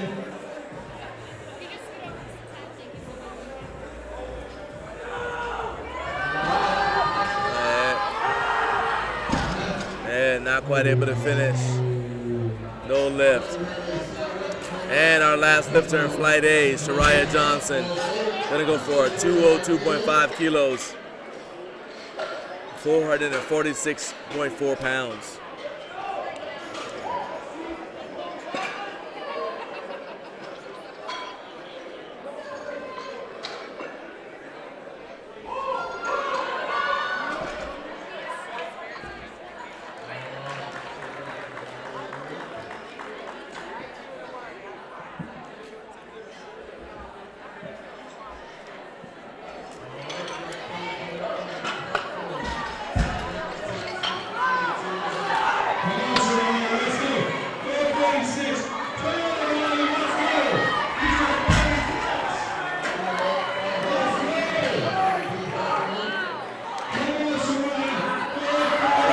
Stay with it, and not able to do it.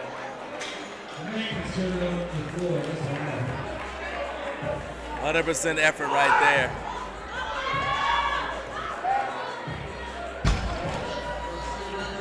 All right, we're going to be going into Flight B after a brief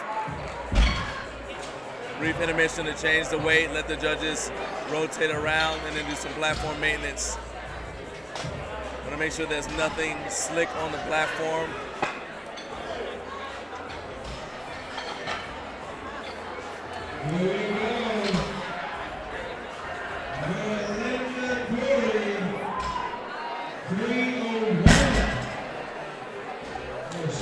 We're going to kick things off with Marie Seidel.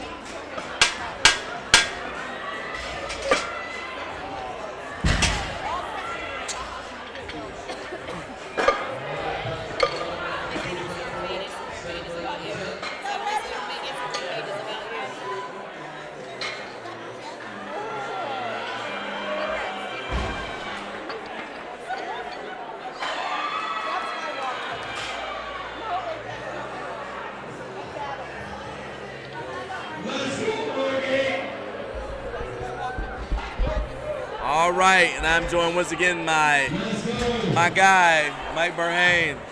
Mike is an Olympic lifter, a weightlifter, who has got some experience as a handler in powerlifting. So I brought him in here because we do have a weightlifter who is starting as a powerlifter in this flight. We're going to talk about some of the differences. So somebody who just says, oh, lifting weights, they see people pulling off the floor, it looks like it's the same thing. But the good positioning in powerlifting means the bar's over your midfoot and it goes in a straight line. You're almost leaning back in a way, so that it's like almost as if you're about to jump backwards and fall on a bed. Not quite, but that's sort of the idea. Right. And you want to have your shoulders essentially behind the bar. You guys want to set up with your shoulders in front of the bar. So, all right, so I can see the differences already. So for us, midfoot's the same. The driving the weight back towards the heels is different because we have to keep the bar over midfoot the entire lift, and then because we you have to transition to a squat. Yep, and we have to be able to move around that bar in order to receive it. Hey, my man. Hey, I need you to move to the side.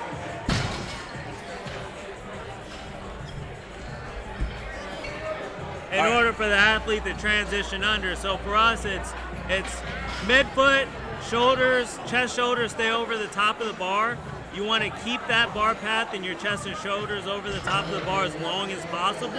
Okay. And then you don't want to transition your weight back, because what will happen is the body will end up moving away from the barbell.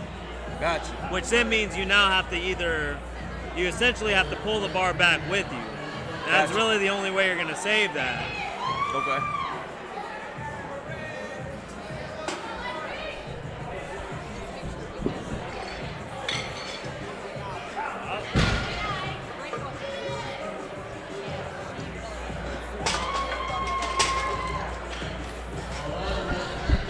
All right, if the picture is frozen for you, we're trying to get our guy to get on it so that he can get it moving. I hope you guys can still hear us. That's a good point.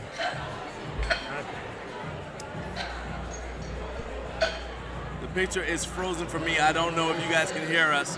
I hope you can still hear us.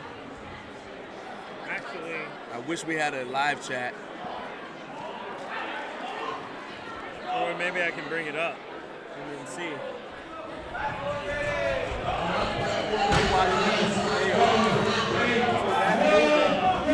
That's frozen. All right, so it looks like you guys should still be able to hear us. Your camera is frozen.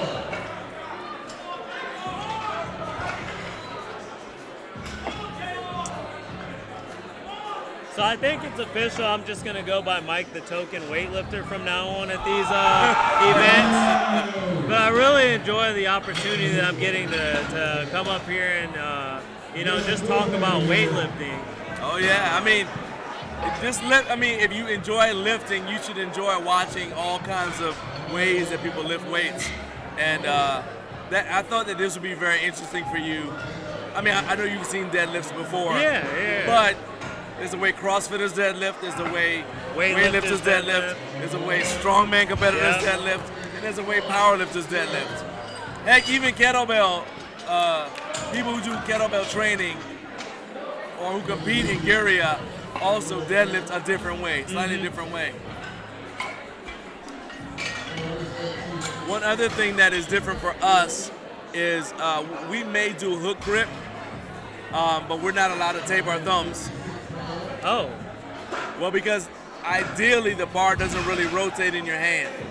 Ideally. Okay, yeah, that makes sense. So, okay. but we can't rotate. We cannot tape our thumbs, as you guys can tape your thumbs. Yep. So you'll have athletes wrap their wrists, tape their thumbs. Yep. Good strong lockout right there by Stephanie Walker. She just pulled 147.5 kilos, 3 white lights. And it looks like she deadlifts like a power lifter now, so yeah. I really don't think the change is affecting her too much. Well, I wonder if she made her way to powerlifting or even weightlifting from CrossFit. Because if that's the first thing, if that's your first experience with lifting, it's easier to transition from CrossFit to anything else, I think. Yeah. As long as you unlearn, I mean, like even the way CrossFitters do cleans and snatches is different from the way weightlifters do it. Right. But it's if you can unlearn your I don't want to call them bad habits, but I would say tendencies maybe. Yeah, unlearn those tendencies. I think it's a good way to transition. Yeah, and I mean if you have a good coach that make sure that they educate themselves in all realms, powerlifting, weightlifting, not just teaching it like on a minimal basis to where it's like this is snatch, this is a clean and jerk, but never going over like a true foundation on movement for each and how to progress in those as if you were in other sports. Right. I think you could really end up getting set up pretty well to dive into anything after that. That's pretty much what my foundation was.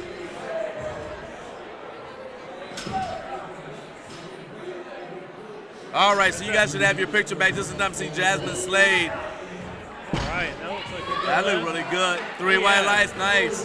That's good. Got the whole family kneeling down watching her. They've all left their seats to watch that. Very nice.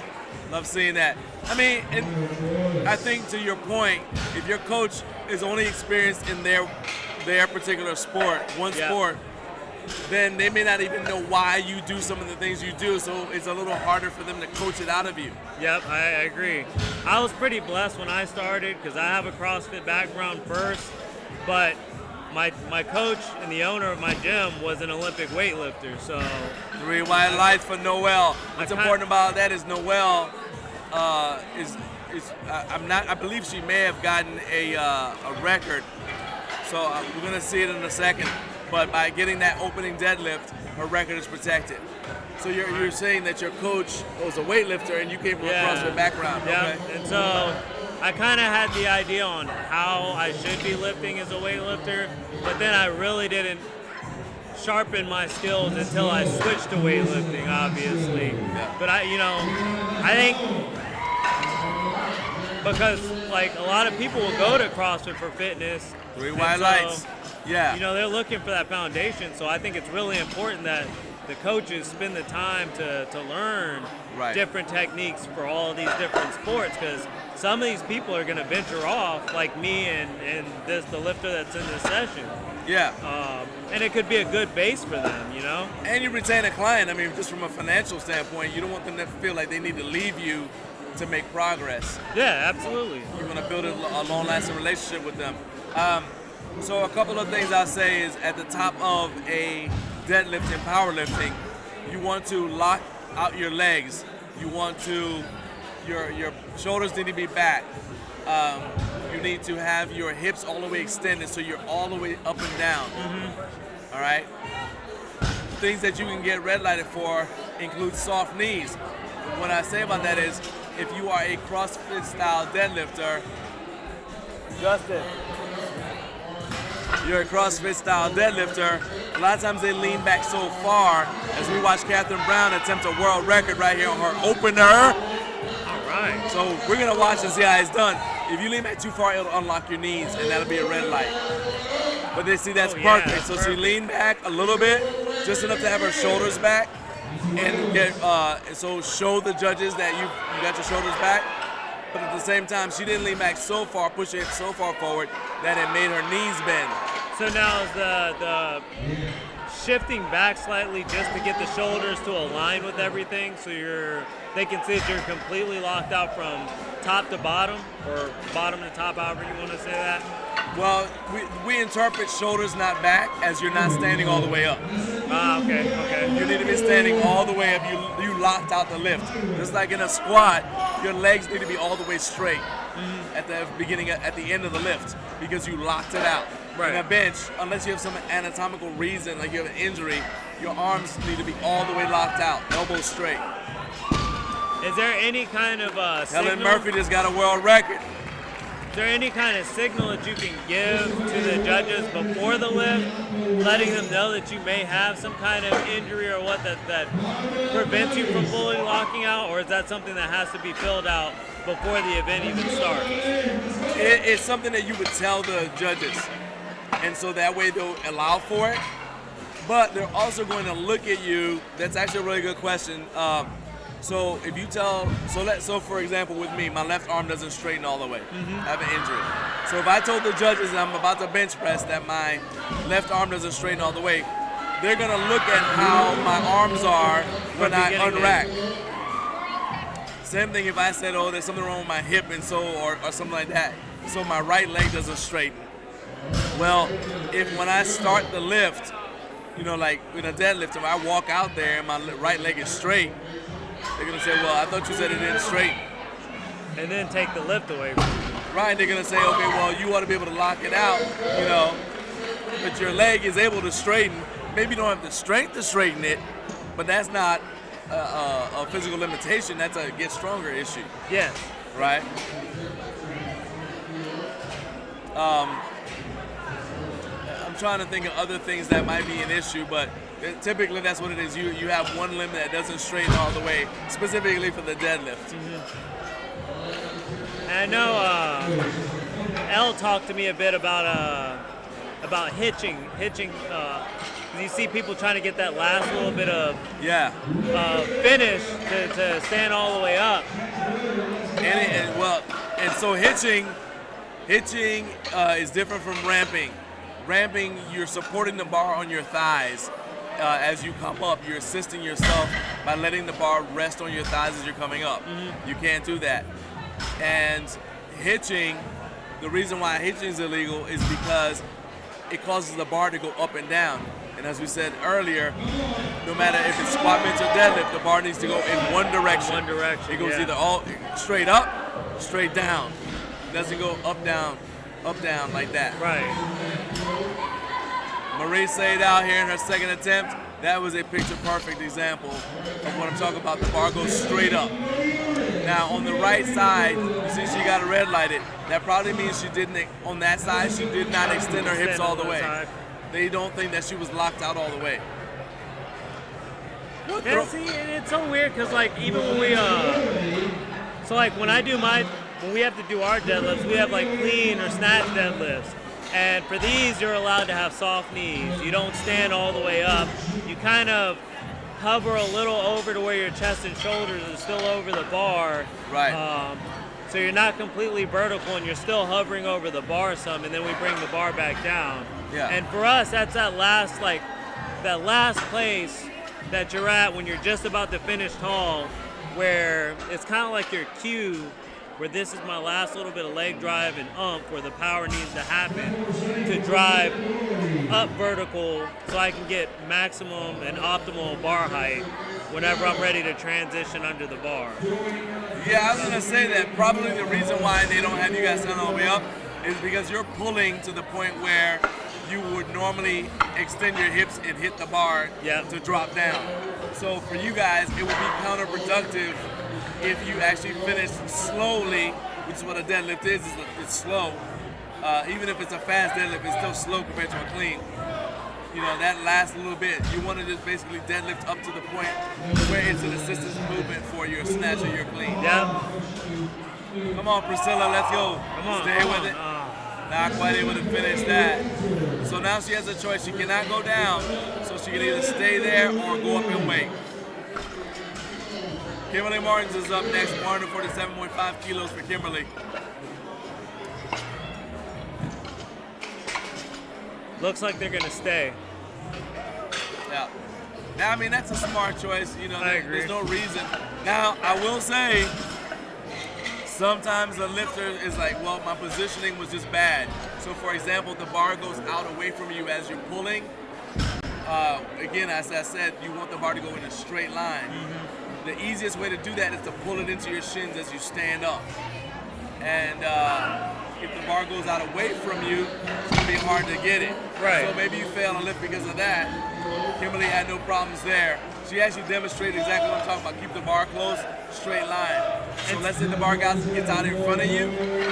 Now you're almost doing a stiff-legged deadlift. Yeah, and right? you're getting pulled out of position. Right. Well, that doesn't mean that if you did it correctly, then you wouldn't be able to lift it. So in that situation, maybe you do go up and wait.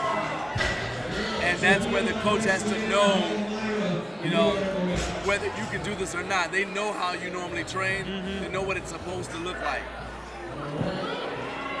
All right, Susan Hines, 150 kilos for Susan.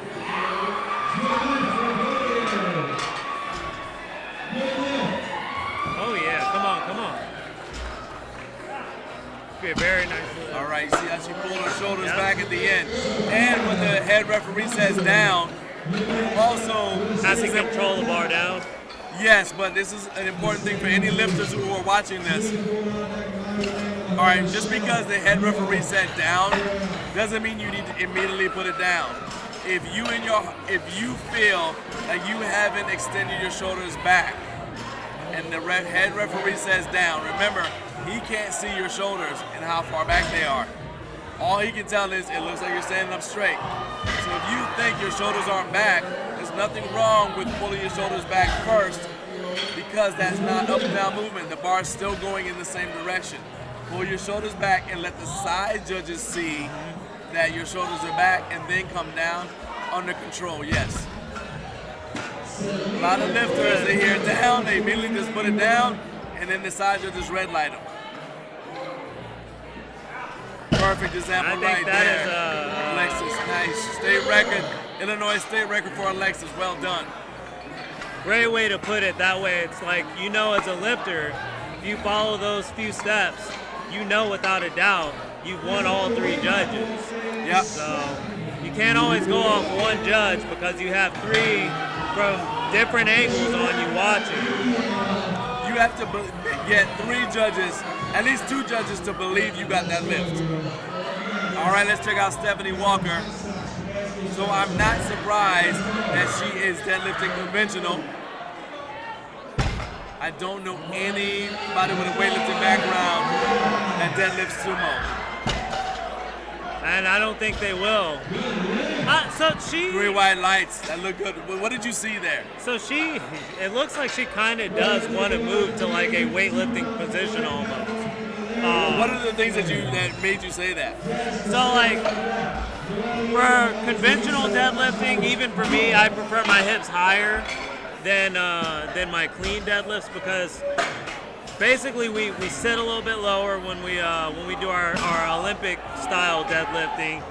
So it's almost like a nice seated position where everything is still aligned over the bar, but your hips are lower. Different things working for you there. She did set up. Malaria, by the way. She did set up with her hips high, like conventional, but it looked like she wanted to drop her hips. Right. And the reason why we teach to not do that is because if your hips are very low, when you start to lift, this isn't something that's gonna get you red lighted. It's just a matter of saving energy. Absolutely. If your hips are too low, when you start to lift, first thing's gonna happen is your butt's gonna come up. Because your body wants to go to its strongest natural position. Right. All right, Jasmine. Been having a good day. She's only missed 2 lifts, brought her family with her here from Huntersville, North Carolina. About to hit up her 2nd attempt here at USPA Joint Testing Nationals. First lift looked really strong, so I would say this should be a good lift as well. Now she did add 10 kilos, so that's another roughly 20 pounds. I don't know if it was enough pounds. We might need to back the truck up and get us some more weight. Looked like a very easy lift again. This is where the decision comes in, like, okay, what do we put on the bar? Because obviously that wasn't enough. But there are people who like to make big jumps in the deadlift as well. So, yeah. So like they'll use their first attempt as their last warm-up. So the first attempt is their last warm-up. Second attempt is maybe something that they've done in the gym for a double. And then last attempt is where they put it all on the floor. Yeah. All right, Noelle Moore. What I like about what she did is that last little bit, squeeze her hips and just push them forward to help her stand up. That last little bit, that especially if you're a conventional puller, that bit from your knees, from after you get to the top of your knees to full lockout is the entire reason that rack pulls were invented. Oh. That is the entire reason. A lot of close stances too with the feet. Well, that's easy. So 3 white lights. So for us, again, it's go back to efficiency. So when you guys deadlift, you do a snatch grip, right? So your hands are really wide. Yeah. So it's not an issue. We have our hands in closer because we want to pull as much weight as possible. Well, no, I meant for feet. The feet. Yeah. That's what I'm saying. Oh, so your hands in closer because you want a straight line, just like I said about the bench. You want a straight line. So you want your arms, your fingertips to your shoulder in as straight a line as possible because it's the shortest distance between 2 points, right? Yeah. Well, because of that, you don't want your thighs to get in the way. So your hands will drag on your thighs if your legs are too far apart. And so that's friction. So yeah, you put baby powder on, but you don't, if you want to avoid friction as much as possible. So you basically, your feet are close together to get your thighs out of the way as much as you can.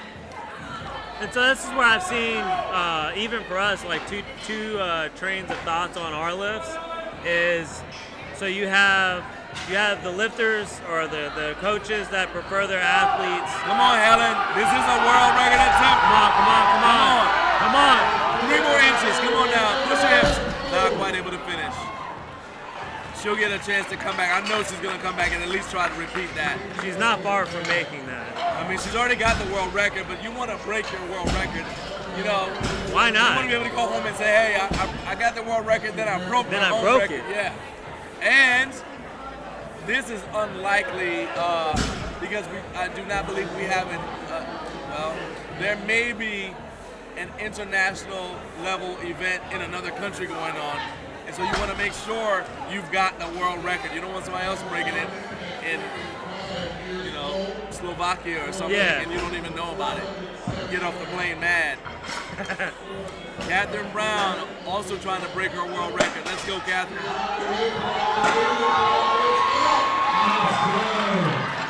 Well done by Catherine. 3 white lights. Now you guys saw, you may have seen her legs shaking a little bit. That is her hamstrings activating. Hamstrings are, I mean, she's giving her all. Her hamstrings are activating, and that's why her legs are shaking like that. And now, is it common for lifters to not hook grip on their deadlifts? Yeah, because like I said, we're not allowed to tape our thumbs. And the knurl on our bars are Very aggressive. Very aggressive, a lot more aggressive than the knurl on you guys' bars. So, really it's a pain tolerance thing. Yeah. But also, let's say if you tear a callus or you tear the web of your thumb on your opener. You gotta deal with that for the next 2 lifts. Exactly. And so a lot of lifters prefer the hook grip for that reason. Unfortunately, with the hook grip, you have a tendency to helicopter. So as you see the weight gets heavier, you'll see lifters who are doing mixed grip, they may have a tendency to helicopter, which is not illegal, but that means one side maybe, and there you go, see it's helicopter, so it's rotating, so one side locks out, the other one didn't, Yeah. and one side of the bar may be lower than the other because you're helicoptering. Because it starts to rotate around, and now you've got some of the weight in front of you, some behind you. And Body's not moving in unison. right, so it's gonna pull you to one side or the other. The sides behind you is gonna wanna pull you down. And so you could end up going up, you know, as you're trying to fight it, that may cause the bar to go up and down movement, no lift. I'm surprised I haven't seen too many sumo deadlifts on this platform either. You know, I mean, I'm looking at the proportions of the lifters. A lot of times, if people have longer legs and arms, they don't like sumo. They prefer conventional. Because, I mean, I realize anybody can bend over and touch their toes. Yeah. You know, because your arms are designed to work with your body. But it just, if your arms are longer, you don't have to bend over as far to touch your toes, right? And so you got a mechanical advantage for conventional.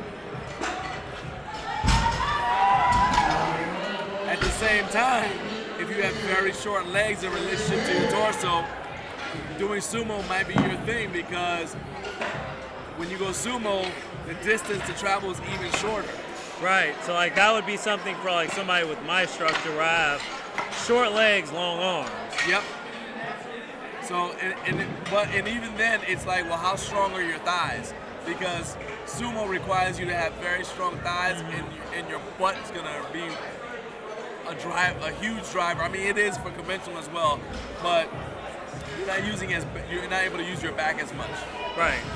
All right, Priscilla Gonzalez. This is her third and final attempt. She missed the same weight on her second attempt. Let's see if she can get it now.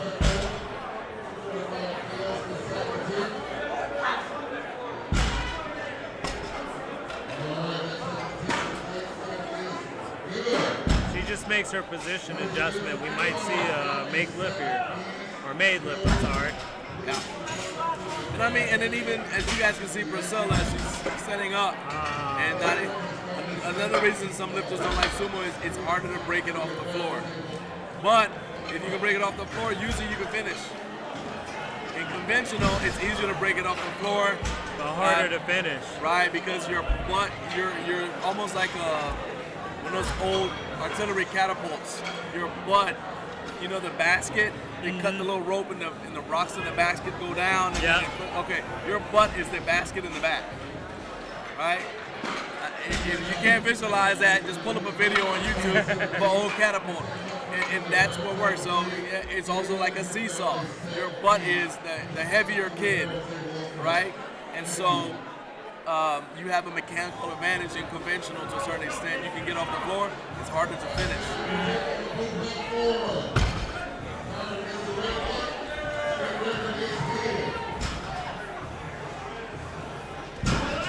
All right, come on, let's go.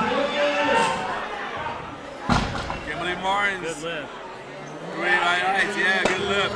So now, we'll say for us, like as far as like pulling for deadlifts or actually completing a lift, there's two trains of thoughts. You have the coaches that prefer athletes have the weight on the shins and slide up along the way, and then so like more or less on my side of the training, and there's others that do the same.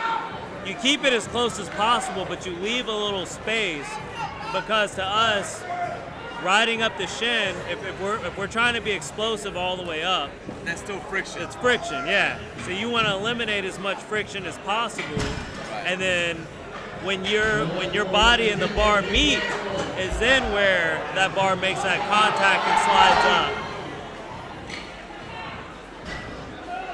All right, there's that one. Yep.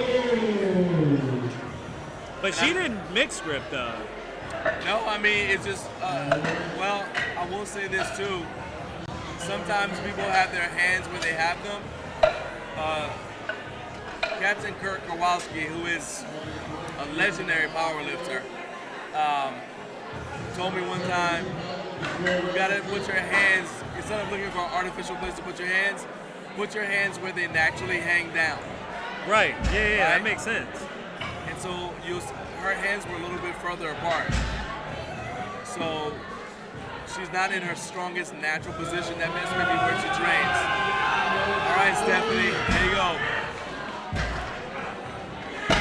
Impressive. Very nice. Yeah, so if you can see, as she's transitioning into her pulling position, she's transitioning as if she's approaching it like a clean. Wow. One thing that what I was impressed with there, because we believe because you guys do the quick lifts and you don't do as much grinding. And so the fact that she was able to grind that out. Yeah. I mean, that wasn't a real grind, but it was close enough. So like to me, that wasn't a grind either. That was a hard lift, but it wasn't a grind. Like a grind is like, you don't even know if the bar is gonna go anywhere. Right, you see the face is about to pop like a pimple. You're just along for the ride at that point. And then you're just like, is it gonna go? And you're staying with it, and the bar just moves slowly. That's a grind. And that's why that's so tough to do. Because you have to train that over and over again in the gym. You can actually do isometrics to train it. To train your body, basically to train your nervous system to keep on firing, even though, because you can extend the length of time before your Golgi tendon organ shuts you down. We do a lot of pauses and hang positions before taking lifts, or pauses off the floor, then back down to the floor, then taking the lift. One of my coaches is a big fan of eccentrics. Okay. So it would be, be aggressive firing up, pause at the top, and you're gonna hang out there for a couple seconds, and then like maybe an 8-second eccentric to really build strength in that position. So I saw a guy do something that I just thought was like a classic example of self-hatred. It was called a 3-position snatch. Oh, yeah, those are awful. I was like, so he does a snatch, and he goes to a harder spot. He goes to a different spot and does the second rep. Goes to the second spot and does that. I was like, oh my God. And then half the time, it's that whole complex is 1 rep. And you'll have like 3 reps of that. Yeah, I saw that and immediately crossed it off my ever-to-do list. That's a good idea. I wish I could too. All right, Jasmine Slade, one more time. Let's get a state record and take it home to Huntersville, North Carolina. Come on. This is for the North Carolina Junior Open State record. Come on. Oh yeah, come on, come on. Family's watching. Oh. She just let herself get pulled out of position. Just a Well, little. and that's what I'm talking about. The bar went out in front of her. Yeah. All right. Every little bit counts when it comes to where that bar placement is. I mean, because this, and again, you think this is really, it's close to the heaviest you've ever lifted. It doesn't matter how heavy it is to somebody else. This is close to the heaviest you've ever lifted, and that's why there's very little margin for error in the especially in the deadlift. And that's why in every sport other than powerlifting, you see people hitching all the time because this is, we're like trying to figure out how to get more weight, more weight, more weight.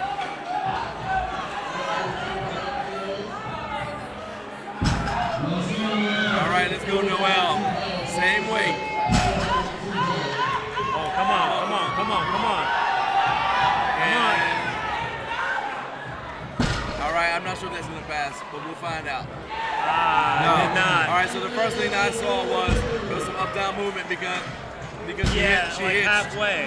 Yeah, she hitched a little bit, and then it didn't look like she locked out all the way at the top. Right there. Right there, You see yeah. her knees pop forward. But you finish the lift anyway because at least you can say, well, I'm closer. I'm almost there. I almost got it. Well, yeah, and that's where experience comes to play too. That's what I tell any lifter that's new and they're going out and they're not sure about their lockout. You know, when you're new and you make a lift and you know you didn't lock out, you have this cringe on your face, Right. and the judges see that. So Go ahead, try it. Keep going. This is a world record we're watching right here. Stay with it. Let's go. Push your hips forward. Push your hips. All right, so I don't know if you guys can see, but I can see her breathing, which is great. Breathing is important, but in that situation, because she was breathing, she couldn't have maximum tension. But also because the lift was taking so long, she can't just hold her breath the whole time because that's how you pass out. So you can see right there, see how she's breathing, so she's relaxing. it looks like, and I could be wrong, if she had just squeezed and pushed the hips forward a little, it Well, may yeah, have given that's what her. I'm saying, yeah. But it's hard to do that when you lose tension. Yeah. She started breathing, she's like, right there, see? Okay, so that's the difference. Although she didn't get it, the lift, still you saw that she was holding her breath the whole time. As soon as you start breathing, in, out, your body's relaxing.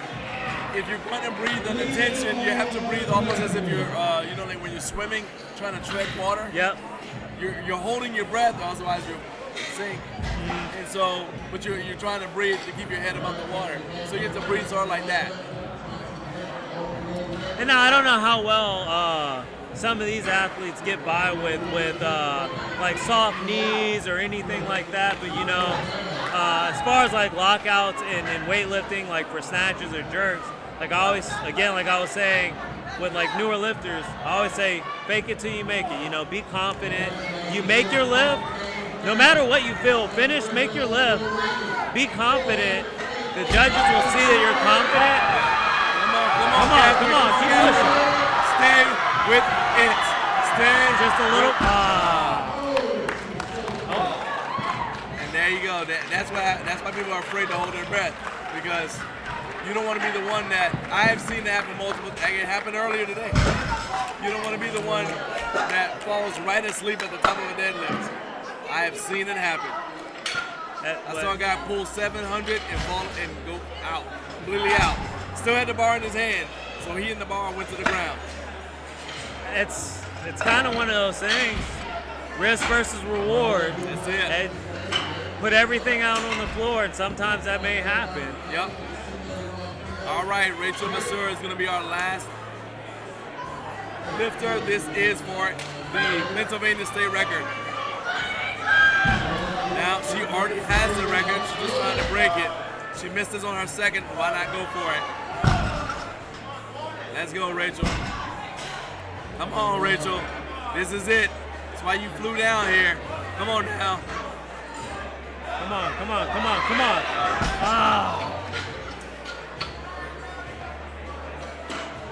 All right. Let's see. Looks like maybe she lost her grip. Yeah, and that could happen again. And then, I mean, you can tear a callus doing pulling mixed grip as well. Don't get me wrong. So like one of the things like callus maintenance is a huge deal before you get to the deadlift portion of the meet. I mean, number one, if you look in an experienced lifter's bag, they've got something for the calluses. I used to carry an emery board. They may just have like a cream or whatever. They may go and cut the calluses and soak them in water the night before. Whatever they got to do. I didn't go through all that because I don't like to soften my calluses. I mean, it's basically protection. But I will take emery board and file down the rough edges because that's what catches on a knurling until it gets ripped off. So Bill Silvernail, who has been my hero all day, if I could buy a Bill Silvernail poster hanging on my wall, I would. He is 87 years old. Oh, wow. All right. And still doing his thing. He has the world record in the squat, the world record in the bench, and he's going for the world record in the deadlift. All right. From right here in Toccoa, Georgia. You may know this guy. That is the same place that Paul Anderson's from. All right. Paul Anderson, one of the greatest weightlifters of all time. From Toccoa, Georgia. He's the guy that Anderson squats are named after because he would dig holes in his backyard and squat and fill in the hole a little bit at a time. And by the time he got back to level ground, he could squat that weight all the way down. Even though he didn't squat in competition, you know, still. Still, okay. Such a strong dude. He also was the first person to use wagon wheels in lifting. Well, and this is also a prime example to show people like age is just a number. Oh yeah. Now one thing is you see that he's already at a slight angle. Oh, very easy deadlift though. You can see that he hasn't been doing this for a long time because he didn't realize that there's no start command in the deadlift. So his coach had to say pull. And now they're reminding him, go over there and get yourself checked. And what they're checking, once again, they're making sure that you're only wearing the equipment that was approved at gear check. But I'm a fan. I'm a fan too. He's out here doing his thing. I'm telling you. We should change our names to Silvernail. I would be willing to do it. Not even our last names, our first and middle names. So I'll be Silvernail Greaves. I'd be Silvernail, Burhane. There you go, yeah. I'd probably just leave Silvernail. I wouldn't even. Just be Silvernail. Oh, you're just gonna go to do the Prince route, just one name? Yeah. Why not? Formerly known as. Yeah. You probably could do it, Silvernail. But then he sounds like a character from like Lord of the Rings. But he is legendary. Nah, I don't know if I would uphold the legendary side of things. That would be the only thing. But I would try. I would try and represent. That's all that matters. All right, Matthew Chapman, retired U.S. Army Lieutenant Colonel, 3 white lights. These guys are coming out here to represent. Oh yeah, 54 years young.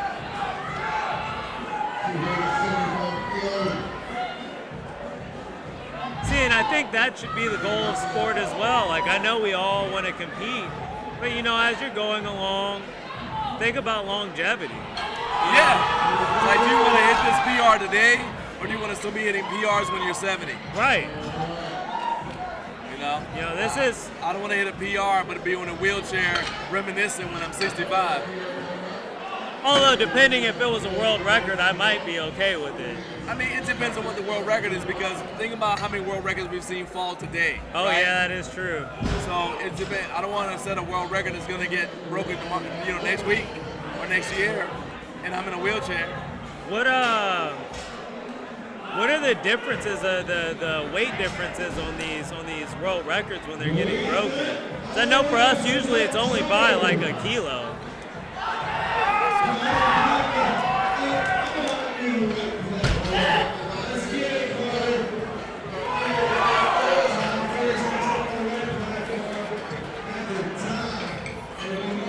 Come on, keep pushing, keep pushing, keep pushing. All right, and this may be a good lift. All right, you got 2 whites. So the referee on the far side saw that he did not extend his hips.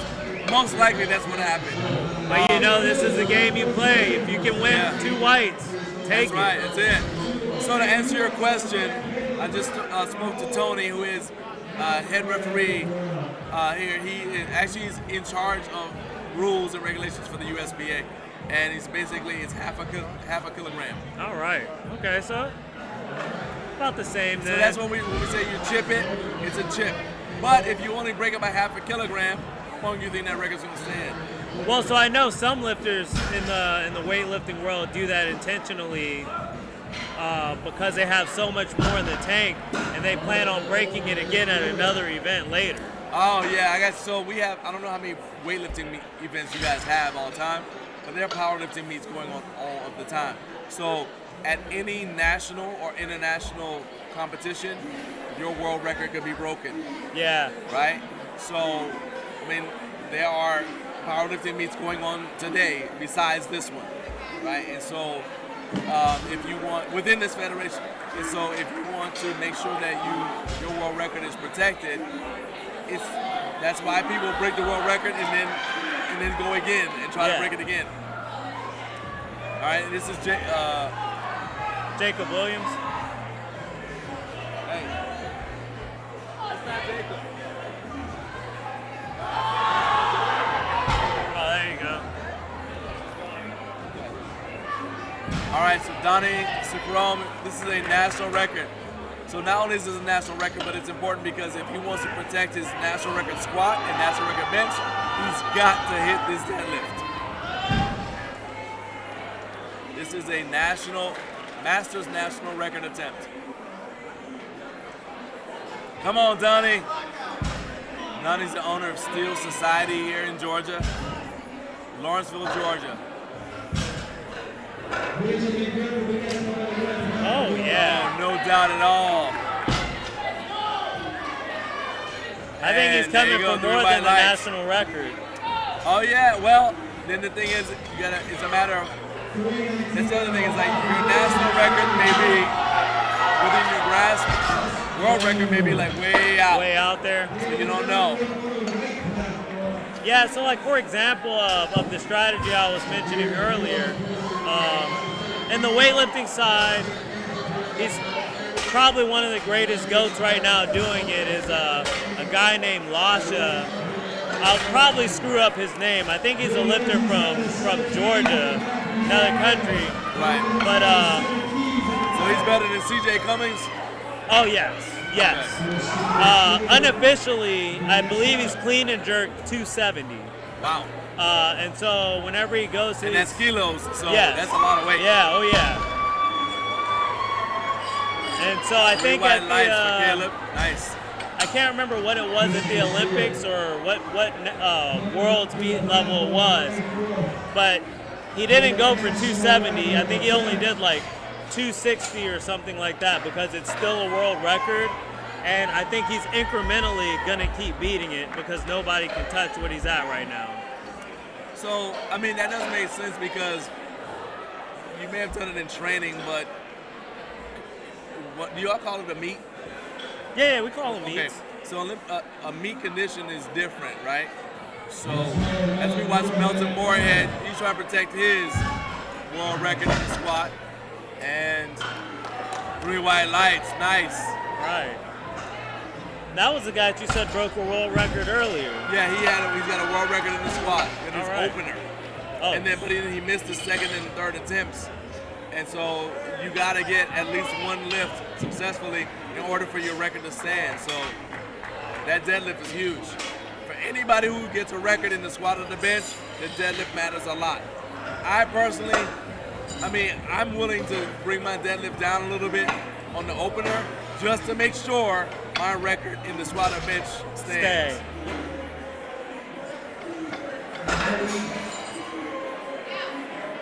Very easy, smooth deadlift. 3 white lights. Now it also depends on how the weight's moving in the warm-up. Mm-hmm. If it's moving well, I'm like, oh yeah, no big deal. But that opener is gonna be something that I know I can triple. I think experience comes into play for that too a lot, because I'm a prime example of things not going well in the warm-up area, and that's where experience comes in. So for me, if I miss a lift in the back, it really doesn't bother me because that tells me I've done all my missing back there, not on stage. But you know, for a lot of these lifters who perform flawlessly in the back, it can really be a deal breaker on the platform if they miss something. Well, then there's also, as an Intl arm thruster goes for 215 kilos, the other thing to think about is you all sport is so technical in a different way that you could miss, but it was because you were out of groove. Yeah, absolutely. That's all it was out of the groove. As with us, even though it may have just been we're out of the groove, we used up so much energy doing the lift that I was out of the groove, and then I come back and everything's fine now, but I'm too tired to get something I should have gotten, you know, if it was really close to my actual max. So that's why with openers, I'm like, make it something that you know you can do. You know you can do. Unless you have to make a ballsy move, that's like the only way. I mean, and even then, I mean, think about it like this, like, all right, that was a far lean back, but it looked like he's kept his knees straight. That's good, 3 white lights. So what I'm saying is, if, you know, there's multiple people in your weight class, for example, right? And you got a battle for first place, and you know you need X, Y, Z amount in order to beat this guy on total. But you also know you can't lift that. If you put that as your opener because you can't go down. Oh no, you just threw yourself out of the competition. Exactly, you just put yourself in 3rd or 4th place. And in 4th place in powerlifting, you ain't on the podium. Oh yeah, I see what you're saying. So that's why I'm saying is like, you know, depending on how it's going, you gotta look at making sure you don't bomb out. That's step 1, don't bomb out. Go to man 2, 225 kilos. If he nails this deadlift, it would have gone 7 for 7. Oh, very nice. 3 white lights. Yeah, and so to that point, always secure something. You need to secure something. Otherwise, you don't want everything else to be for nothing, you know? Yeah. Especially for like those guys and women who are setting these records early on the earlier lifts. You know, you don't want to set those records and then put something so big up on your deadlift that you don't make anything. Right. So, one other thing as James Taylor, who's representing the Bronx, New York, comes out. Here we go, James Taylor. 3 white lights, there we go. Nice. All right, so one thing I noticed with a couple of lifters who just went, they have excellent hip mobility. And the reason I say that is, if your hip flexors are short, it's harder to stand up straight. And so, you've seen some guys who are deadlifting sumo, they're standing up and they're not locking out. It's tougher to lock out because their hip flexors are tight. And then you got a heavy weight in your hand. Yeah, so now you're battling between both. Right, so we're talking about mobility, you know, and that's where mobility comes in powerlifting. It's helping you get into positions for the sport. Avery Jackson, this is a strong dude. This is 523 pounds he just lifted. And easily, too. Yep, 146 pounds. He weighs 146, he just pulled 523. And James Vang's gonna pull this 529, and he weighs about 148 pounds. Yeah. Deadlifts is probably one of my favorite lifts. It's a very, you know, there's some technique to it, but there's a lot of raw power behind this too. Oh, yeah, like, definitely. When that weight breaks off the ground, and you know, technique goes goes out the window a little bit. Like, you just got to have that raw grip behind that lift. Oh, and that's another thing too, as far as our grip goes. You're holding onto the bar for so long sometimes that's another thing that can tear your hands up. Uh-huh. So James is gonna go mixed grip. You got notice how he's turned his belt around. Very easy. All right, so what's the idea behind that? Because so the belt wraps around in the front. I know you guys are on the live stream, can't see my hands, but the belt wraps around in front a little bit. He's wearing a lever belt, so the lever causes the belt to overlap just a little bit, right? So because of that, think about it, you've got another layer between you when you're bending over. You turn it around, now it's just a single layer. Now you're not restricted. Right, so you actually get better range of motion. You know, for conventional deadlifting, you don't want to bend over and have 2 layers of leather. Yeah. Stopping you know, between your stomach and as you're in your hip as you're going down. Because that inhibits you from getting in position and get the bar. And it's perfectly okay. That's the first time I've seen that technique too. All right, this is a world record attempt by Bill.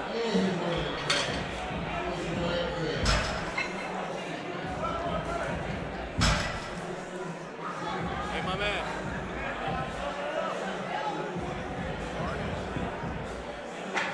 All right, here goes Bill, silver nail. Let's go, Bill. Another easy lift. Very easy world record. And so one thing I'll see here, and this is part of what we're talking about with the coach knowing you. That bar is not straight. It hasn't been straight on any of his attempts, but it's working. And so what it may be is a hip issue. And so that's perfectly okay. Your feet don't have to be even. Yep. So you see as he's lifting up, he's got his right foot slightly behind his left foot. Roll with it, that's fine. As long as he's fully locked out and he comes down under control and there's no itching, it's a good lift. And the bar's still staying close, so he's not losing anything there. So so that just means that you're training, you want to teach him to pull one side a little bit harder. Yeah. Because you want to keep it close to the body, yeah. All right, come on now, you're a combat veteran. Come on. Matthew Chapman is a combat veteran. He knows how to fight. Showed some good fight right there. He really did. Jacob Williams, 195 kilos for his next attempt. Yeah, I think I might turn in my papers and change my name to Silvernail about tomorrow. I'm telling you. Formerly known as. Bill is a legend. If I was selling Silvernail t-shirts, I could ride home in a limo.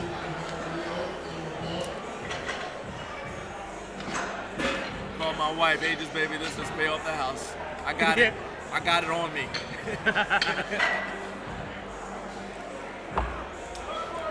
We are in second attempts for Flight C. Appreciate all of you who've been watching this live stream of 2022 USPA Drug Testing Nationals. Make sure you join us again tomorrow for more powerlifting action. I will say too, I've noticed the deadlift session goes by a lot quicker than the other two. Well, in the deadlift session, you're only loading weight. In the squat and bench, you have to adjust the rack as well. Oh yeah, that makes sense.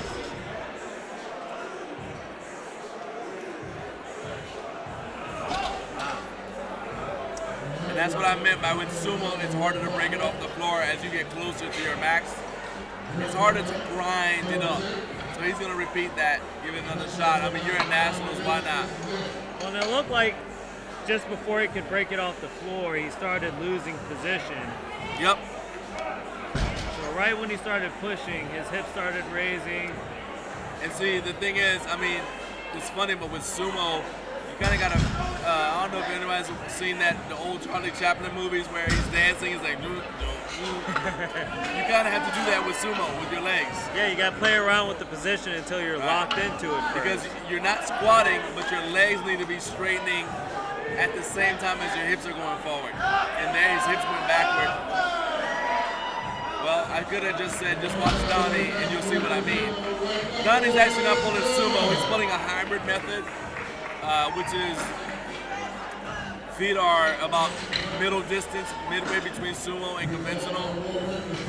The most popular person to do that is the great egg cone. But it's a great way to take advantage of your leverages. Now I'd have to double check to be sure, so not 100% sure. But I'm pretty sure this is one of our rules, and I know he was just going to get his equipment checked. But two things that'll get us red lighted is moving the bar with your foot to put it in a place where you need it at, and I believe and I believe stepping over the bar when you're exiting the platform is another one that they'll red light you on. In some federations, that is a red lightable thing, but we were able to move the bar to where we needed to be. Come on, Milton. Not able to do that. I think he'll come back and make it on the third. Red lightable. That would have been red lightable anyway because he dropped the bar. Yeah.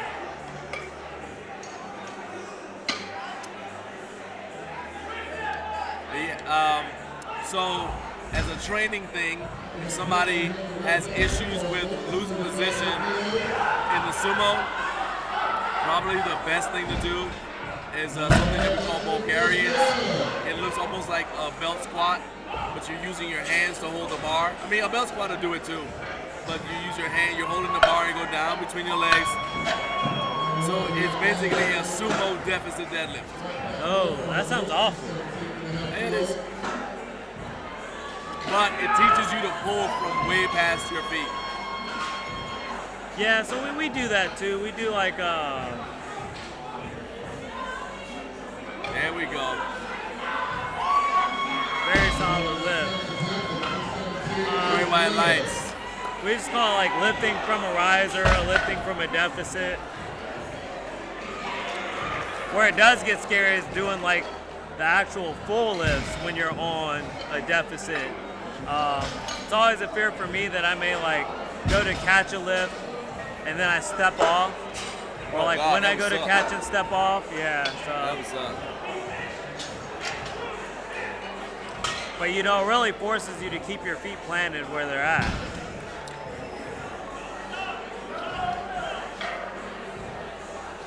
All right, this is Andrew Whitehurst. This would be a Florida State record. 3 white lights, Florida State record. Congratulations, Andrew. Ethan Armbruster, 225 kilos for Ethan's second attempt. All right, he's gonna go get his equipment Mr. Whitehurst is getting checked, yep. So when I say they're checking you to make sure you're only wearing the stuff that was approved in weigh-ins, there's at least one case, a recent case, fairly recent case, of a powerlifter wearing groove briefs underneath their singlet. And groove briefs give you pop. Like they're basically single ply equipment. Oh. And so they caught him wearing grooves briefs underneath the singlet. Is that even easy to hide? I mean, yeah, obviously if they're not not paying attention, yeah. So that's why you see the referees running their hand up their body, making sure all you got on underneath that singlet is underwear. Yeah.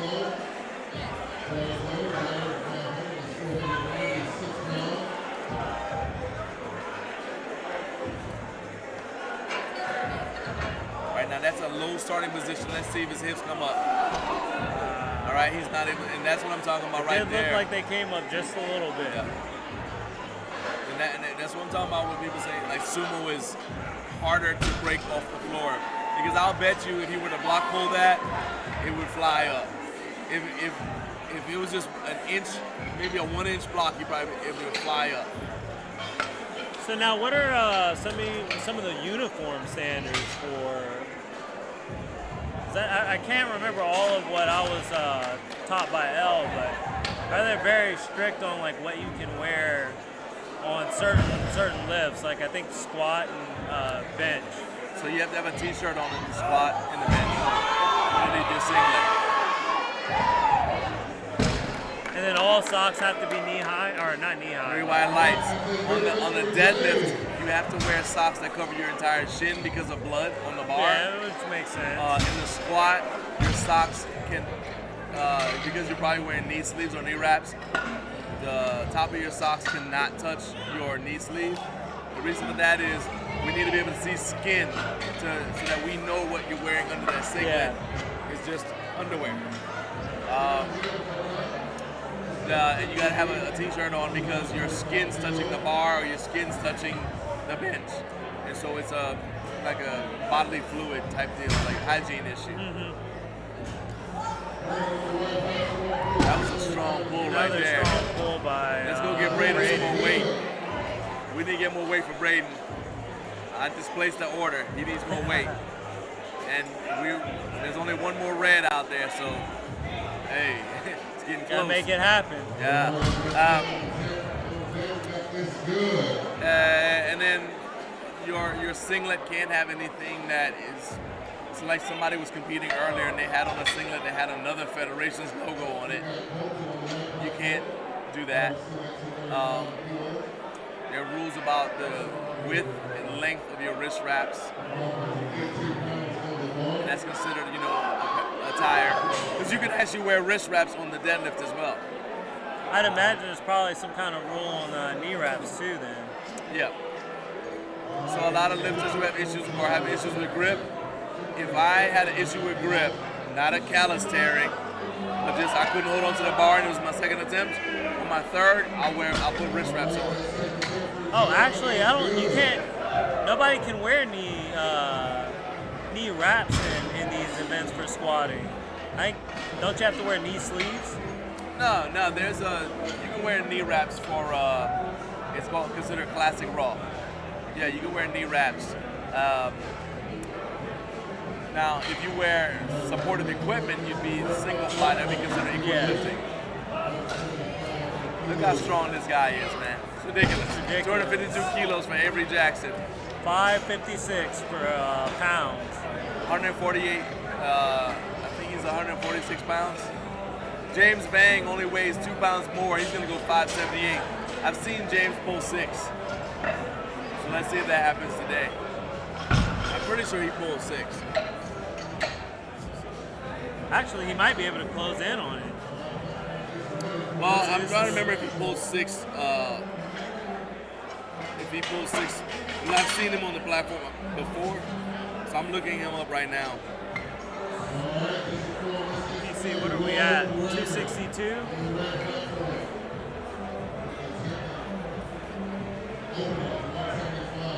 And that's 500. It's 578.7.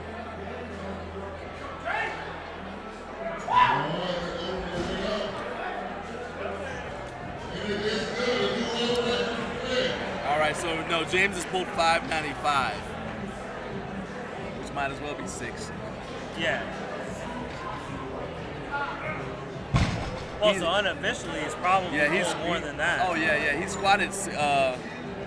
squatted 628 in the past. Very strong pull. And think about it, that was only his second attempt. So he's gonna make a pretty aggressive jump probably. Maybe he'll pull 6 today. 578. Yeah, so it's the kilo. I forgot what it was in kilos, but it was 578.2 or something like that pounds. That he just there it is, 578.7. 578.7 pounds. He's only off by 22 pounds. I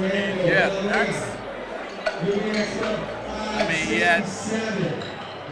That's 10 kilos. 10 kilos, yeah, 10 kilos. Yeah.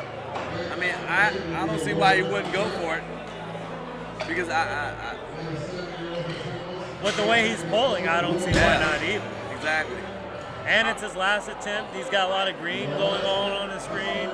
I believe that he's got enough to beat Avery. Avery, if they're in the same weight class. I don't know if they're in the same. Yeah, they're both open. Both 67. So Avery so you can see what their total is right now.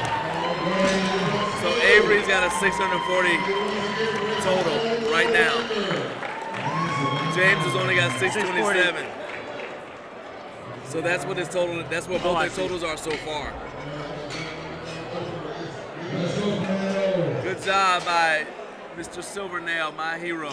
So James is gonna have to outpull James is actually him. behind, yeah. Yeah, he's gonna have to outpull I mean, he is outpulling him, but to me, it's the reason why I say it doesn't matter is if he doesn't pull, he has to pull enough to be able to get ahead of Avery. But So Avery's projected total is 650. James's projected total is 642. and they both still have a third Kilos. lift. Right, no, that's the projected total. Yeah, no, I'm saying, but they both still have a third lift left too. So Right, so this may depending on- potentially put him further behind.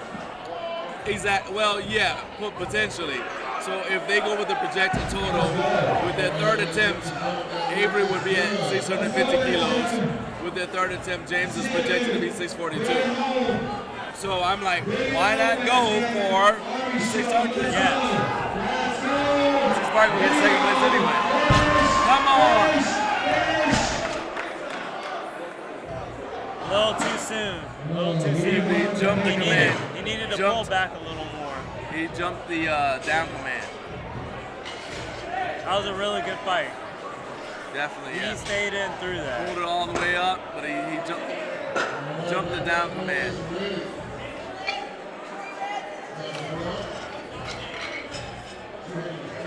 Got it all the way up, never got a down command.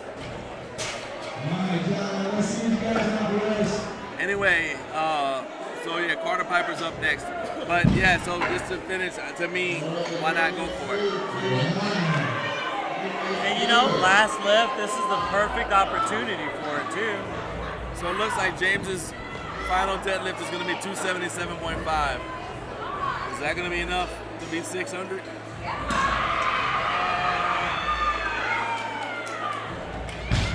So these are what their final attempts It are. would be, you said 277.5? Yeah. So that would be above 600. It would be 610.5. So not only are we hitting that 600 mark, we're going above and beyond here. Yeah. Now, if Avery misses his next attempt and James gets his, James wins. But these guys are really pulling. They're doing really well in the pulling game right now. Yeah. I can't imagine that Avery would miss his third attempt. I think he's going to really try and make James work for his last lift. Yeah. Now, that being said, Avery has missed. He missed his third bench, I believe. So he hasn't been. He's not going to be 9 for 9, even if he gets this. So it's possible he misses, but possible he doesn't. So Yeah. it's going to be just a nice little battle. They're only 6 years apart in age too, so this is going to keep going for a while. Come on, Jacob. Stay with it. Just stay with it. Just stay with it. Very good fight.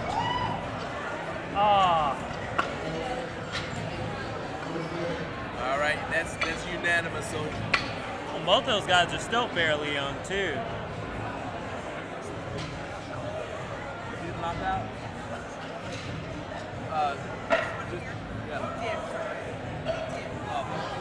So they got him for up-down motion,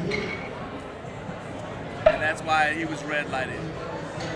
Now we got Donnie Sukarone. This will be his third and final attempt.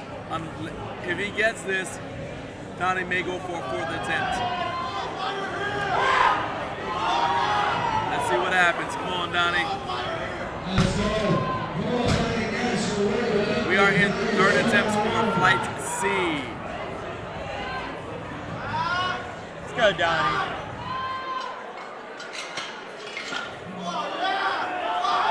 Oh yeah. There you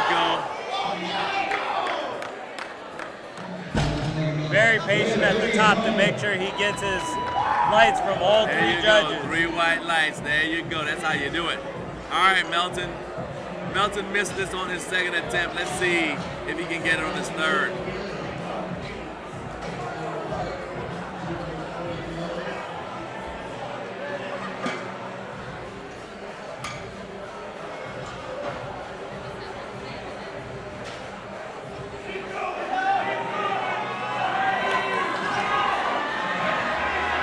Oh, I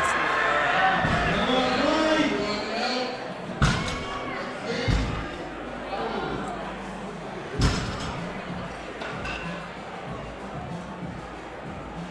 again, you were saying this is the one time where the bar just constantly goes up. It doesn't go back down. Yeah, I mean, well, it's always like that. Yeah, you know, you can't in powerlifting. You cannot go down. You can only. No, I don't mean for like per athlete, but I'm saying like, so like with, for example, like squat or bench, the loaders are constantly switching out weights because not everybody's lifting incrementally up. Some lifters are lifting lighter than others. No. So the flight goes from lightest to heaviest.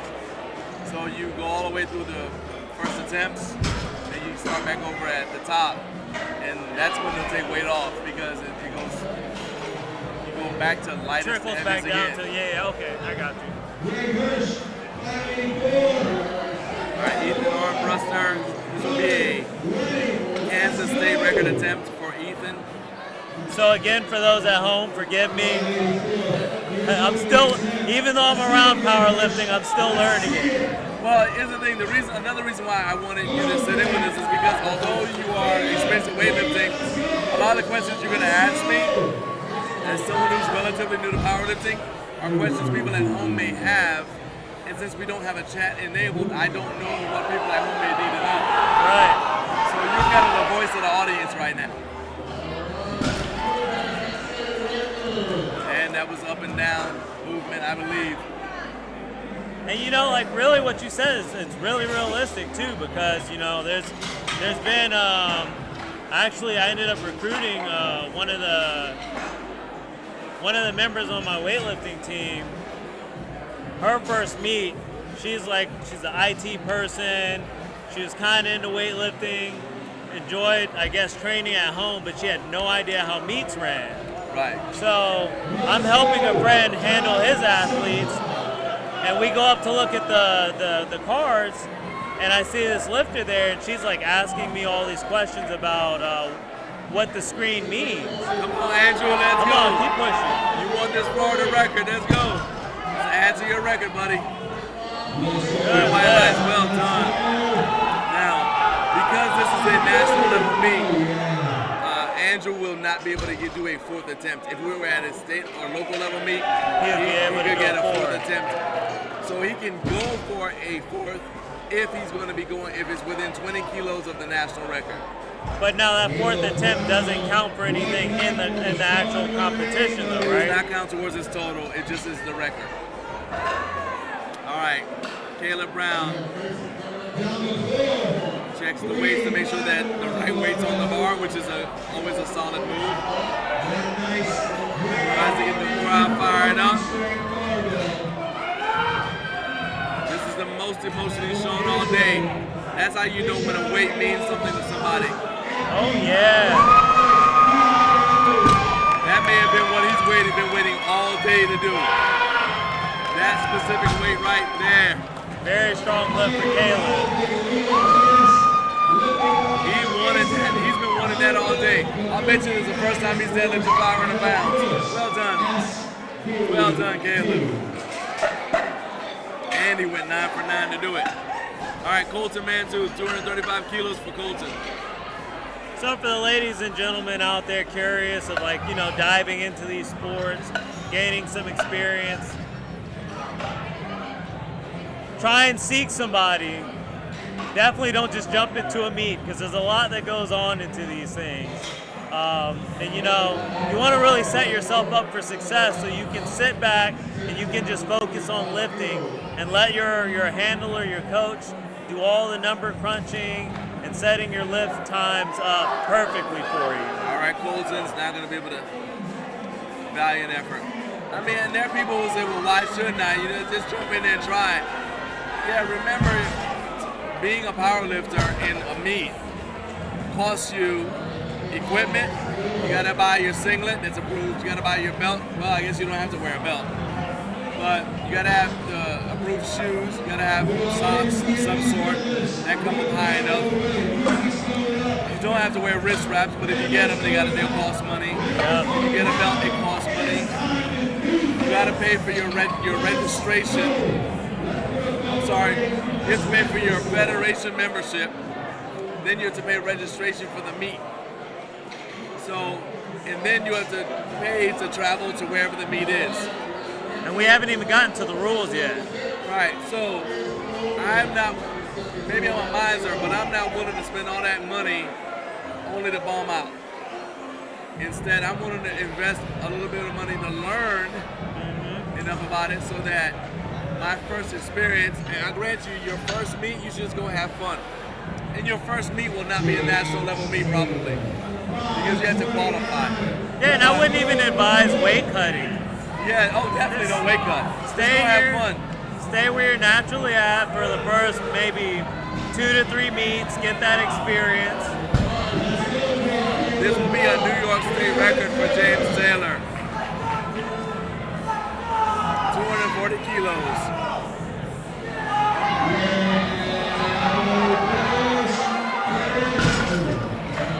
All right, that was a valiant effort. One thing I saw, His mouthpiece came out.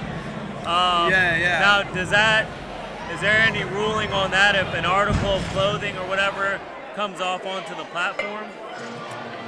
I mean, if he had spit it out, that might be a problem, but I think it just came out because he was, grinding.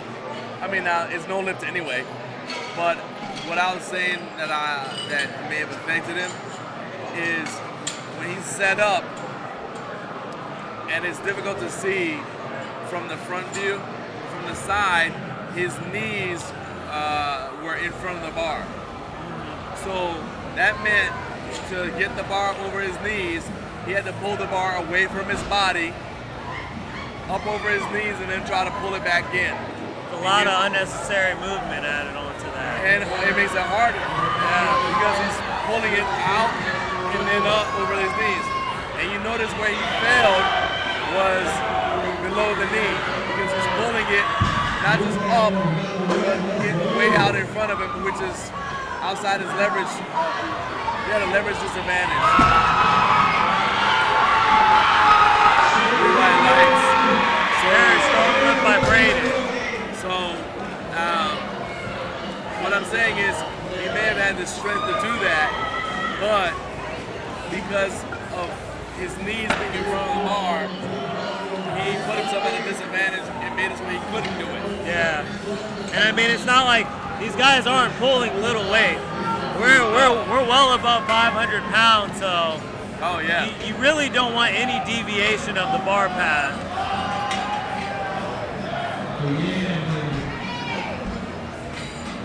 So, yeah, and I mean, that's what I'm saying, is like the little things. That's again where your coach or handler, and some people think it's frivolous to be videoing your lift. No, it's a teaching tool. yeah. Do it. That's All where right. you find all those little inconsistencies. All right, now you see Avery is setting up. See how his knees are relatively straight up and down? That way the bar can go in a straight line up. Now did he get it? 'Cause he's in a battle. And he got it. All right. We have a little competition going on here. Pressure is all on James Bang.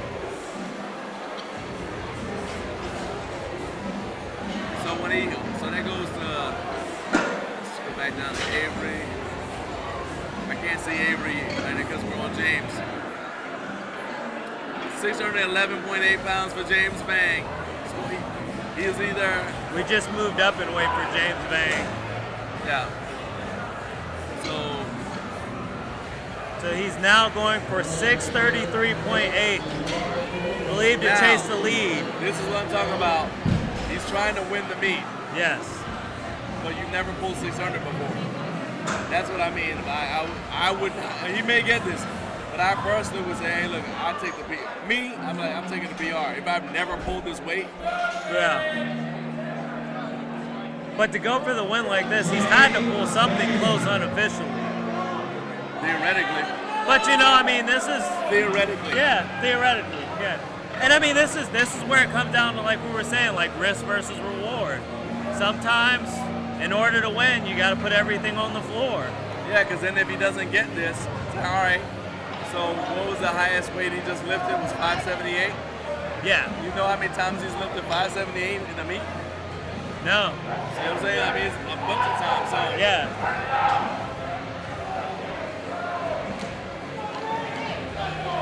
all right, this is gut check time for James. Let's see if he can take this. I told you he's in a battle.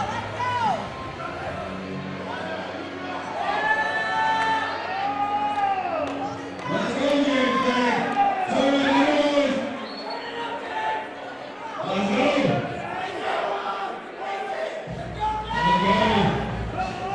Come on, James. Let's go, man.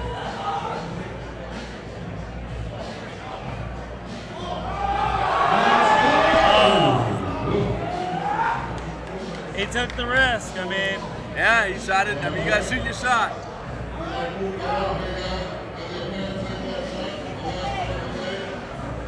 Now, I don't know how many people are in the class, so that is another factor. So again, I mean, if there are 3 people in the class or 4 in the class, maybe he says, hey, I want to at least get second place. yeah. If there's just 2 of them, and I don't remember. I know there's only 2 of them who are close to each other. I don't know if there's just 2 of them, you know, in that age group and whatever. So that may have been also why he's like, regardless, I'm still gonna be in second place. Yeah, and I mean, he may be a safe distance from others if there is more than one, and that's why he took that. And we're gonna have a 4th attempt from Bill Silvernail. This will count to your question from earlier. This will not count towards his total. It just makes the world record a little bit higher up. In case any other 87-year-olds get froggy. Well, and it's going to count for us, too. Oh, yeah. He's one on a t-shirt. The Silvernail fan section over here. The Silvernail family. I mean, we're Family, yes. yeah. I got the papers. All you gotta do is sign it. Yeah, that's... We need 2 signatures. That's it. I just need to sign it. That's fine. I'm practicing calling him Dad. Kind of like slide his picture in all the family photos. Oh, yeah.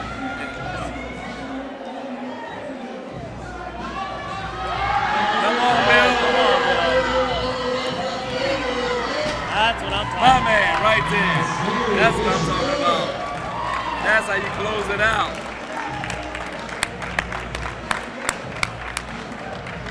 So for any of those getting the same idea, it's already too late. Both John and I have already switched our names. Yeah, we're Silvernails. It's only room for 2 Silvernails in That's here. correct. You know, I'm not sure what kind of money he's got, but I'm actually not even interested in the inheritance. I just want to be able to call him Dad. Yeah, me too. That's about where we're at right now. That's it.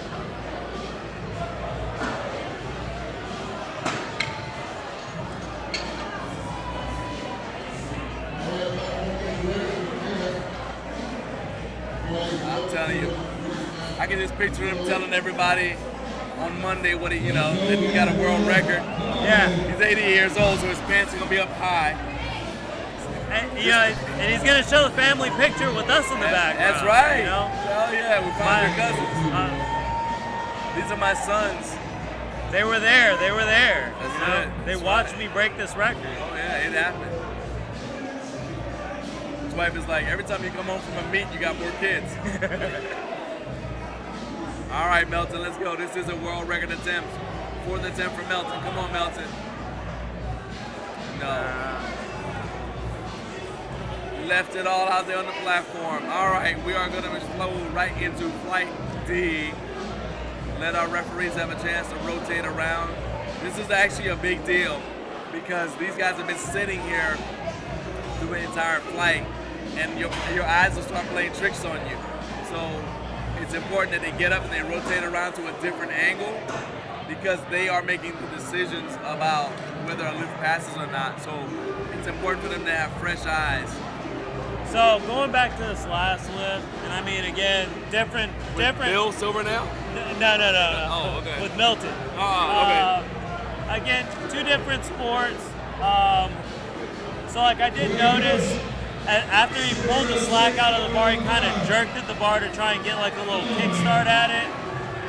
In my sport, I'm not a real big fan of it because then as soon as you do that, everything goes to the back and you're no longer pushing through the floor with your legs.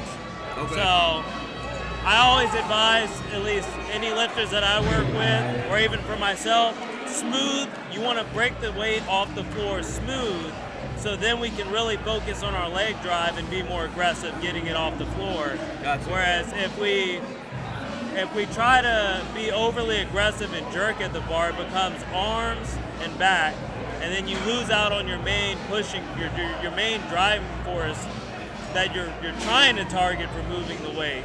And I don't know if he did that because he knew he had already pulled the slack out of the bar. Right. You know, I don't know how well it works in powerlifting. Well, I mean, I don't think he did it on any of his other attempts, so... Maybe he was just amped up trying to get this last lift. Yeah, I mean, I think he was like, hey, I gotta try something. I don't know if I can get this.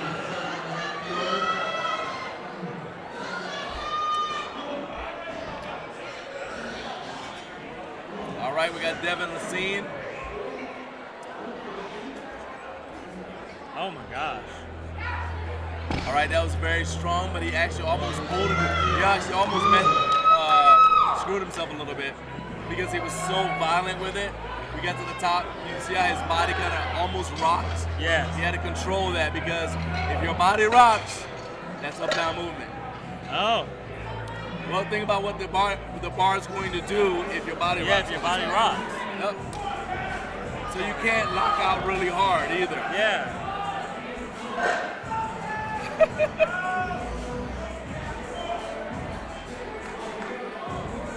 Let's go.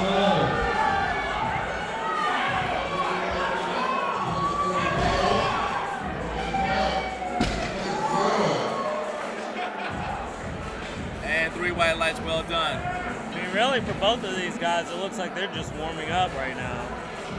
Well, some people like to do that. They use their opener as their their final warm-up.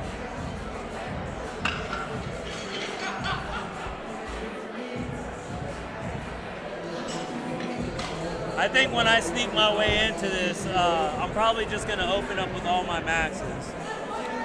That is an approach. Yeah. It's not one I recommend, but you know, because it's gonna be my first time. Yeah. I just want to break all the rules one time. okay. You know, just enjoy myself and see what happens. So go ahead and you want to drink the strongest pre-workout you can find. In fact, don't even drink it. Dry scoop it. Yeah.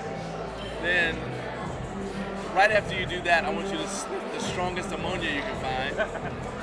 And then you're just going out there on the platform with your eyes bloodshot and have at it. Yes. I like it. I like it. It's a very aggressive approach. Make sure you're wearing some sort of bandana. Oh, yeah, that's my headband. look anyway. Yeah. I can pull that off. You're gonna want to wear one of those. Yeah. I'd probably be one and done. I don't think I'd make it to the other lifts. I don't think. Yeah. I'd probably be the first lifter with a cardiac arrest on the first attempt. You're like, I think you make it all the way to the bottom of the squat. Oh yeah. All right, Alexander Straley, 255 kilos.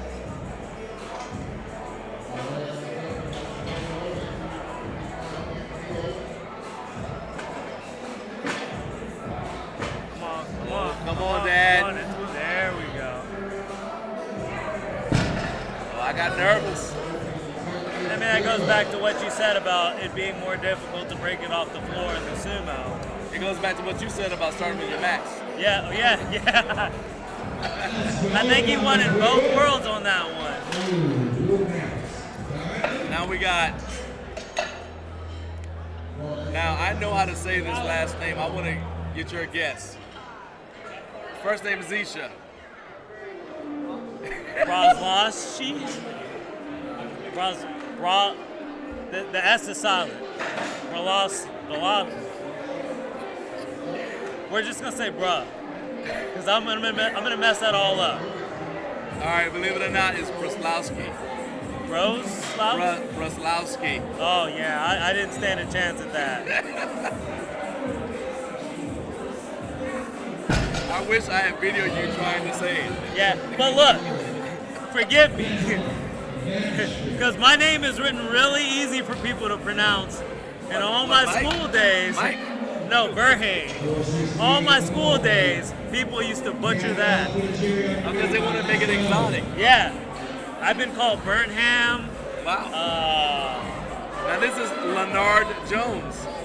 It is not Leonard, it is Leonard. I confirmed it. Another one I would have messed up. And now you're going to remember his name when you see him pull this deadlift. This is 573.2 pounds, 260 kilos. He weighed in 160. Let's go. Look at that. Nice and smooth. That's his opener. Look how calm he was. That's what you guys know. The way he was walking out here, that's what you guys are like in the weightlifting meets. Yeah. Calm like that. We're walking out slapping. There are some people that get amped up, but you know, these lifts are so technical. I don't really like being amped up because my biggest fear is me doing this whole routine on the platform and being amped up, and then I miss the lift. Right. I've done all that yelling and everything. Yeah. I save that for maybe last attempts where I really need it. Yeah, you got powerlifters headbutting equipment. Somebody slaps them, then they slap themselves too. Then they'll sniff some ammonia, which is honestly cat urine. You know, yeah, there's a lot going on. Yeah.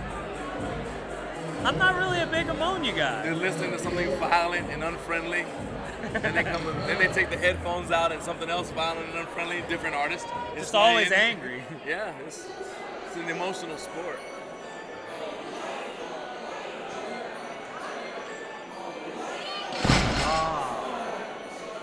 All right. I'm not sure if he tore a callus. I hope he didn't tear his callus. He's going to try that again. And, okay, we've been talking about tearing calluses. So if you tear a callus, what do? First thing you do, what I would say is cut the skin, this flap off. Either that or get some glue and try to glue it down. Literally, some crazy glue. Glue it down if you know, because it's only got to hold 2 more times. That's literally what you do. That's how we think. Just got to hold 2 more times. And I think people are kind of afraid of that pain whenever they grab a bar after that. I don't know how much time they'll have in between to do my strategy, but anytime I tear a callus, I run water and I stick my hands under the water and I just squeeze as hard as I can to experience the pain until I can't feel it. Oh, okay. And then after that, I tell myself, the pain's, it's gonna feel the same no matter what from here on out. It's pretty much gone at this point. After all, you only got 5 more times. Right. Depending on when it tore, yeah. Kevin Wang, state record attempt. This is a Georgia state record attempt. Okay, so remember you asked about moving the bar and touching the bar. There you go, that was a classic example. Now, did he have to, or is that where he wanted to be? I think they told him to move it up, but, you know, still. Very strong lift. Yeah. That was 639.3 pounds. Oh, yeah. He's definitely going to go over 300 kilos. Oh, yeah. He weighed in at 165. And that was the Georgia state record. That's I'm sorry, he weighed in 164. Minwoo Kang is up next. He's going for 240 kilos. They ain't gonna give you anything. You gotta earn it. Oh, we're back at the top of the order. I was like, how did that happen? All right, so there's gonna be a 2-minute break. So there'll be a 2-minute break because there are only 8 lifters in this flight.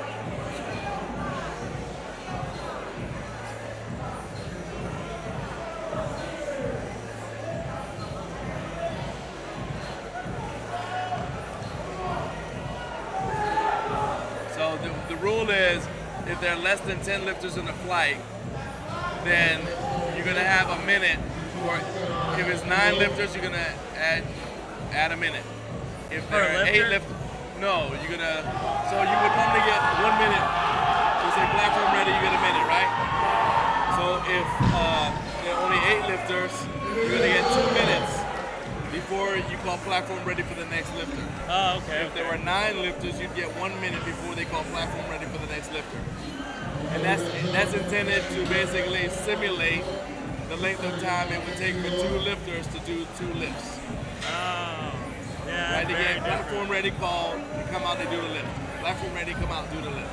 Right? Yeah, see, that's why I said for us it kind of sucks because when you're hit, you're hit. Like you get that 2-minute timer every time you take a lift, and then it's up to your coaches, your coach or your handler to be able to give you good time management to help you recover.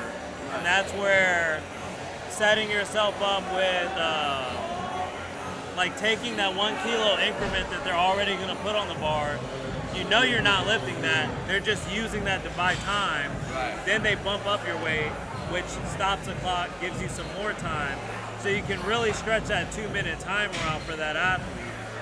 So what happens sometimes is, let's say somebody, you can't do this if you bomb out, but let's say you're on your second attempt and you say, I got my second attempt and I want to wave off my third attempt. I don't want to do my third. I'm going to save my energy for bench. You can wave it off, in which case there are less people, fewer people in the flight. Or you could just say, okay, you pretend that you're actually going to take it. You stay in it, and then they'll have to load the weight, give a minute, and then you'll time out. Right? And that's to help out the other lifters so they get more rest time. All kinds of different strategies. Oh, there's all kinds of stuff. Come on, put some weight on the body, man. Let's go. 3 white lights. So, I mean, so think about it, like, let's say you're in a flight with 15 lifters, and then you wave, and you're like, all right, I'm done. I'm waving off my next attempt. Well, now it's 14, right? Yeah. They're not going to do the 2-minute, 1-minute thing. Sometimes they're like, well, we'll let these guys get some more rest. Joseph Hilario, 242.5 kilos.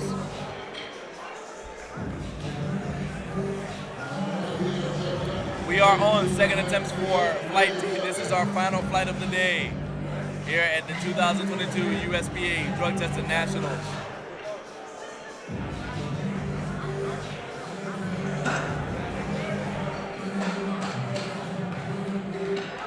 Last lift was really strong for him. I'm expecting this to be another made lift.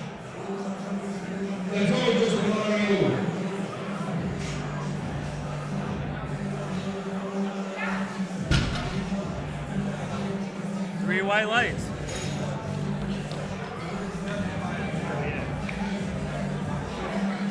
I do need to get moving. All right, Devin Lassine. 250 kilos. All right, remember I was telling you about the flight order changing? When we started, Devin was the first lifter, right? Right. And now you see that he's not the first lifter because based upon what he's pulling. So he was the first lifter in the flight. And now because of what his second attempt is, he's not the first lifter. Now he's getting on moved second to a attempt. different spot. He got moved. Down. Back. Yeah.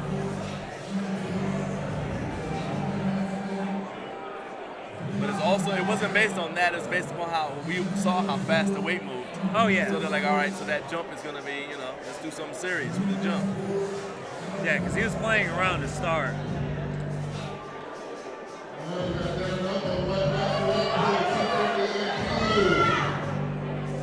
I find it interesting that he is deadlifting in those shoes though, because those shoes are a little bit spongy.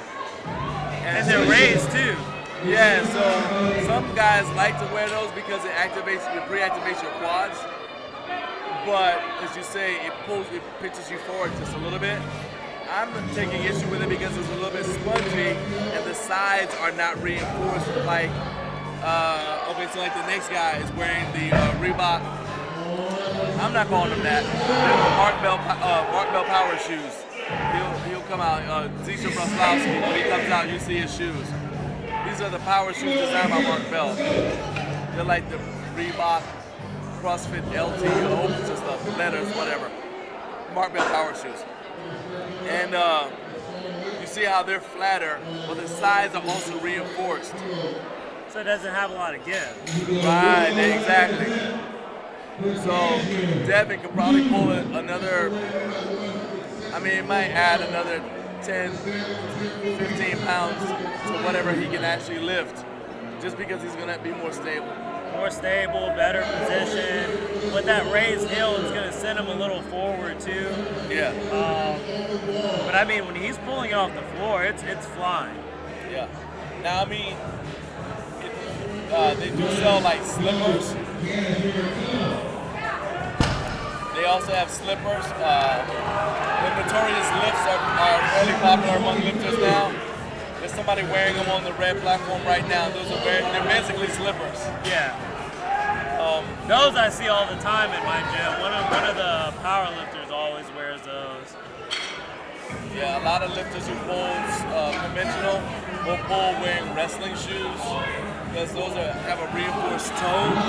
Because obviously you're gonna do a lot of knee slide, so they reinforce the toe. So when you're pushing, you're deadlifting, you're sliding a little bit. So the shoe pushes back.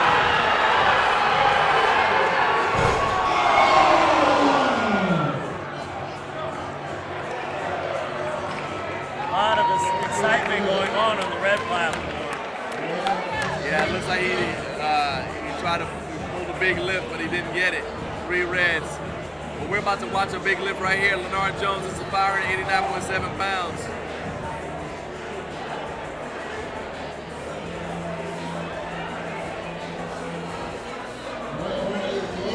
All right, so we're gonna figure out if he's gonna try it again. Is he gonna go for a third? So what's the deal with that? All right, so he waved up his third. There we go. Okay. That looked like a pull attempt, but it looked like they didn't say no lift yet. Like he would have a chance to at least break it off the floor. What is the rule on that? As long as it doesn't break the floor, it would look just like he pulled the slack out of the bar.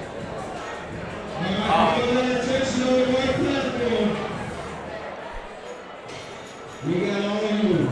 You guys, cheer these guys, do the right flips here. So yeah, as long as it doesn't look like if it looks like a bona fide attempt, then it will be no lift. But if it, to me, I thought he was pulling the slack out of the bar. And he's just like, no, I can't do it. So he waved it off, and he's actually done. I thought he was gonna step back and try it again. Yeah, he said he's not going to. He said he's not going to go for a third. So that was that. Good beat though for Leonard. All right, Alexander Straley is going to go for 275 kilos. This is 606.3 pounds. Now, Leonard's no longer in it. Now we got 7 lifters. So, that's 3 minutes. Okay.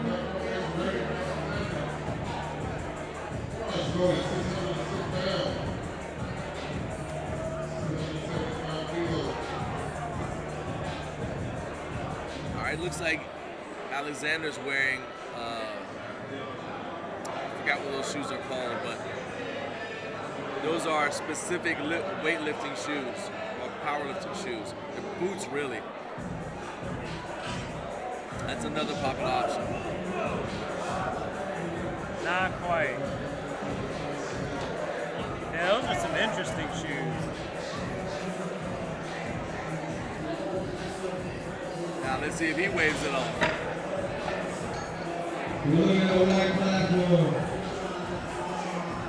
Got Kevin Wayne coming in at his second attempt for 305. This is 672 pounds, people. 672. Yeah, this is the heaviest weight pulled here today. Now we only have 7 lifters in this flight.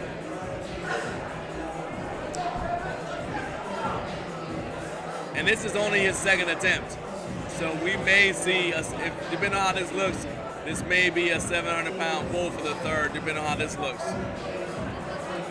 Let's go, 672 on the block. We had 164.5 pounds.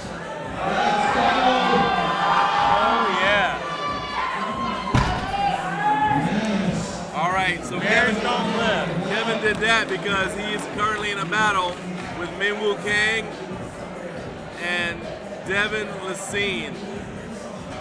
Well, Minwoo Kang definitely.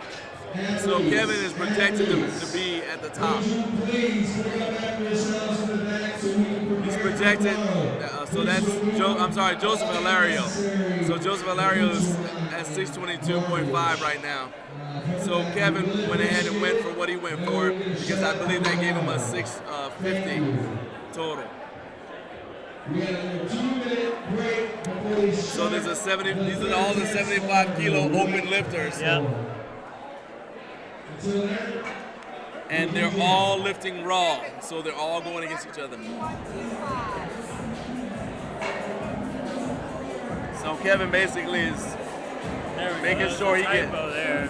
Waiting for that to change. Okay, so yeah, so Kevin's current total is 667. If Joseph gets this lift, his total is only going to be 622. I believe that'll put his total at 627. Right now, it looks like Kevin Wang is pretty safe. Yeah.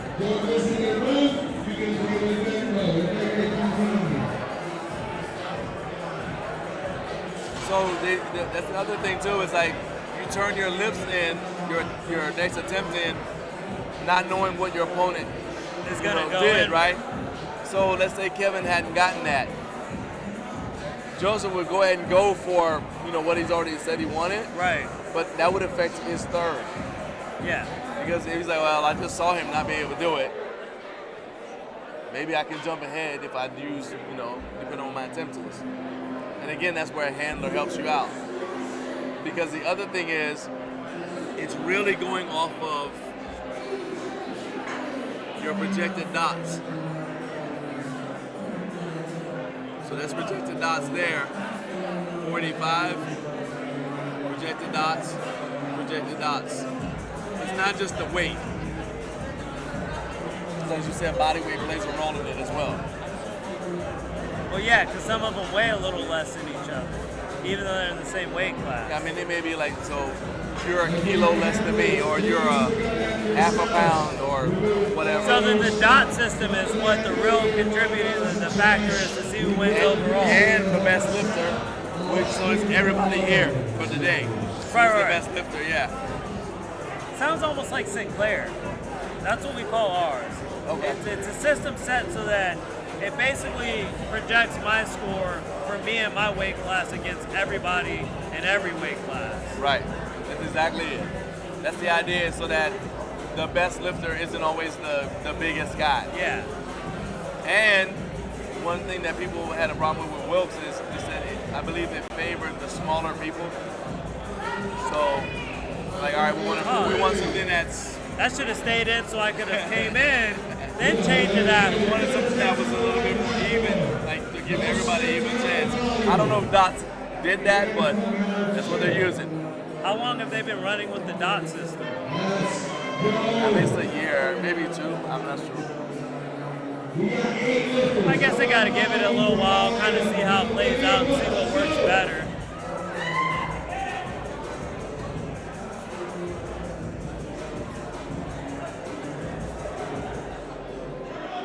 All right, stand up with it. Come on now. Nice. Now, Very solid lift. what hurt Joseph? What hurt Joseph is his bench, because he got red lighted on bench on his third attempt, and I believe it's because he didn't hear a command or he jumped a command. It wasn't a strength issue, so that hurt him. See, and that's one of those things, especially when you're new to this. You gotta make sure you're listening to your coach or your handler.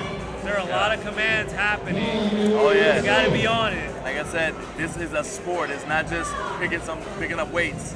But I will say I love that these athletes go to each judge to kind of figure out where they messed up at so that they can correct it. Oh, that was easy. So let's see where he goes for his third. Because that's the last thing you want, especially when you're strong and you're moving things easy, Right. is to lose a lift off of something that could have been easily avoidable. Right. Now, this will be a North Carolina state record for Devin Lassine. This will be a North Carolina state record. Platform is ready for Devin Lassine. Bring it up, man. Let's bring it up.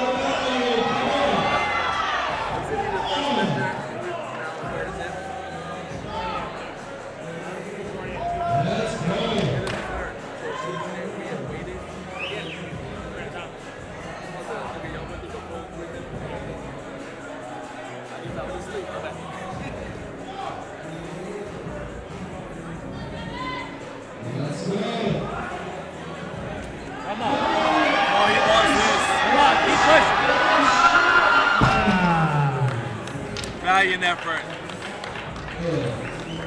Valiant effort. Now he's got a goal. So then that's what happens when you see lifters where it's like it means something.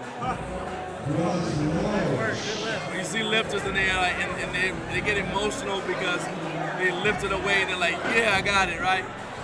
Because of things like this. So the next time he picks it, when he finally does get that, he's gonna lose it. And that's what I'm saying is that this.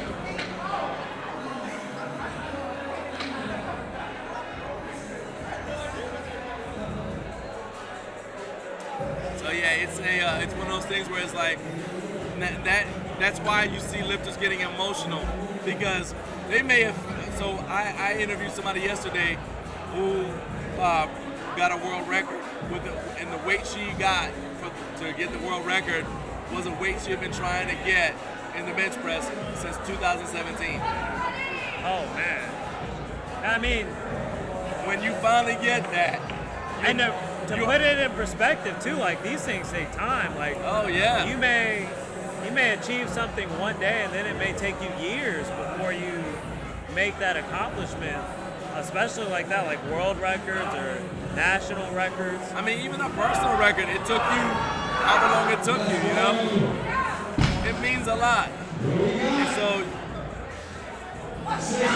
there you go, you become unreasonable for the day. You know, like, why are you doing all that? Right. Because it's not just that moment, it's all of the nights when he was the only one there lifting. Yeah. Putting in all the work, all the sleepless nights thinking about how training's gonna go. The times when you went to training and you were tired, you didn't feel like doing it, and you're like, all right, I'm just chipping away. So like, for me at the national level, I've only ever won 2 bronze medals. And again, to put this in perspective on time, like, I mean, yeah, sure, like the really great athletes, they probably win often, they probably get gold medals often, but it takes work. It takes work and time, and like I got my first bronze medal, my first national meet, and I didn't see another one for 3 years. Yeah. So, you know, to really put into perspective like the emotion that goes behind when these high level athletes break these records. Yeah.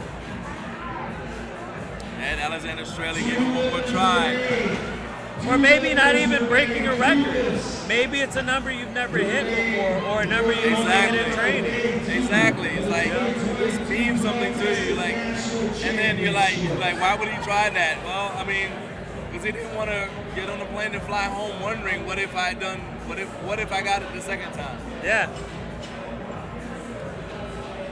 Risk versus reward. That's it. You're like, hey, I gotta know. Dylan Boyer, 285 kilos. We are closing in on our final attempts for the day.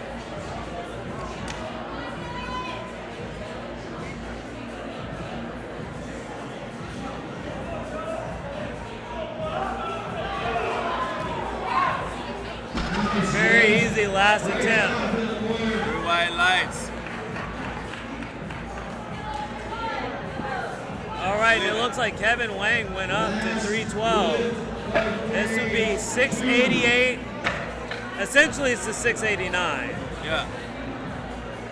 He's like, I'm just gonna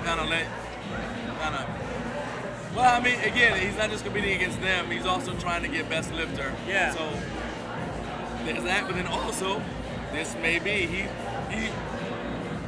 either this, I don't know anybody who's like, wow, I really, all my life I want to lift 688, but it's a stepping stone to 7. Yeah, absolutely. So, chipping away. That's what I mean, is like staying within yourself. And then again, too, like looking at that dot system, because I'm sure that does that revolve around for only today? Yeah. Or is this, so it doesn't matter what other people do tomorrow and the day after? It's just at this meet. So today is considered a separate meet from tomorrow. Technically.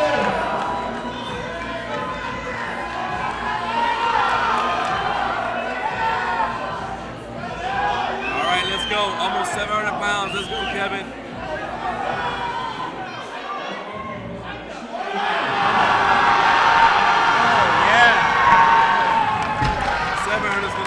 Sooner than later.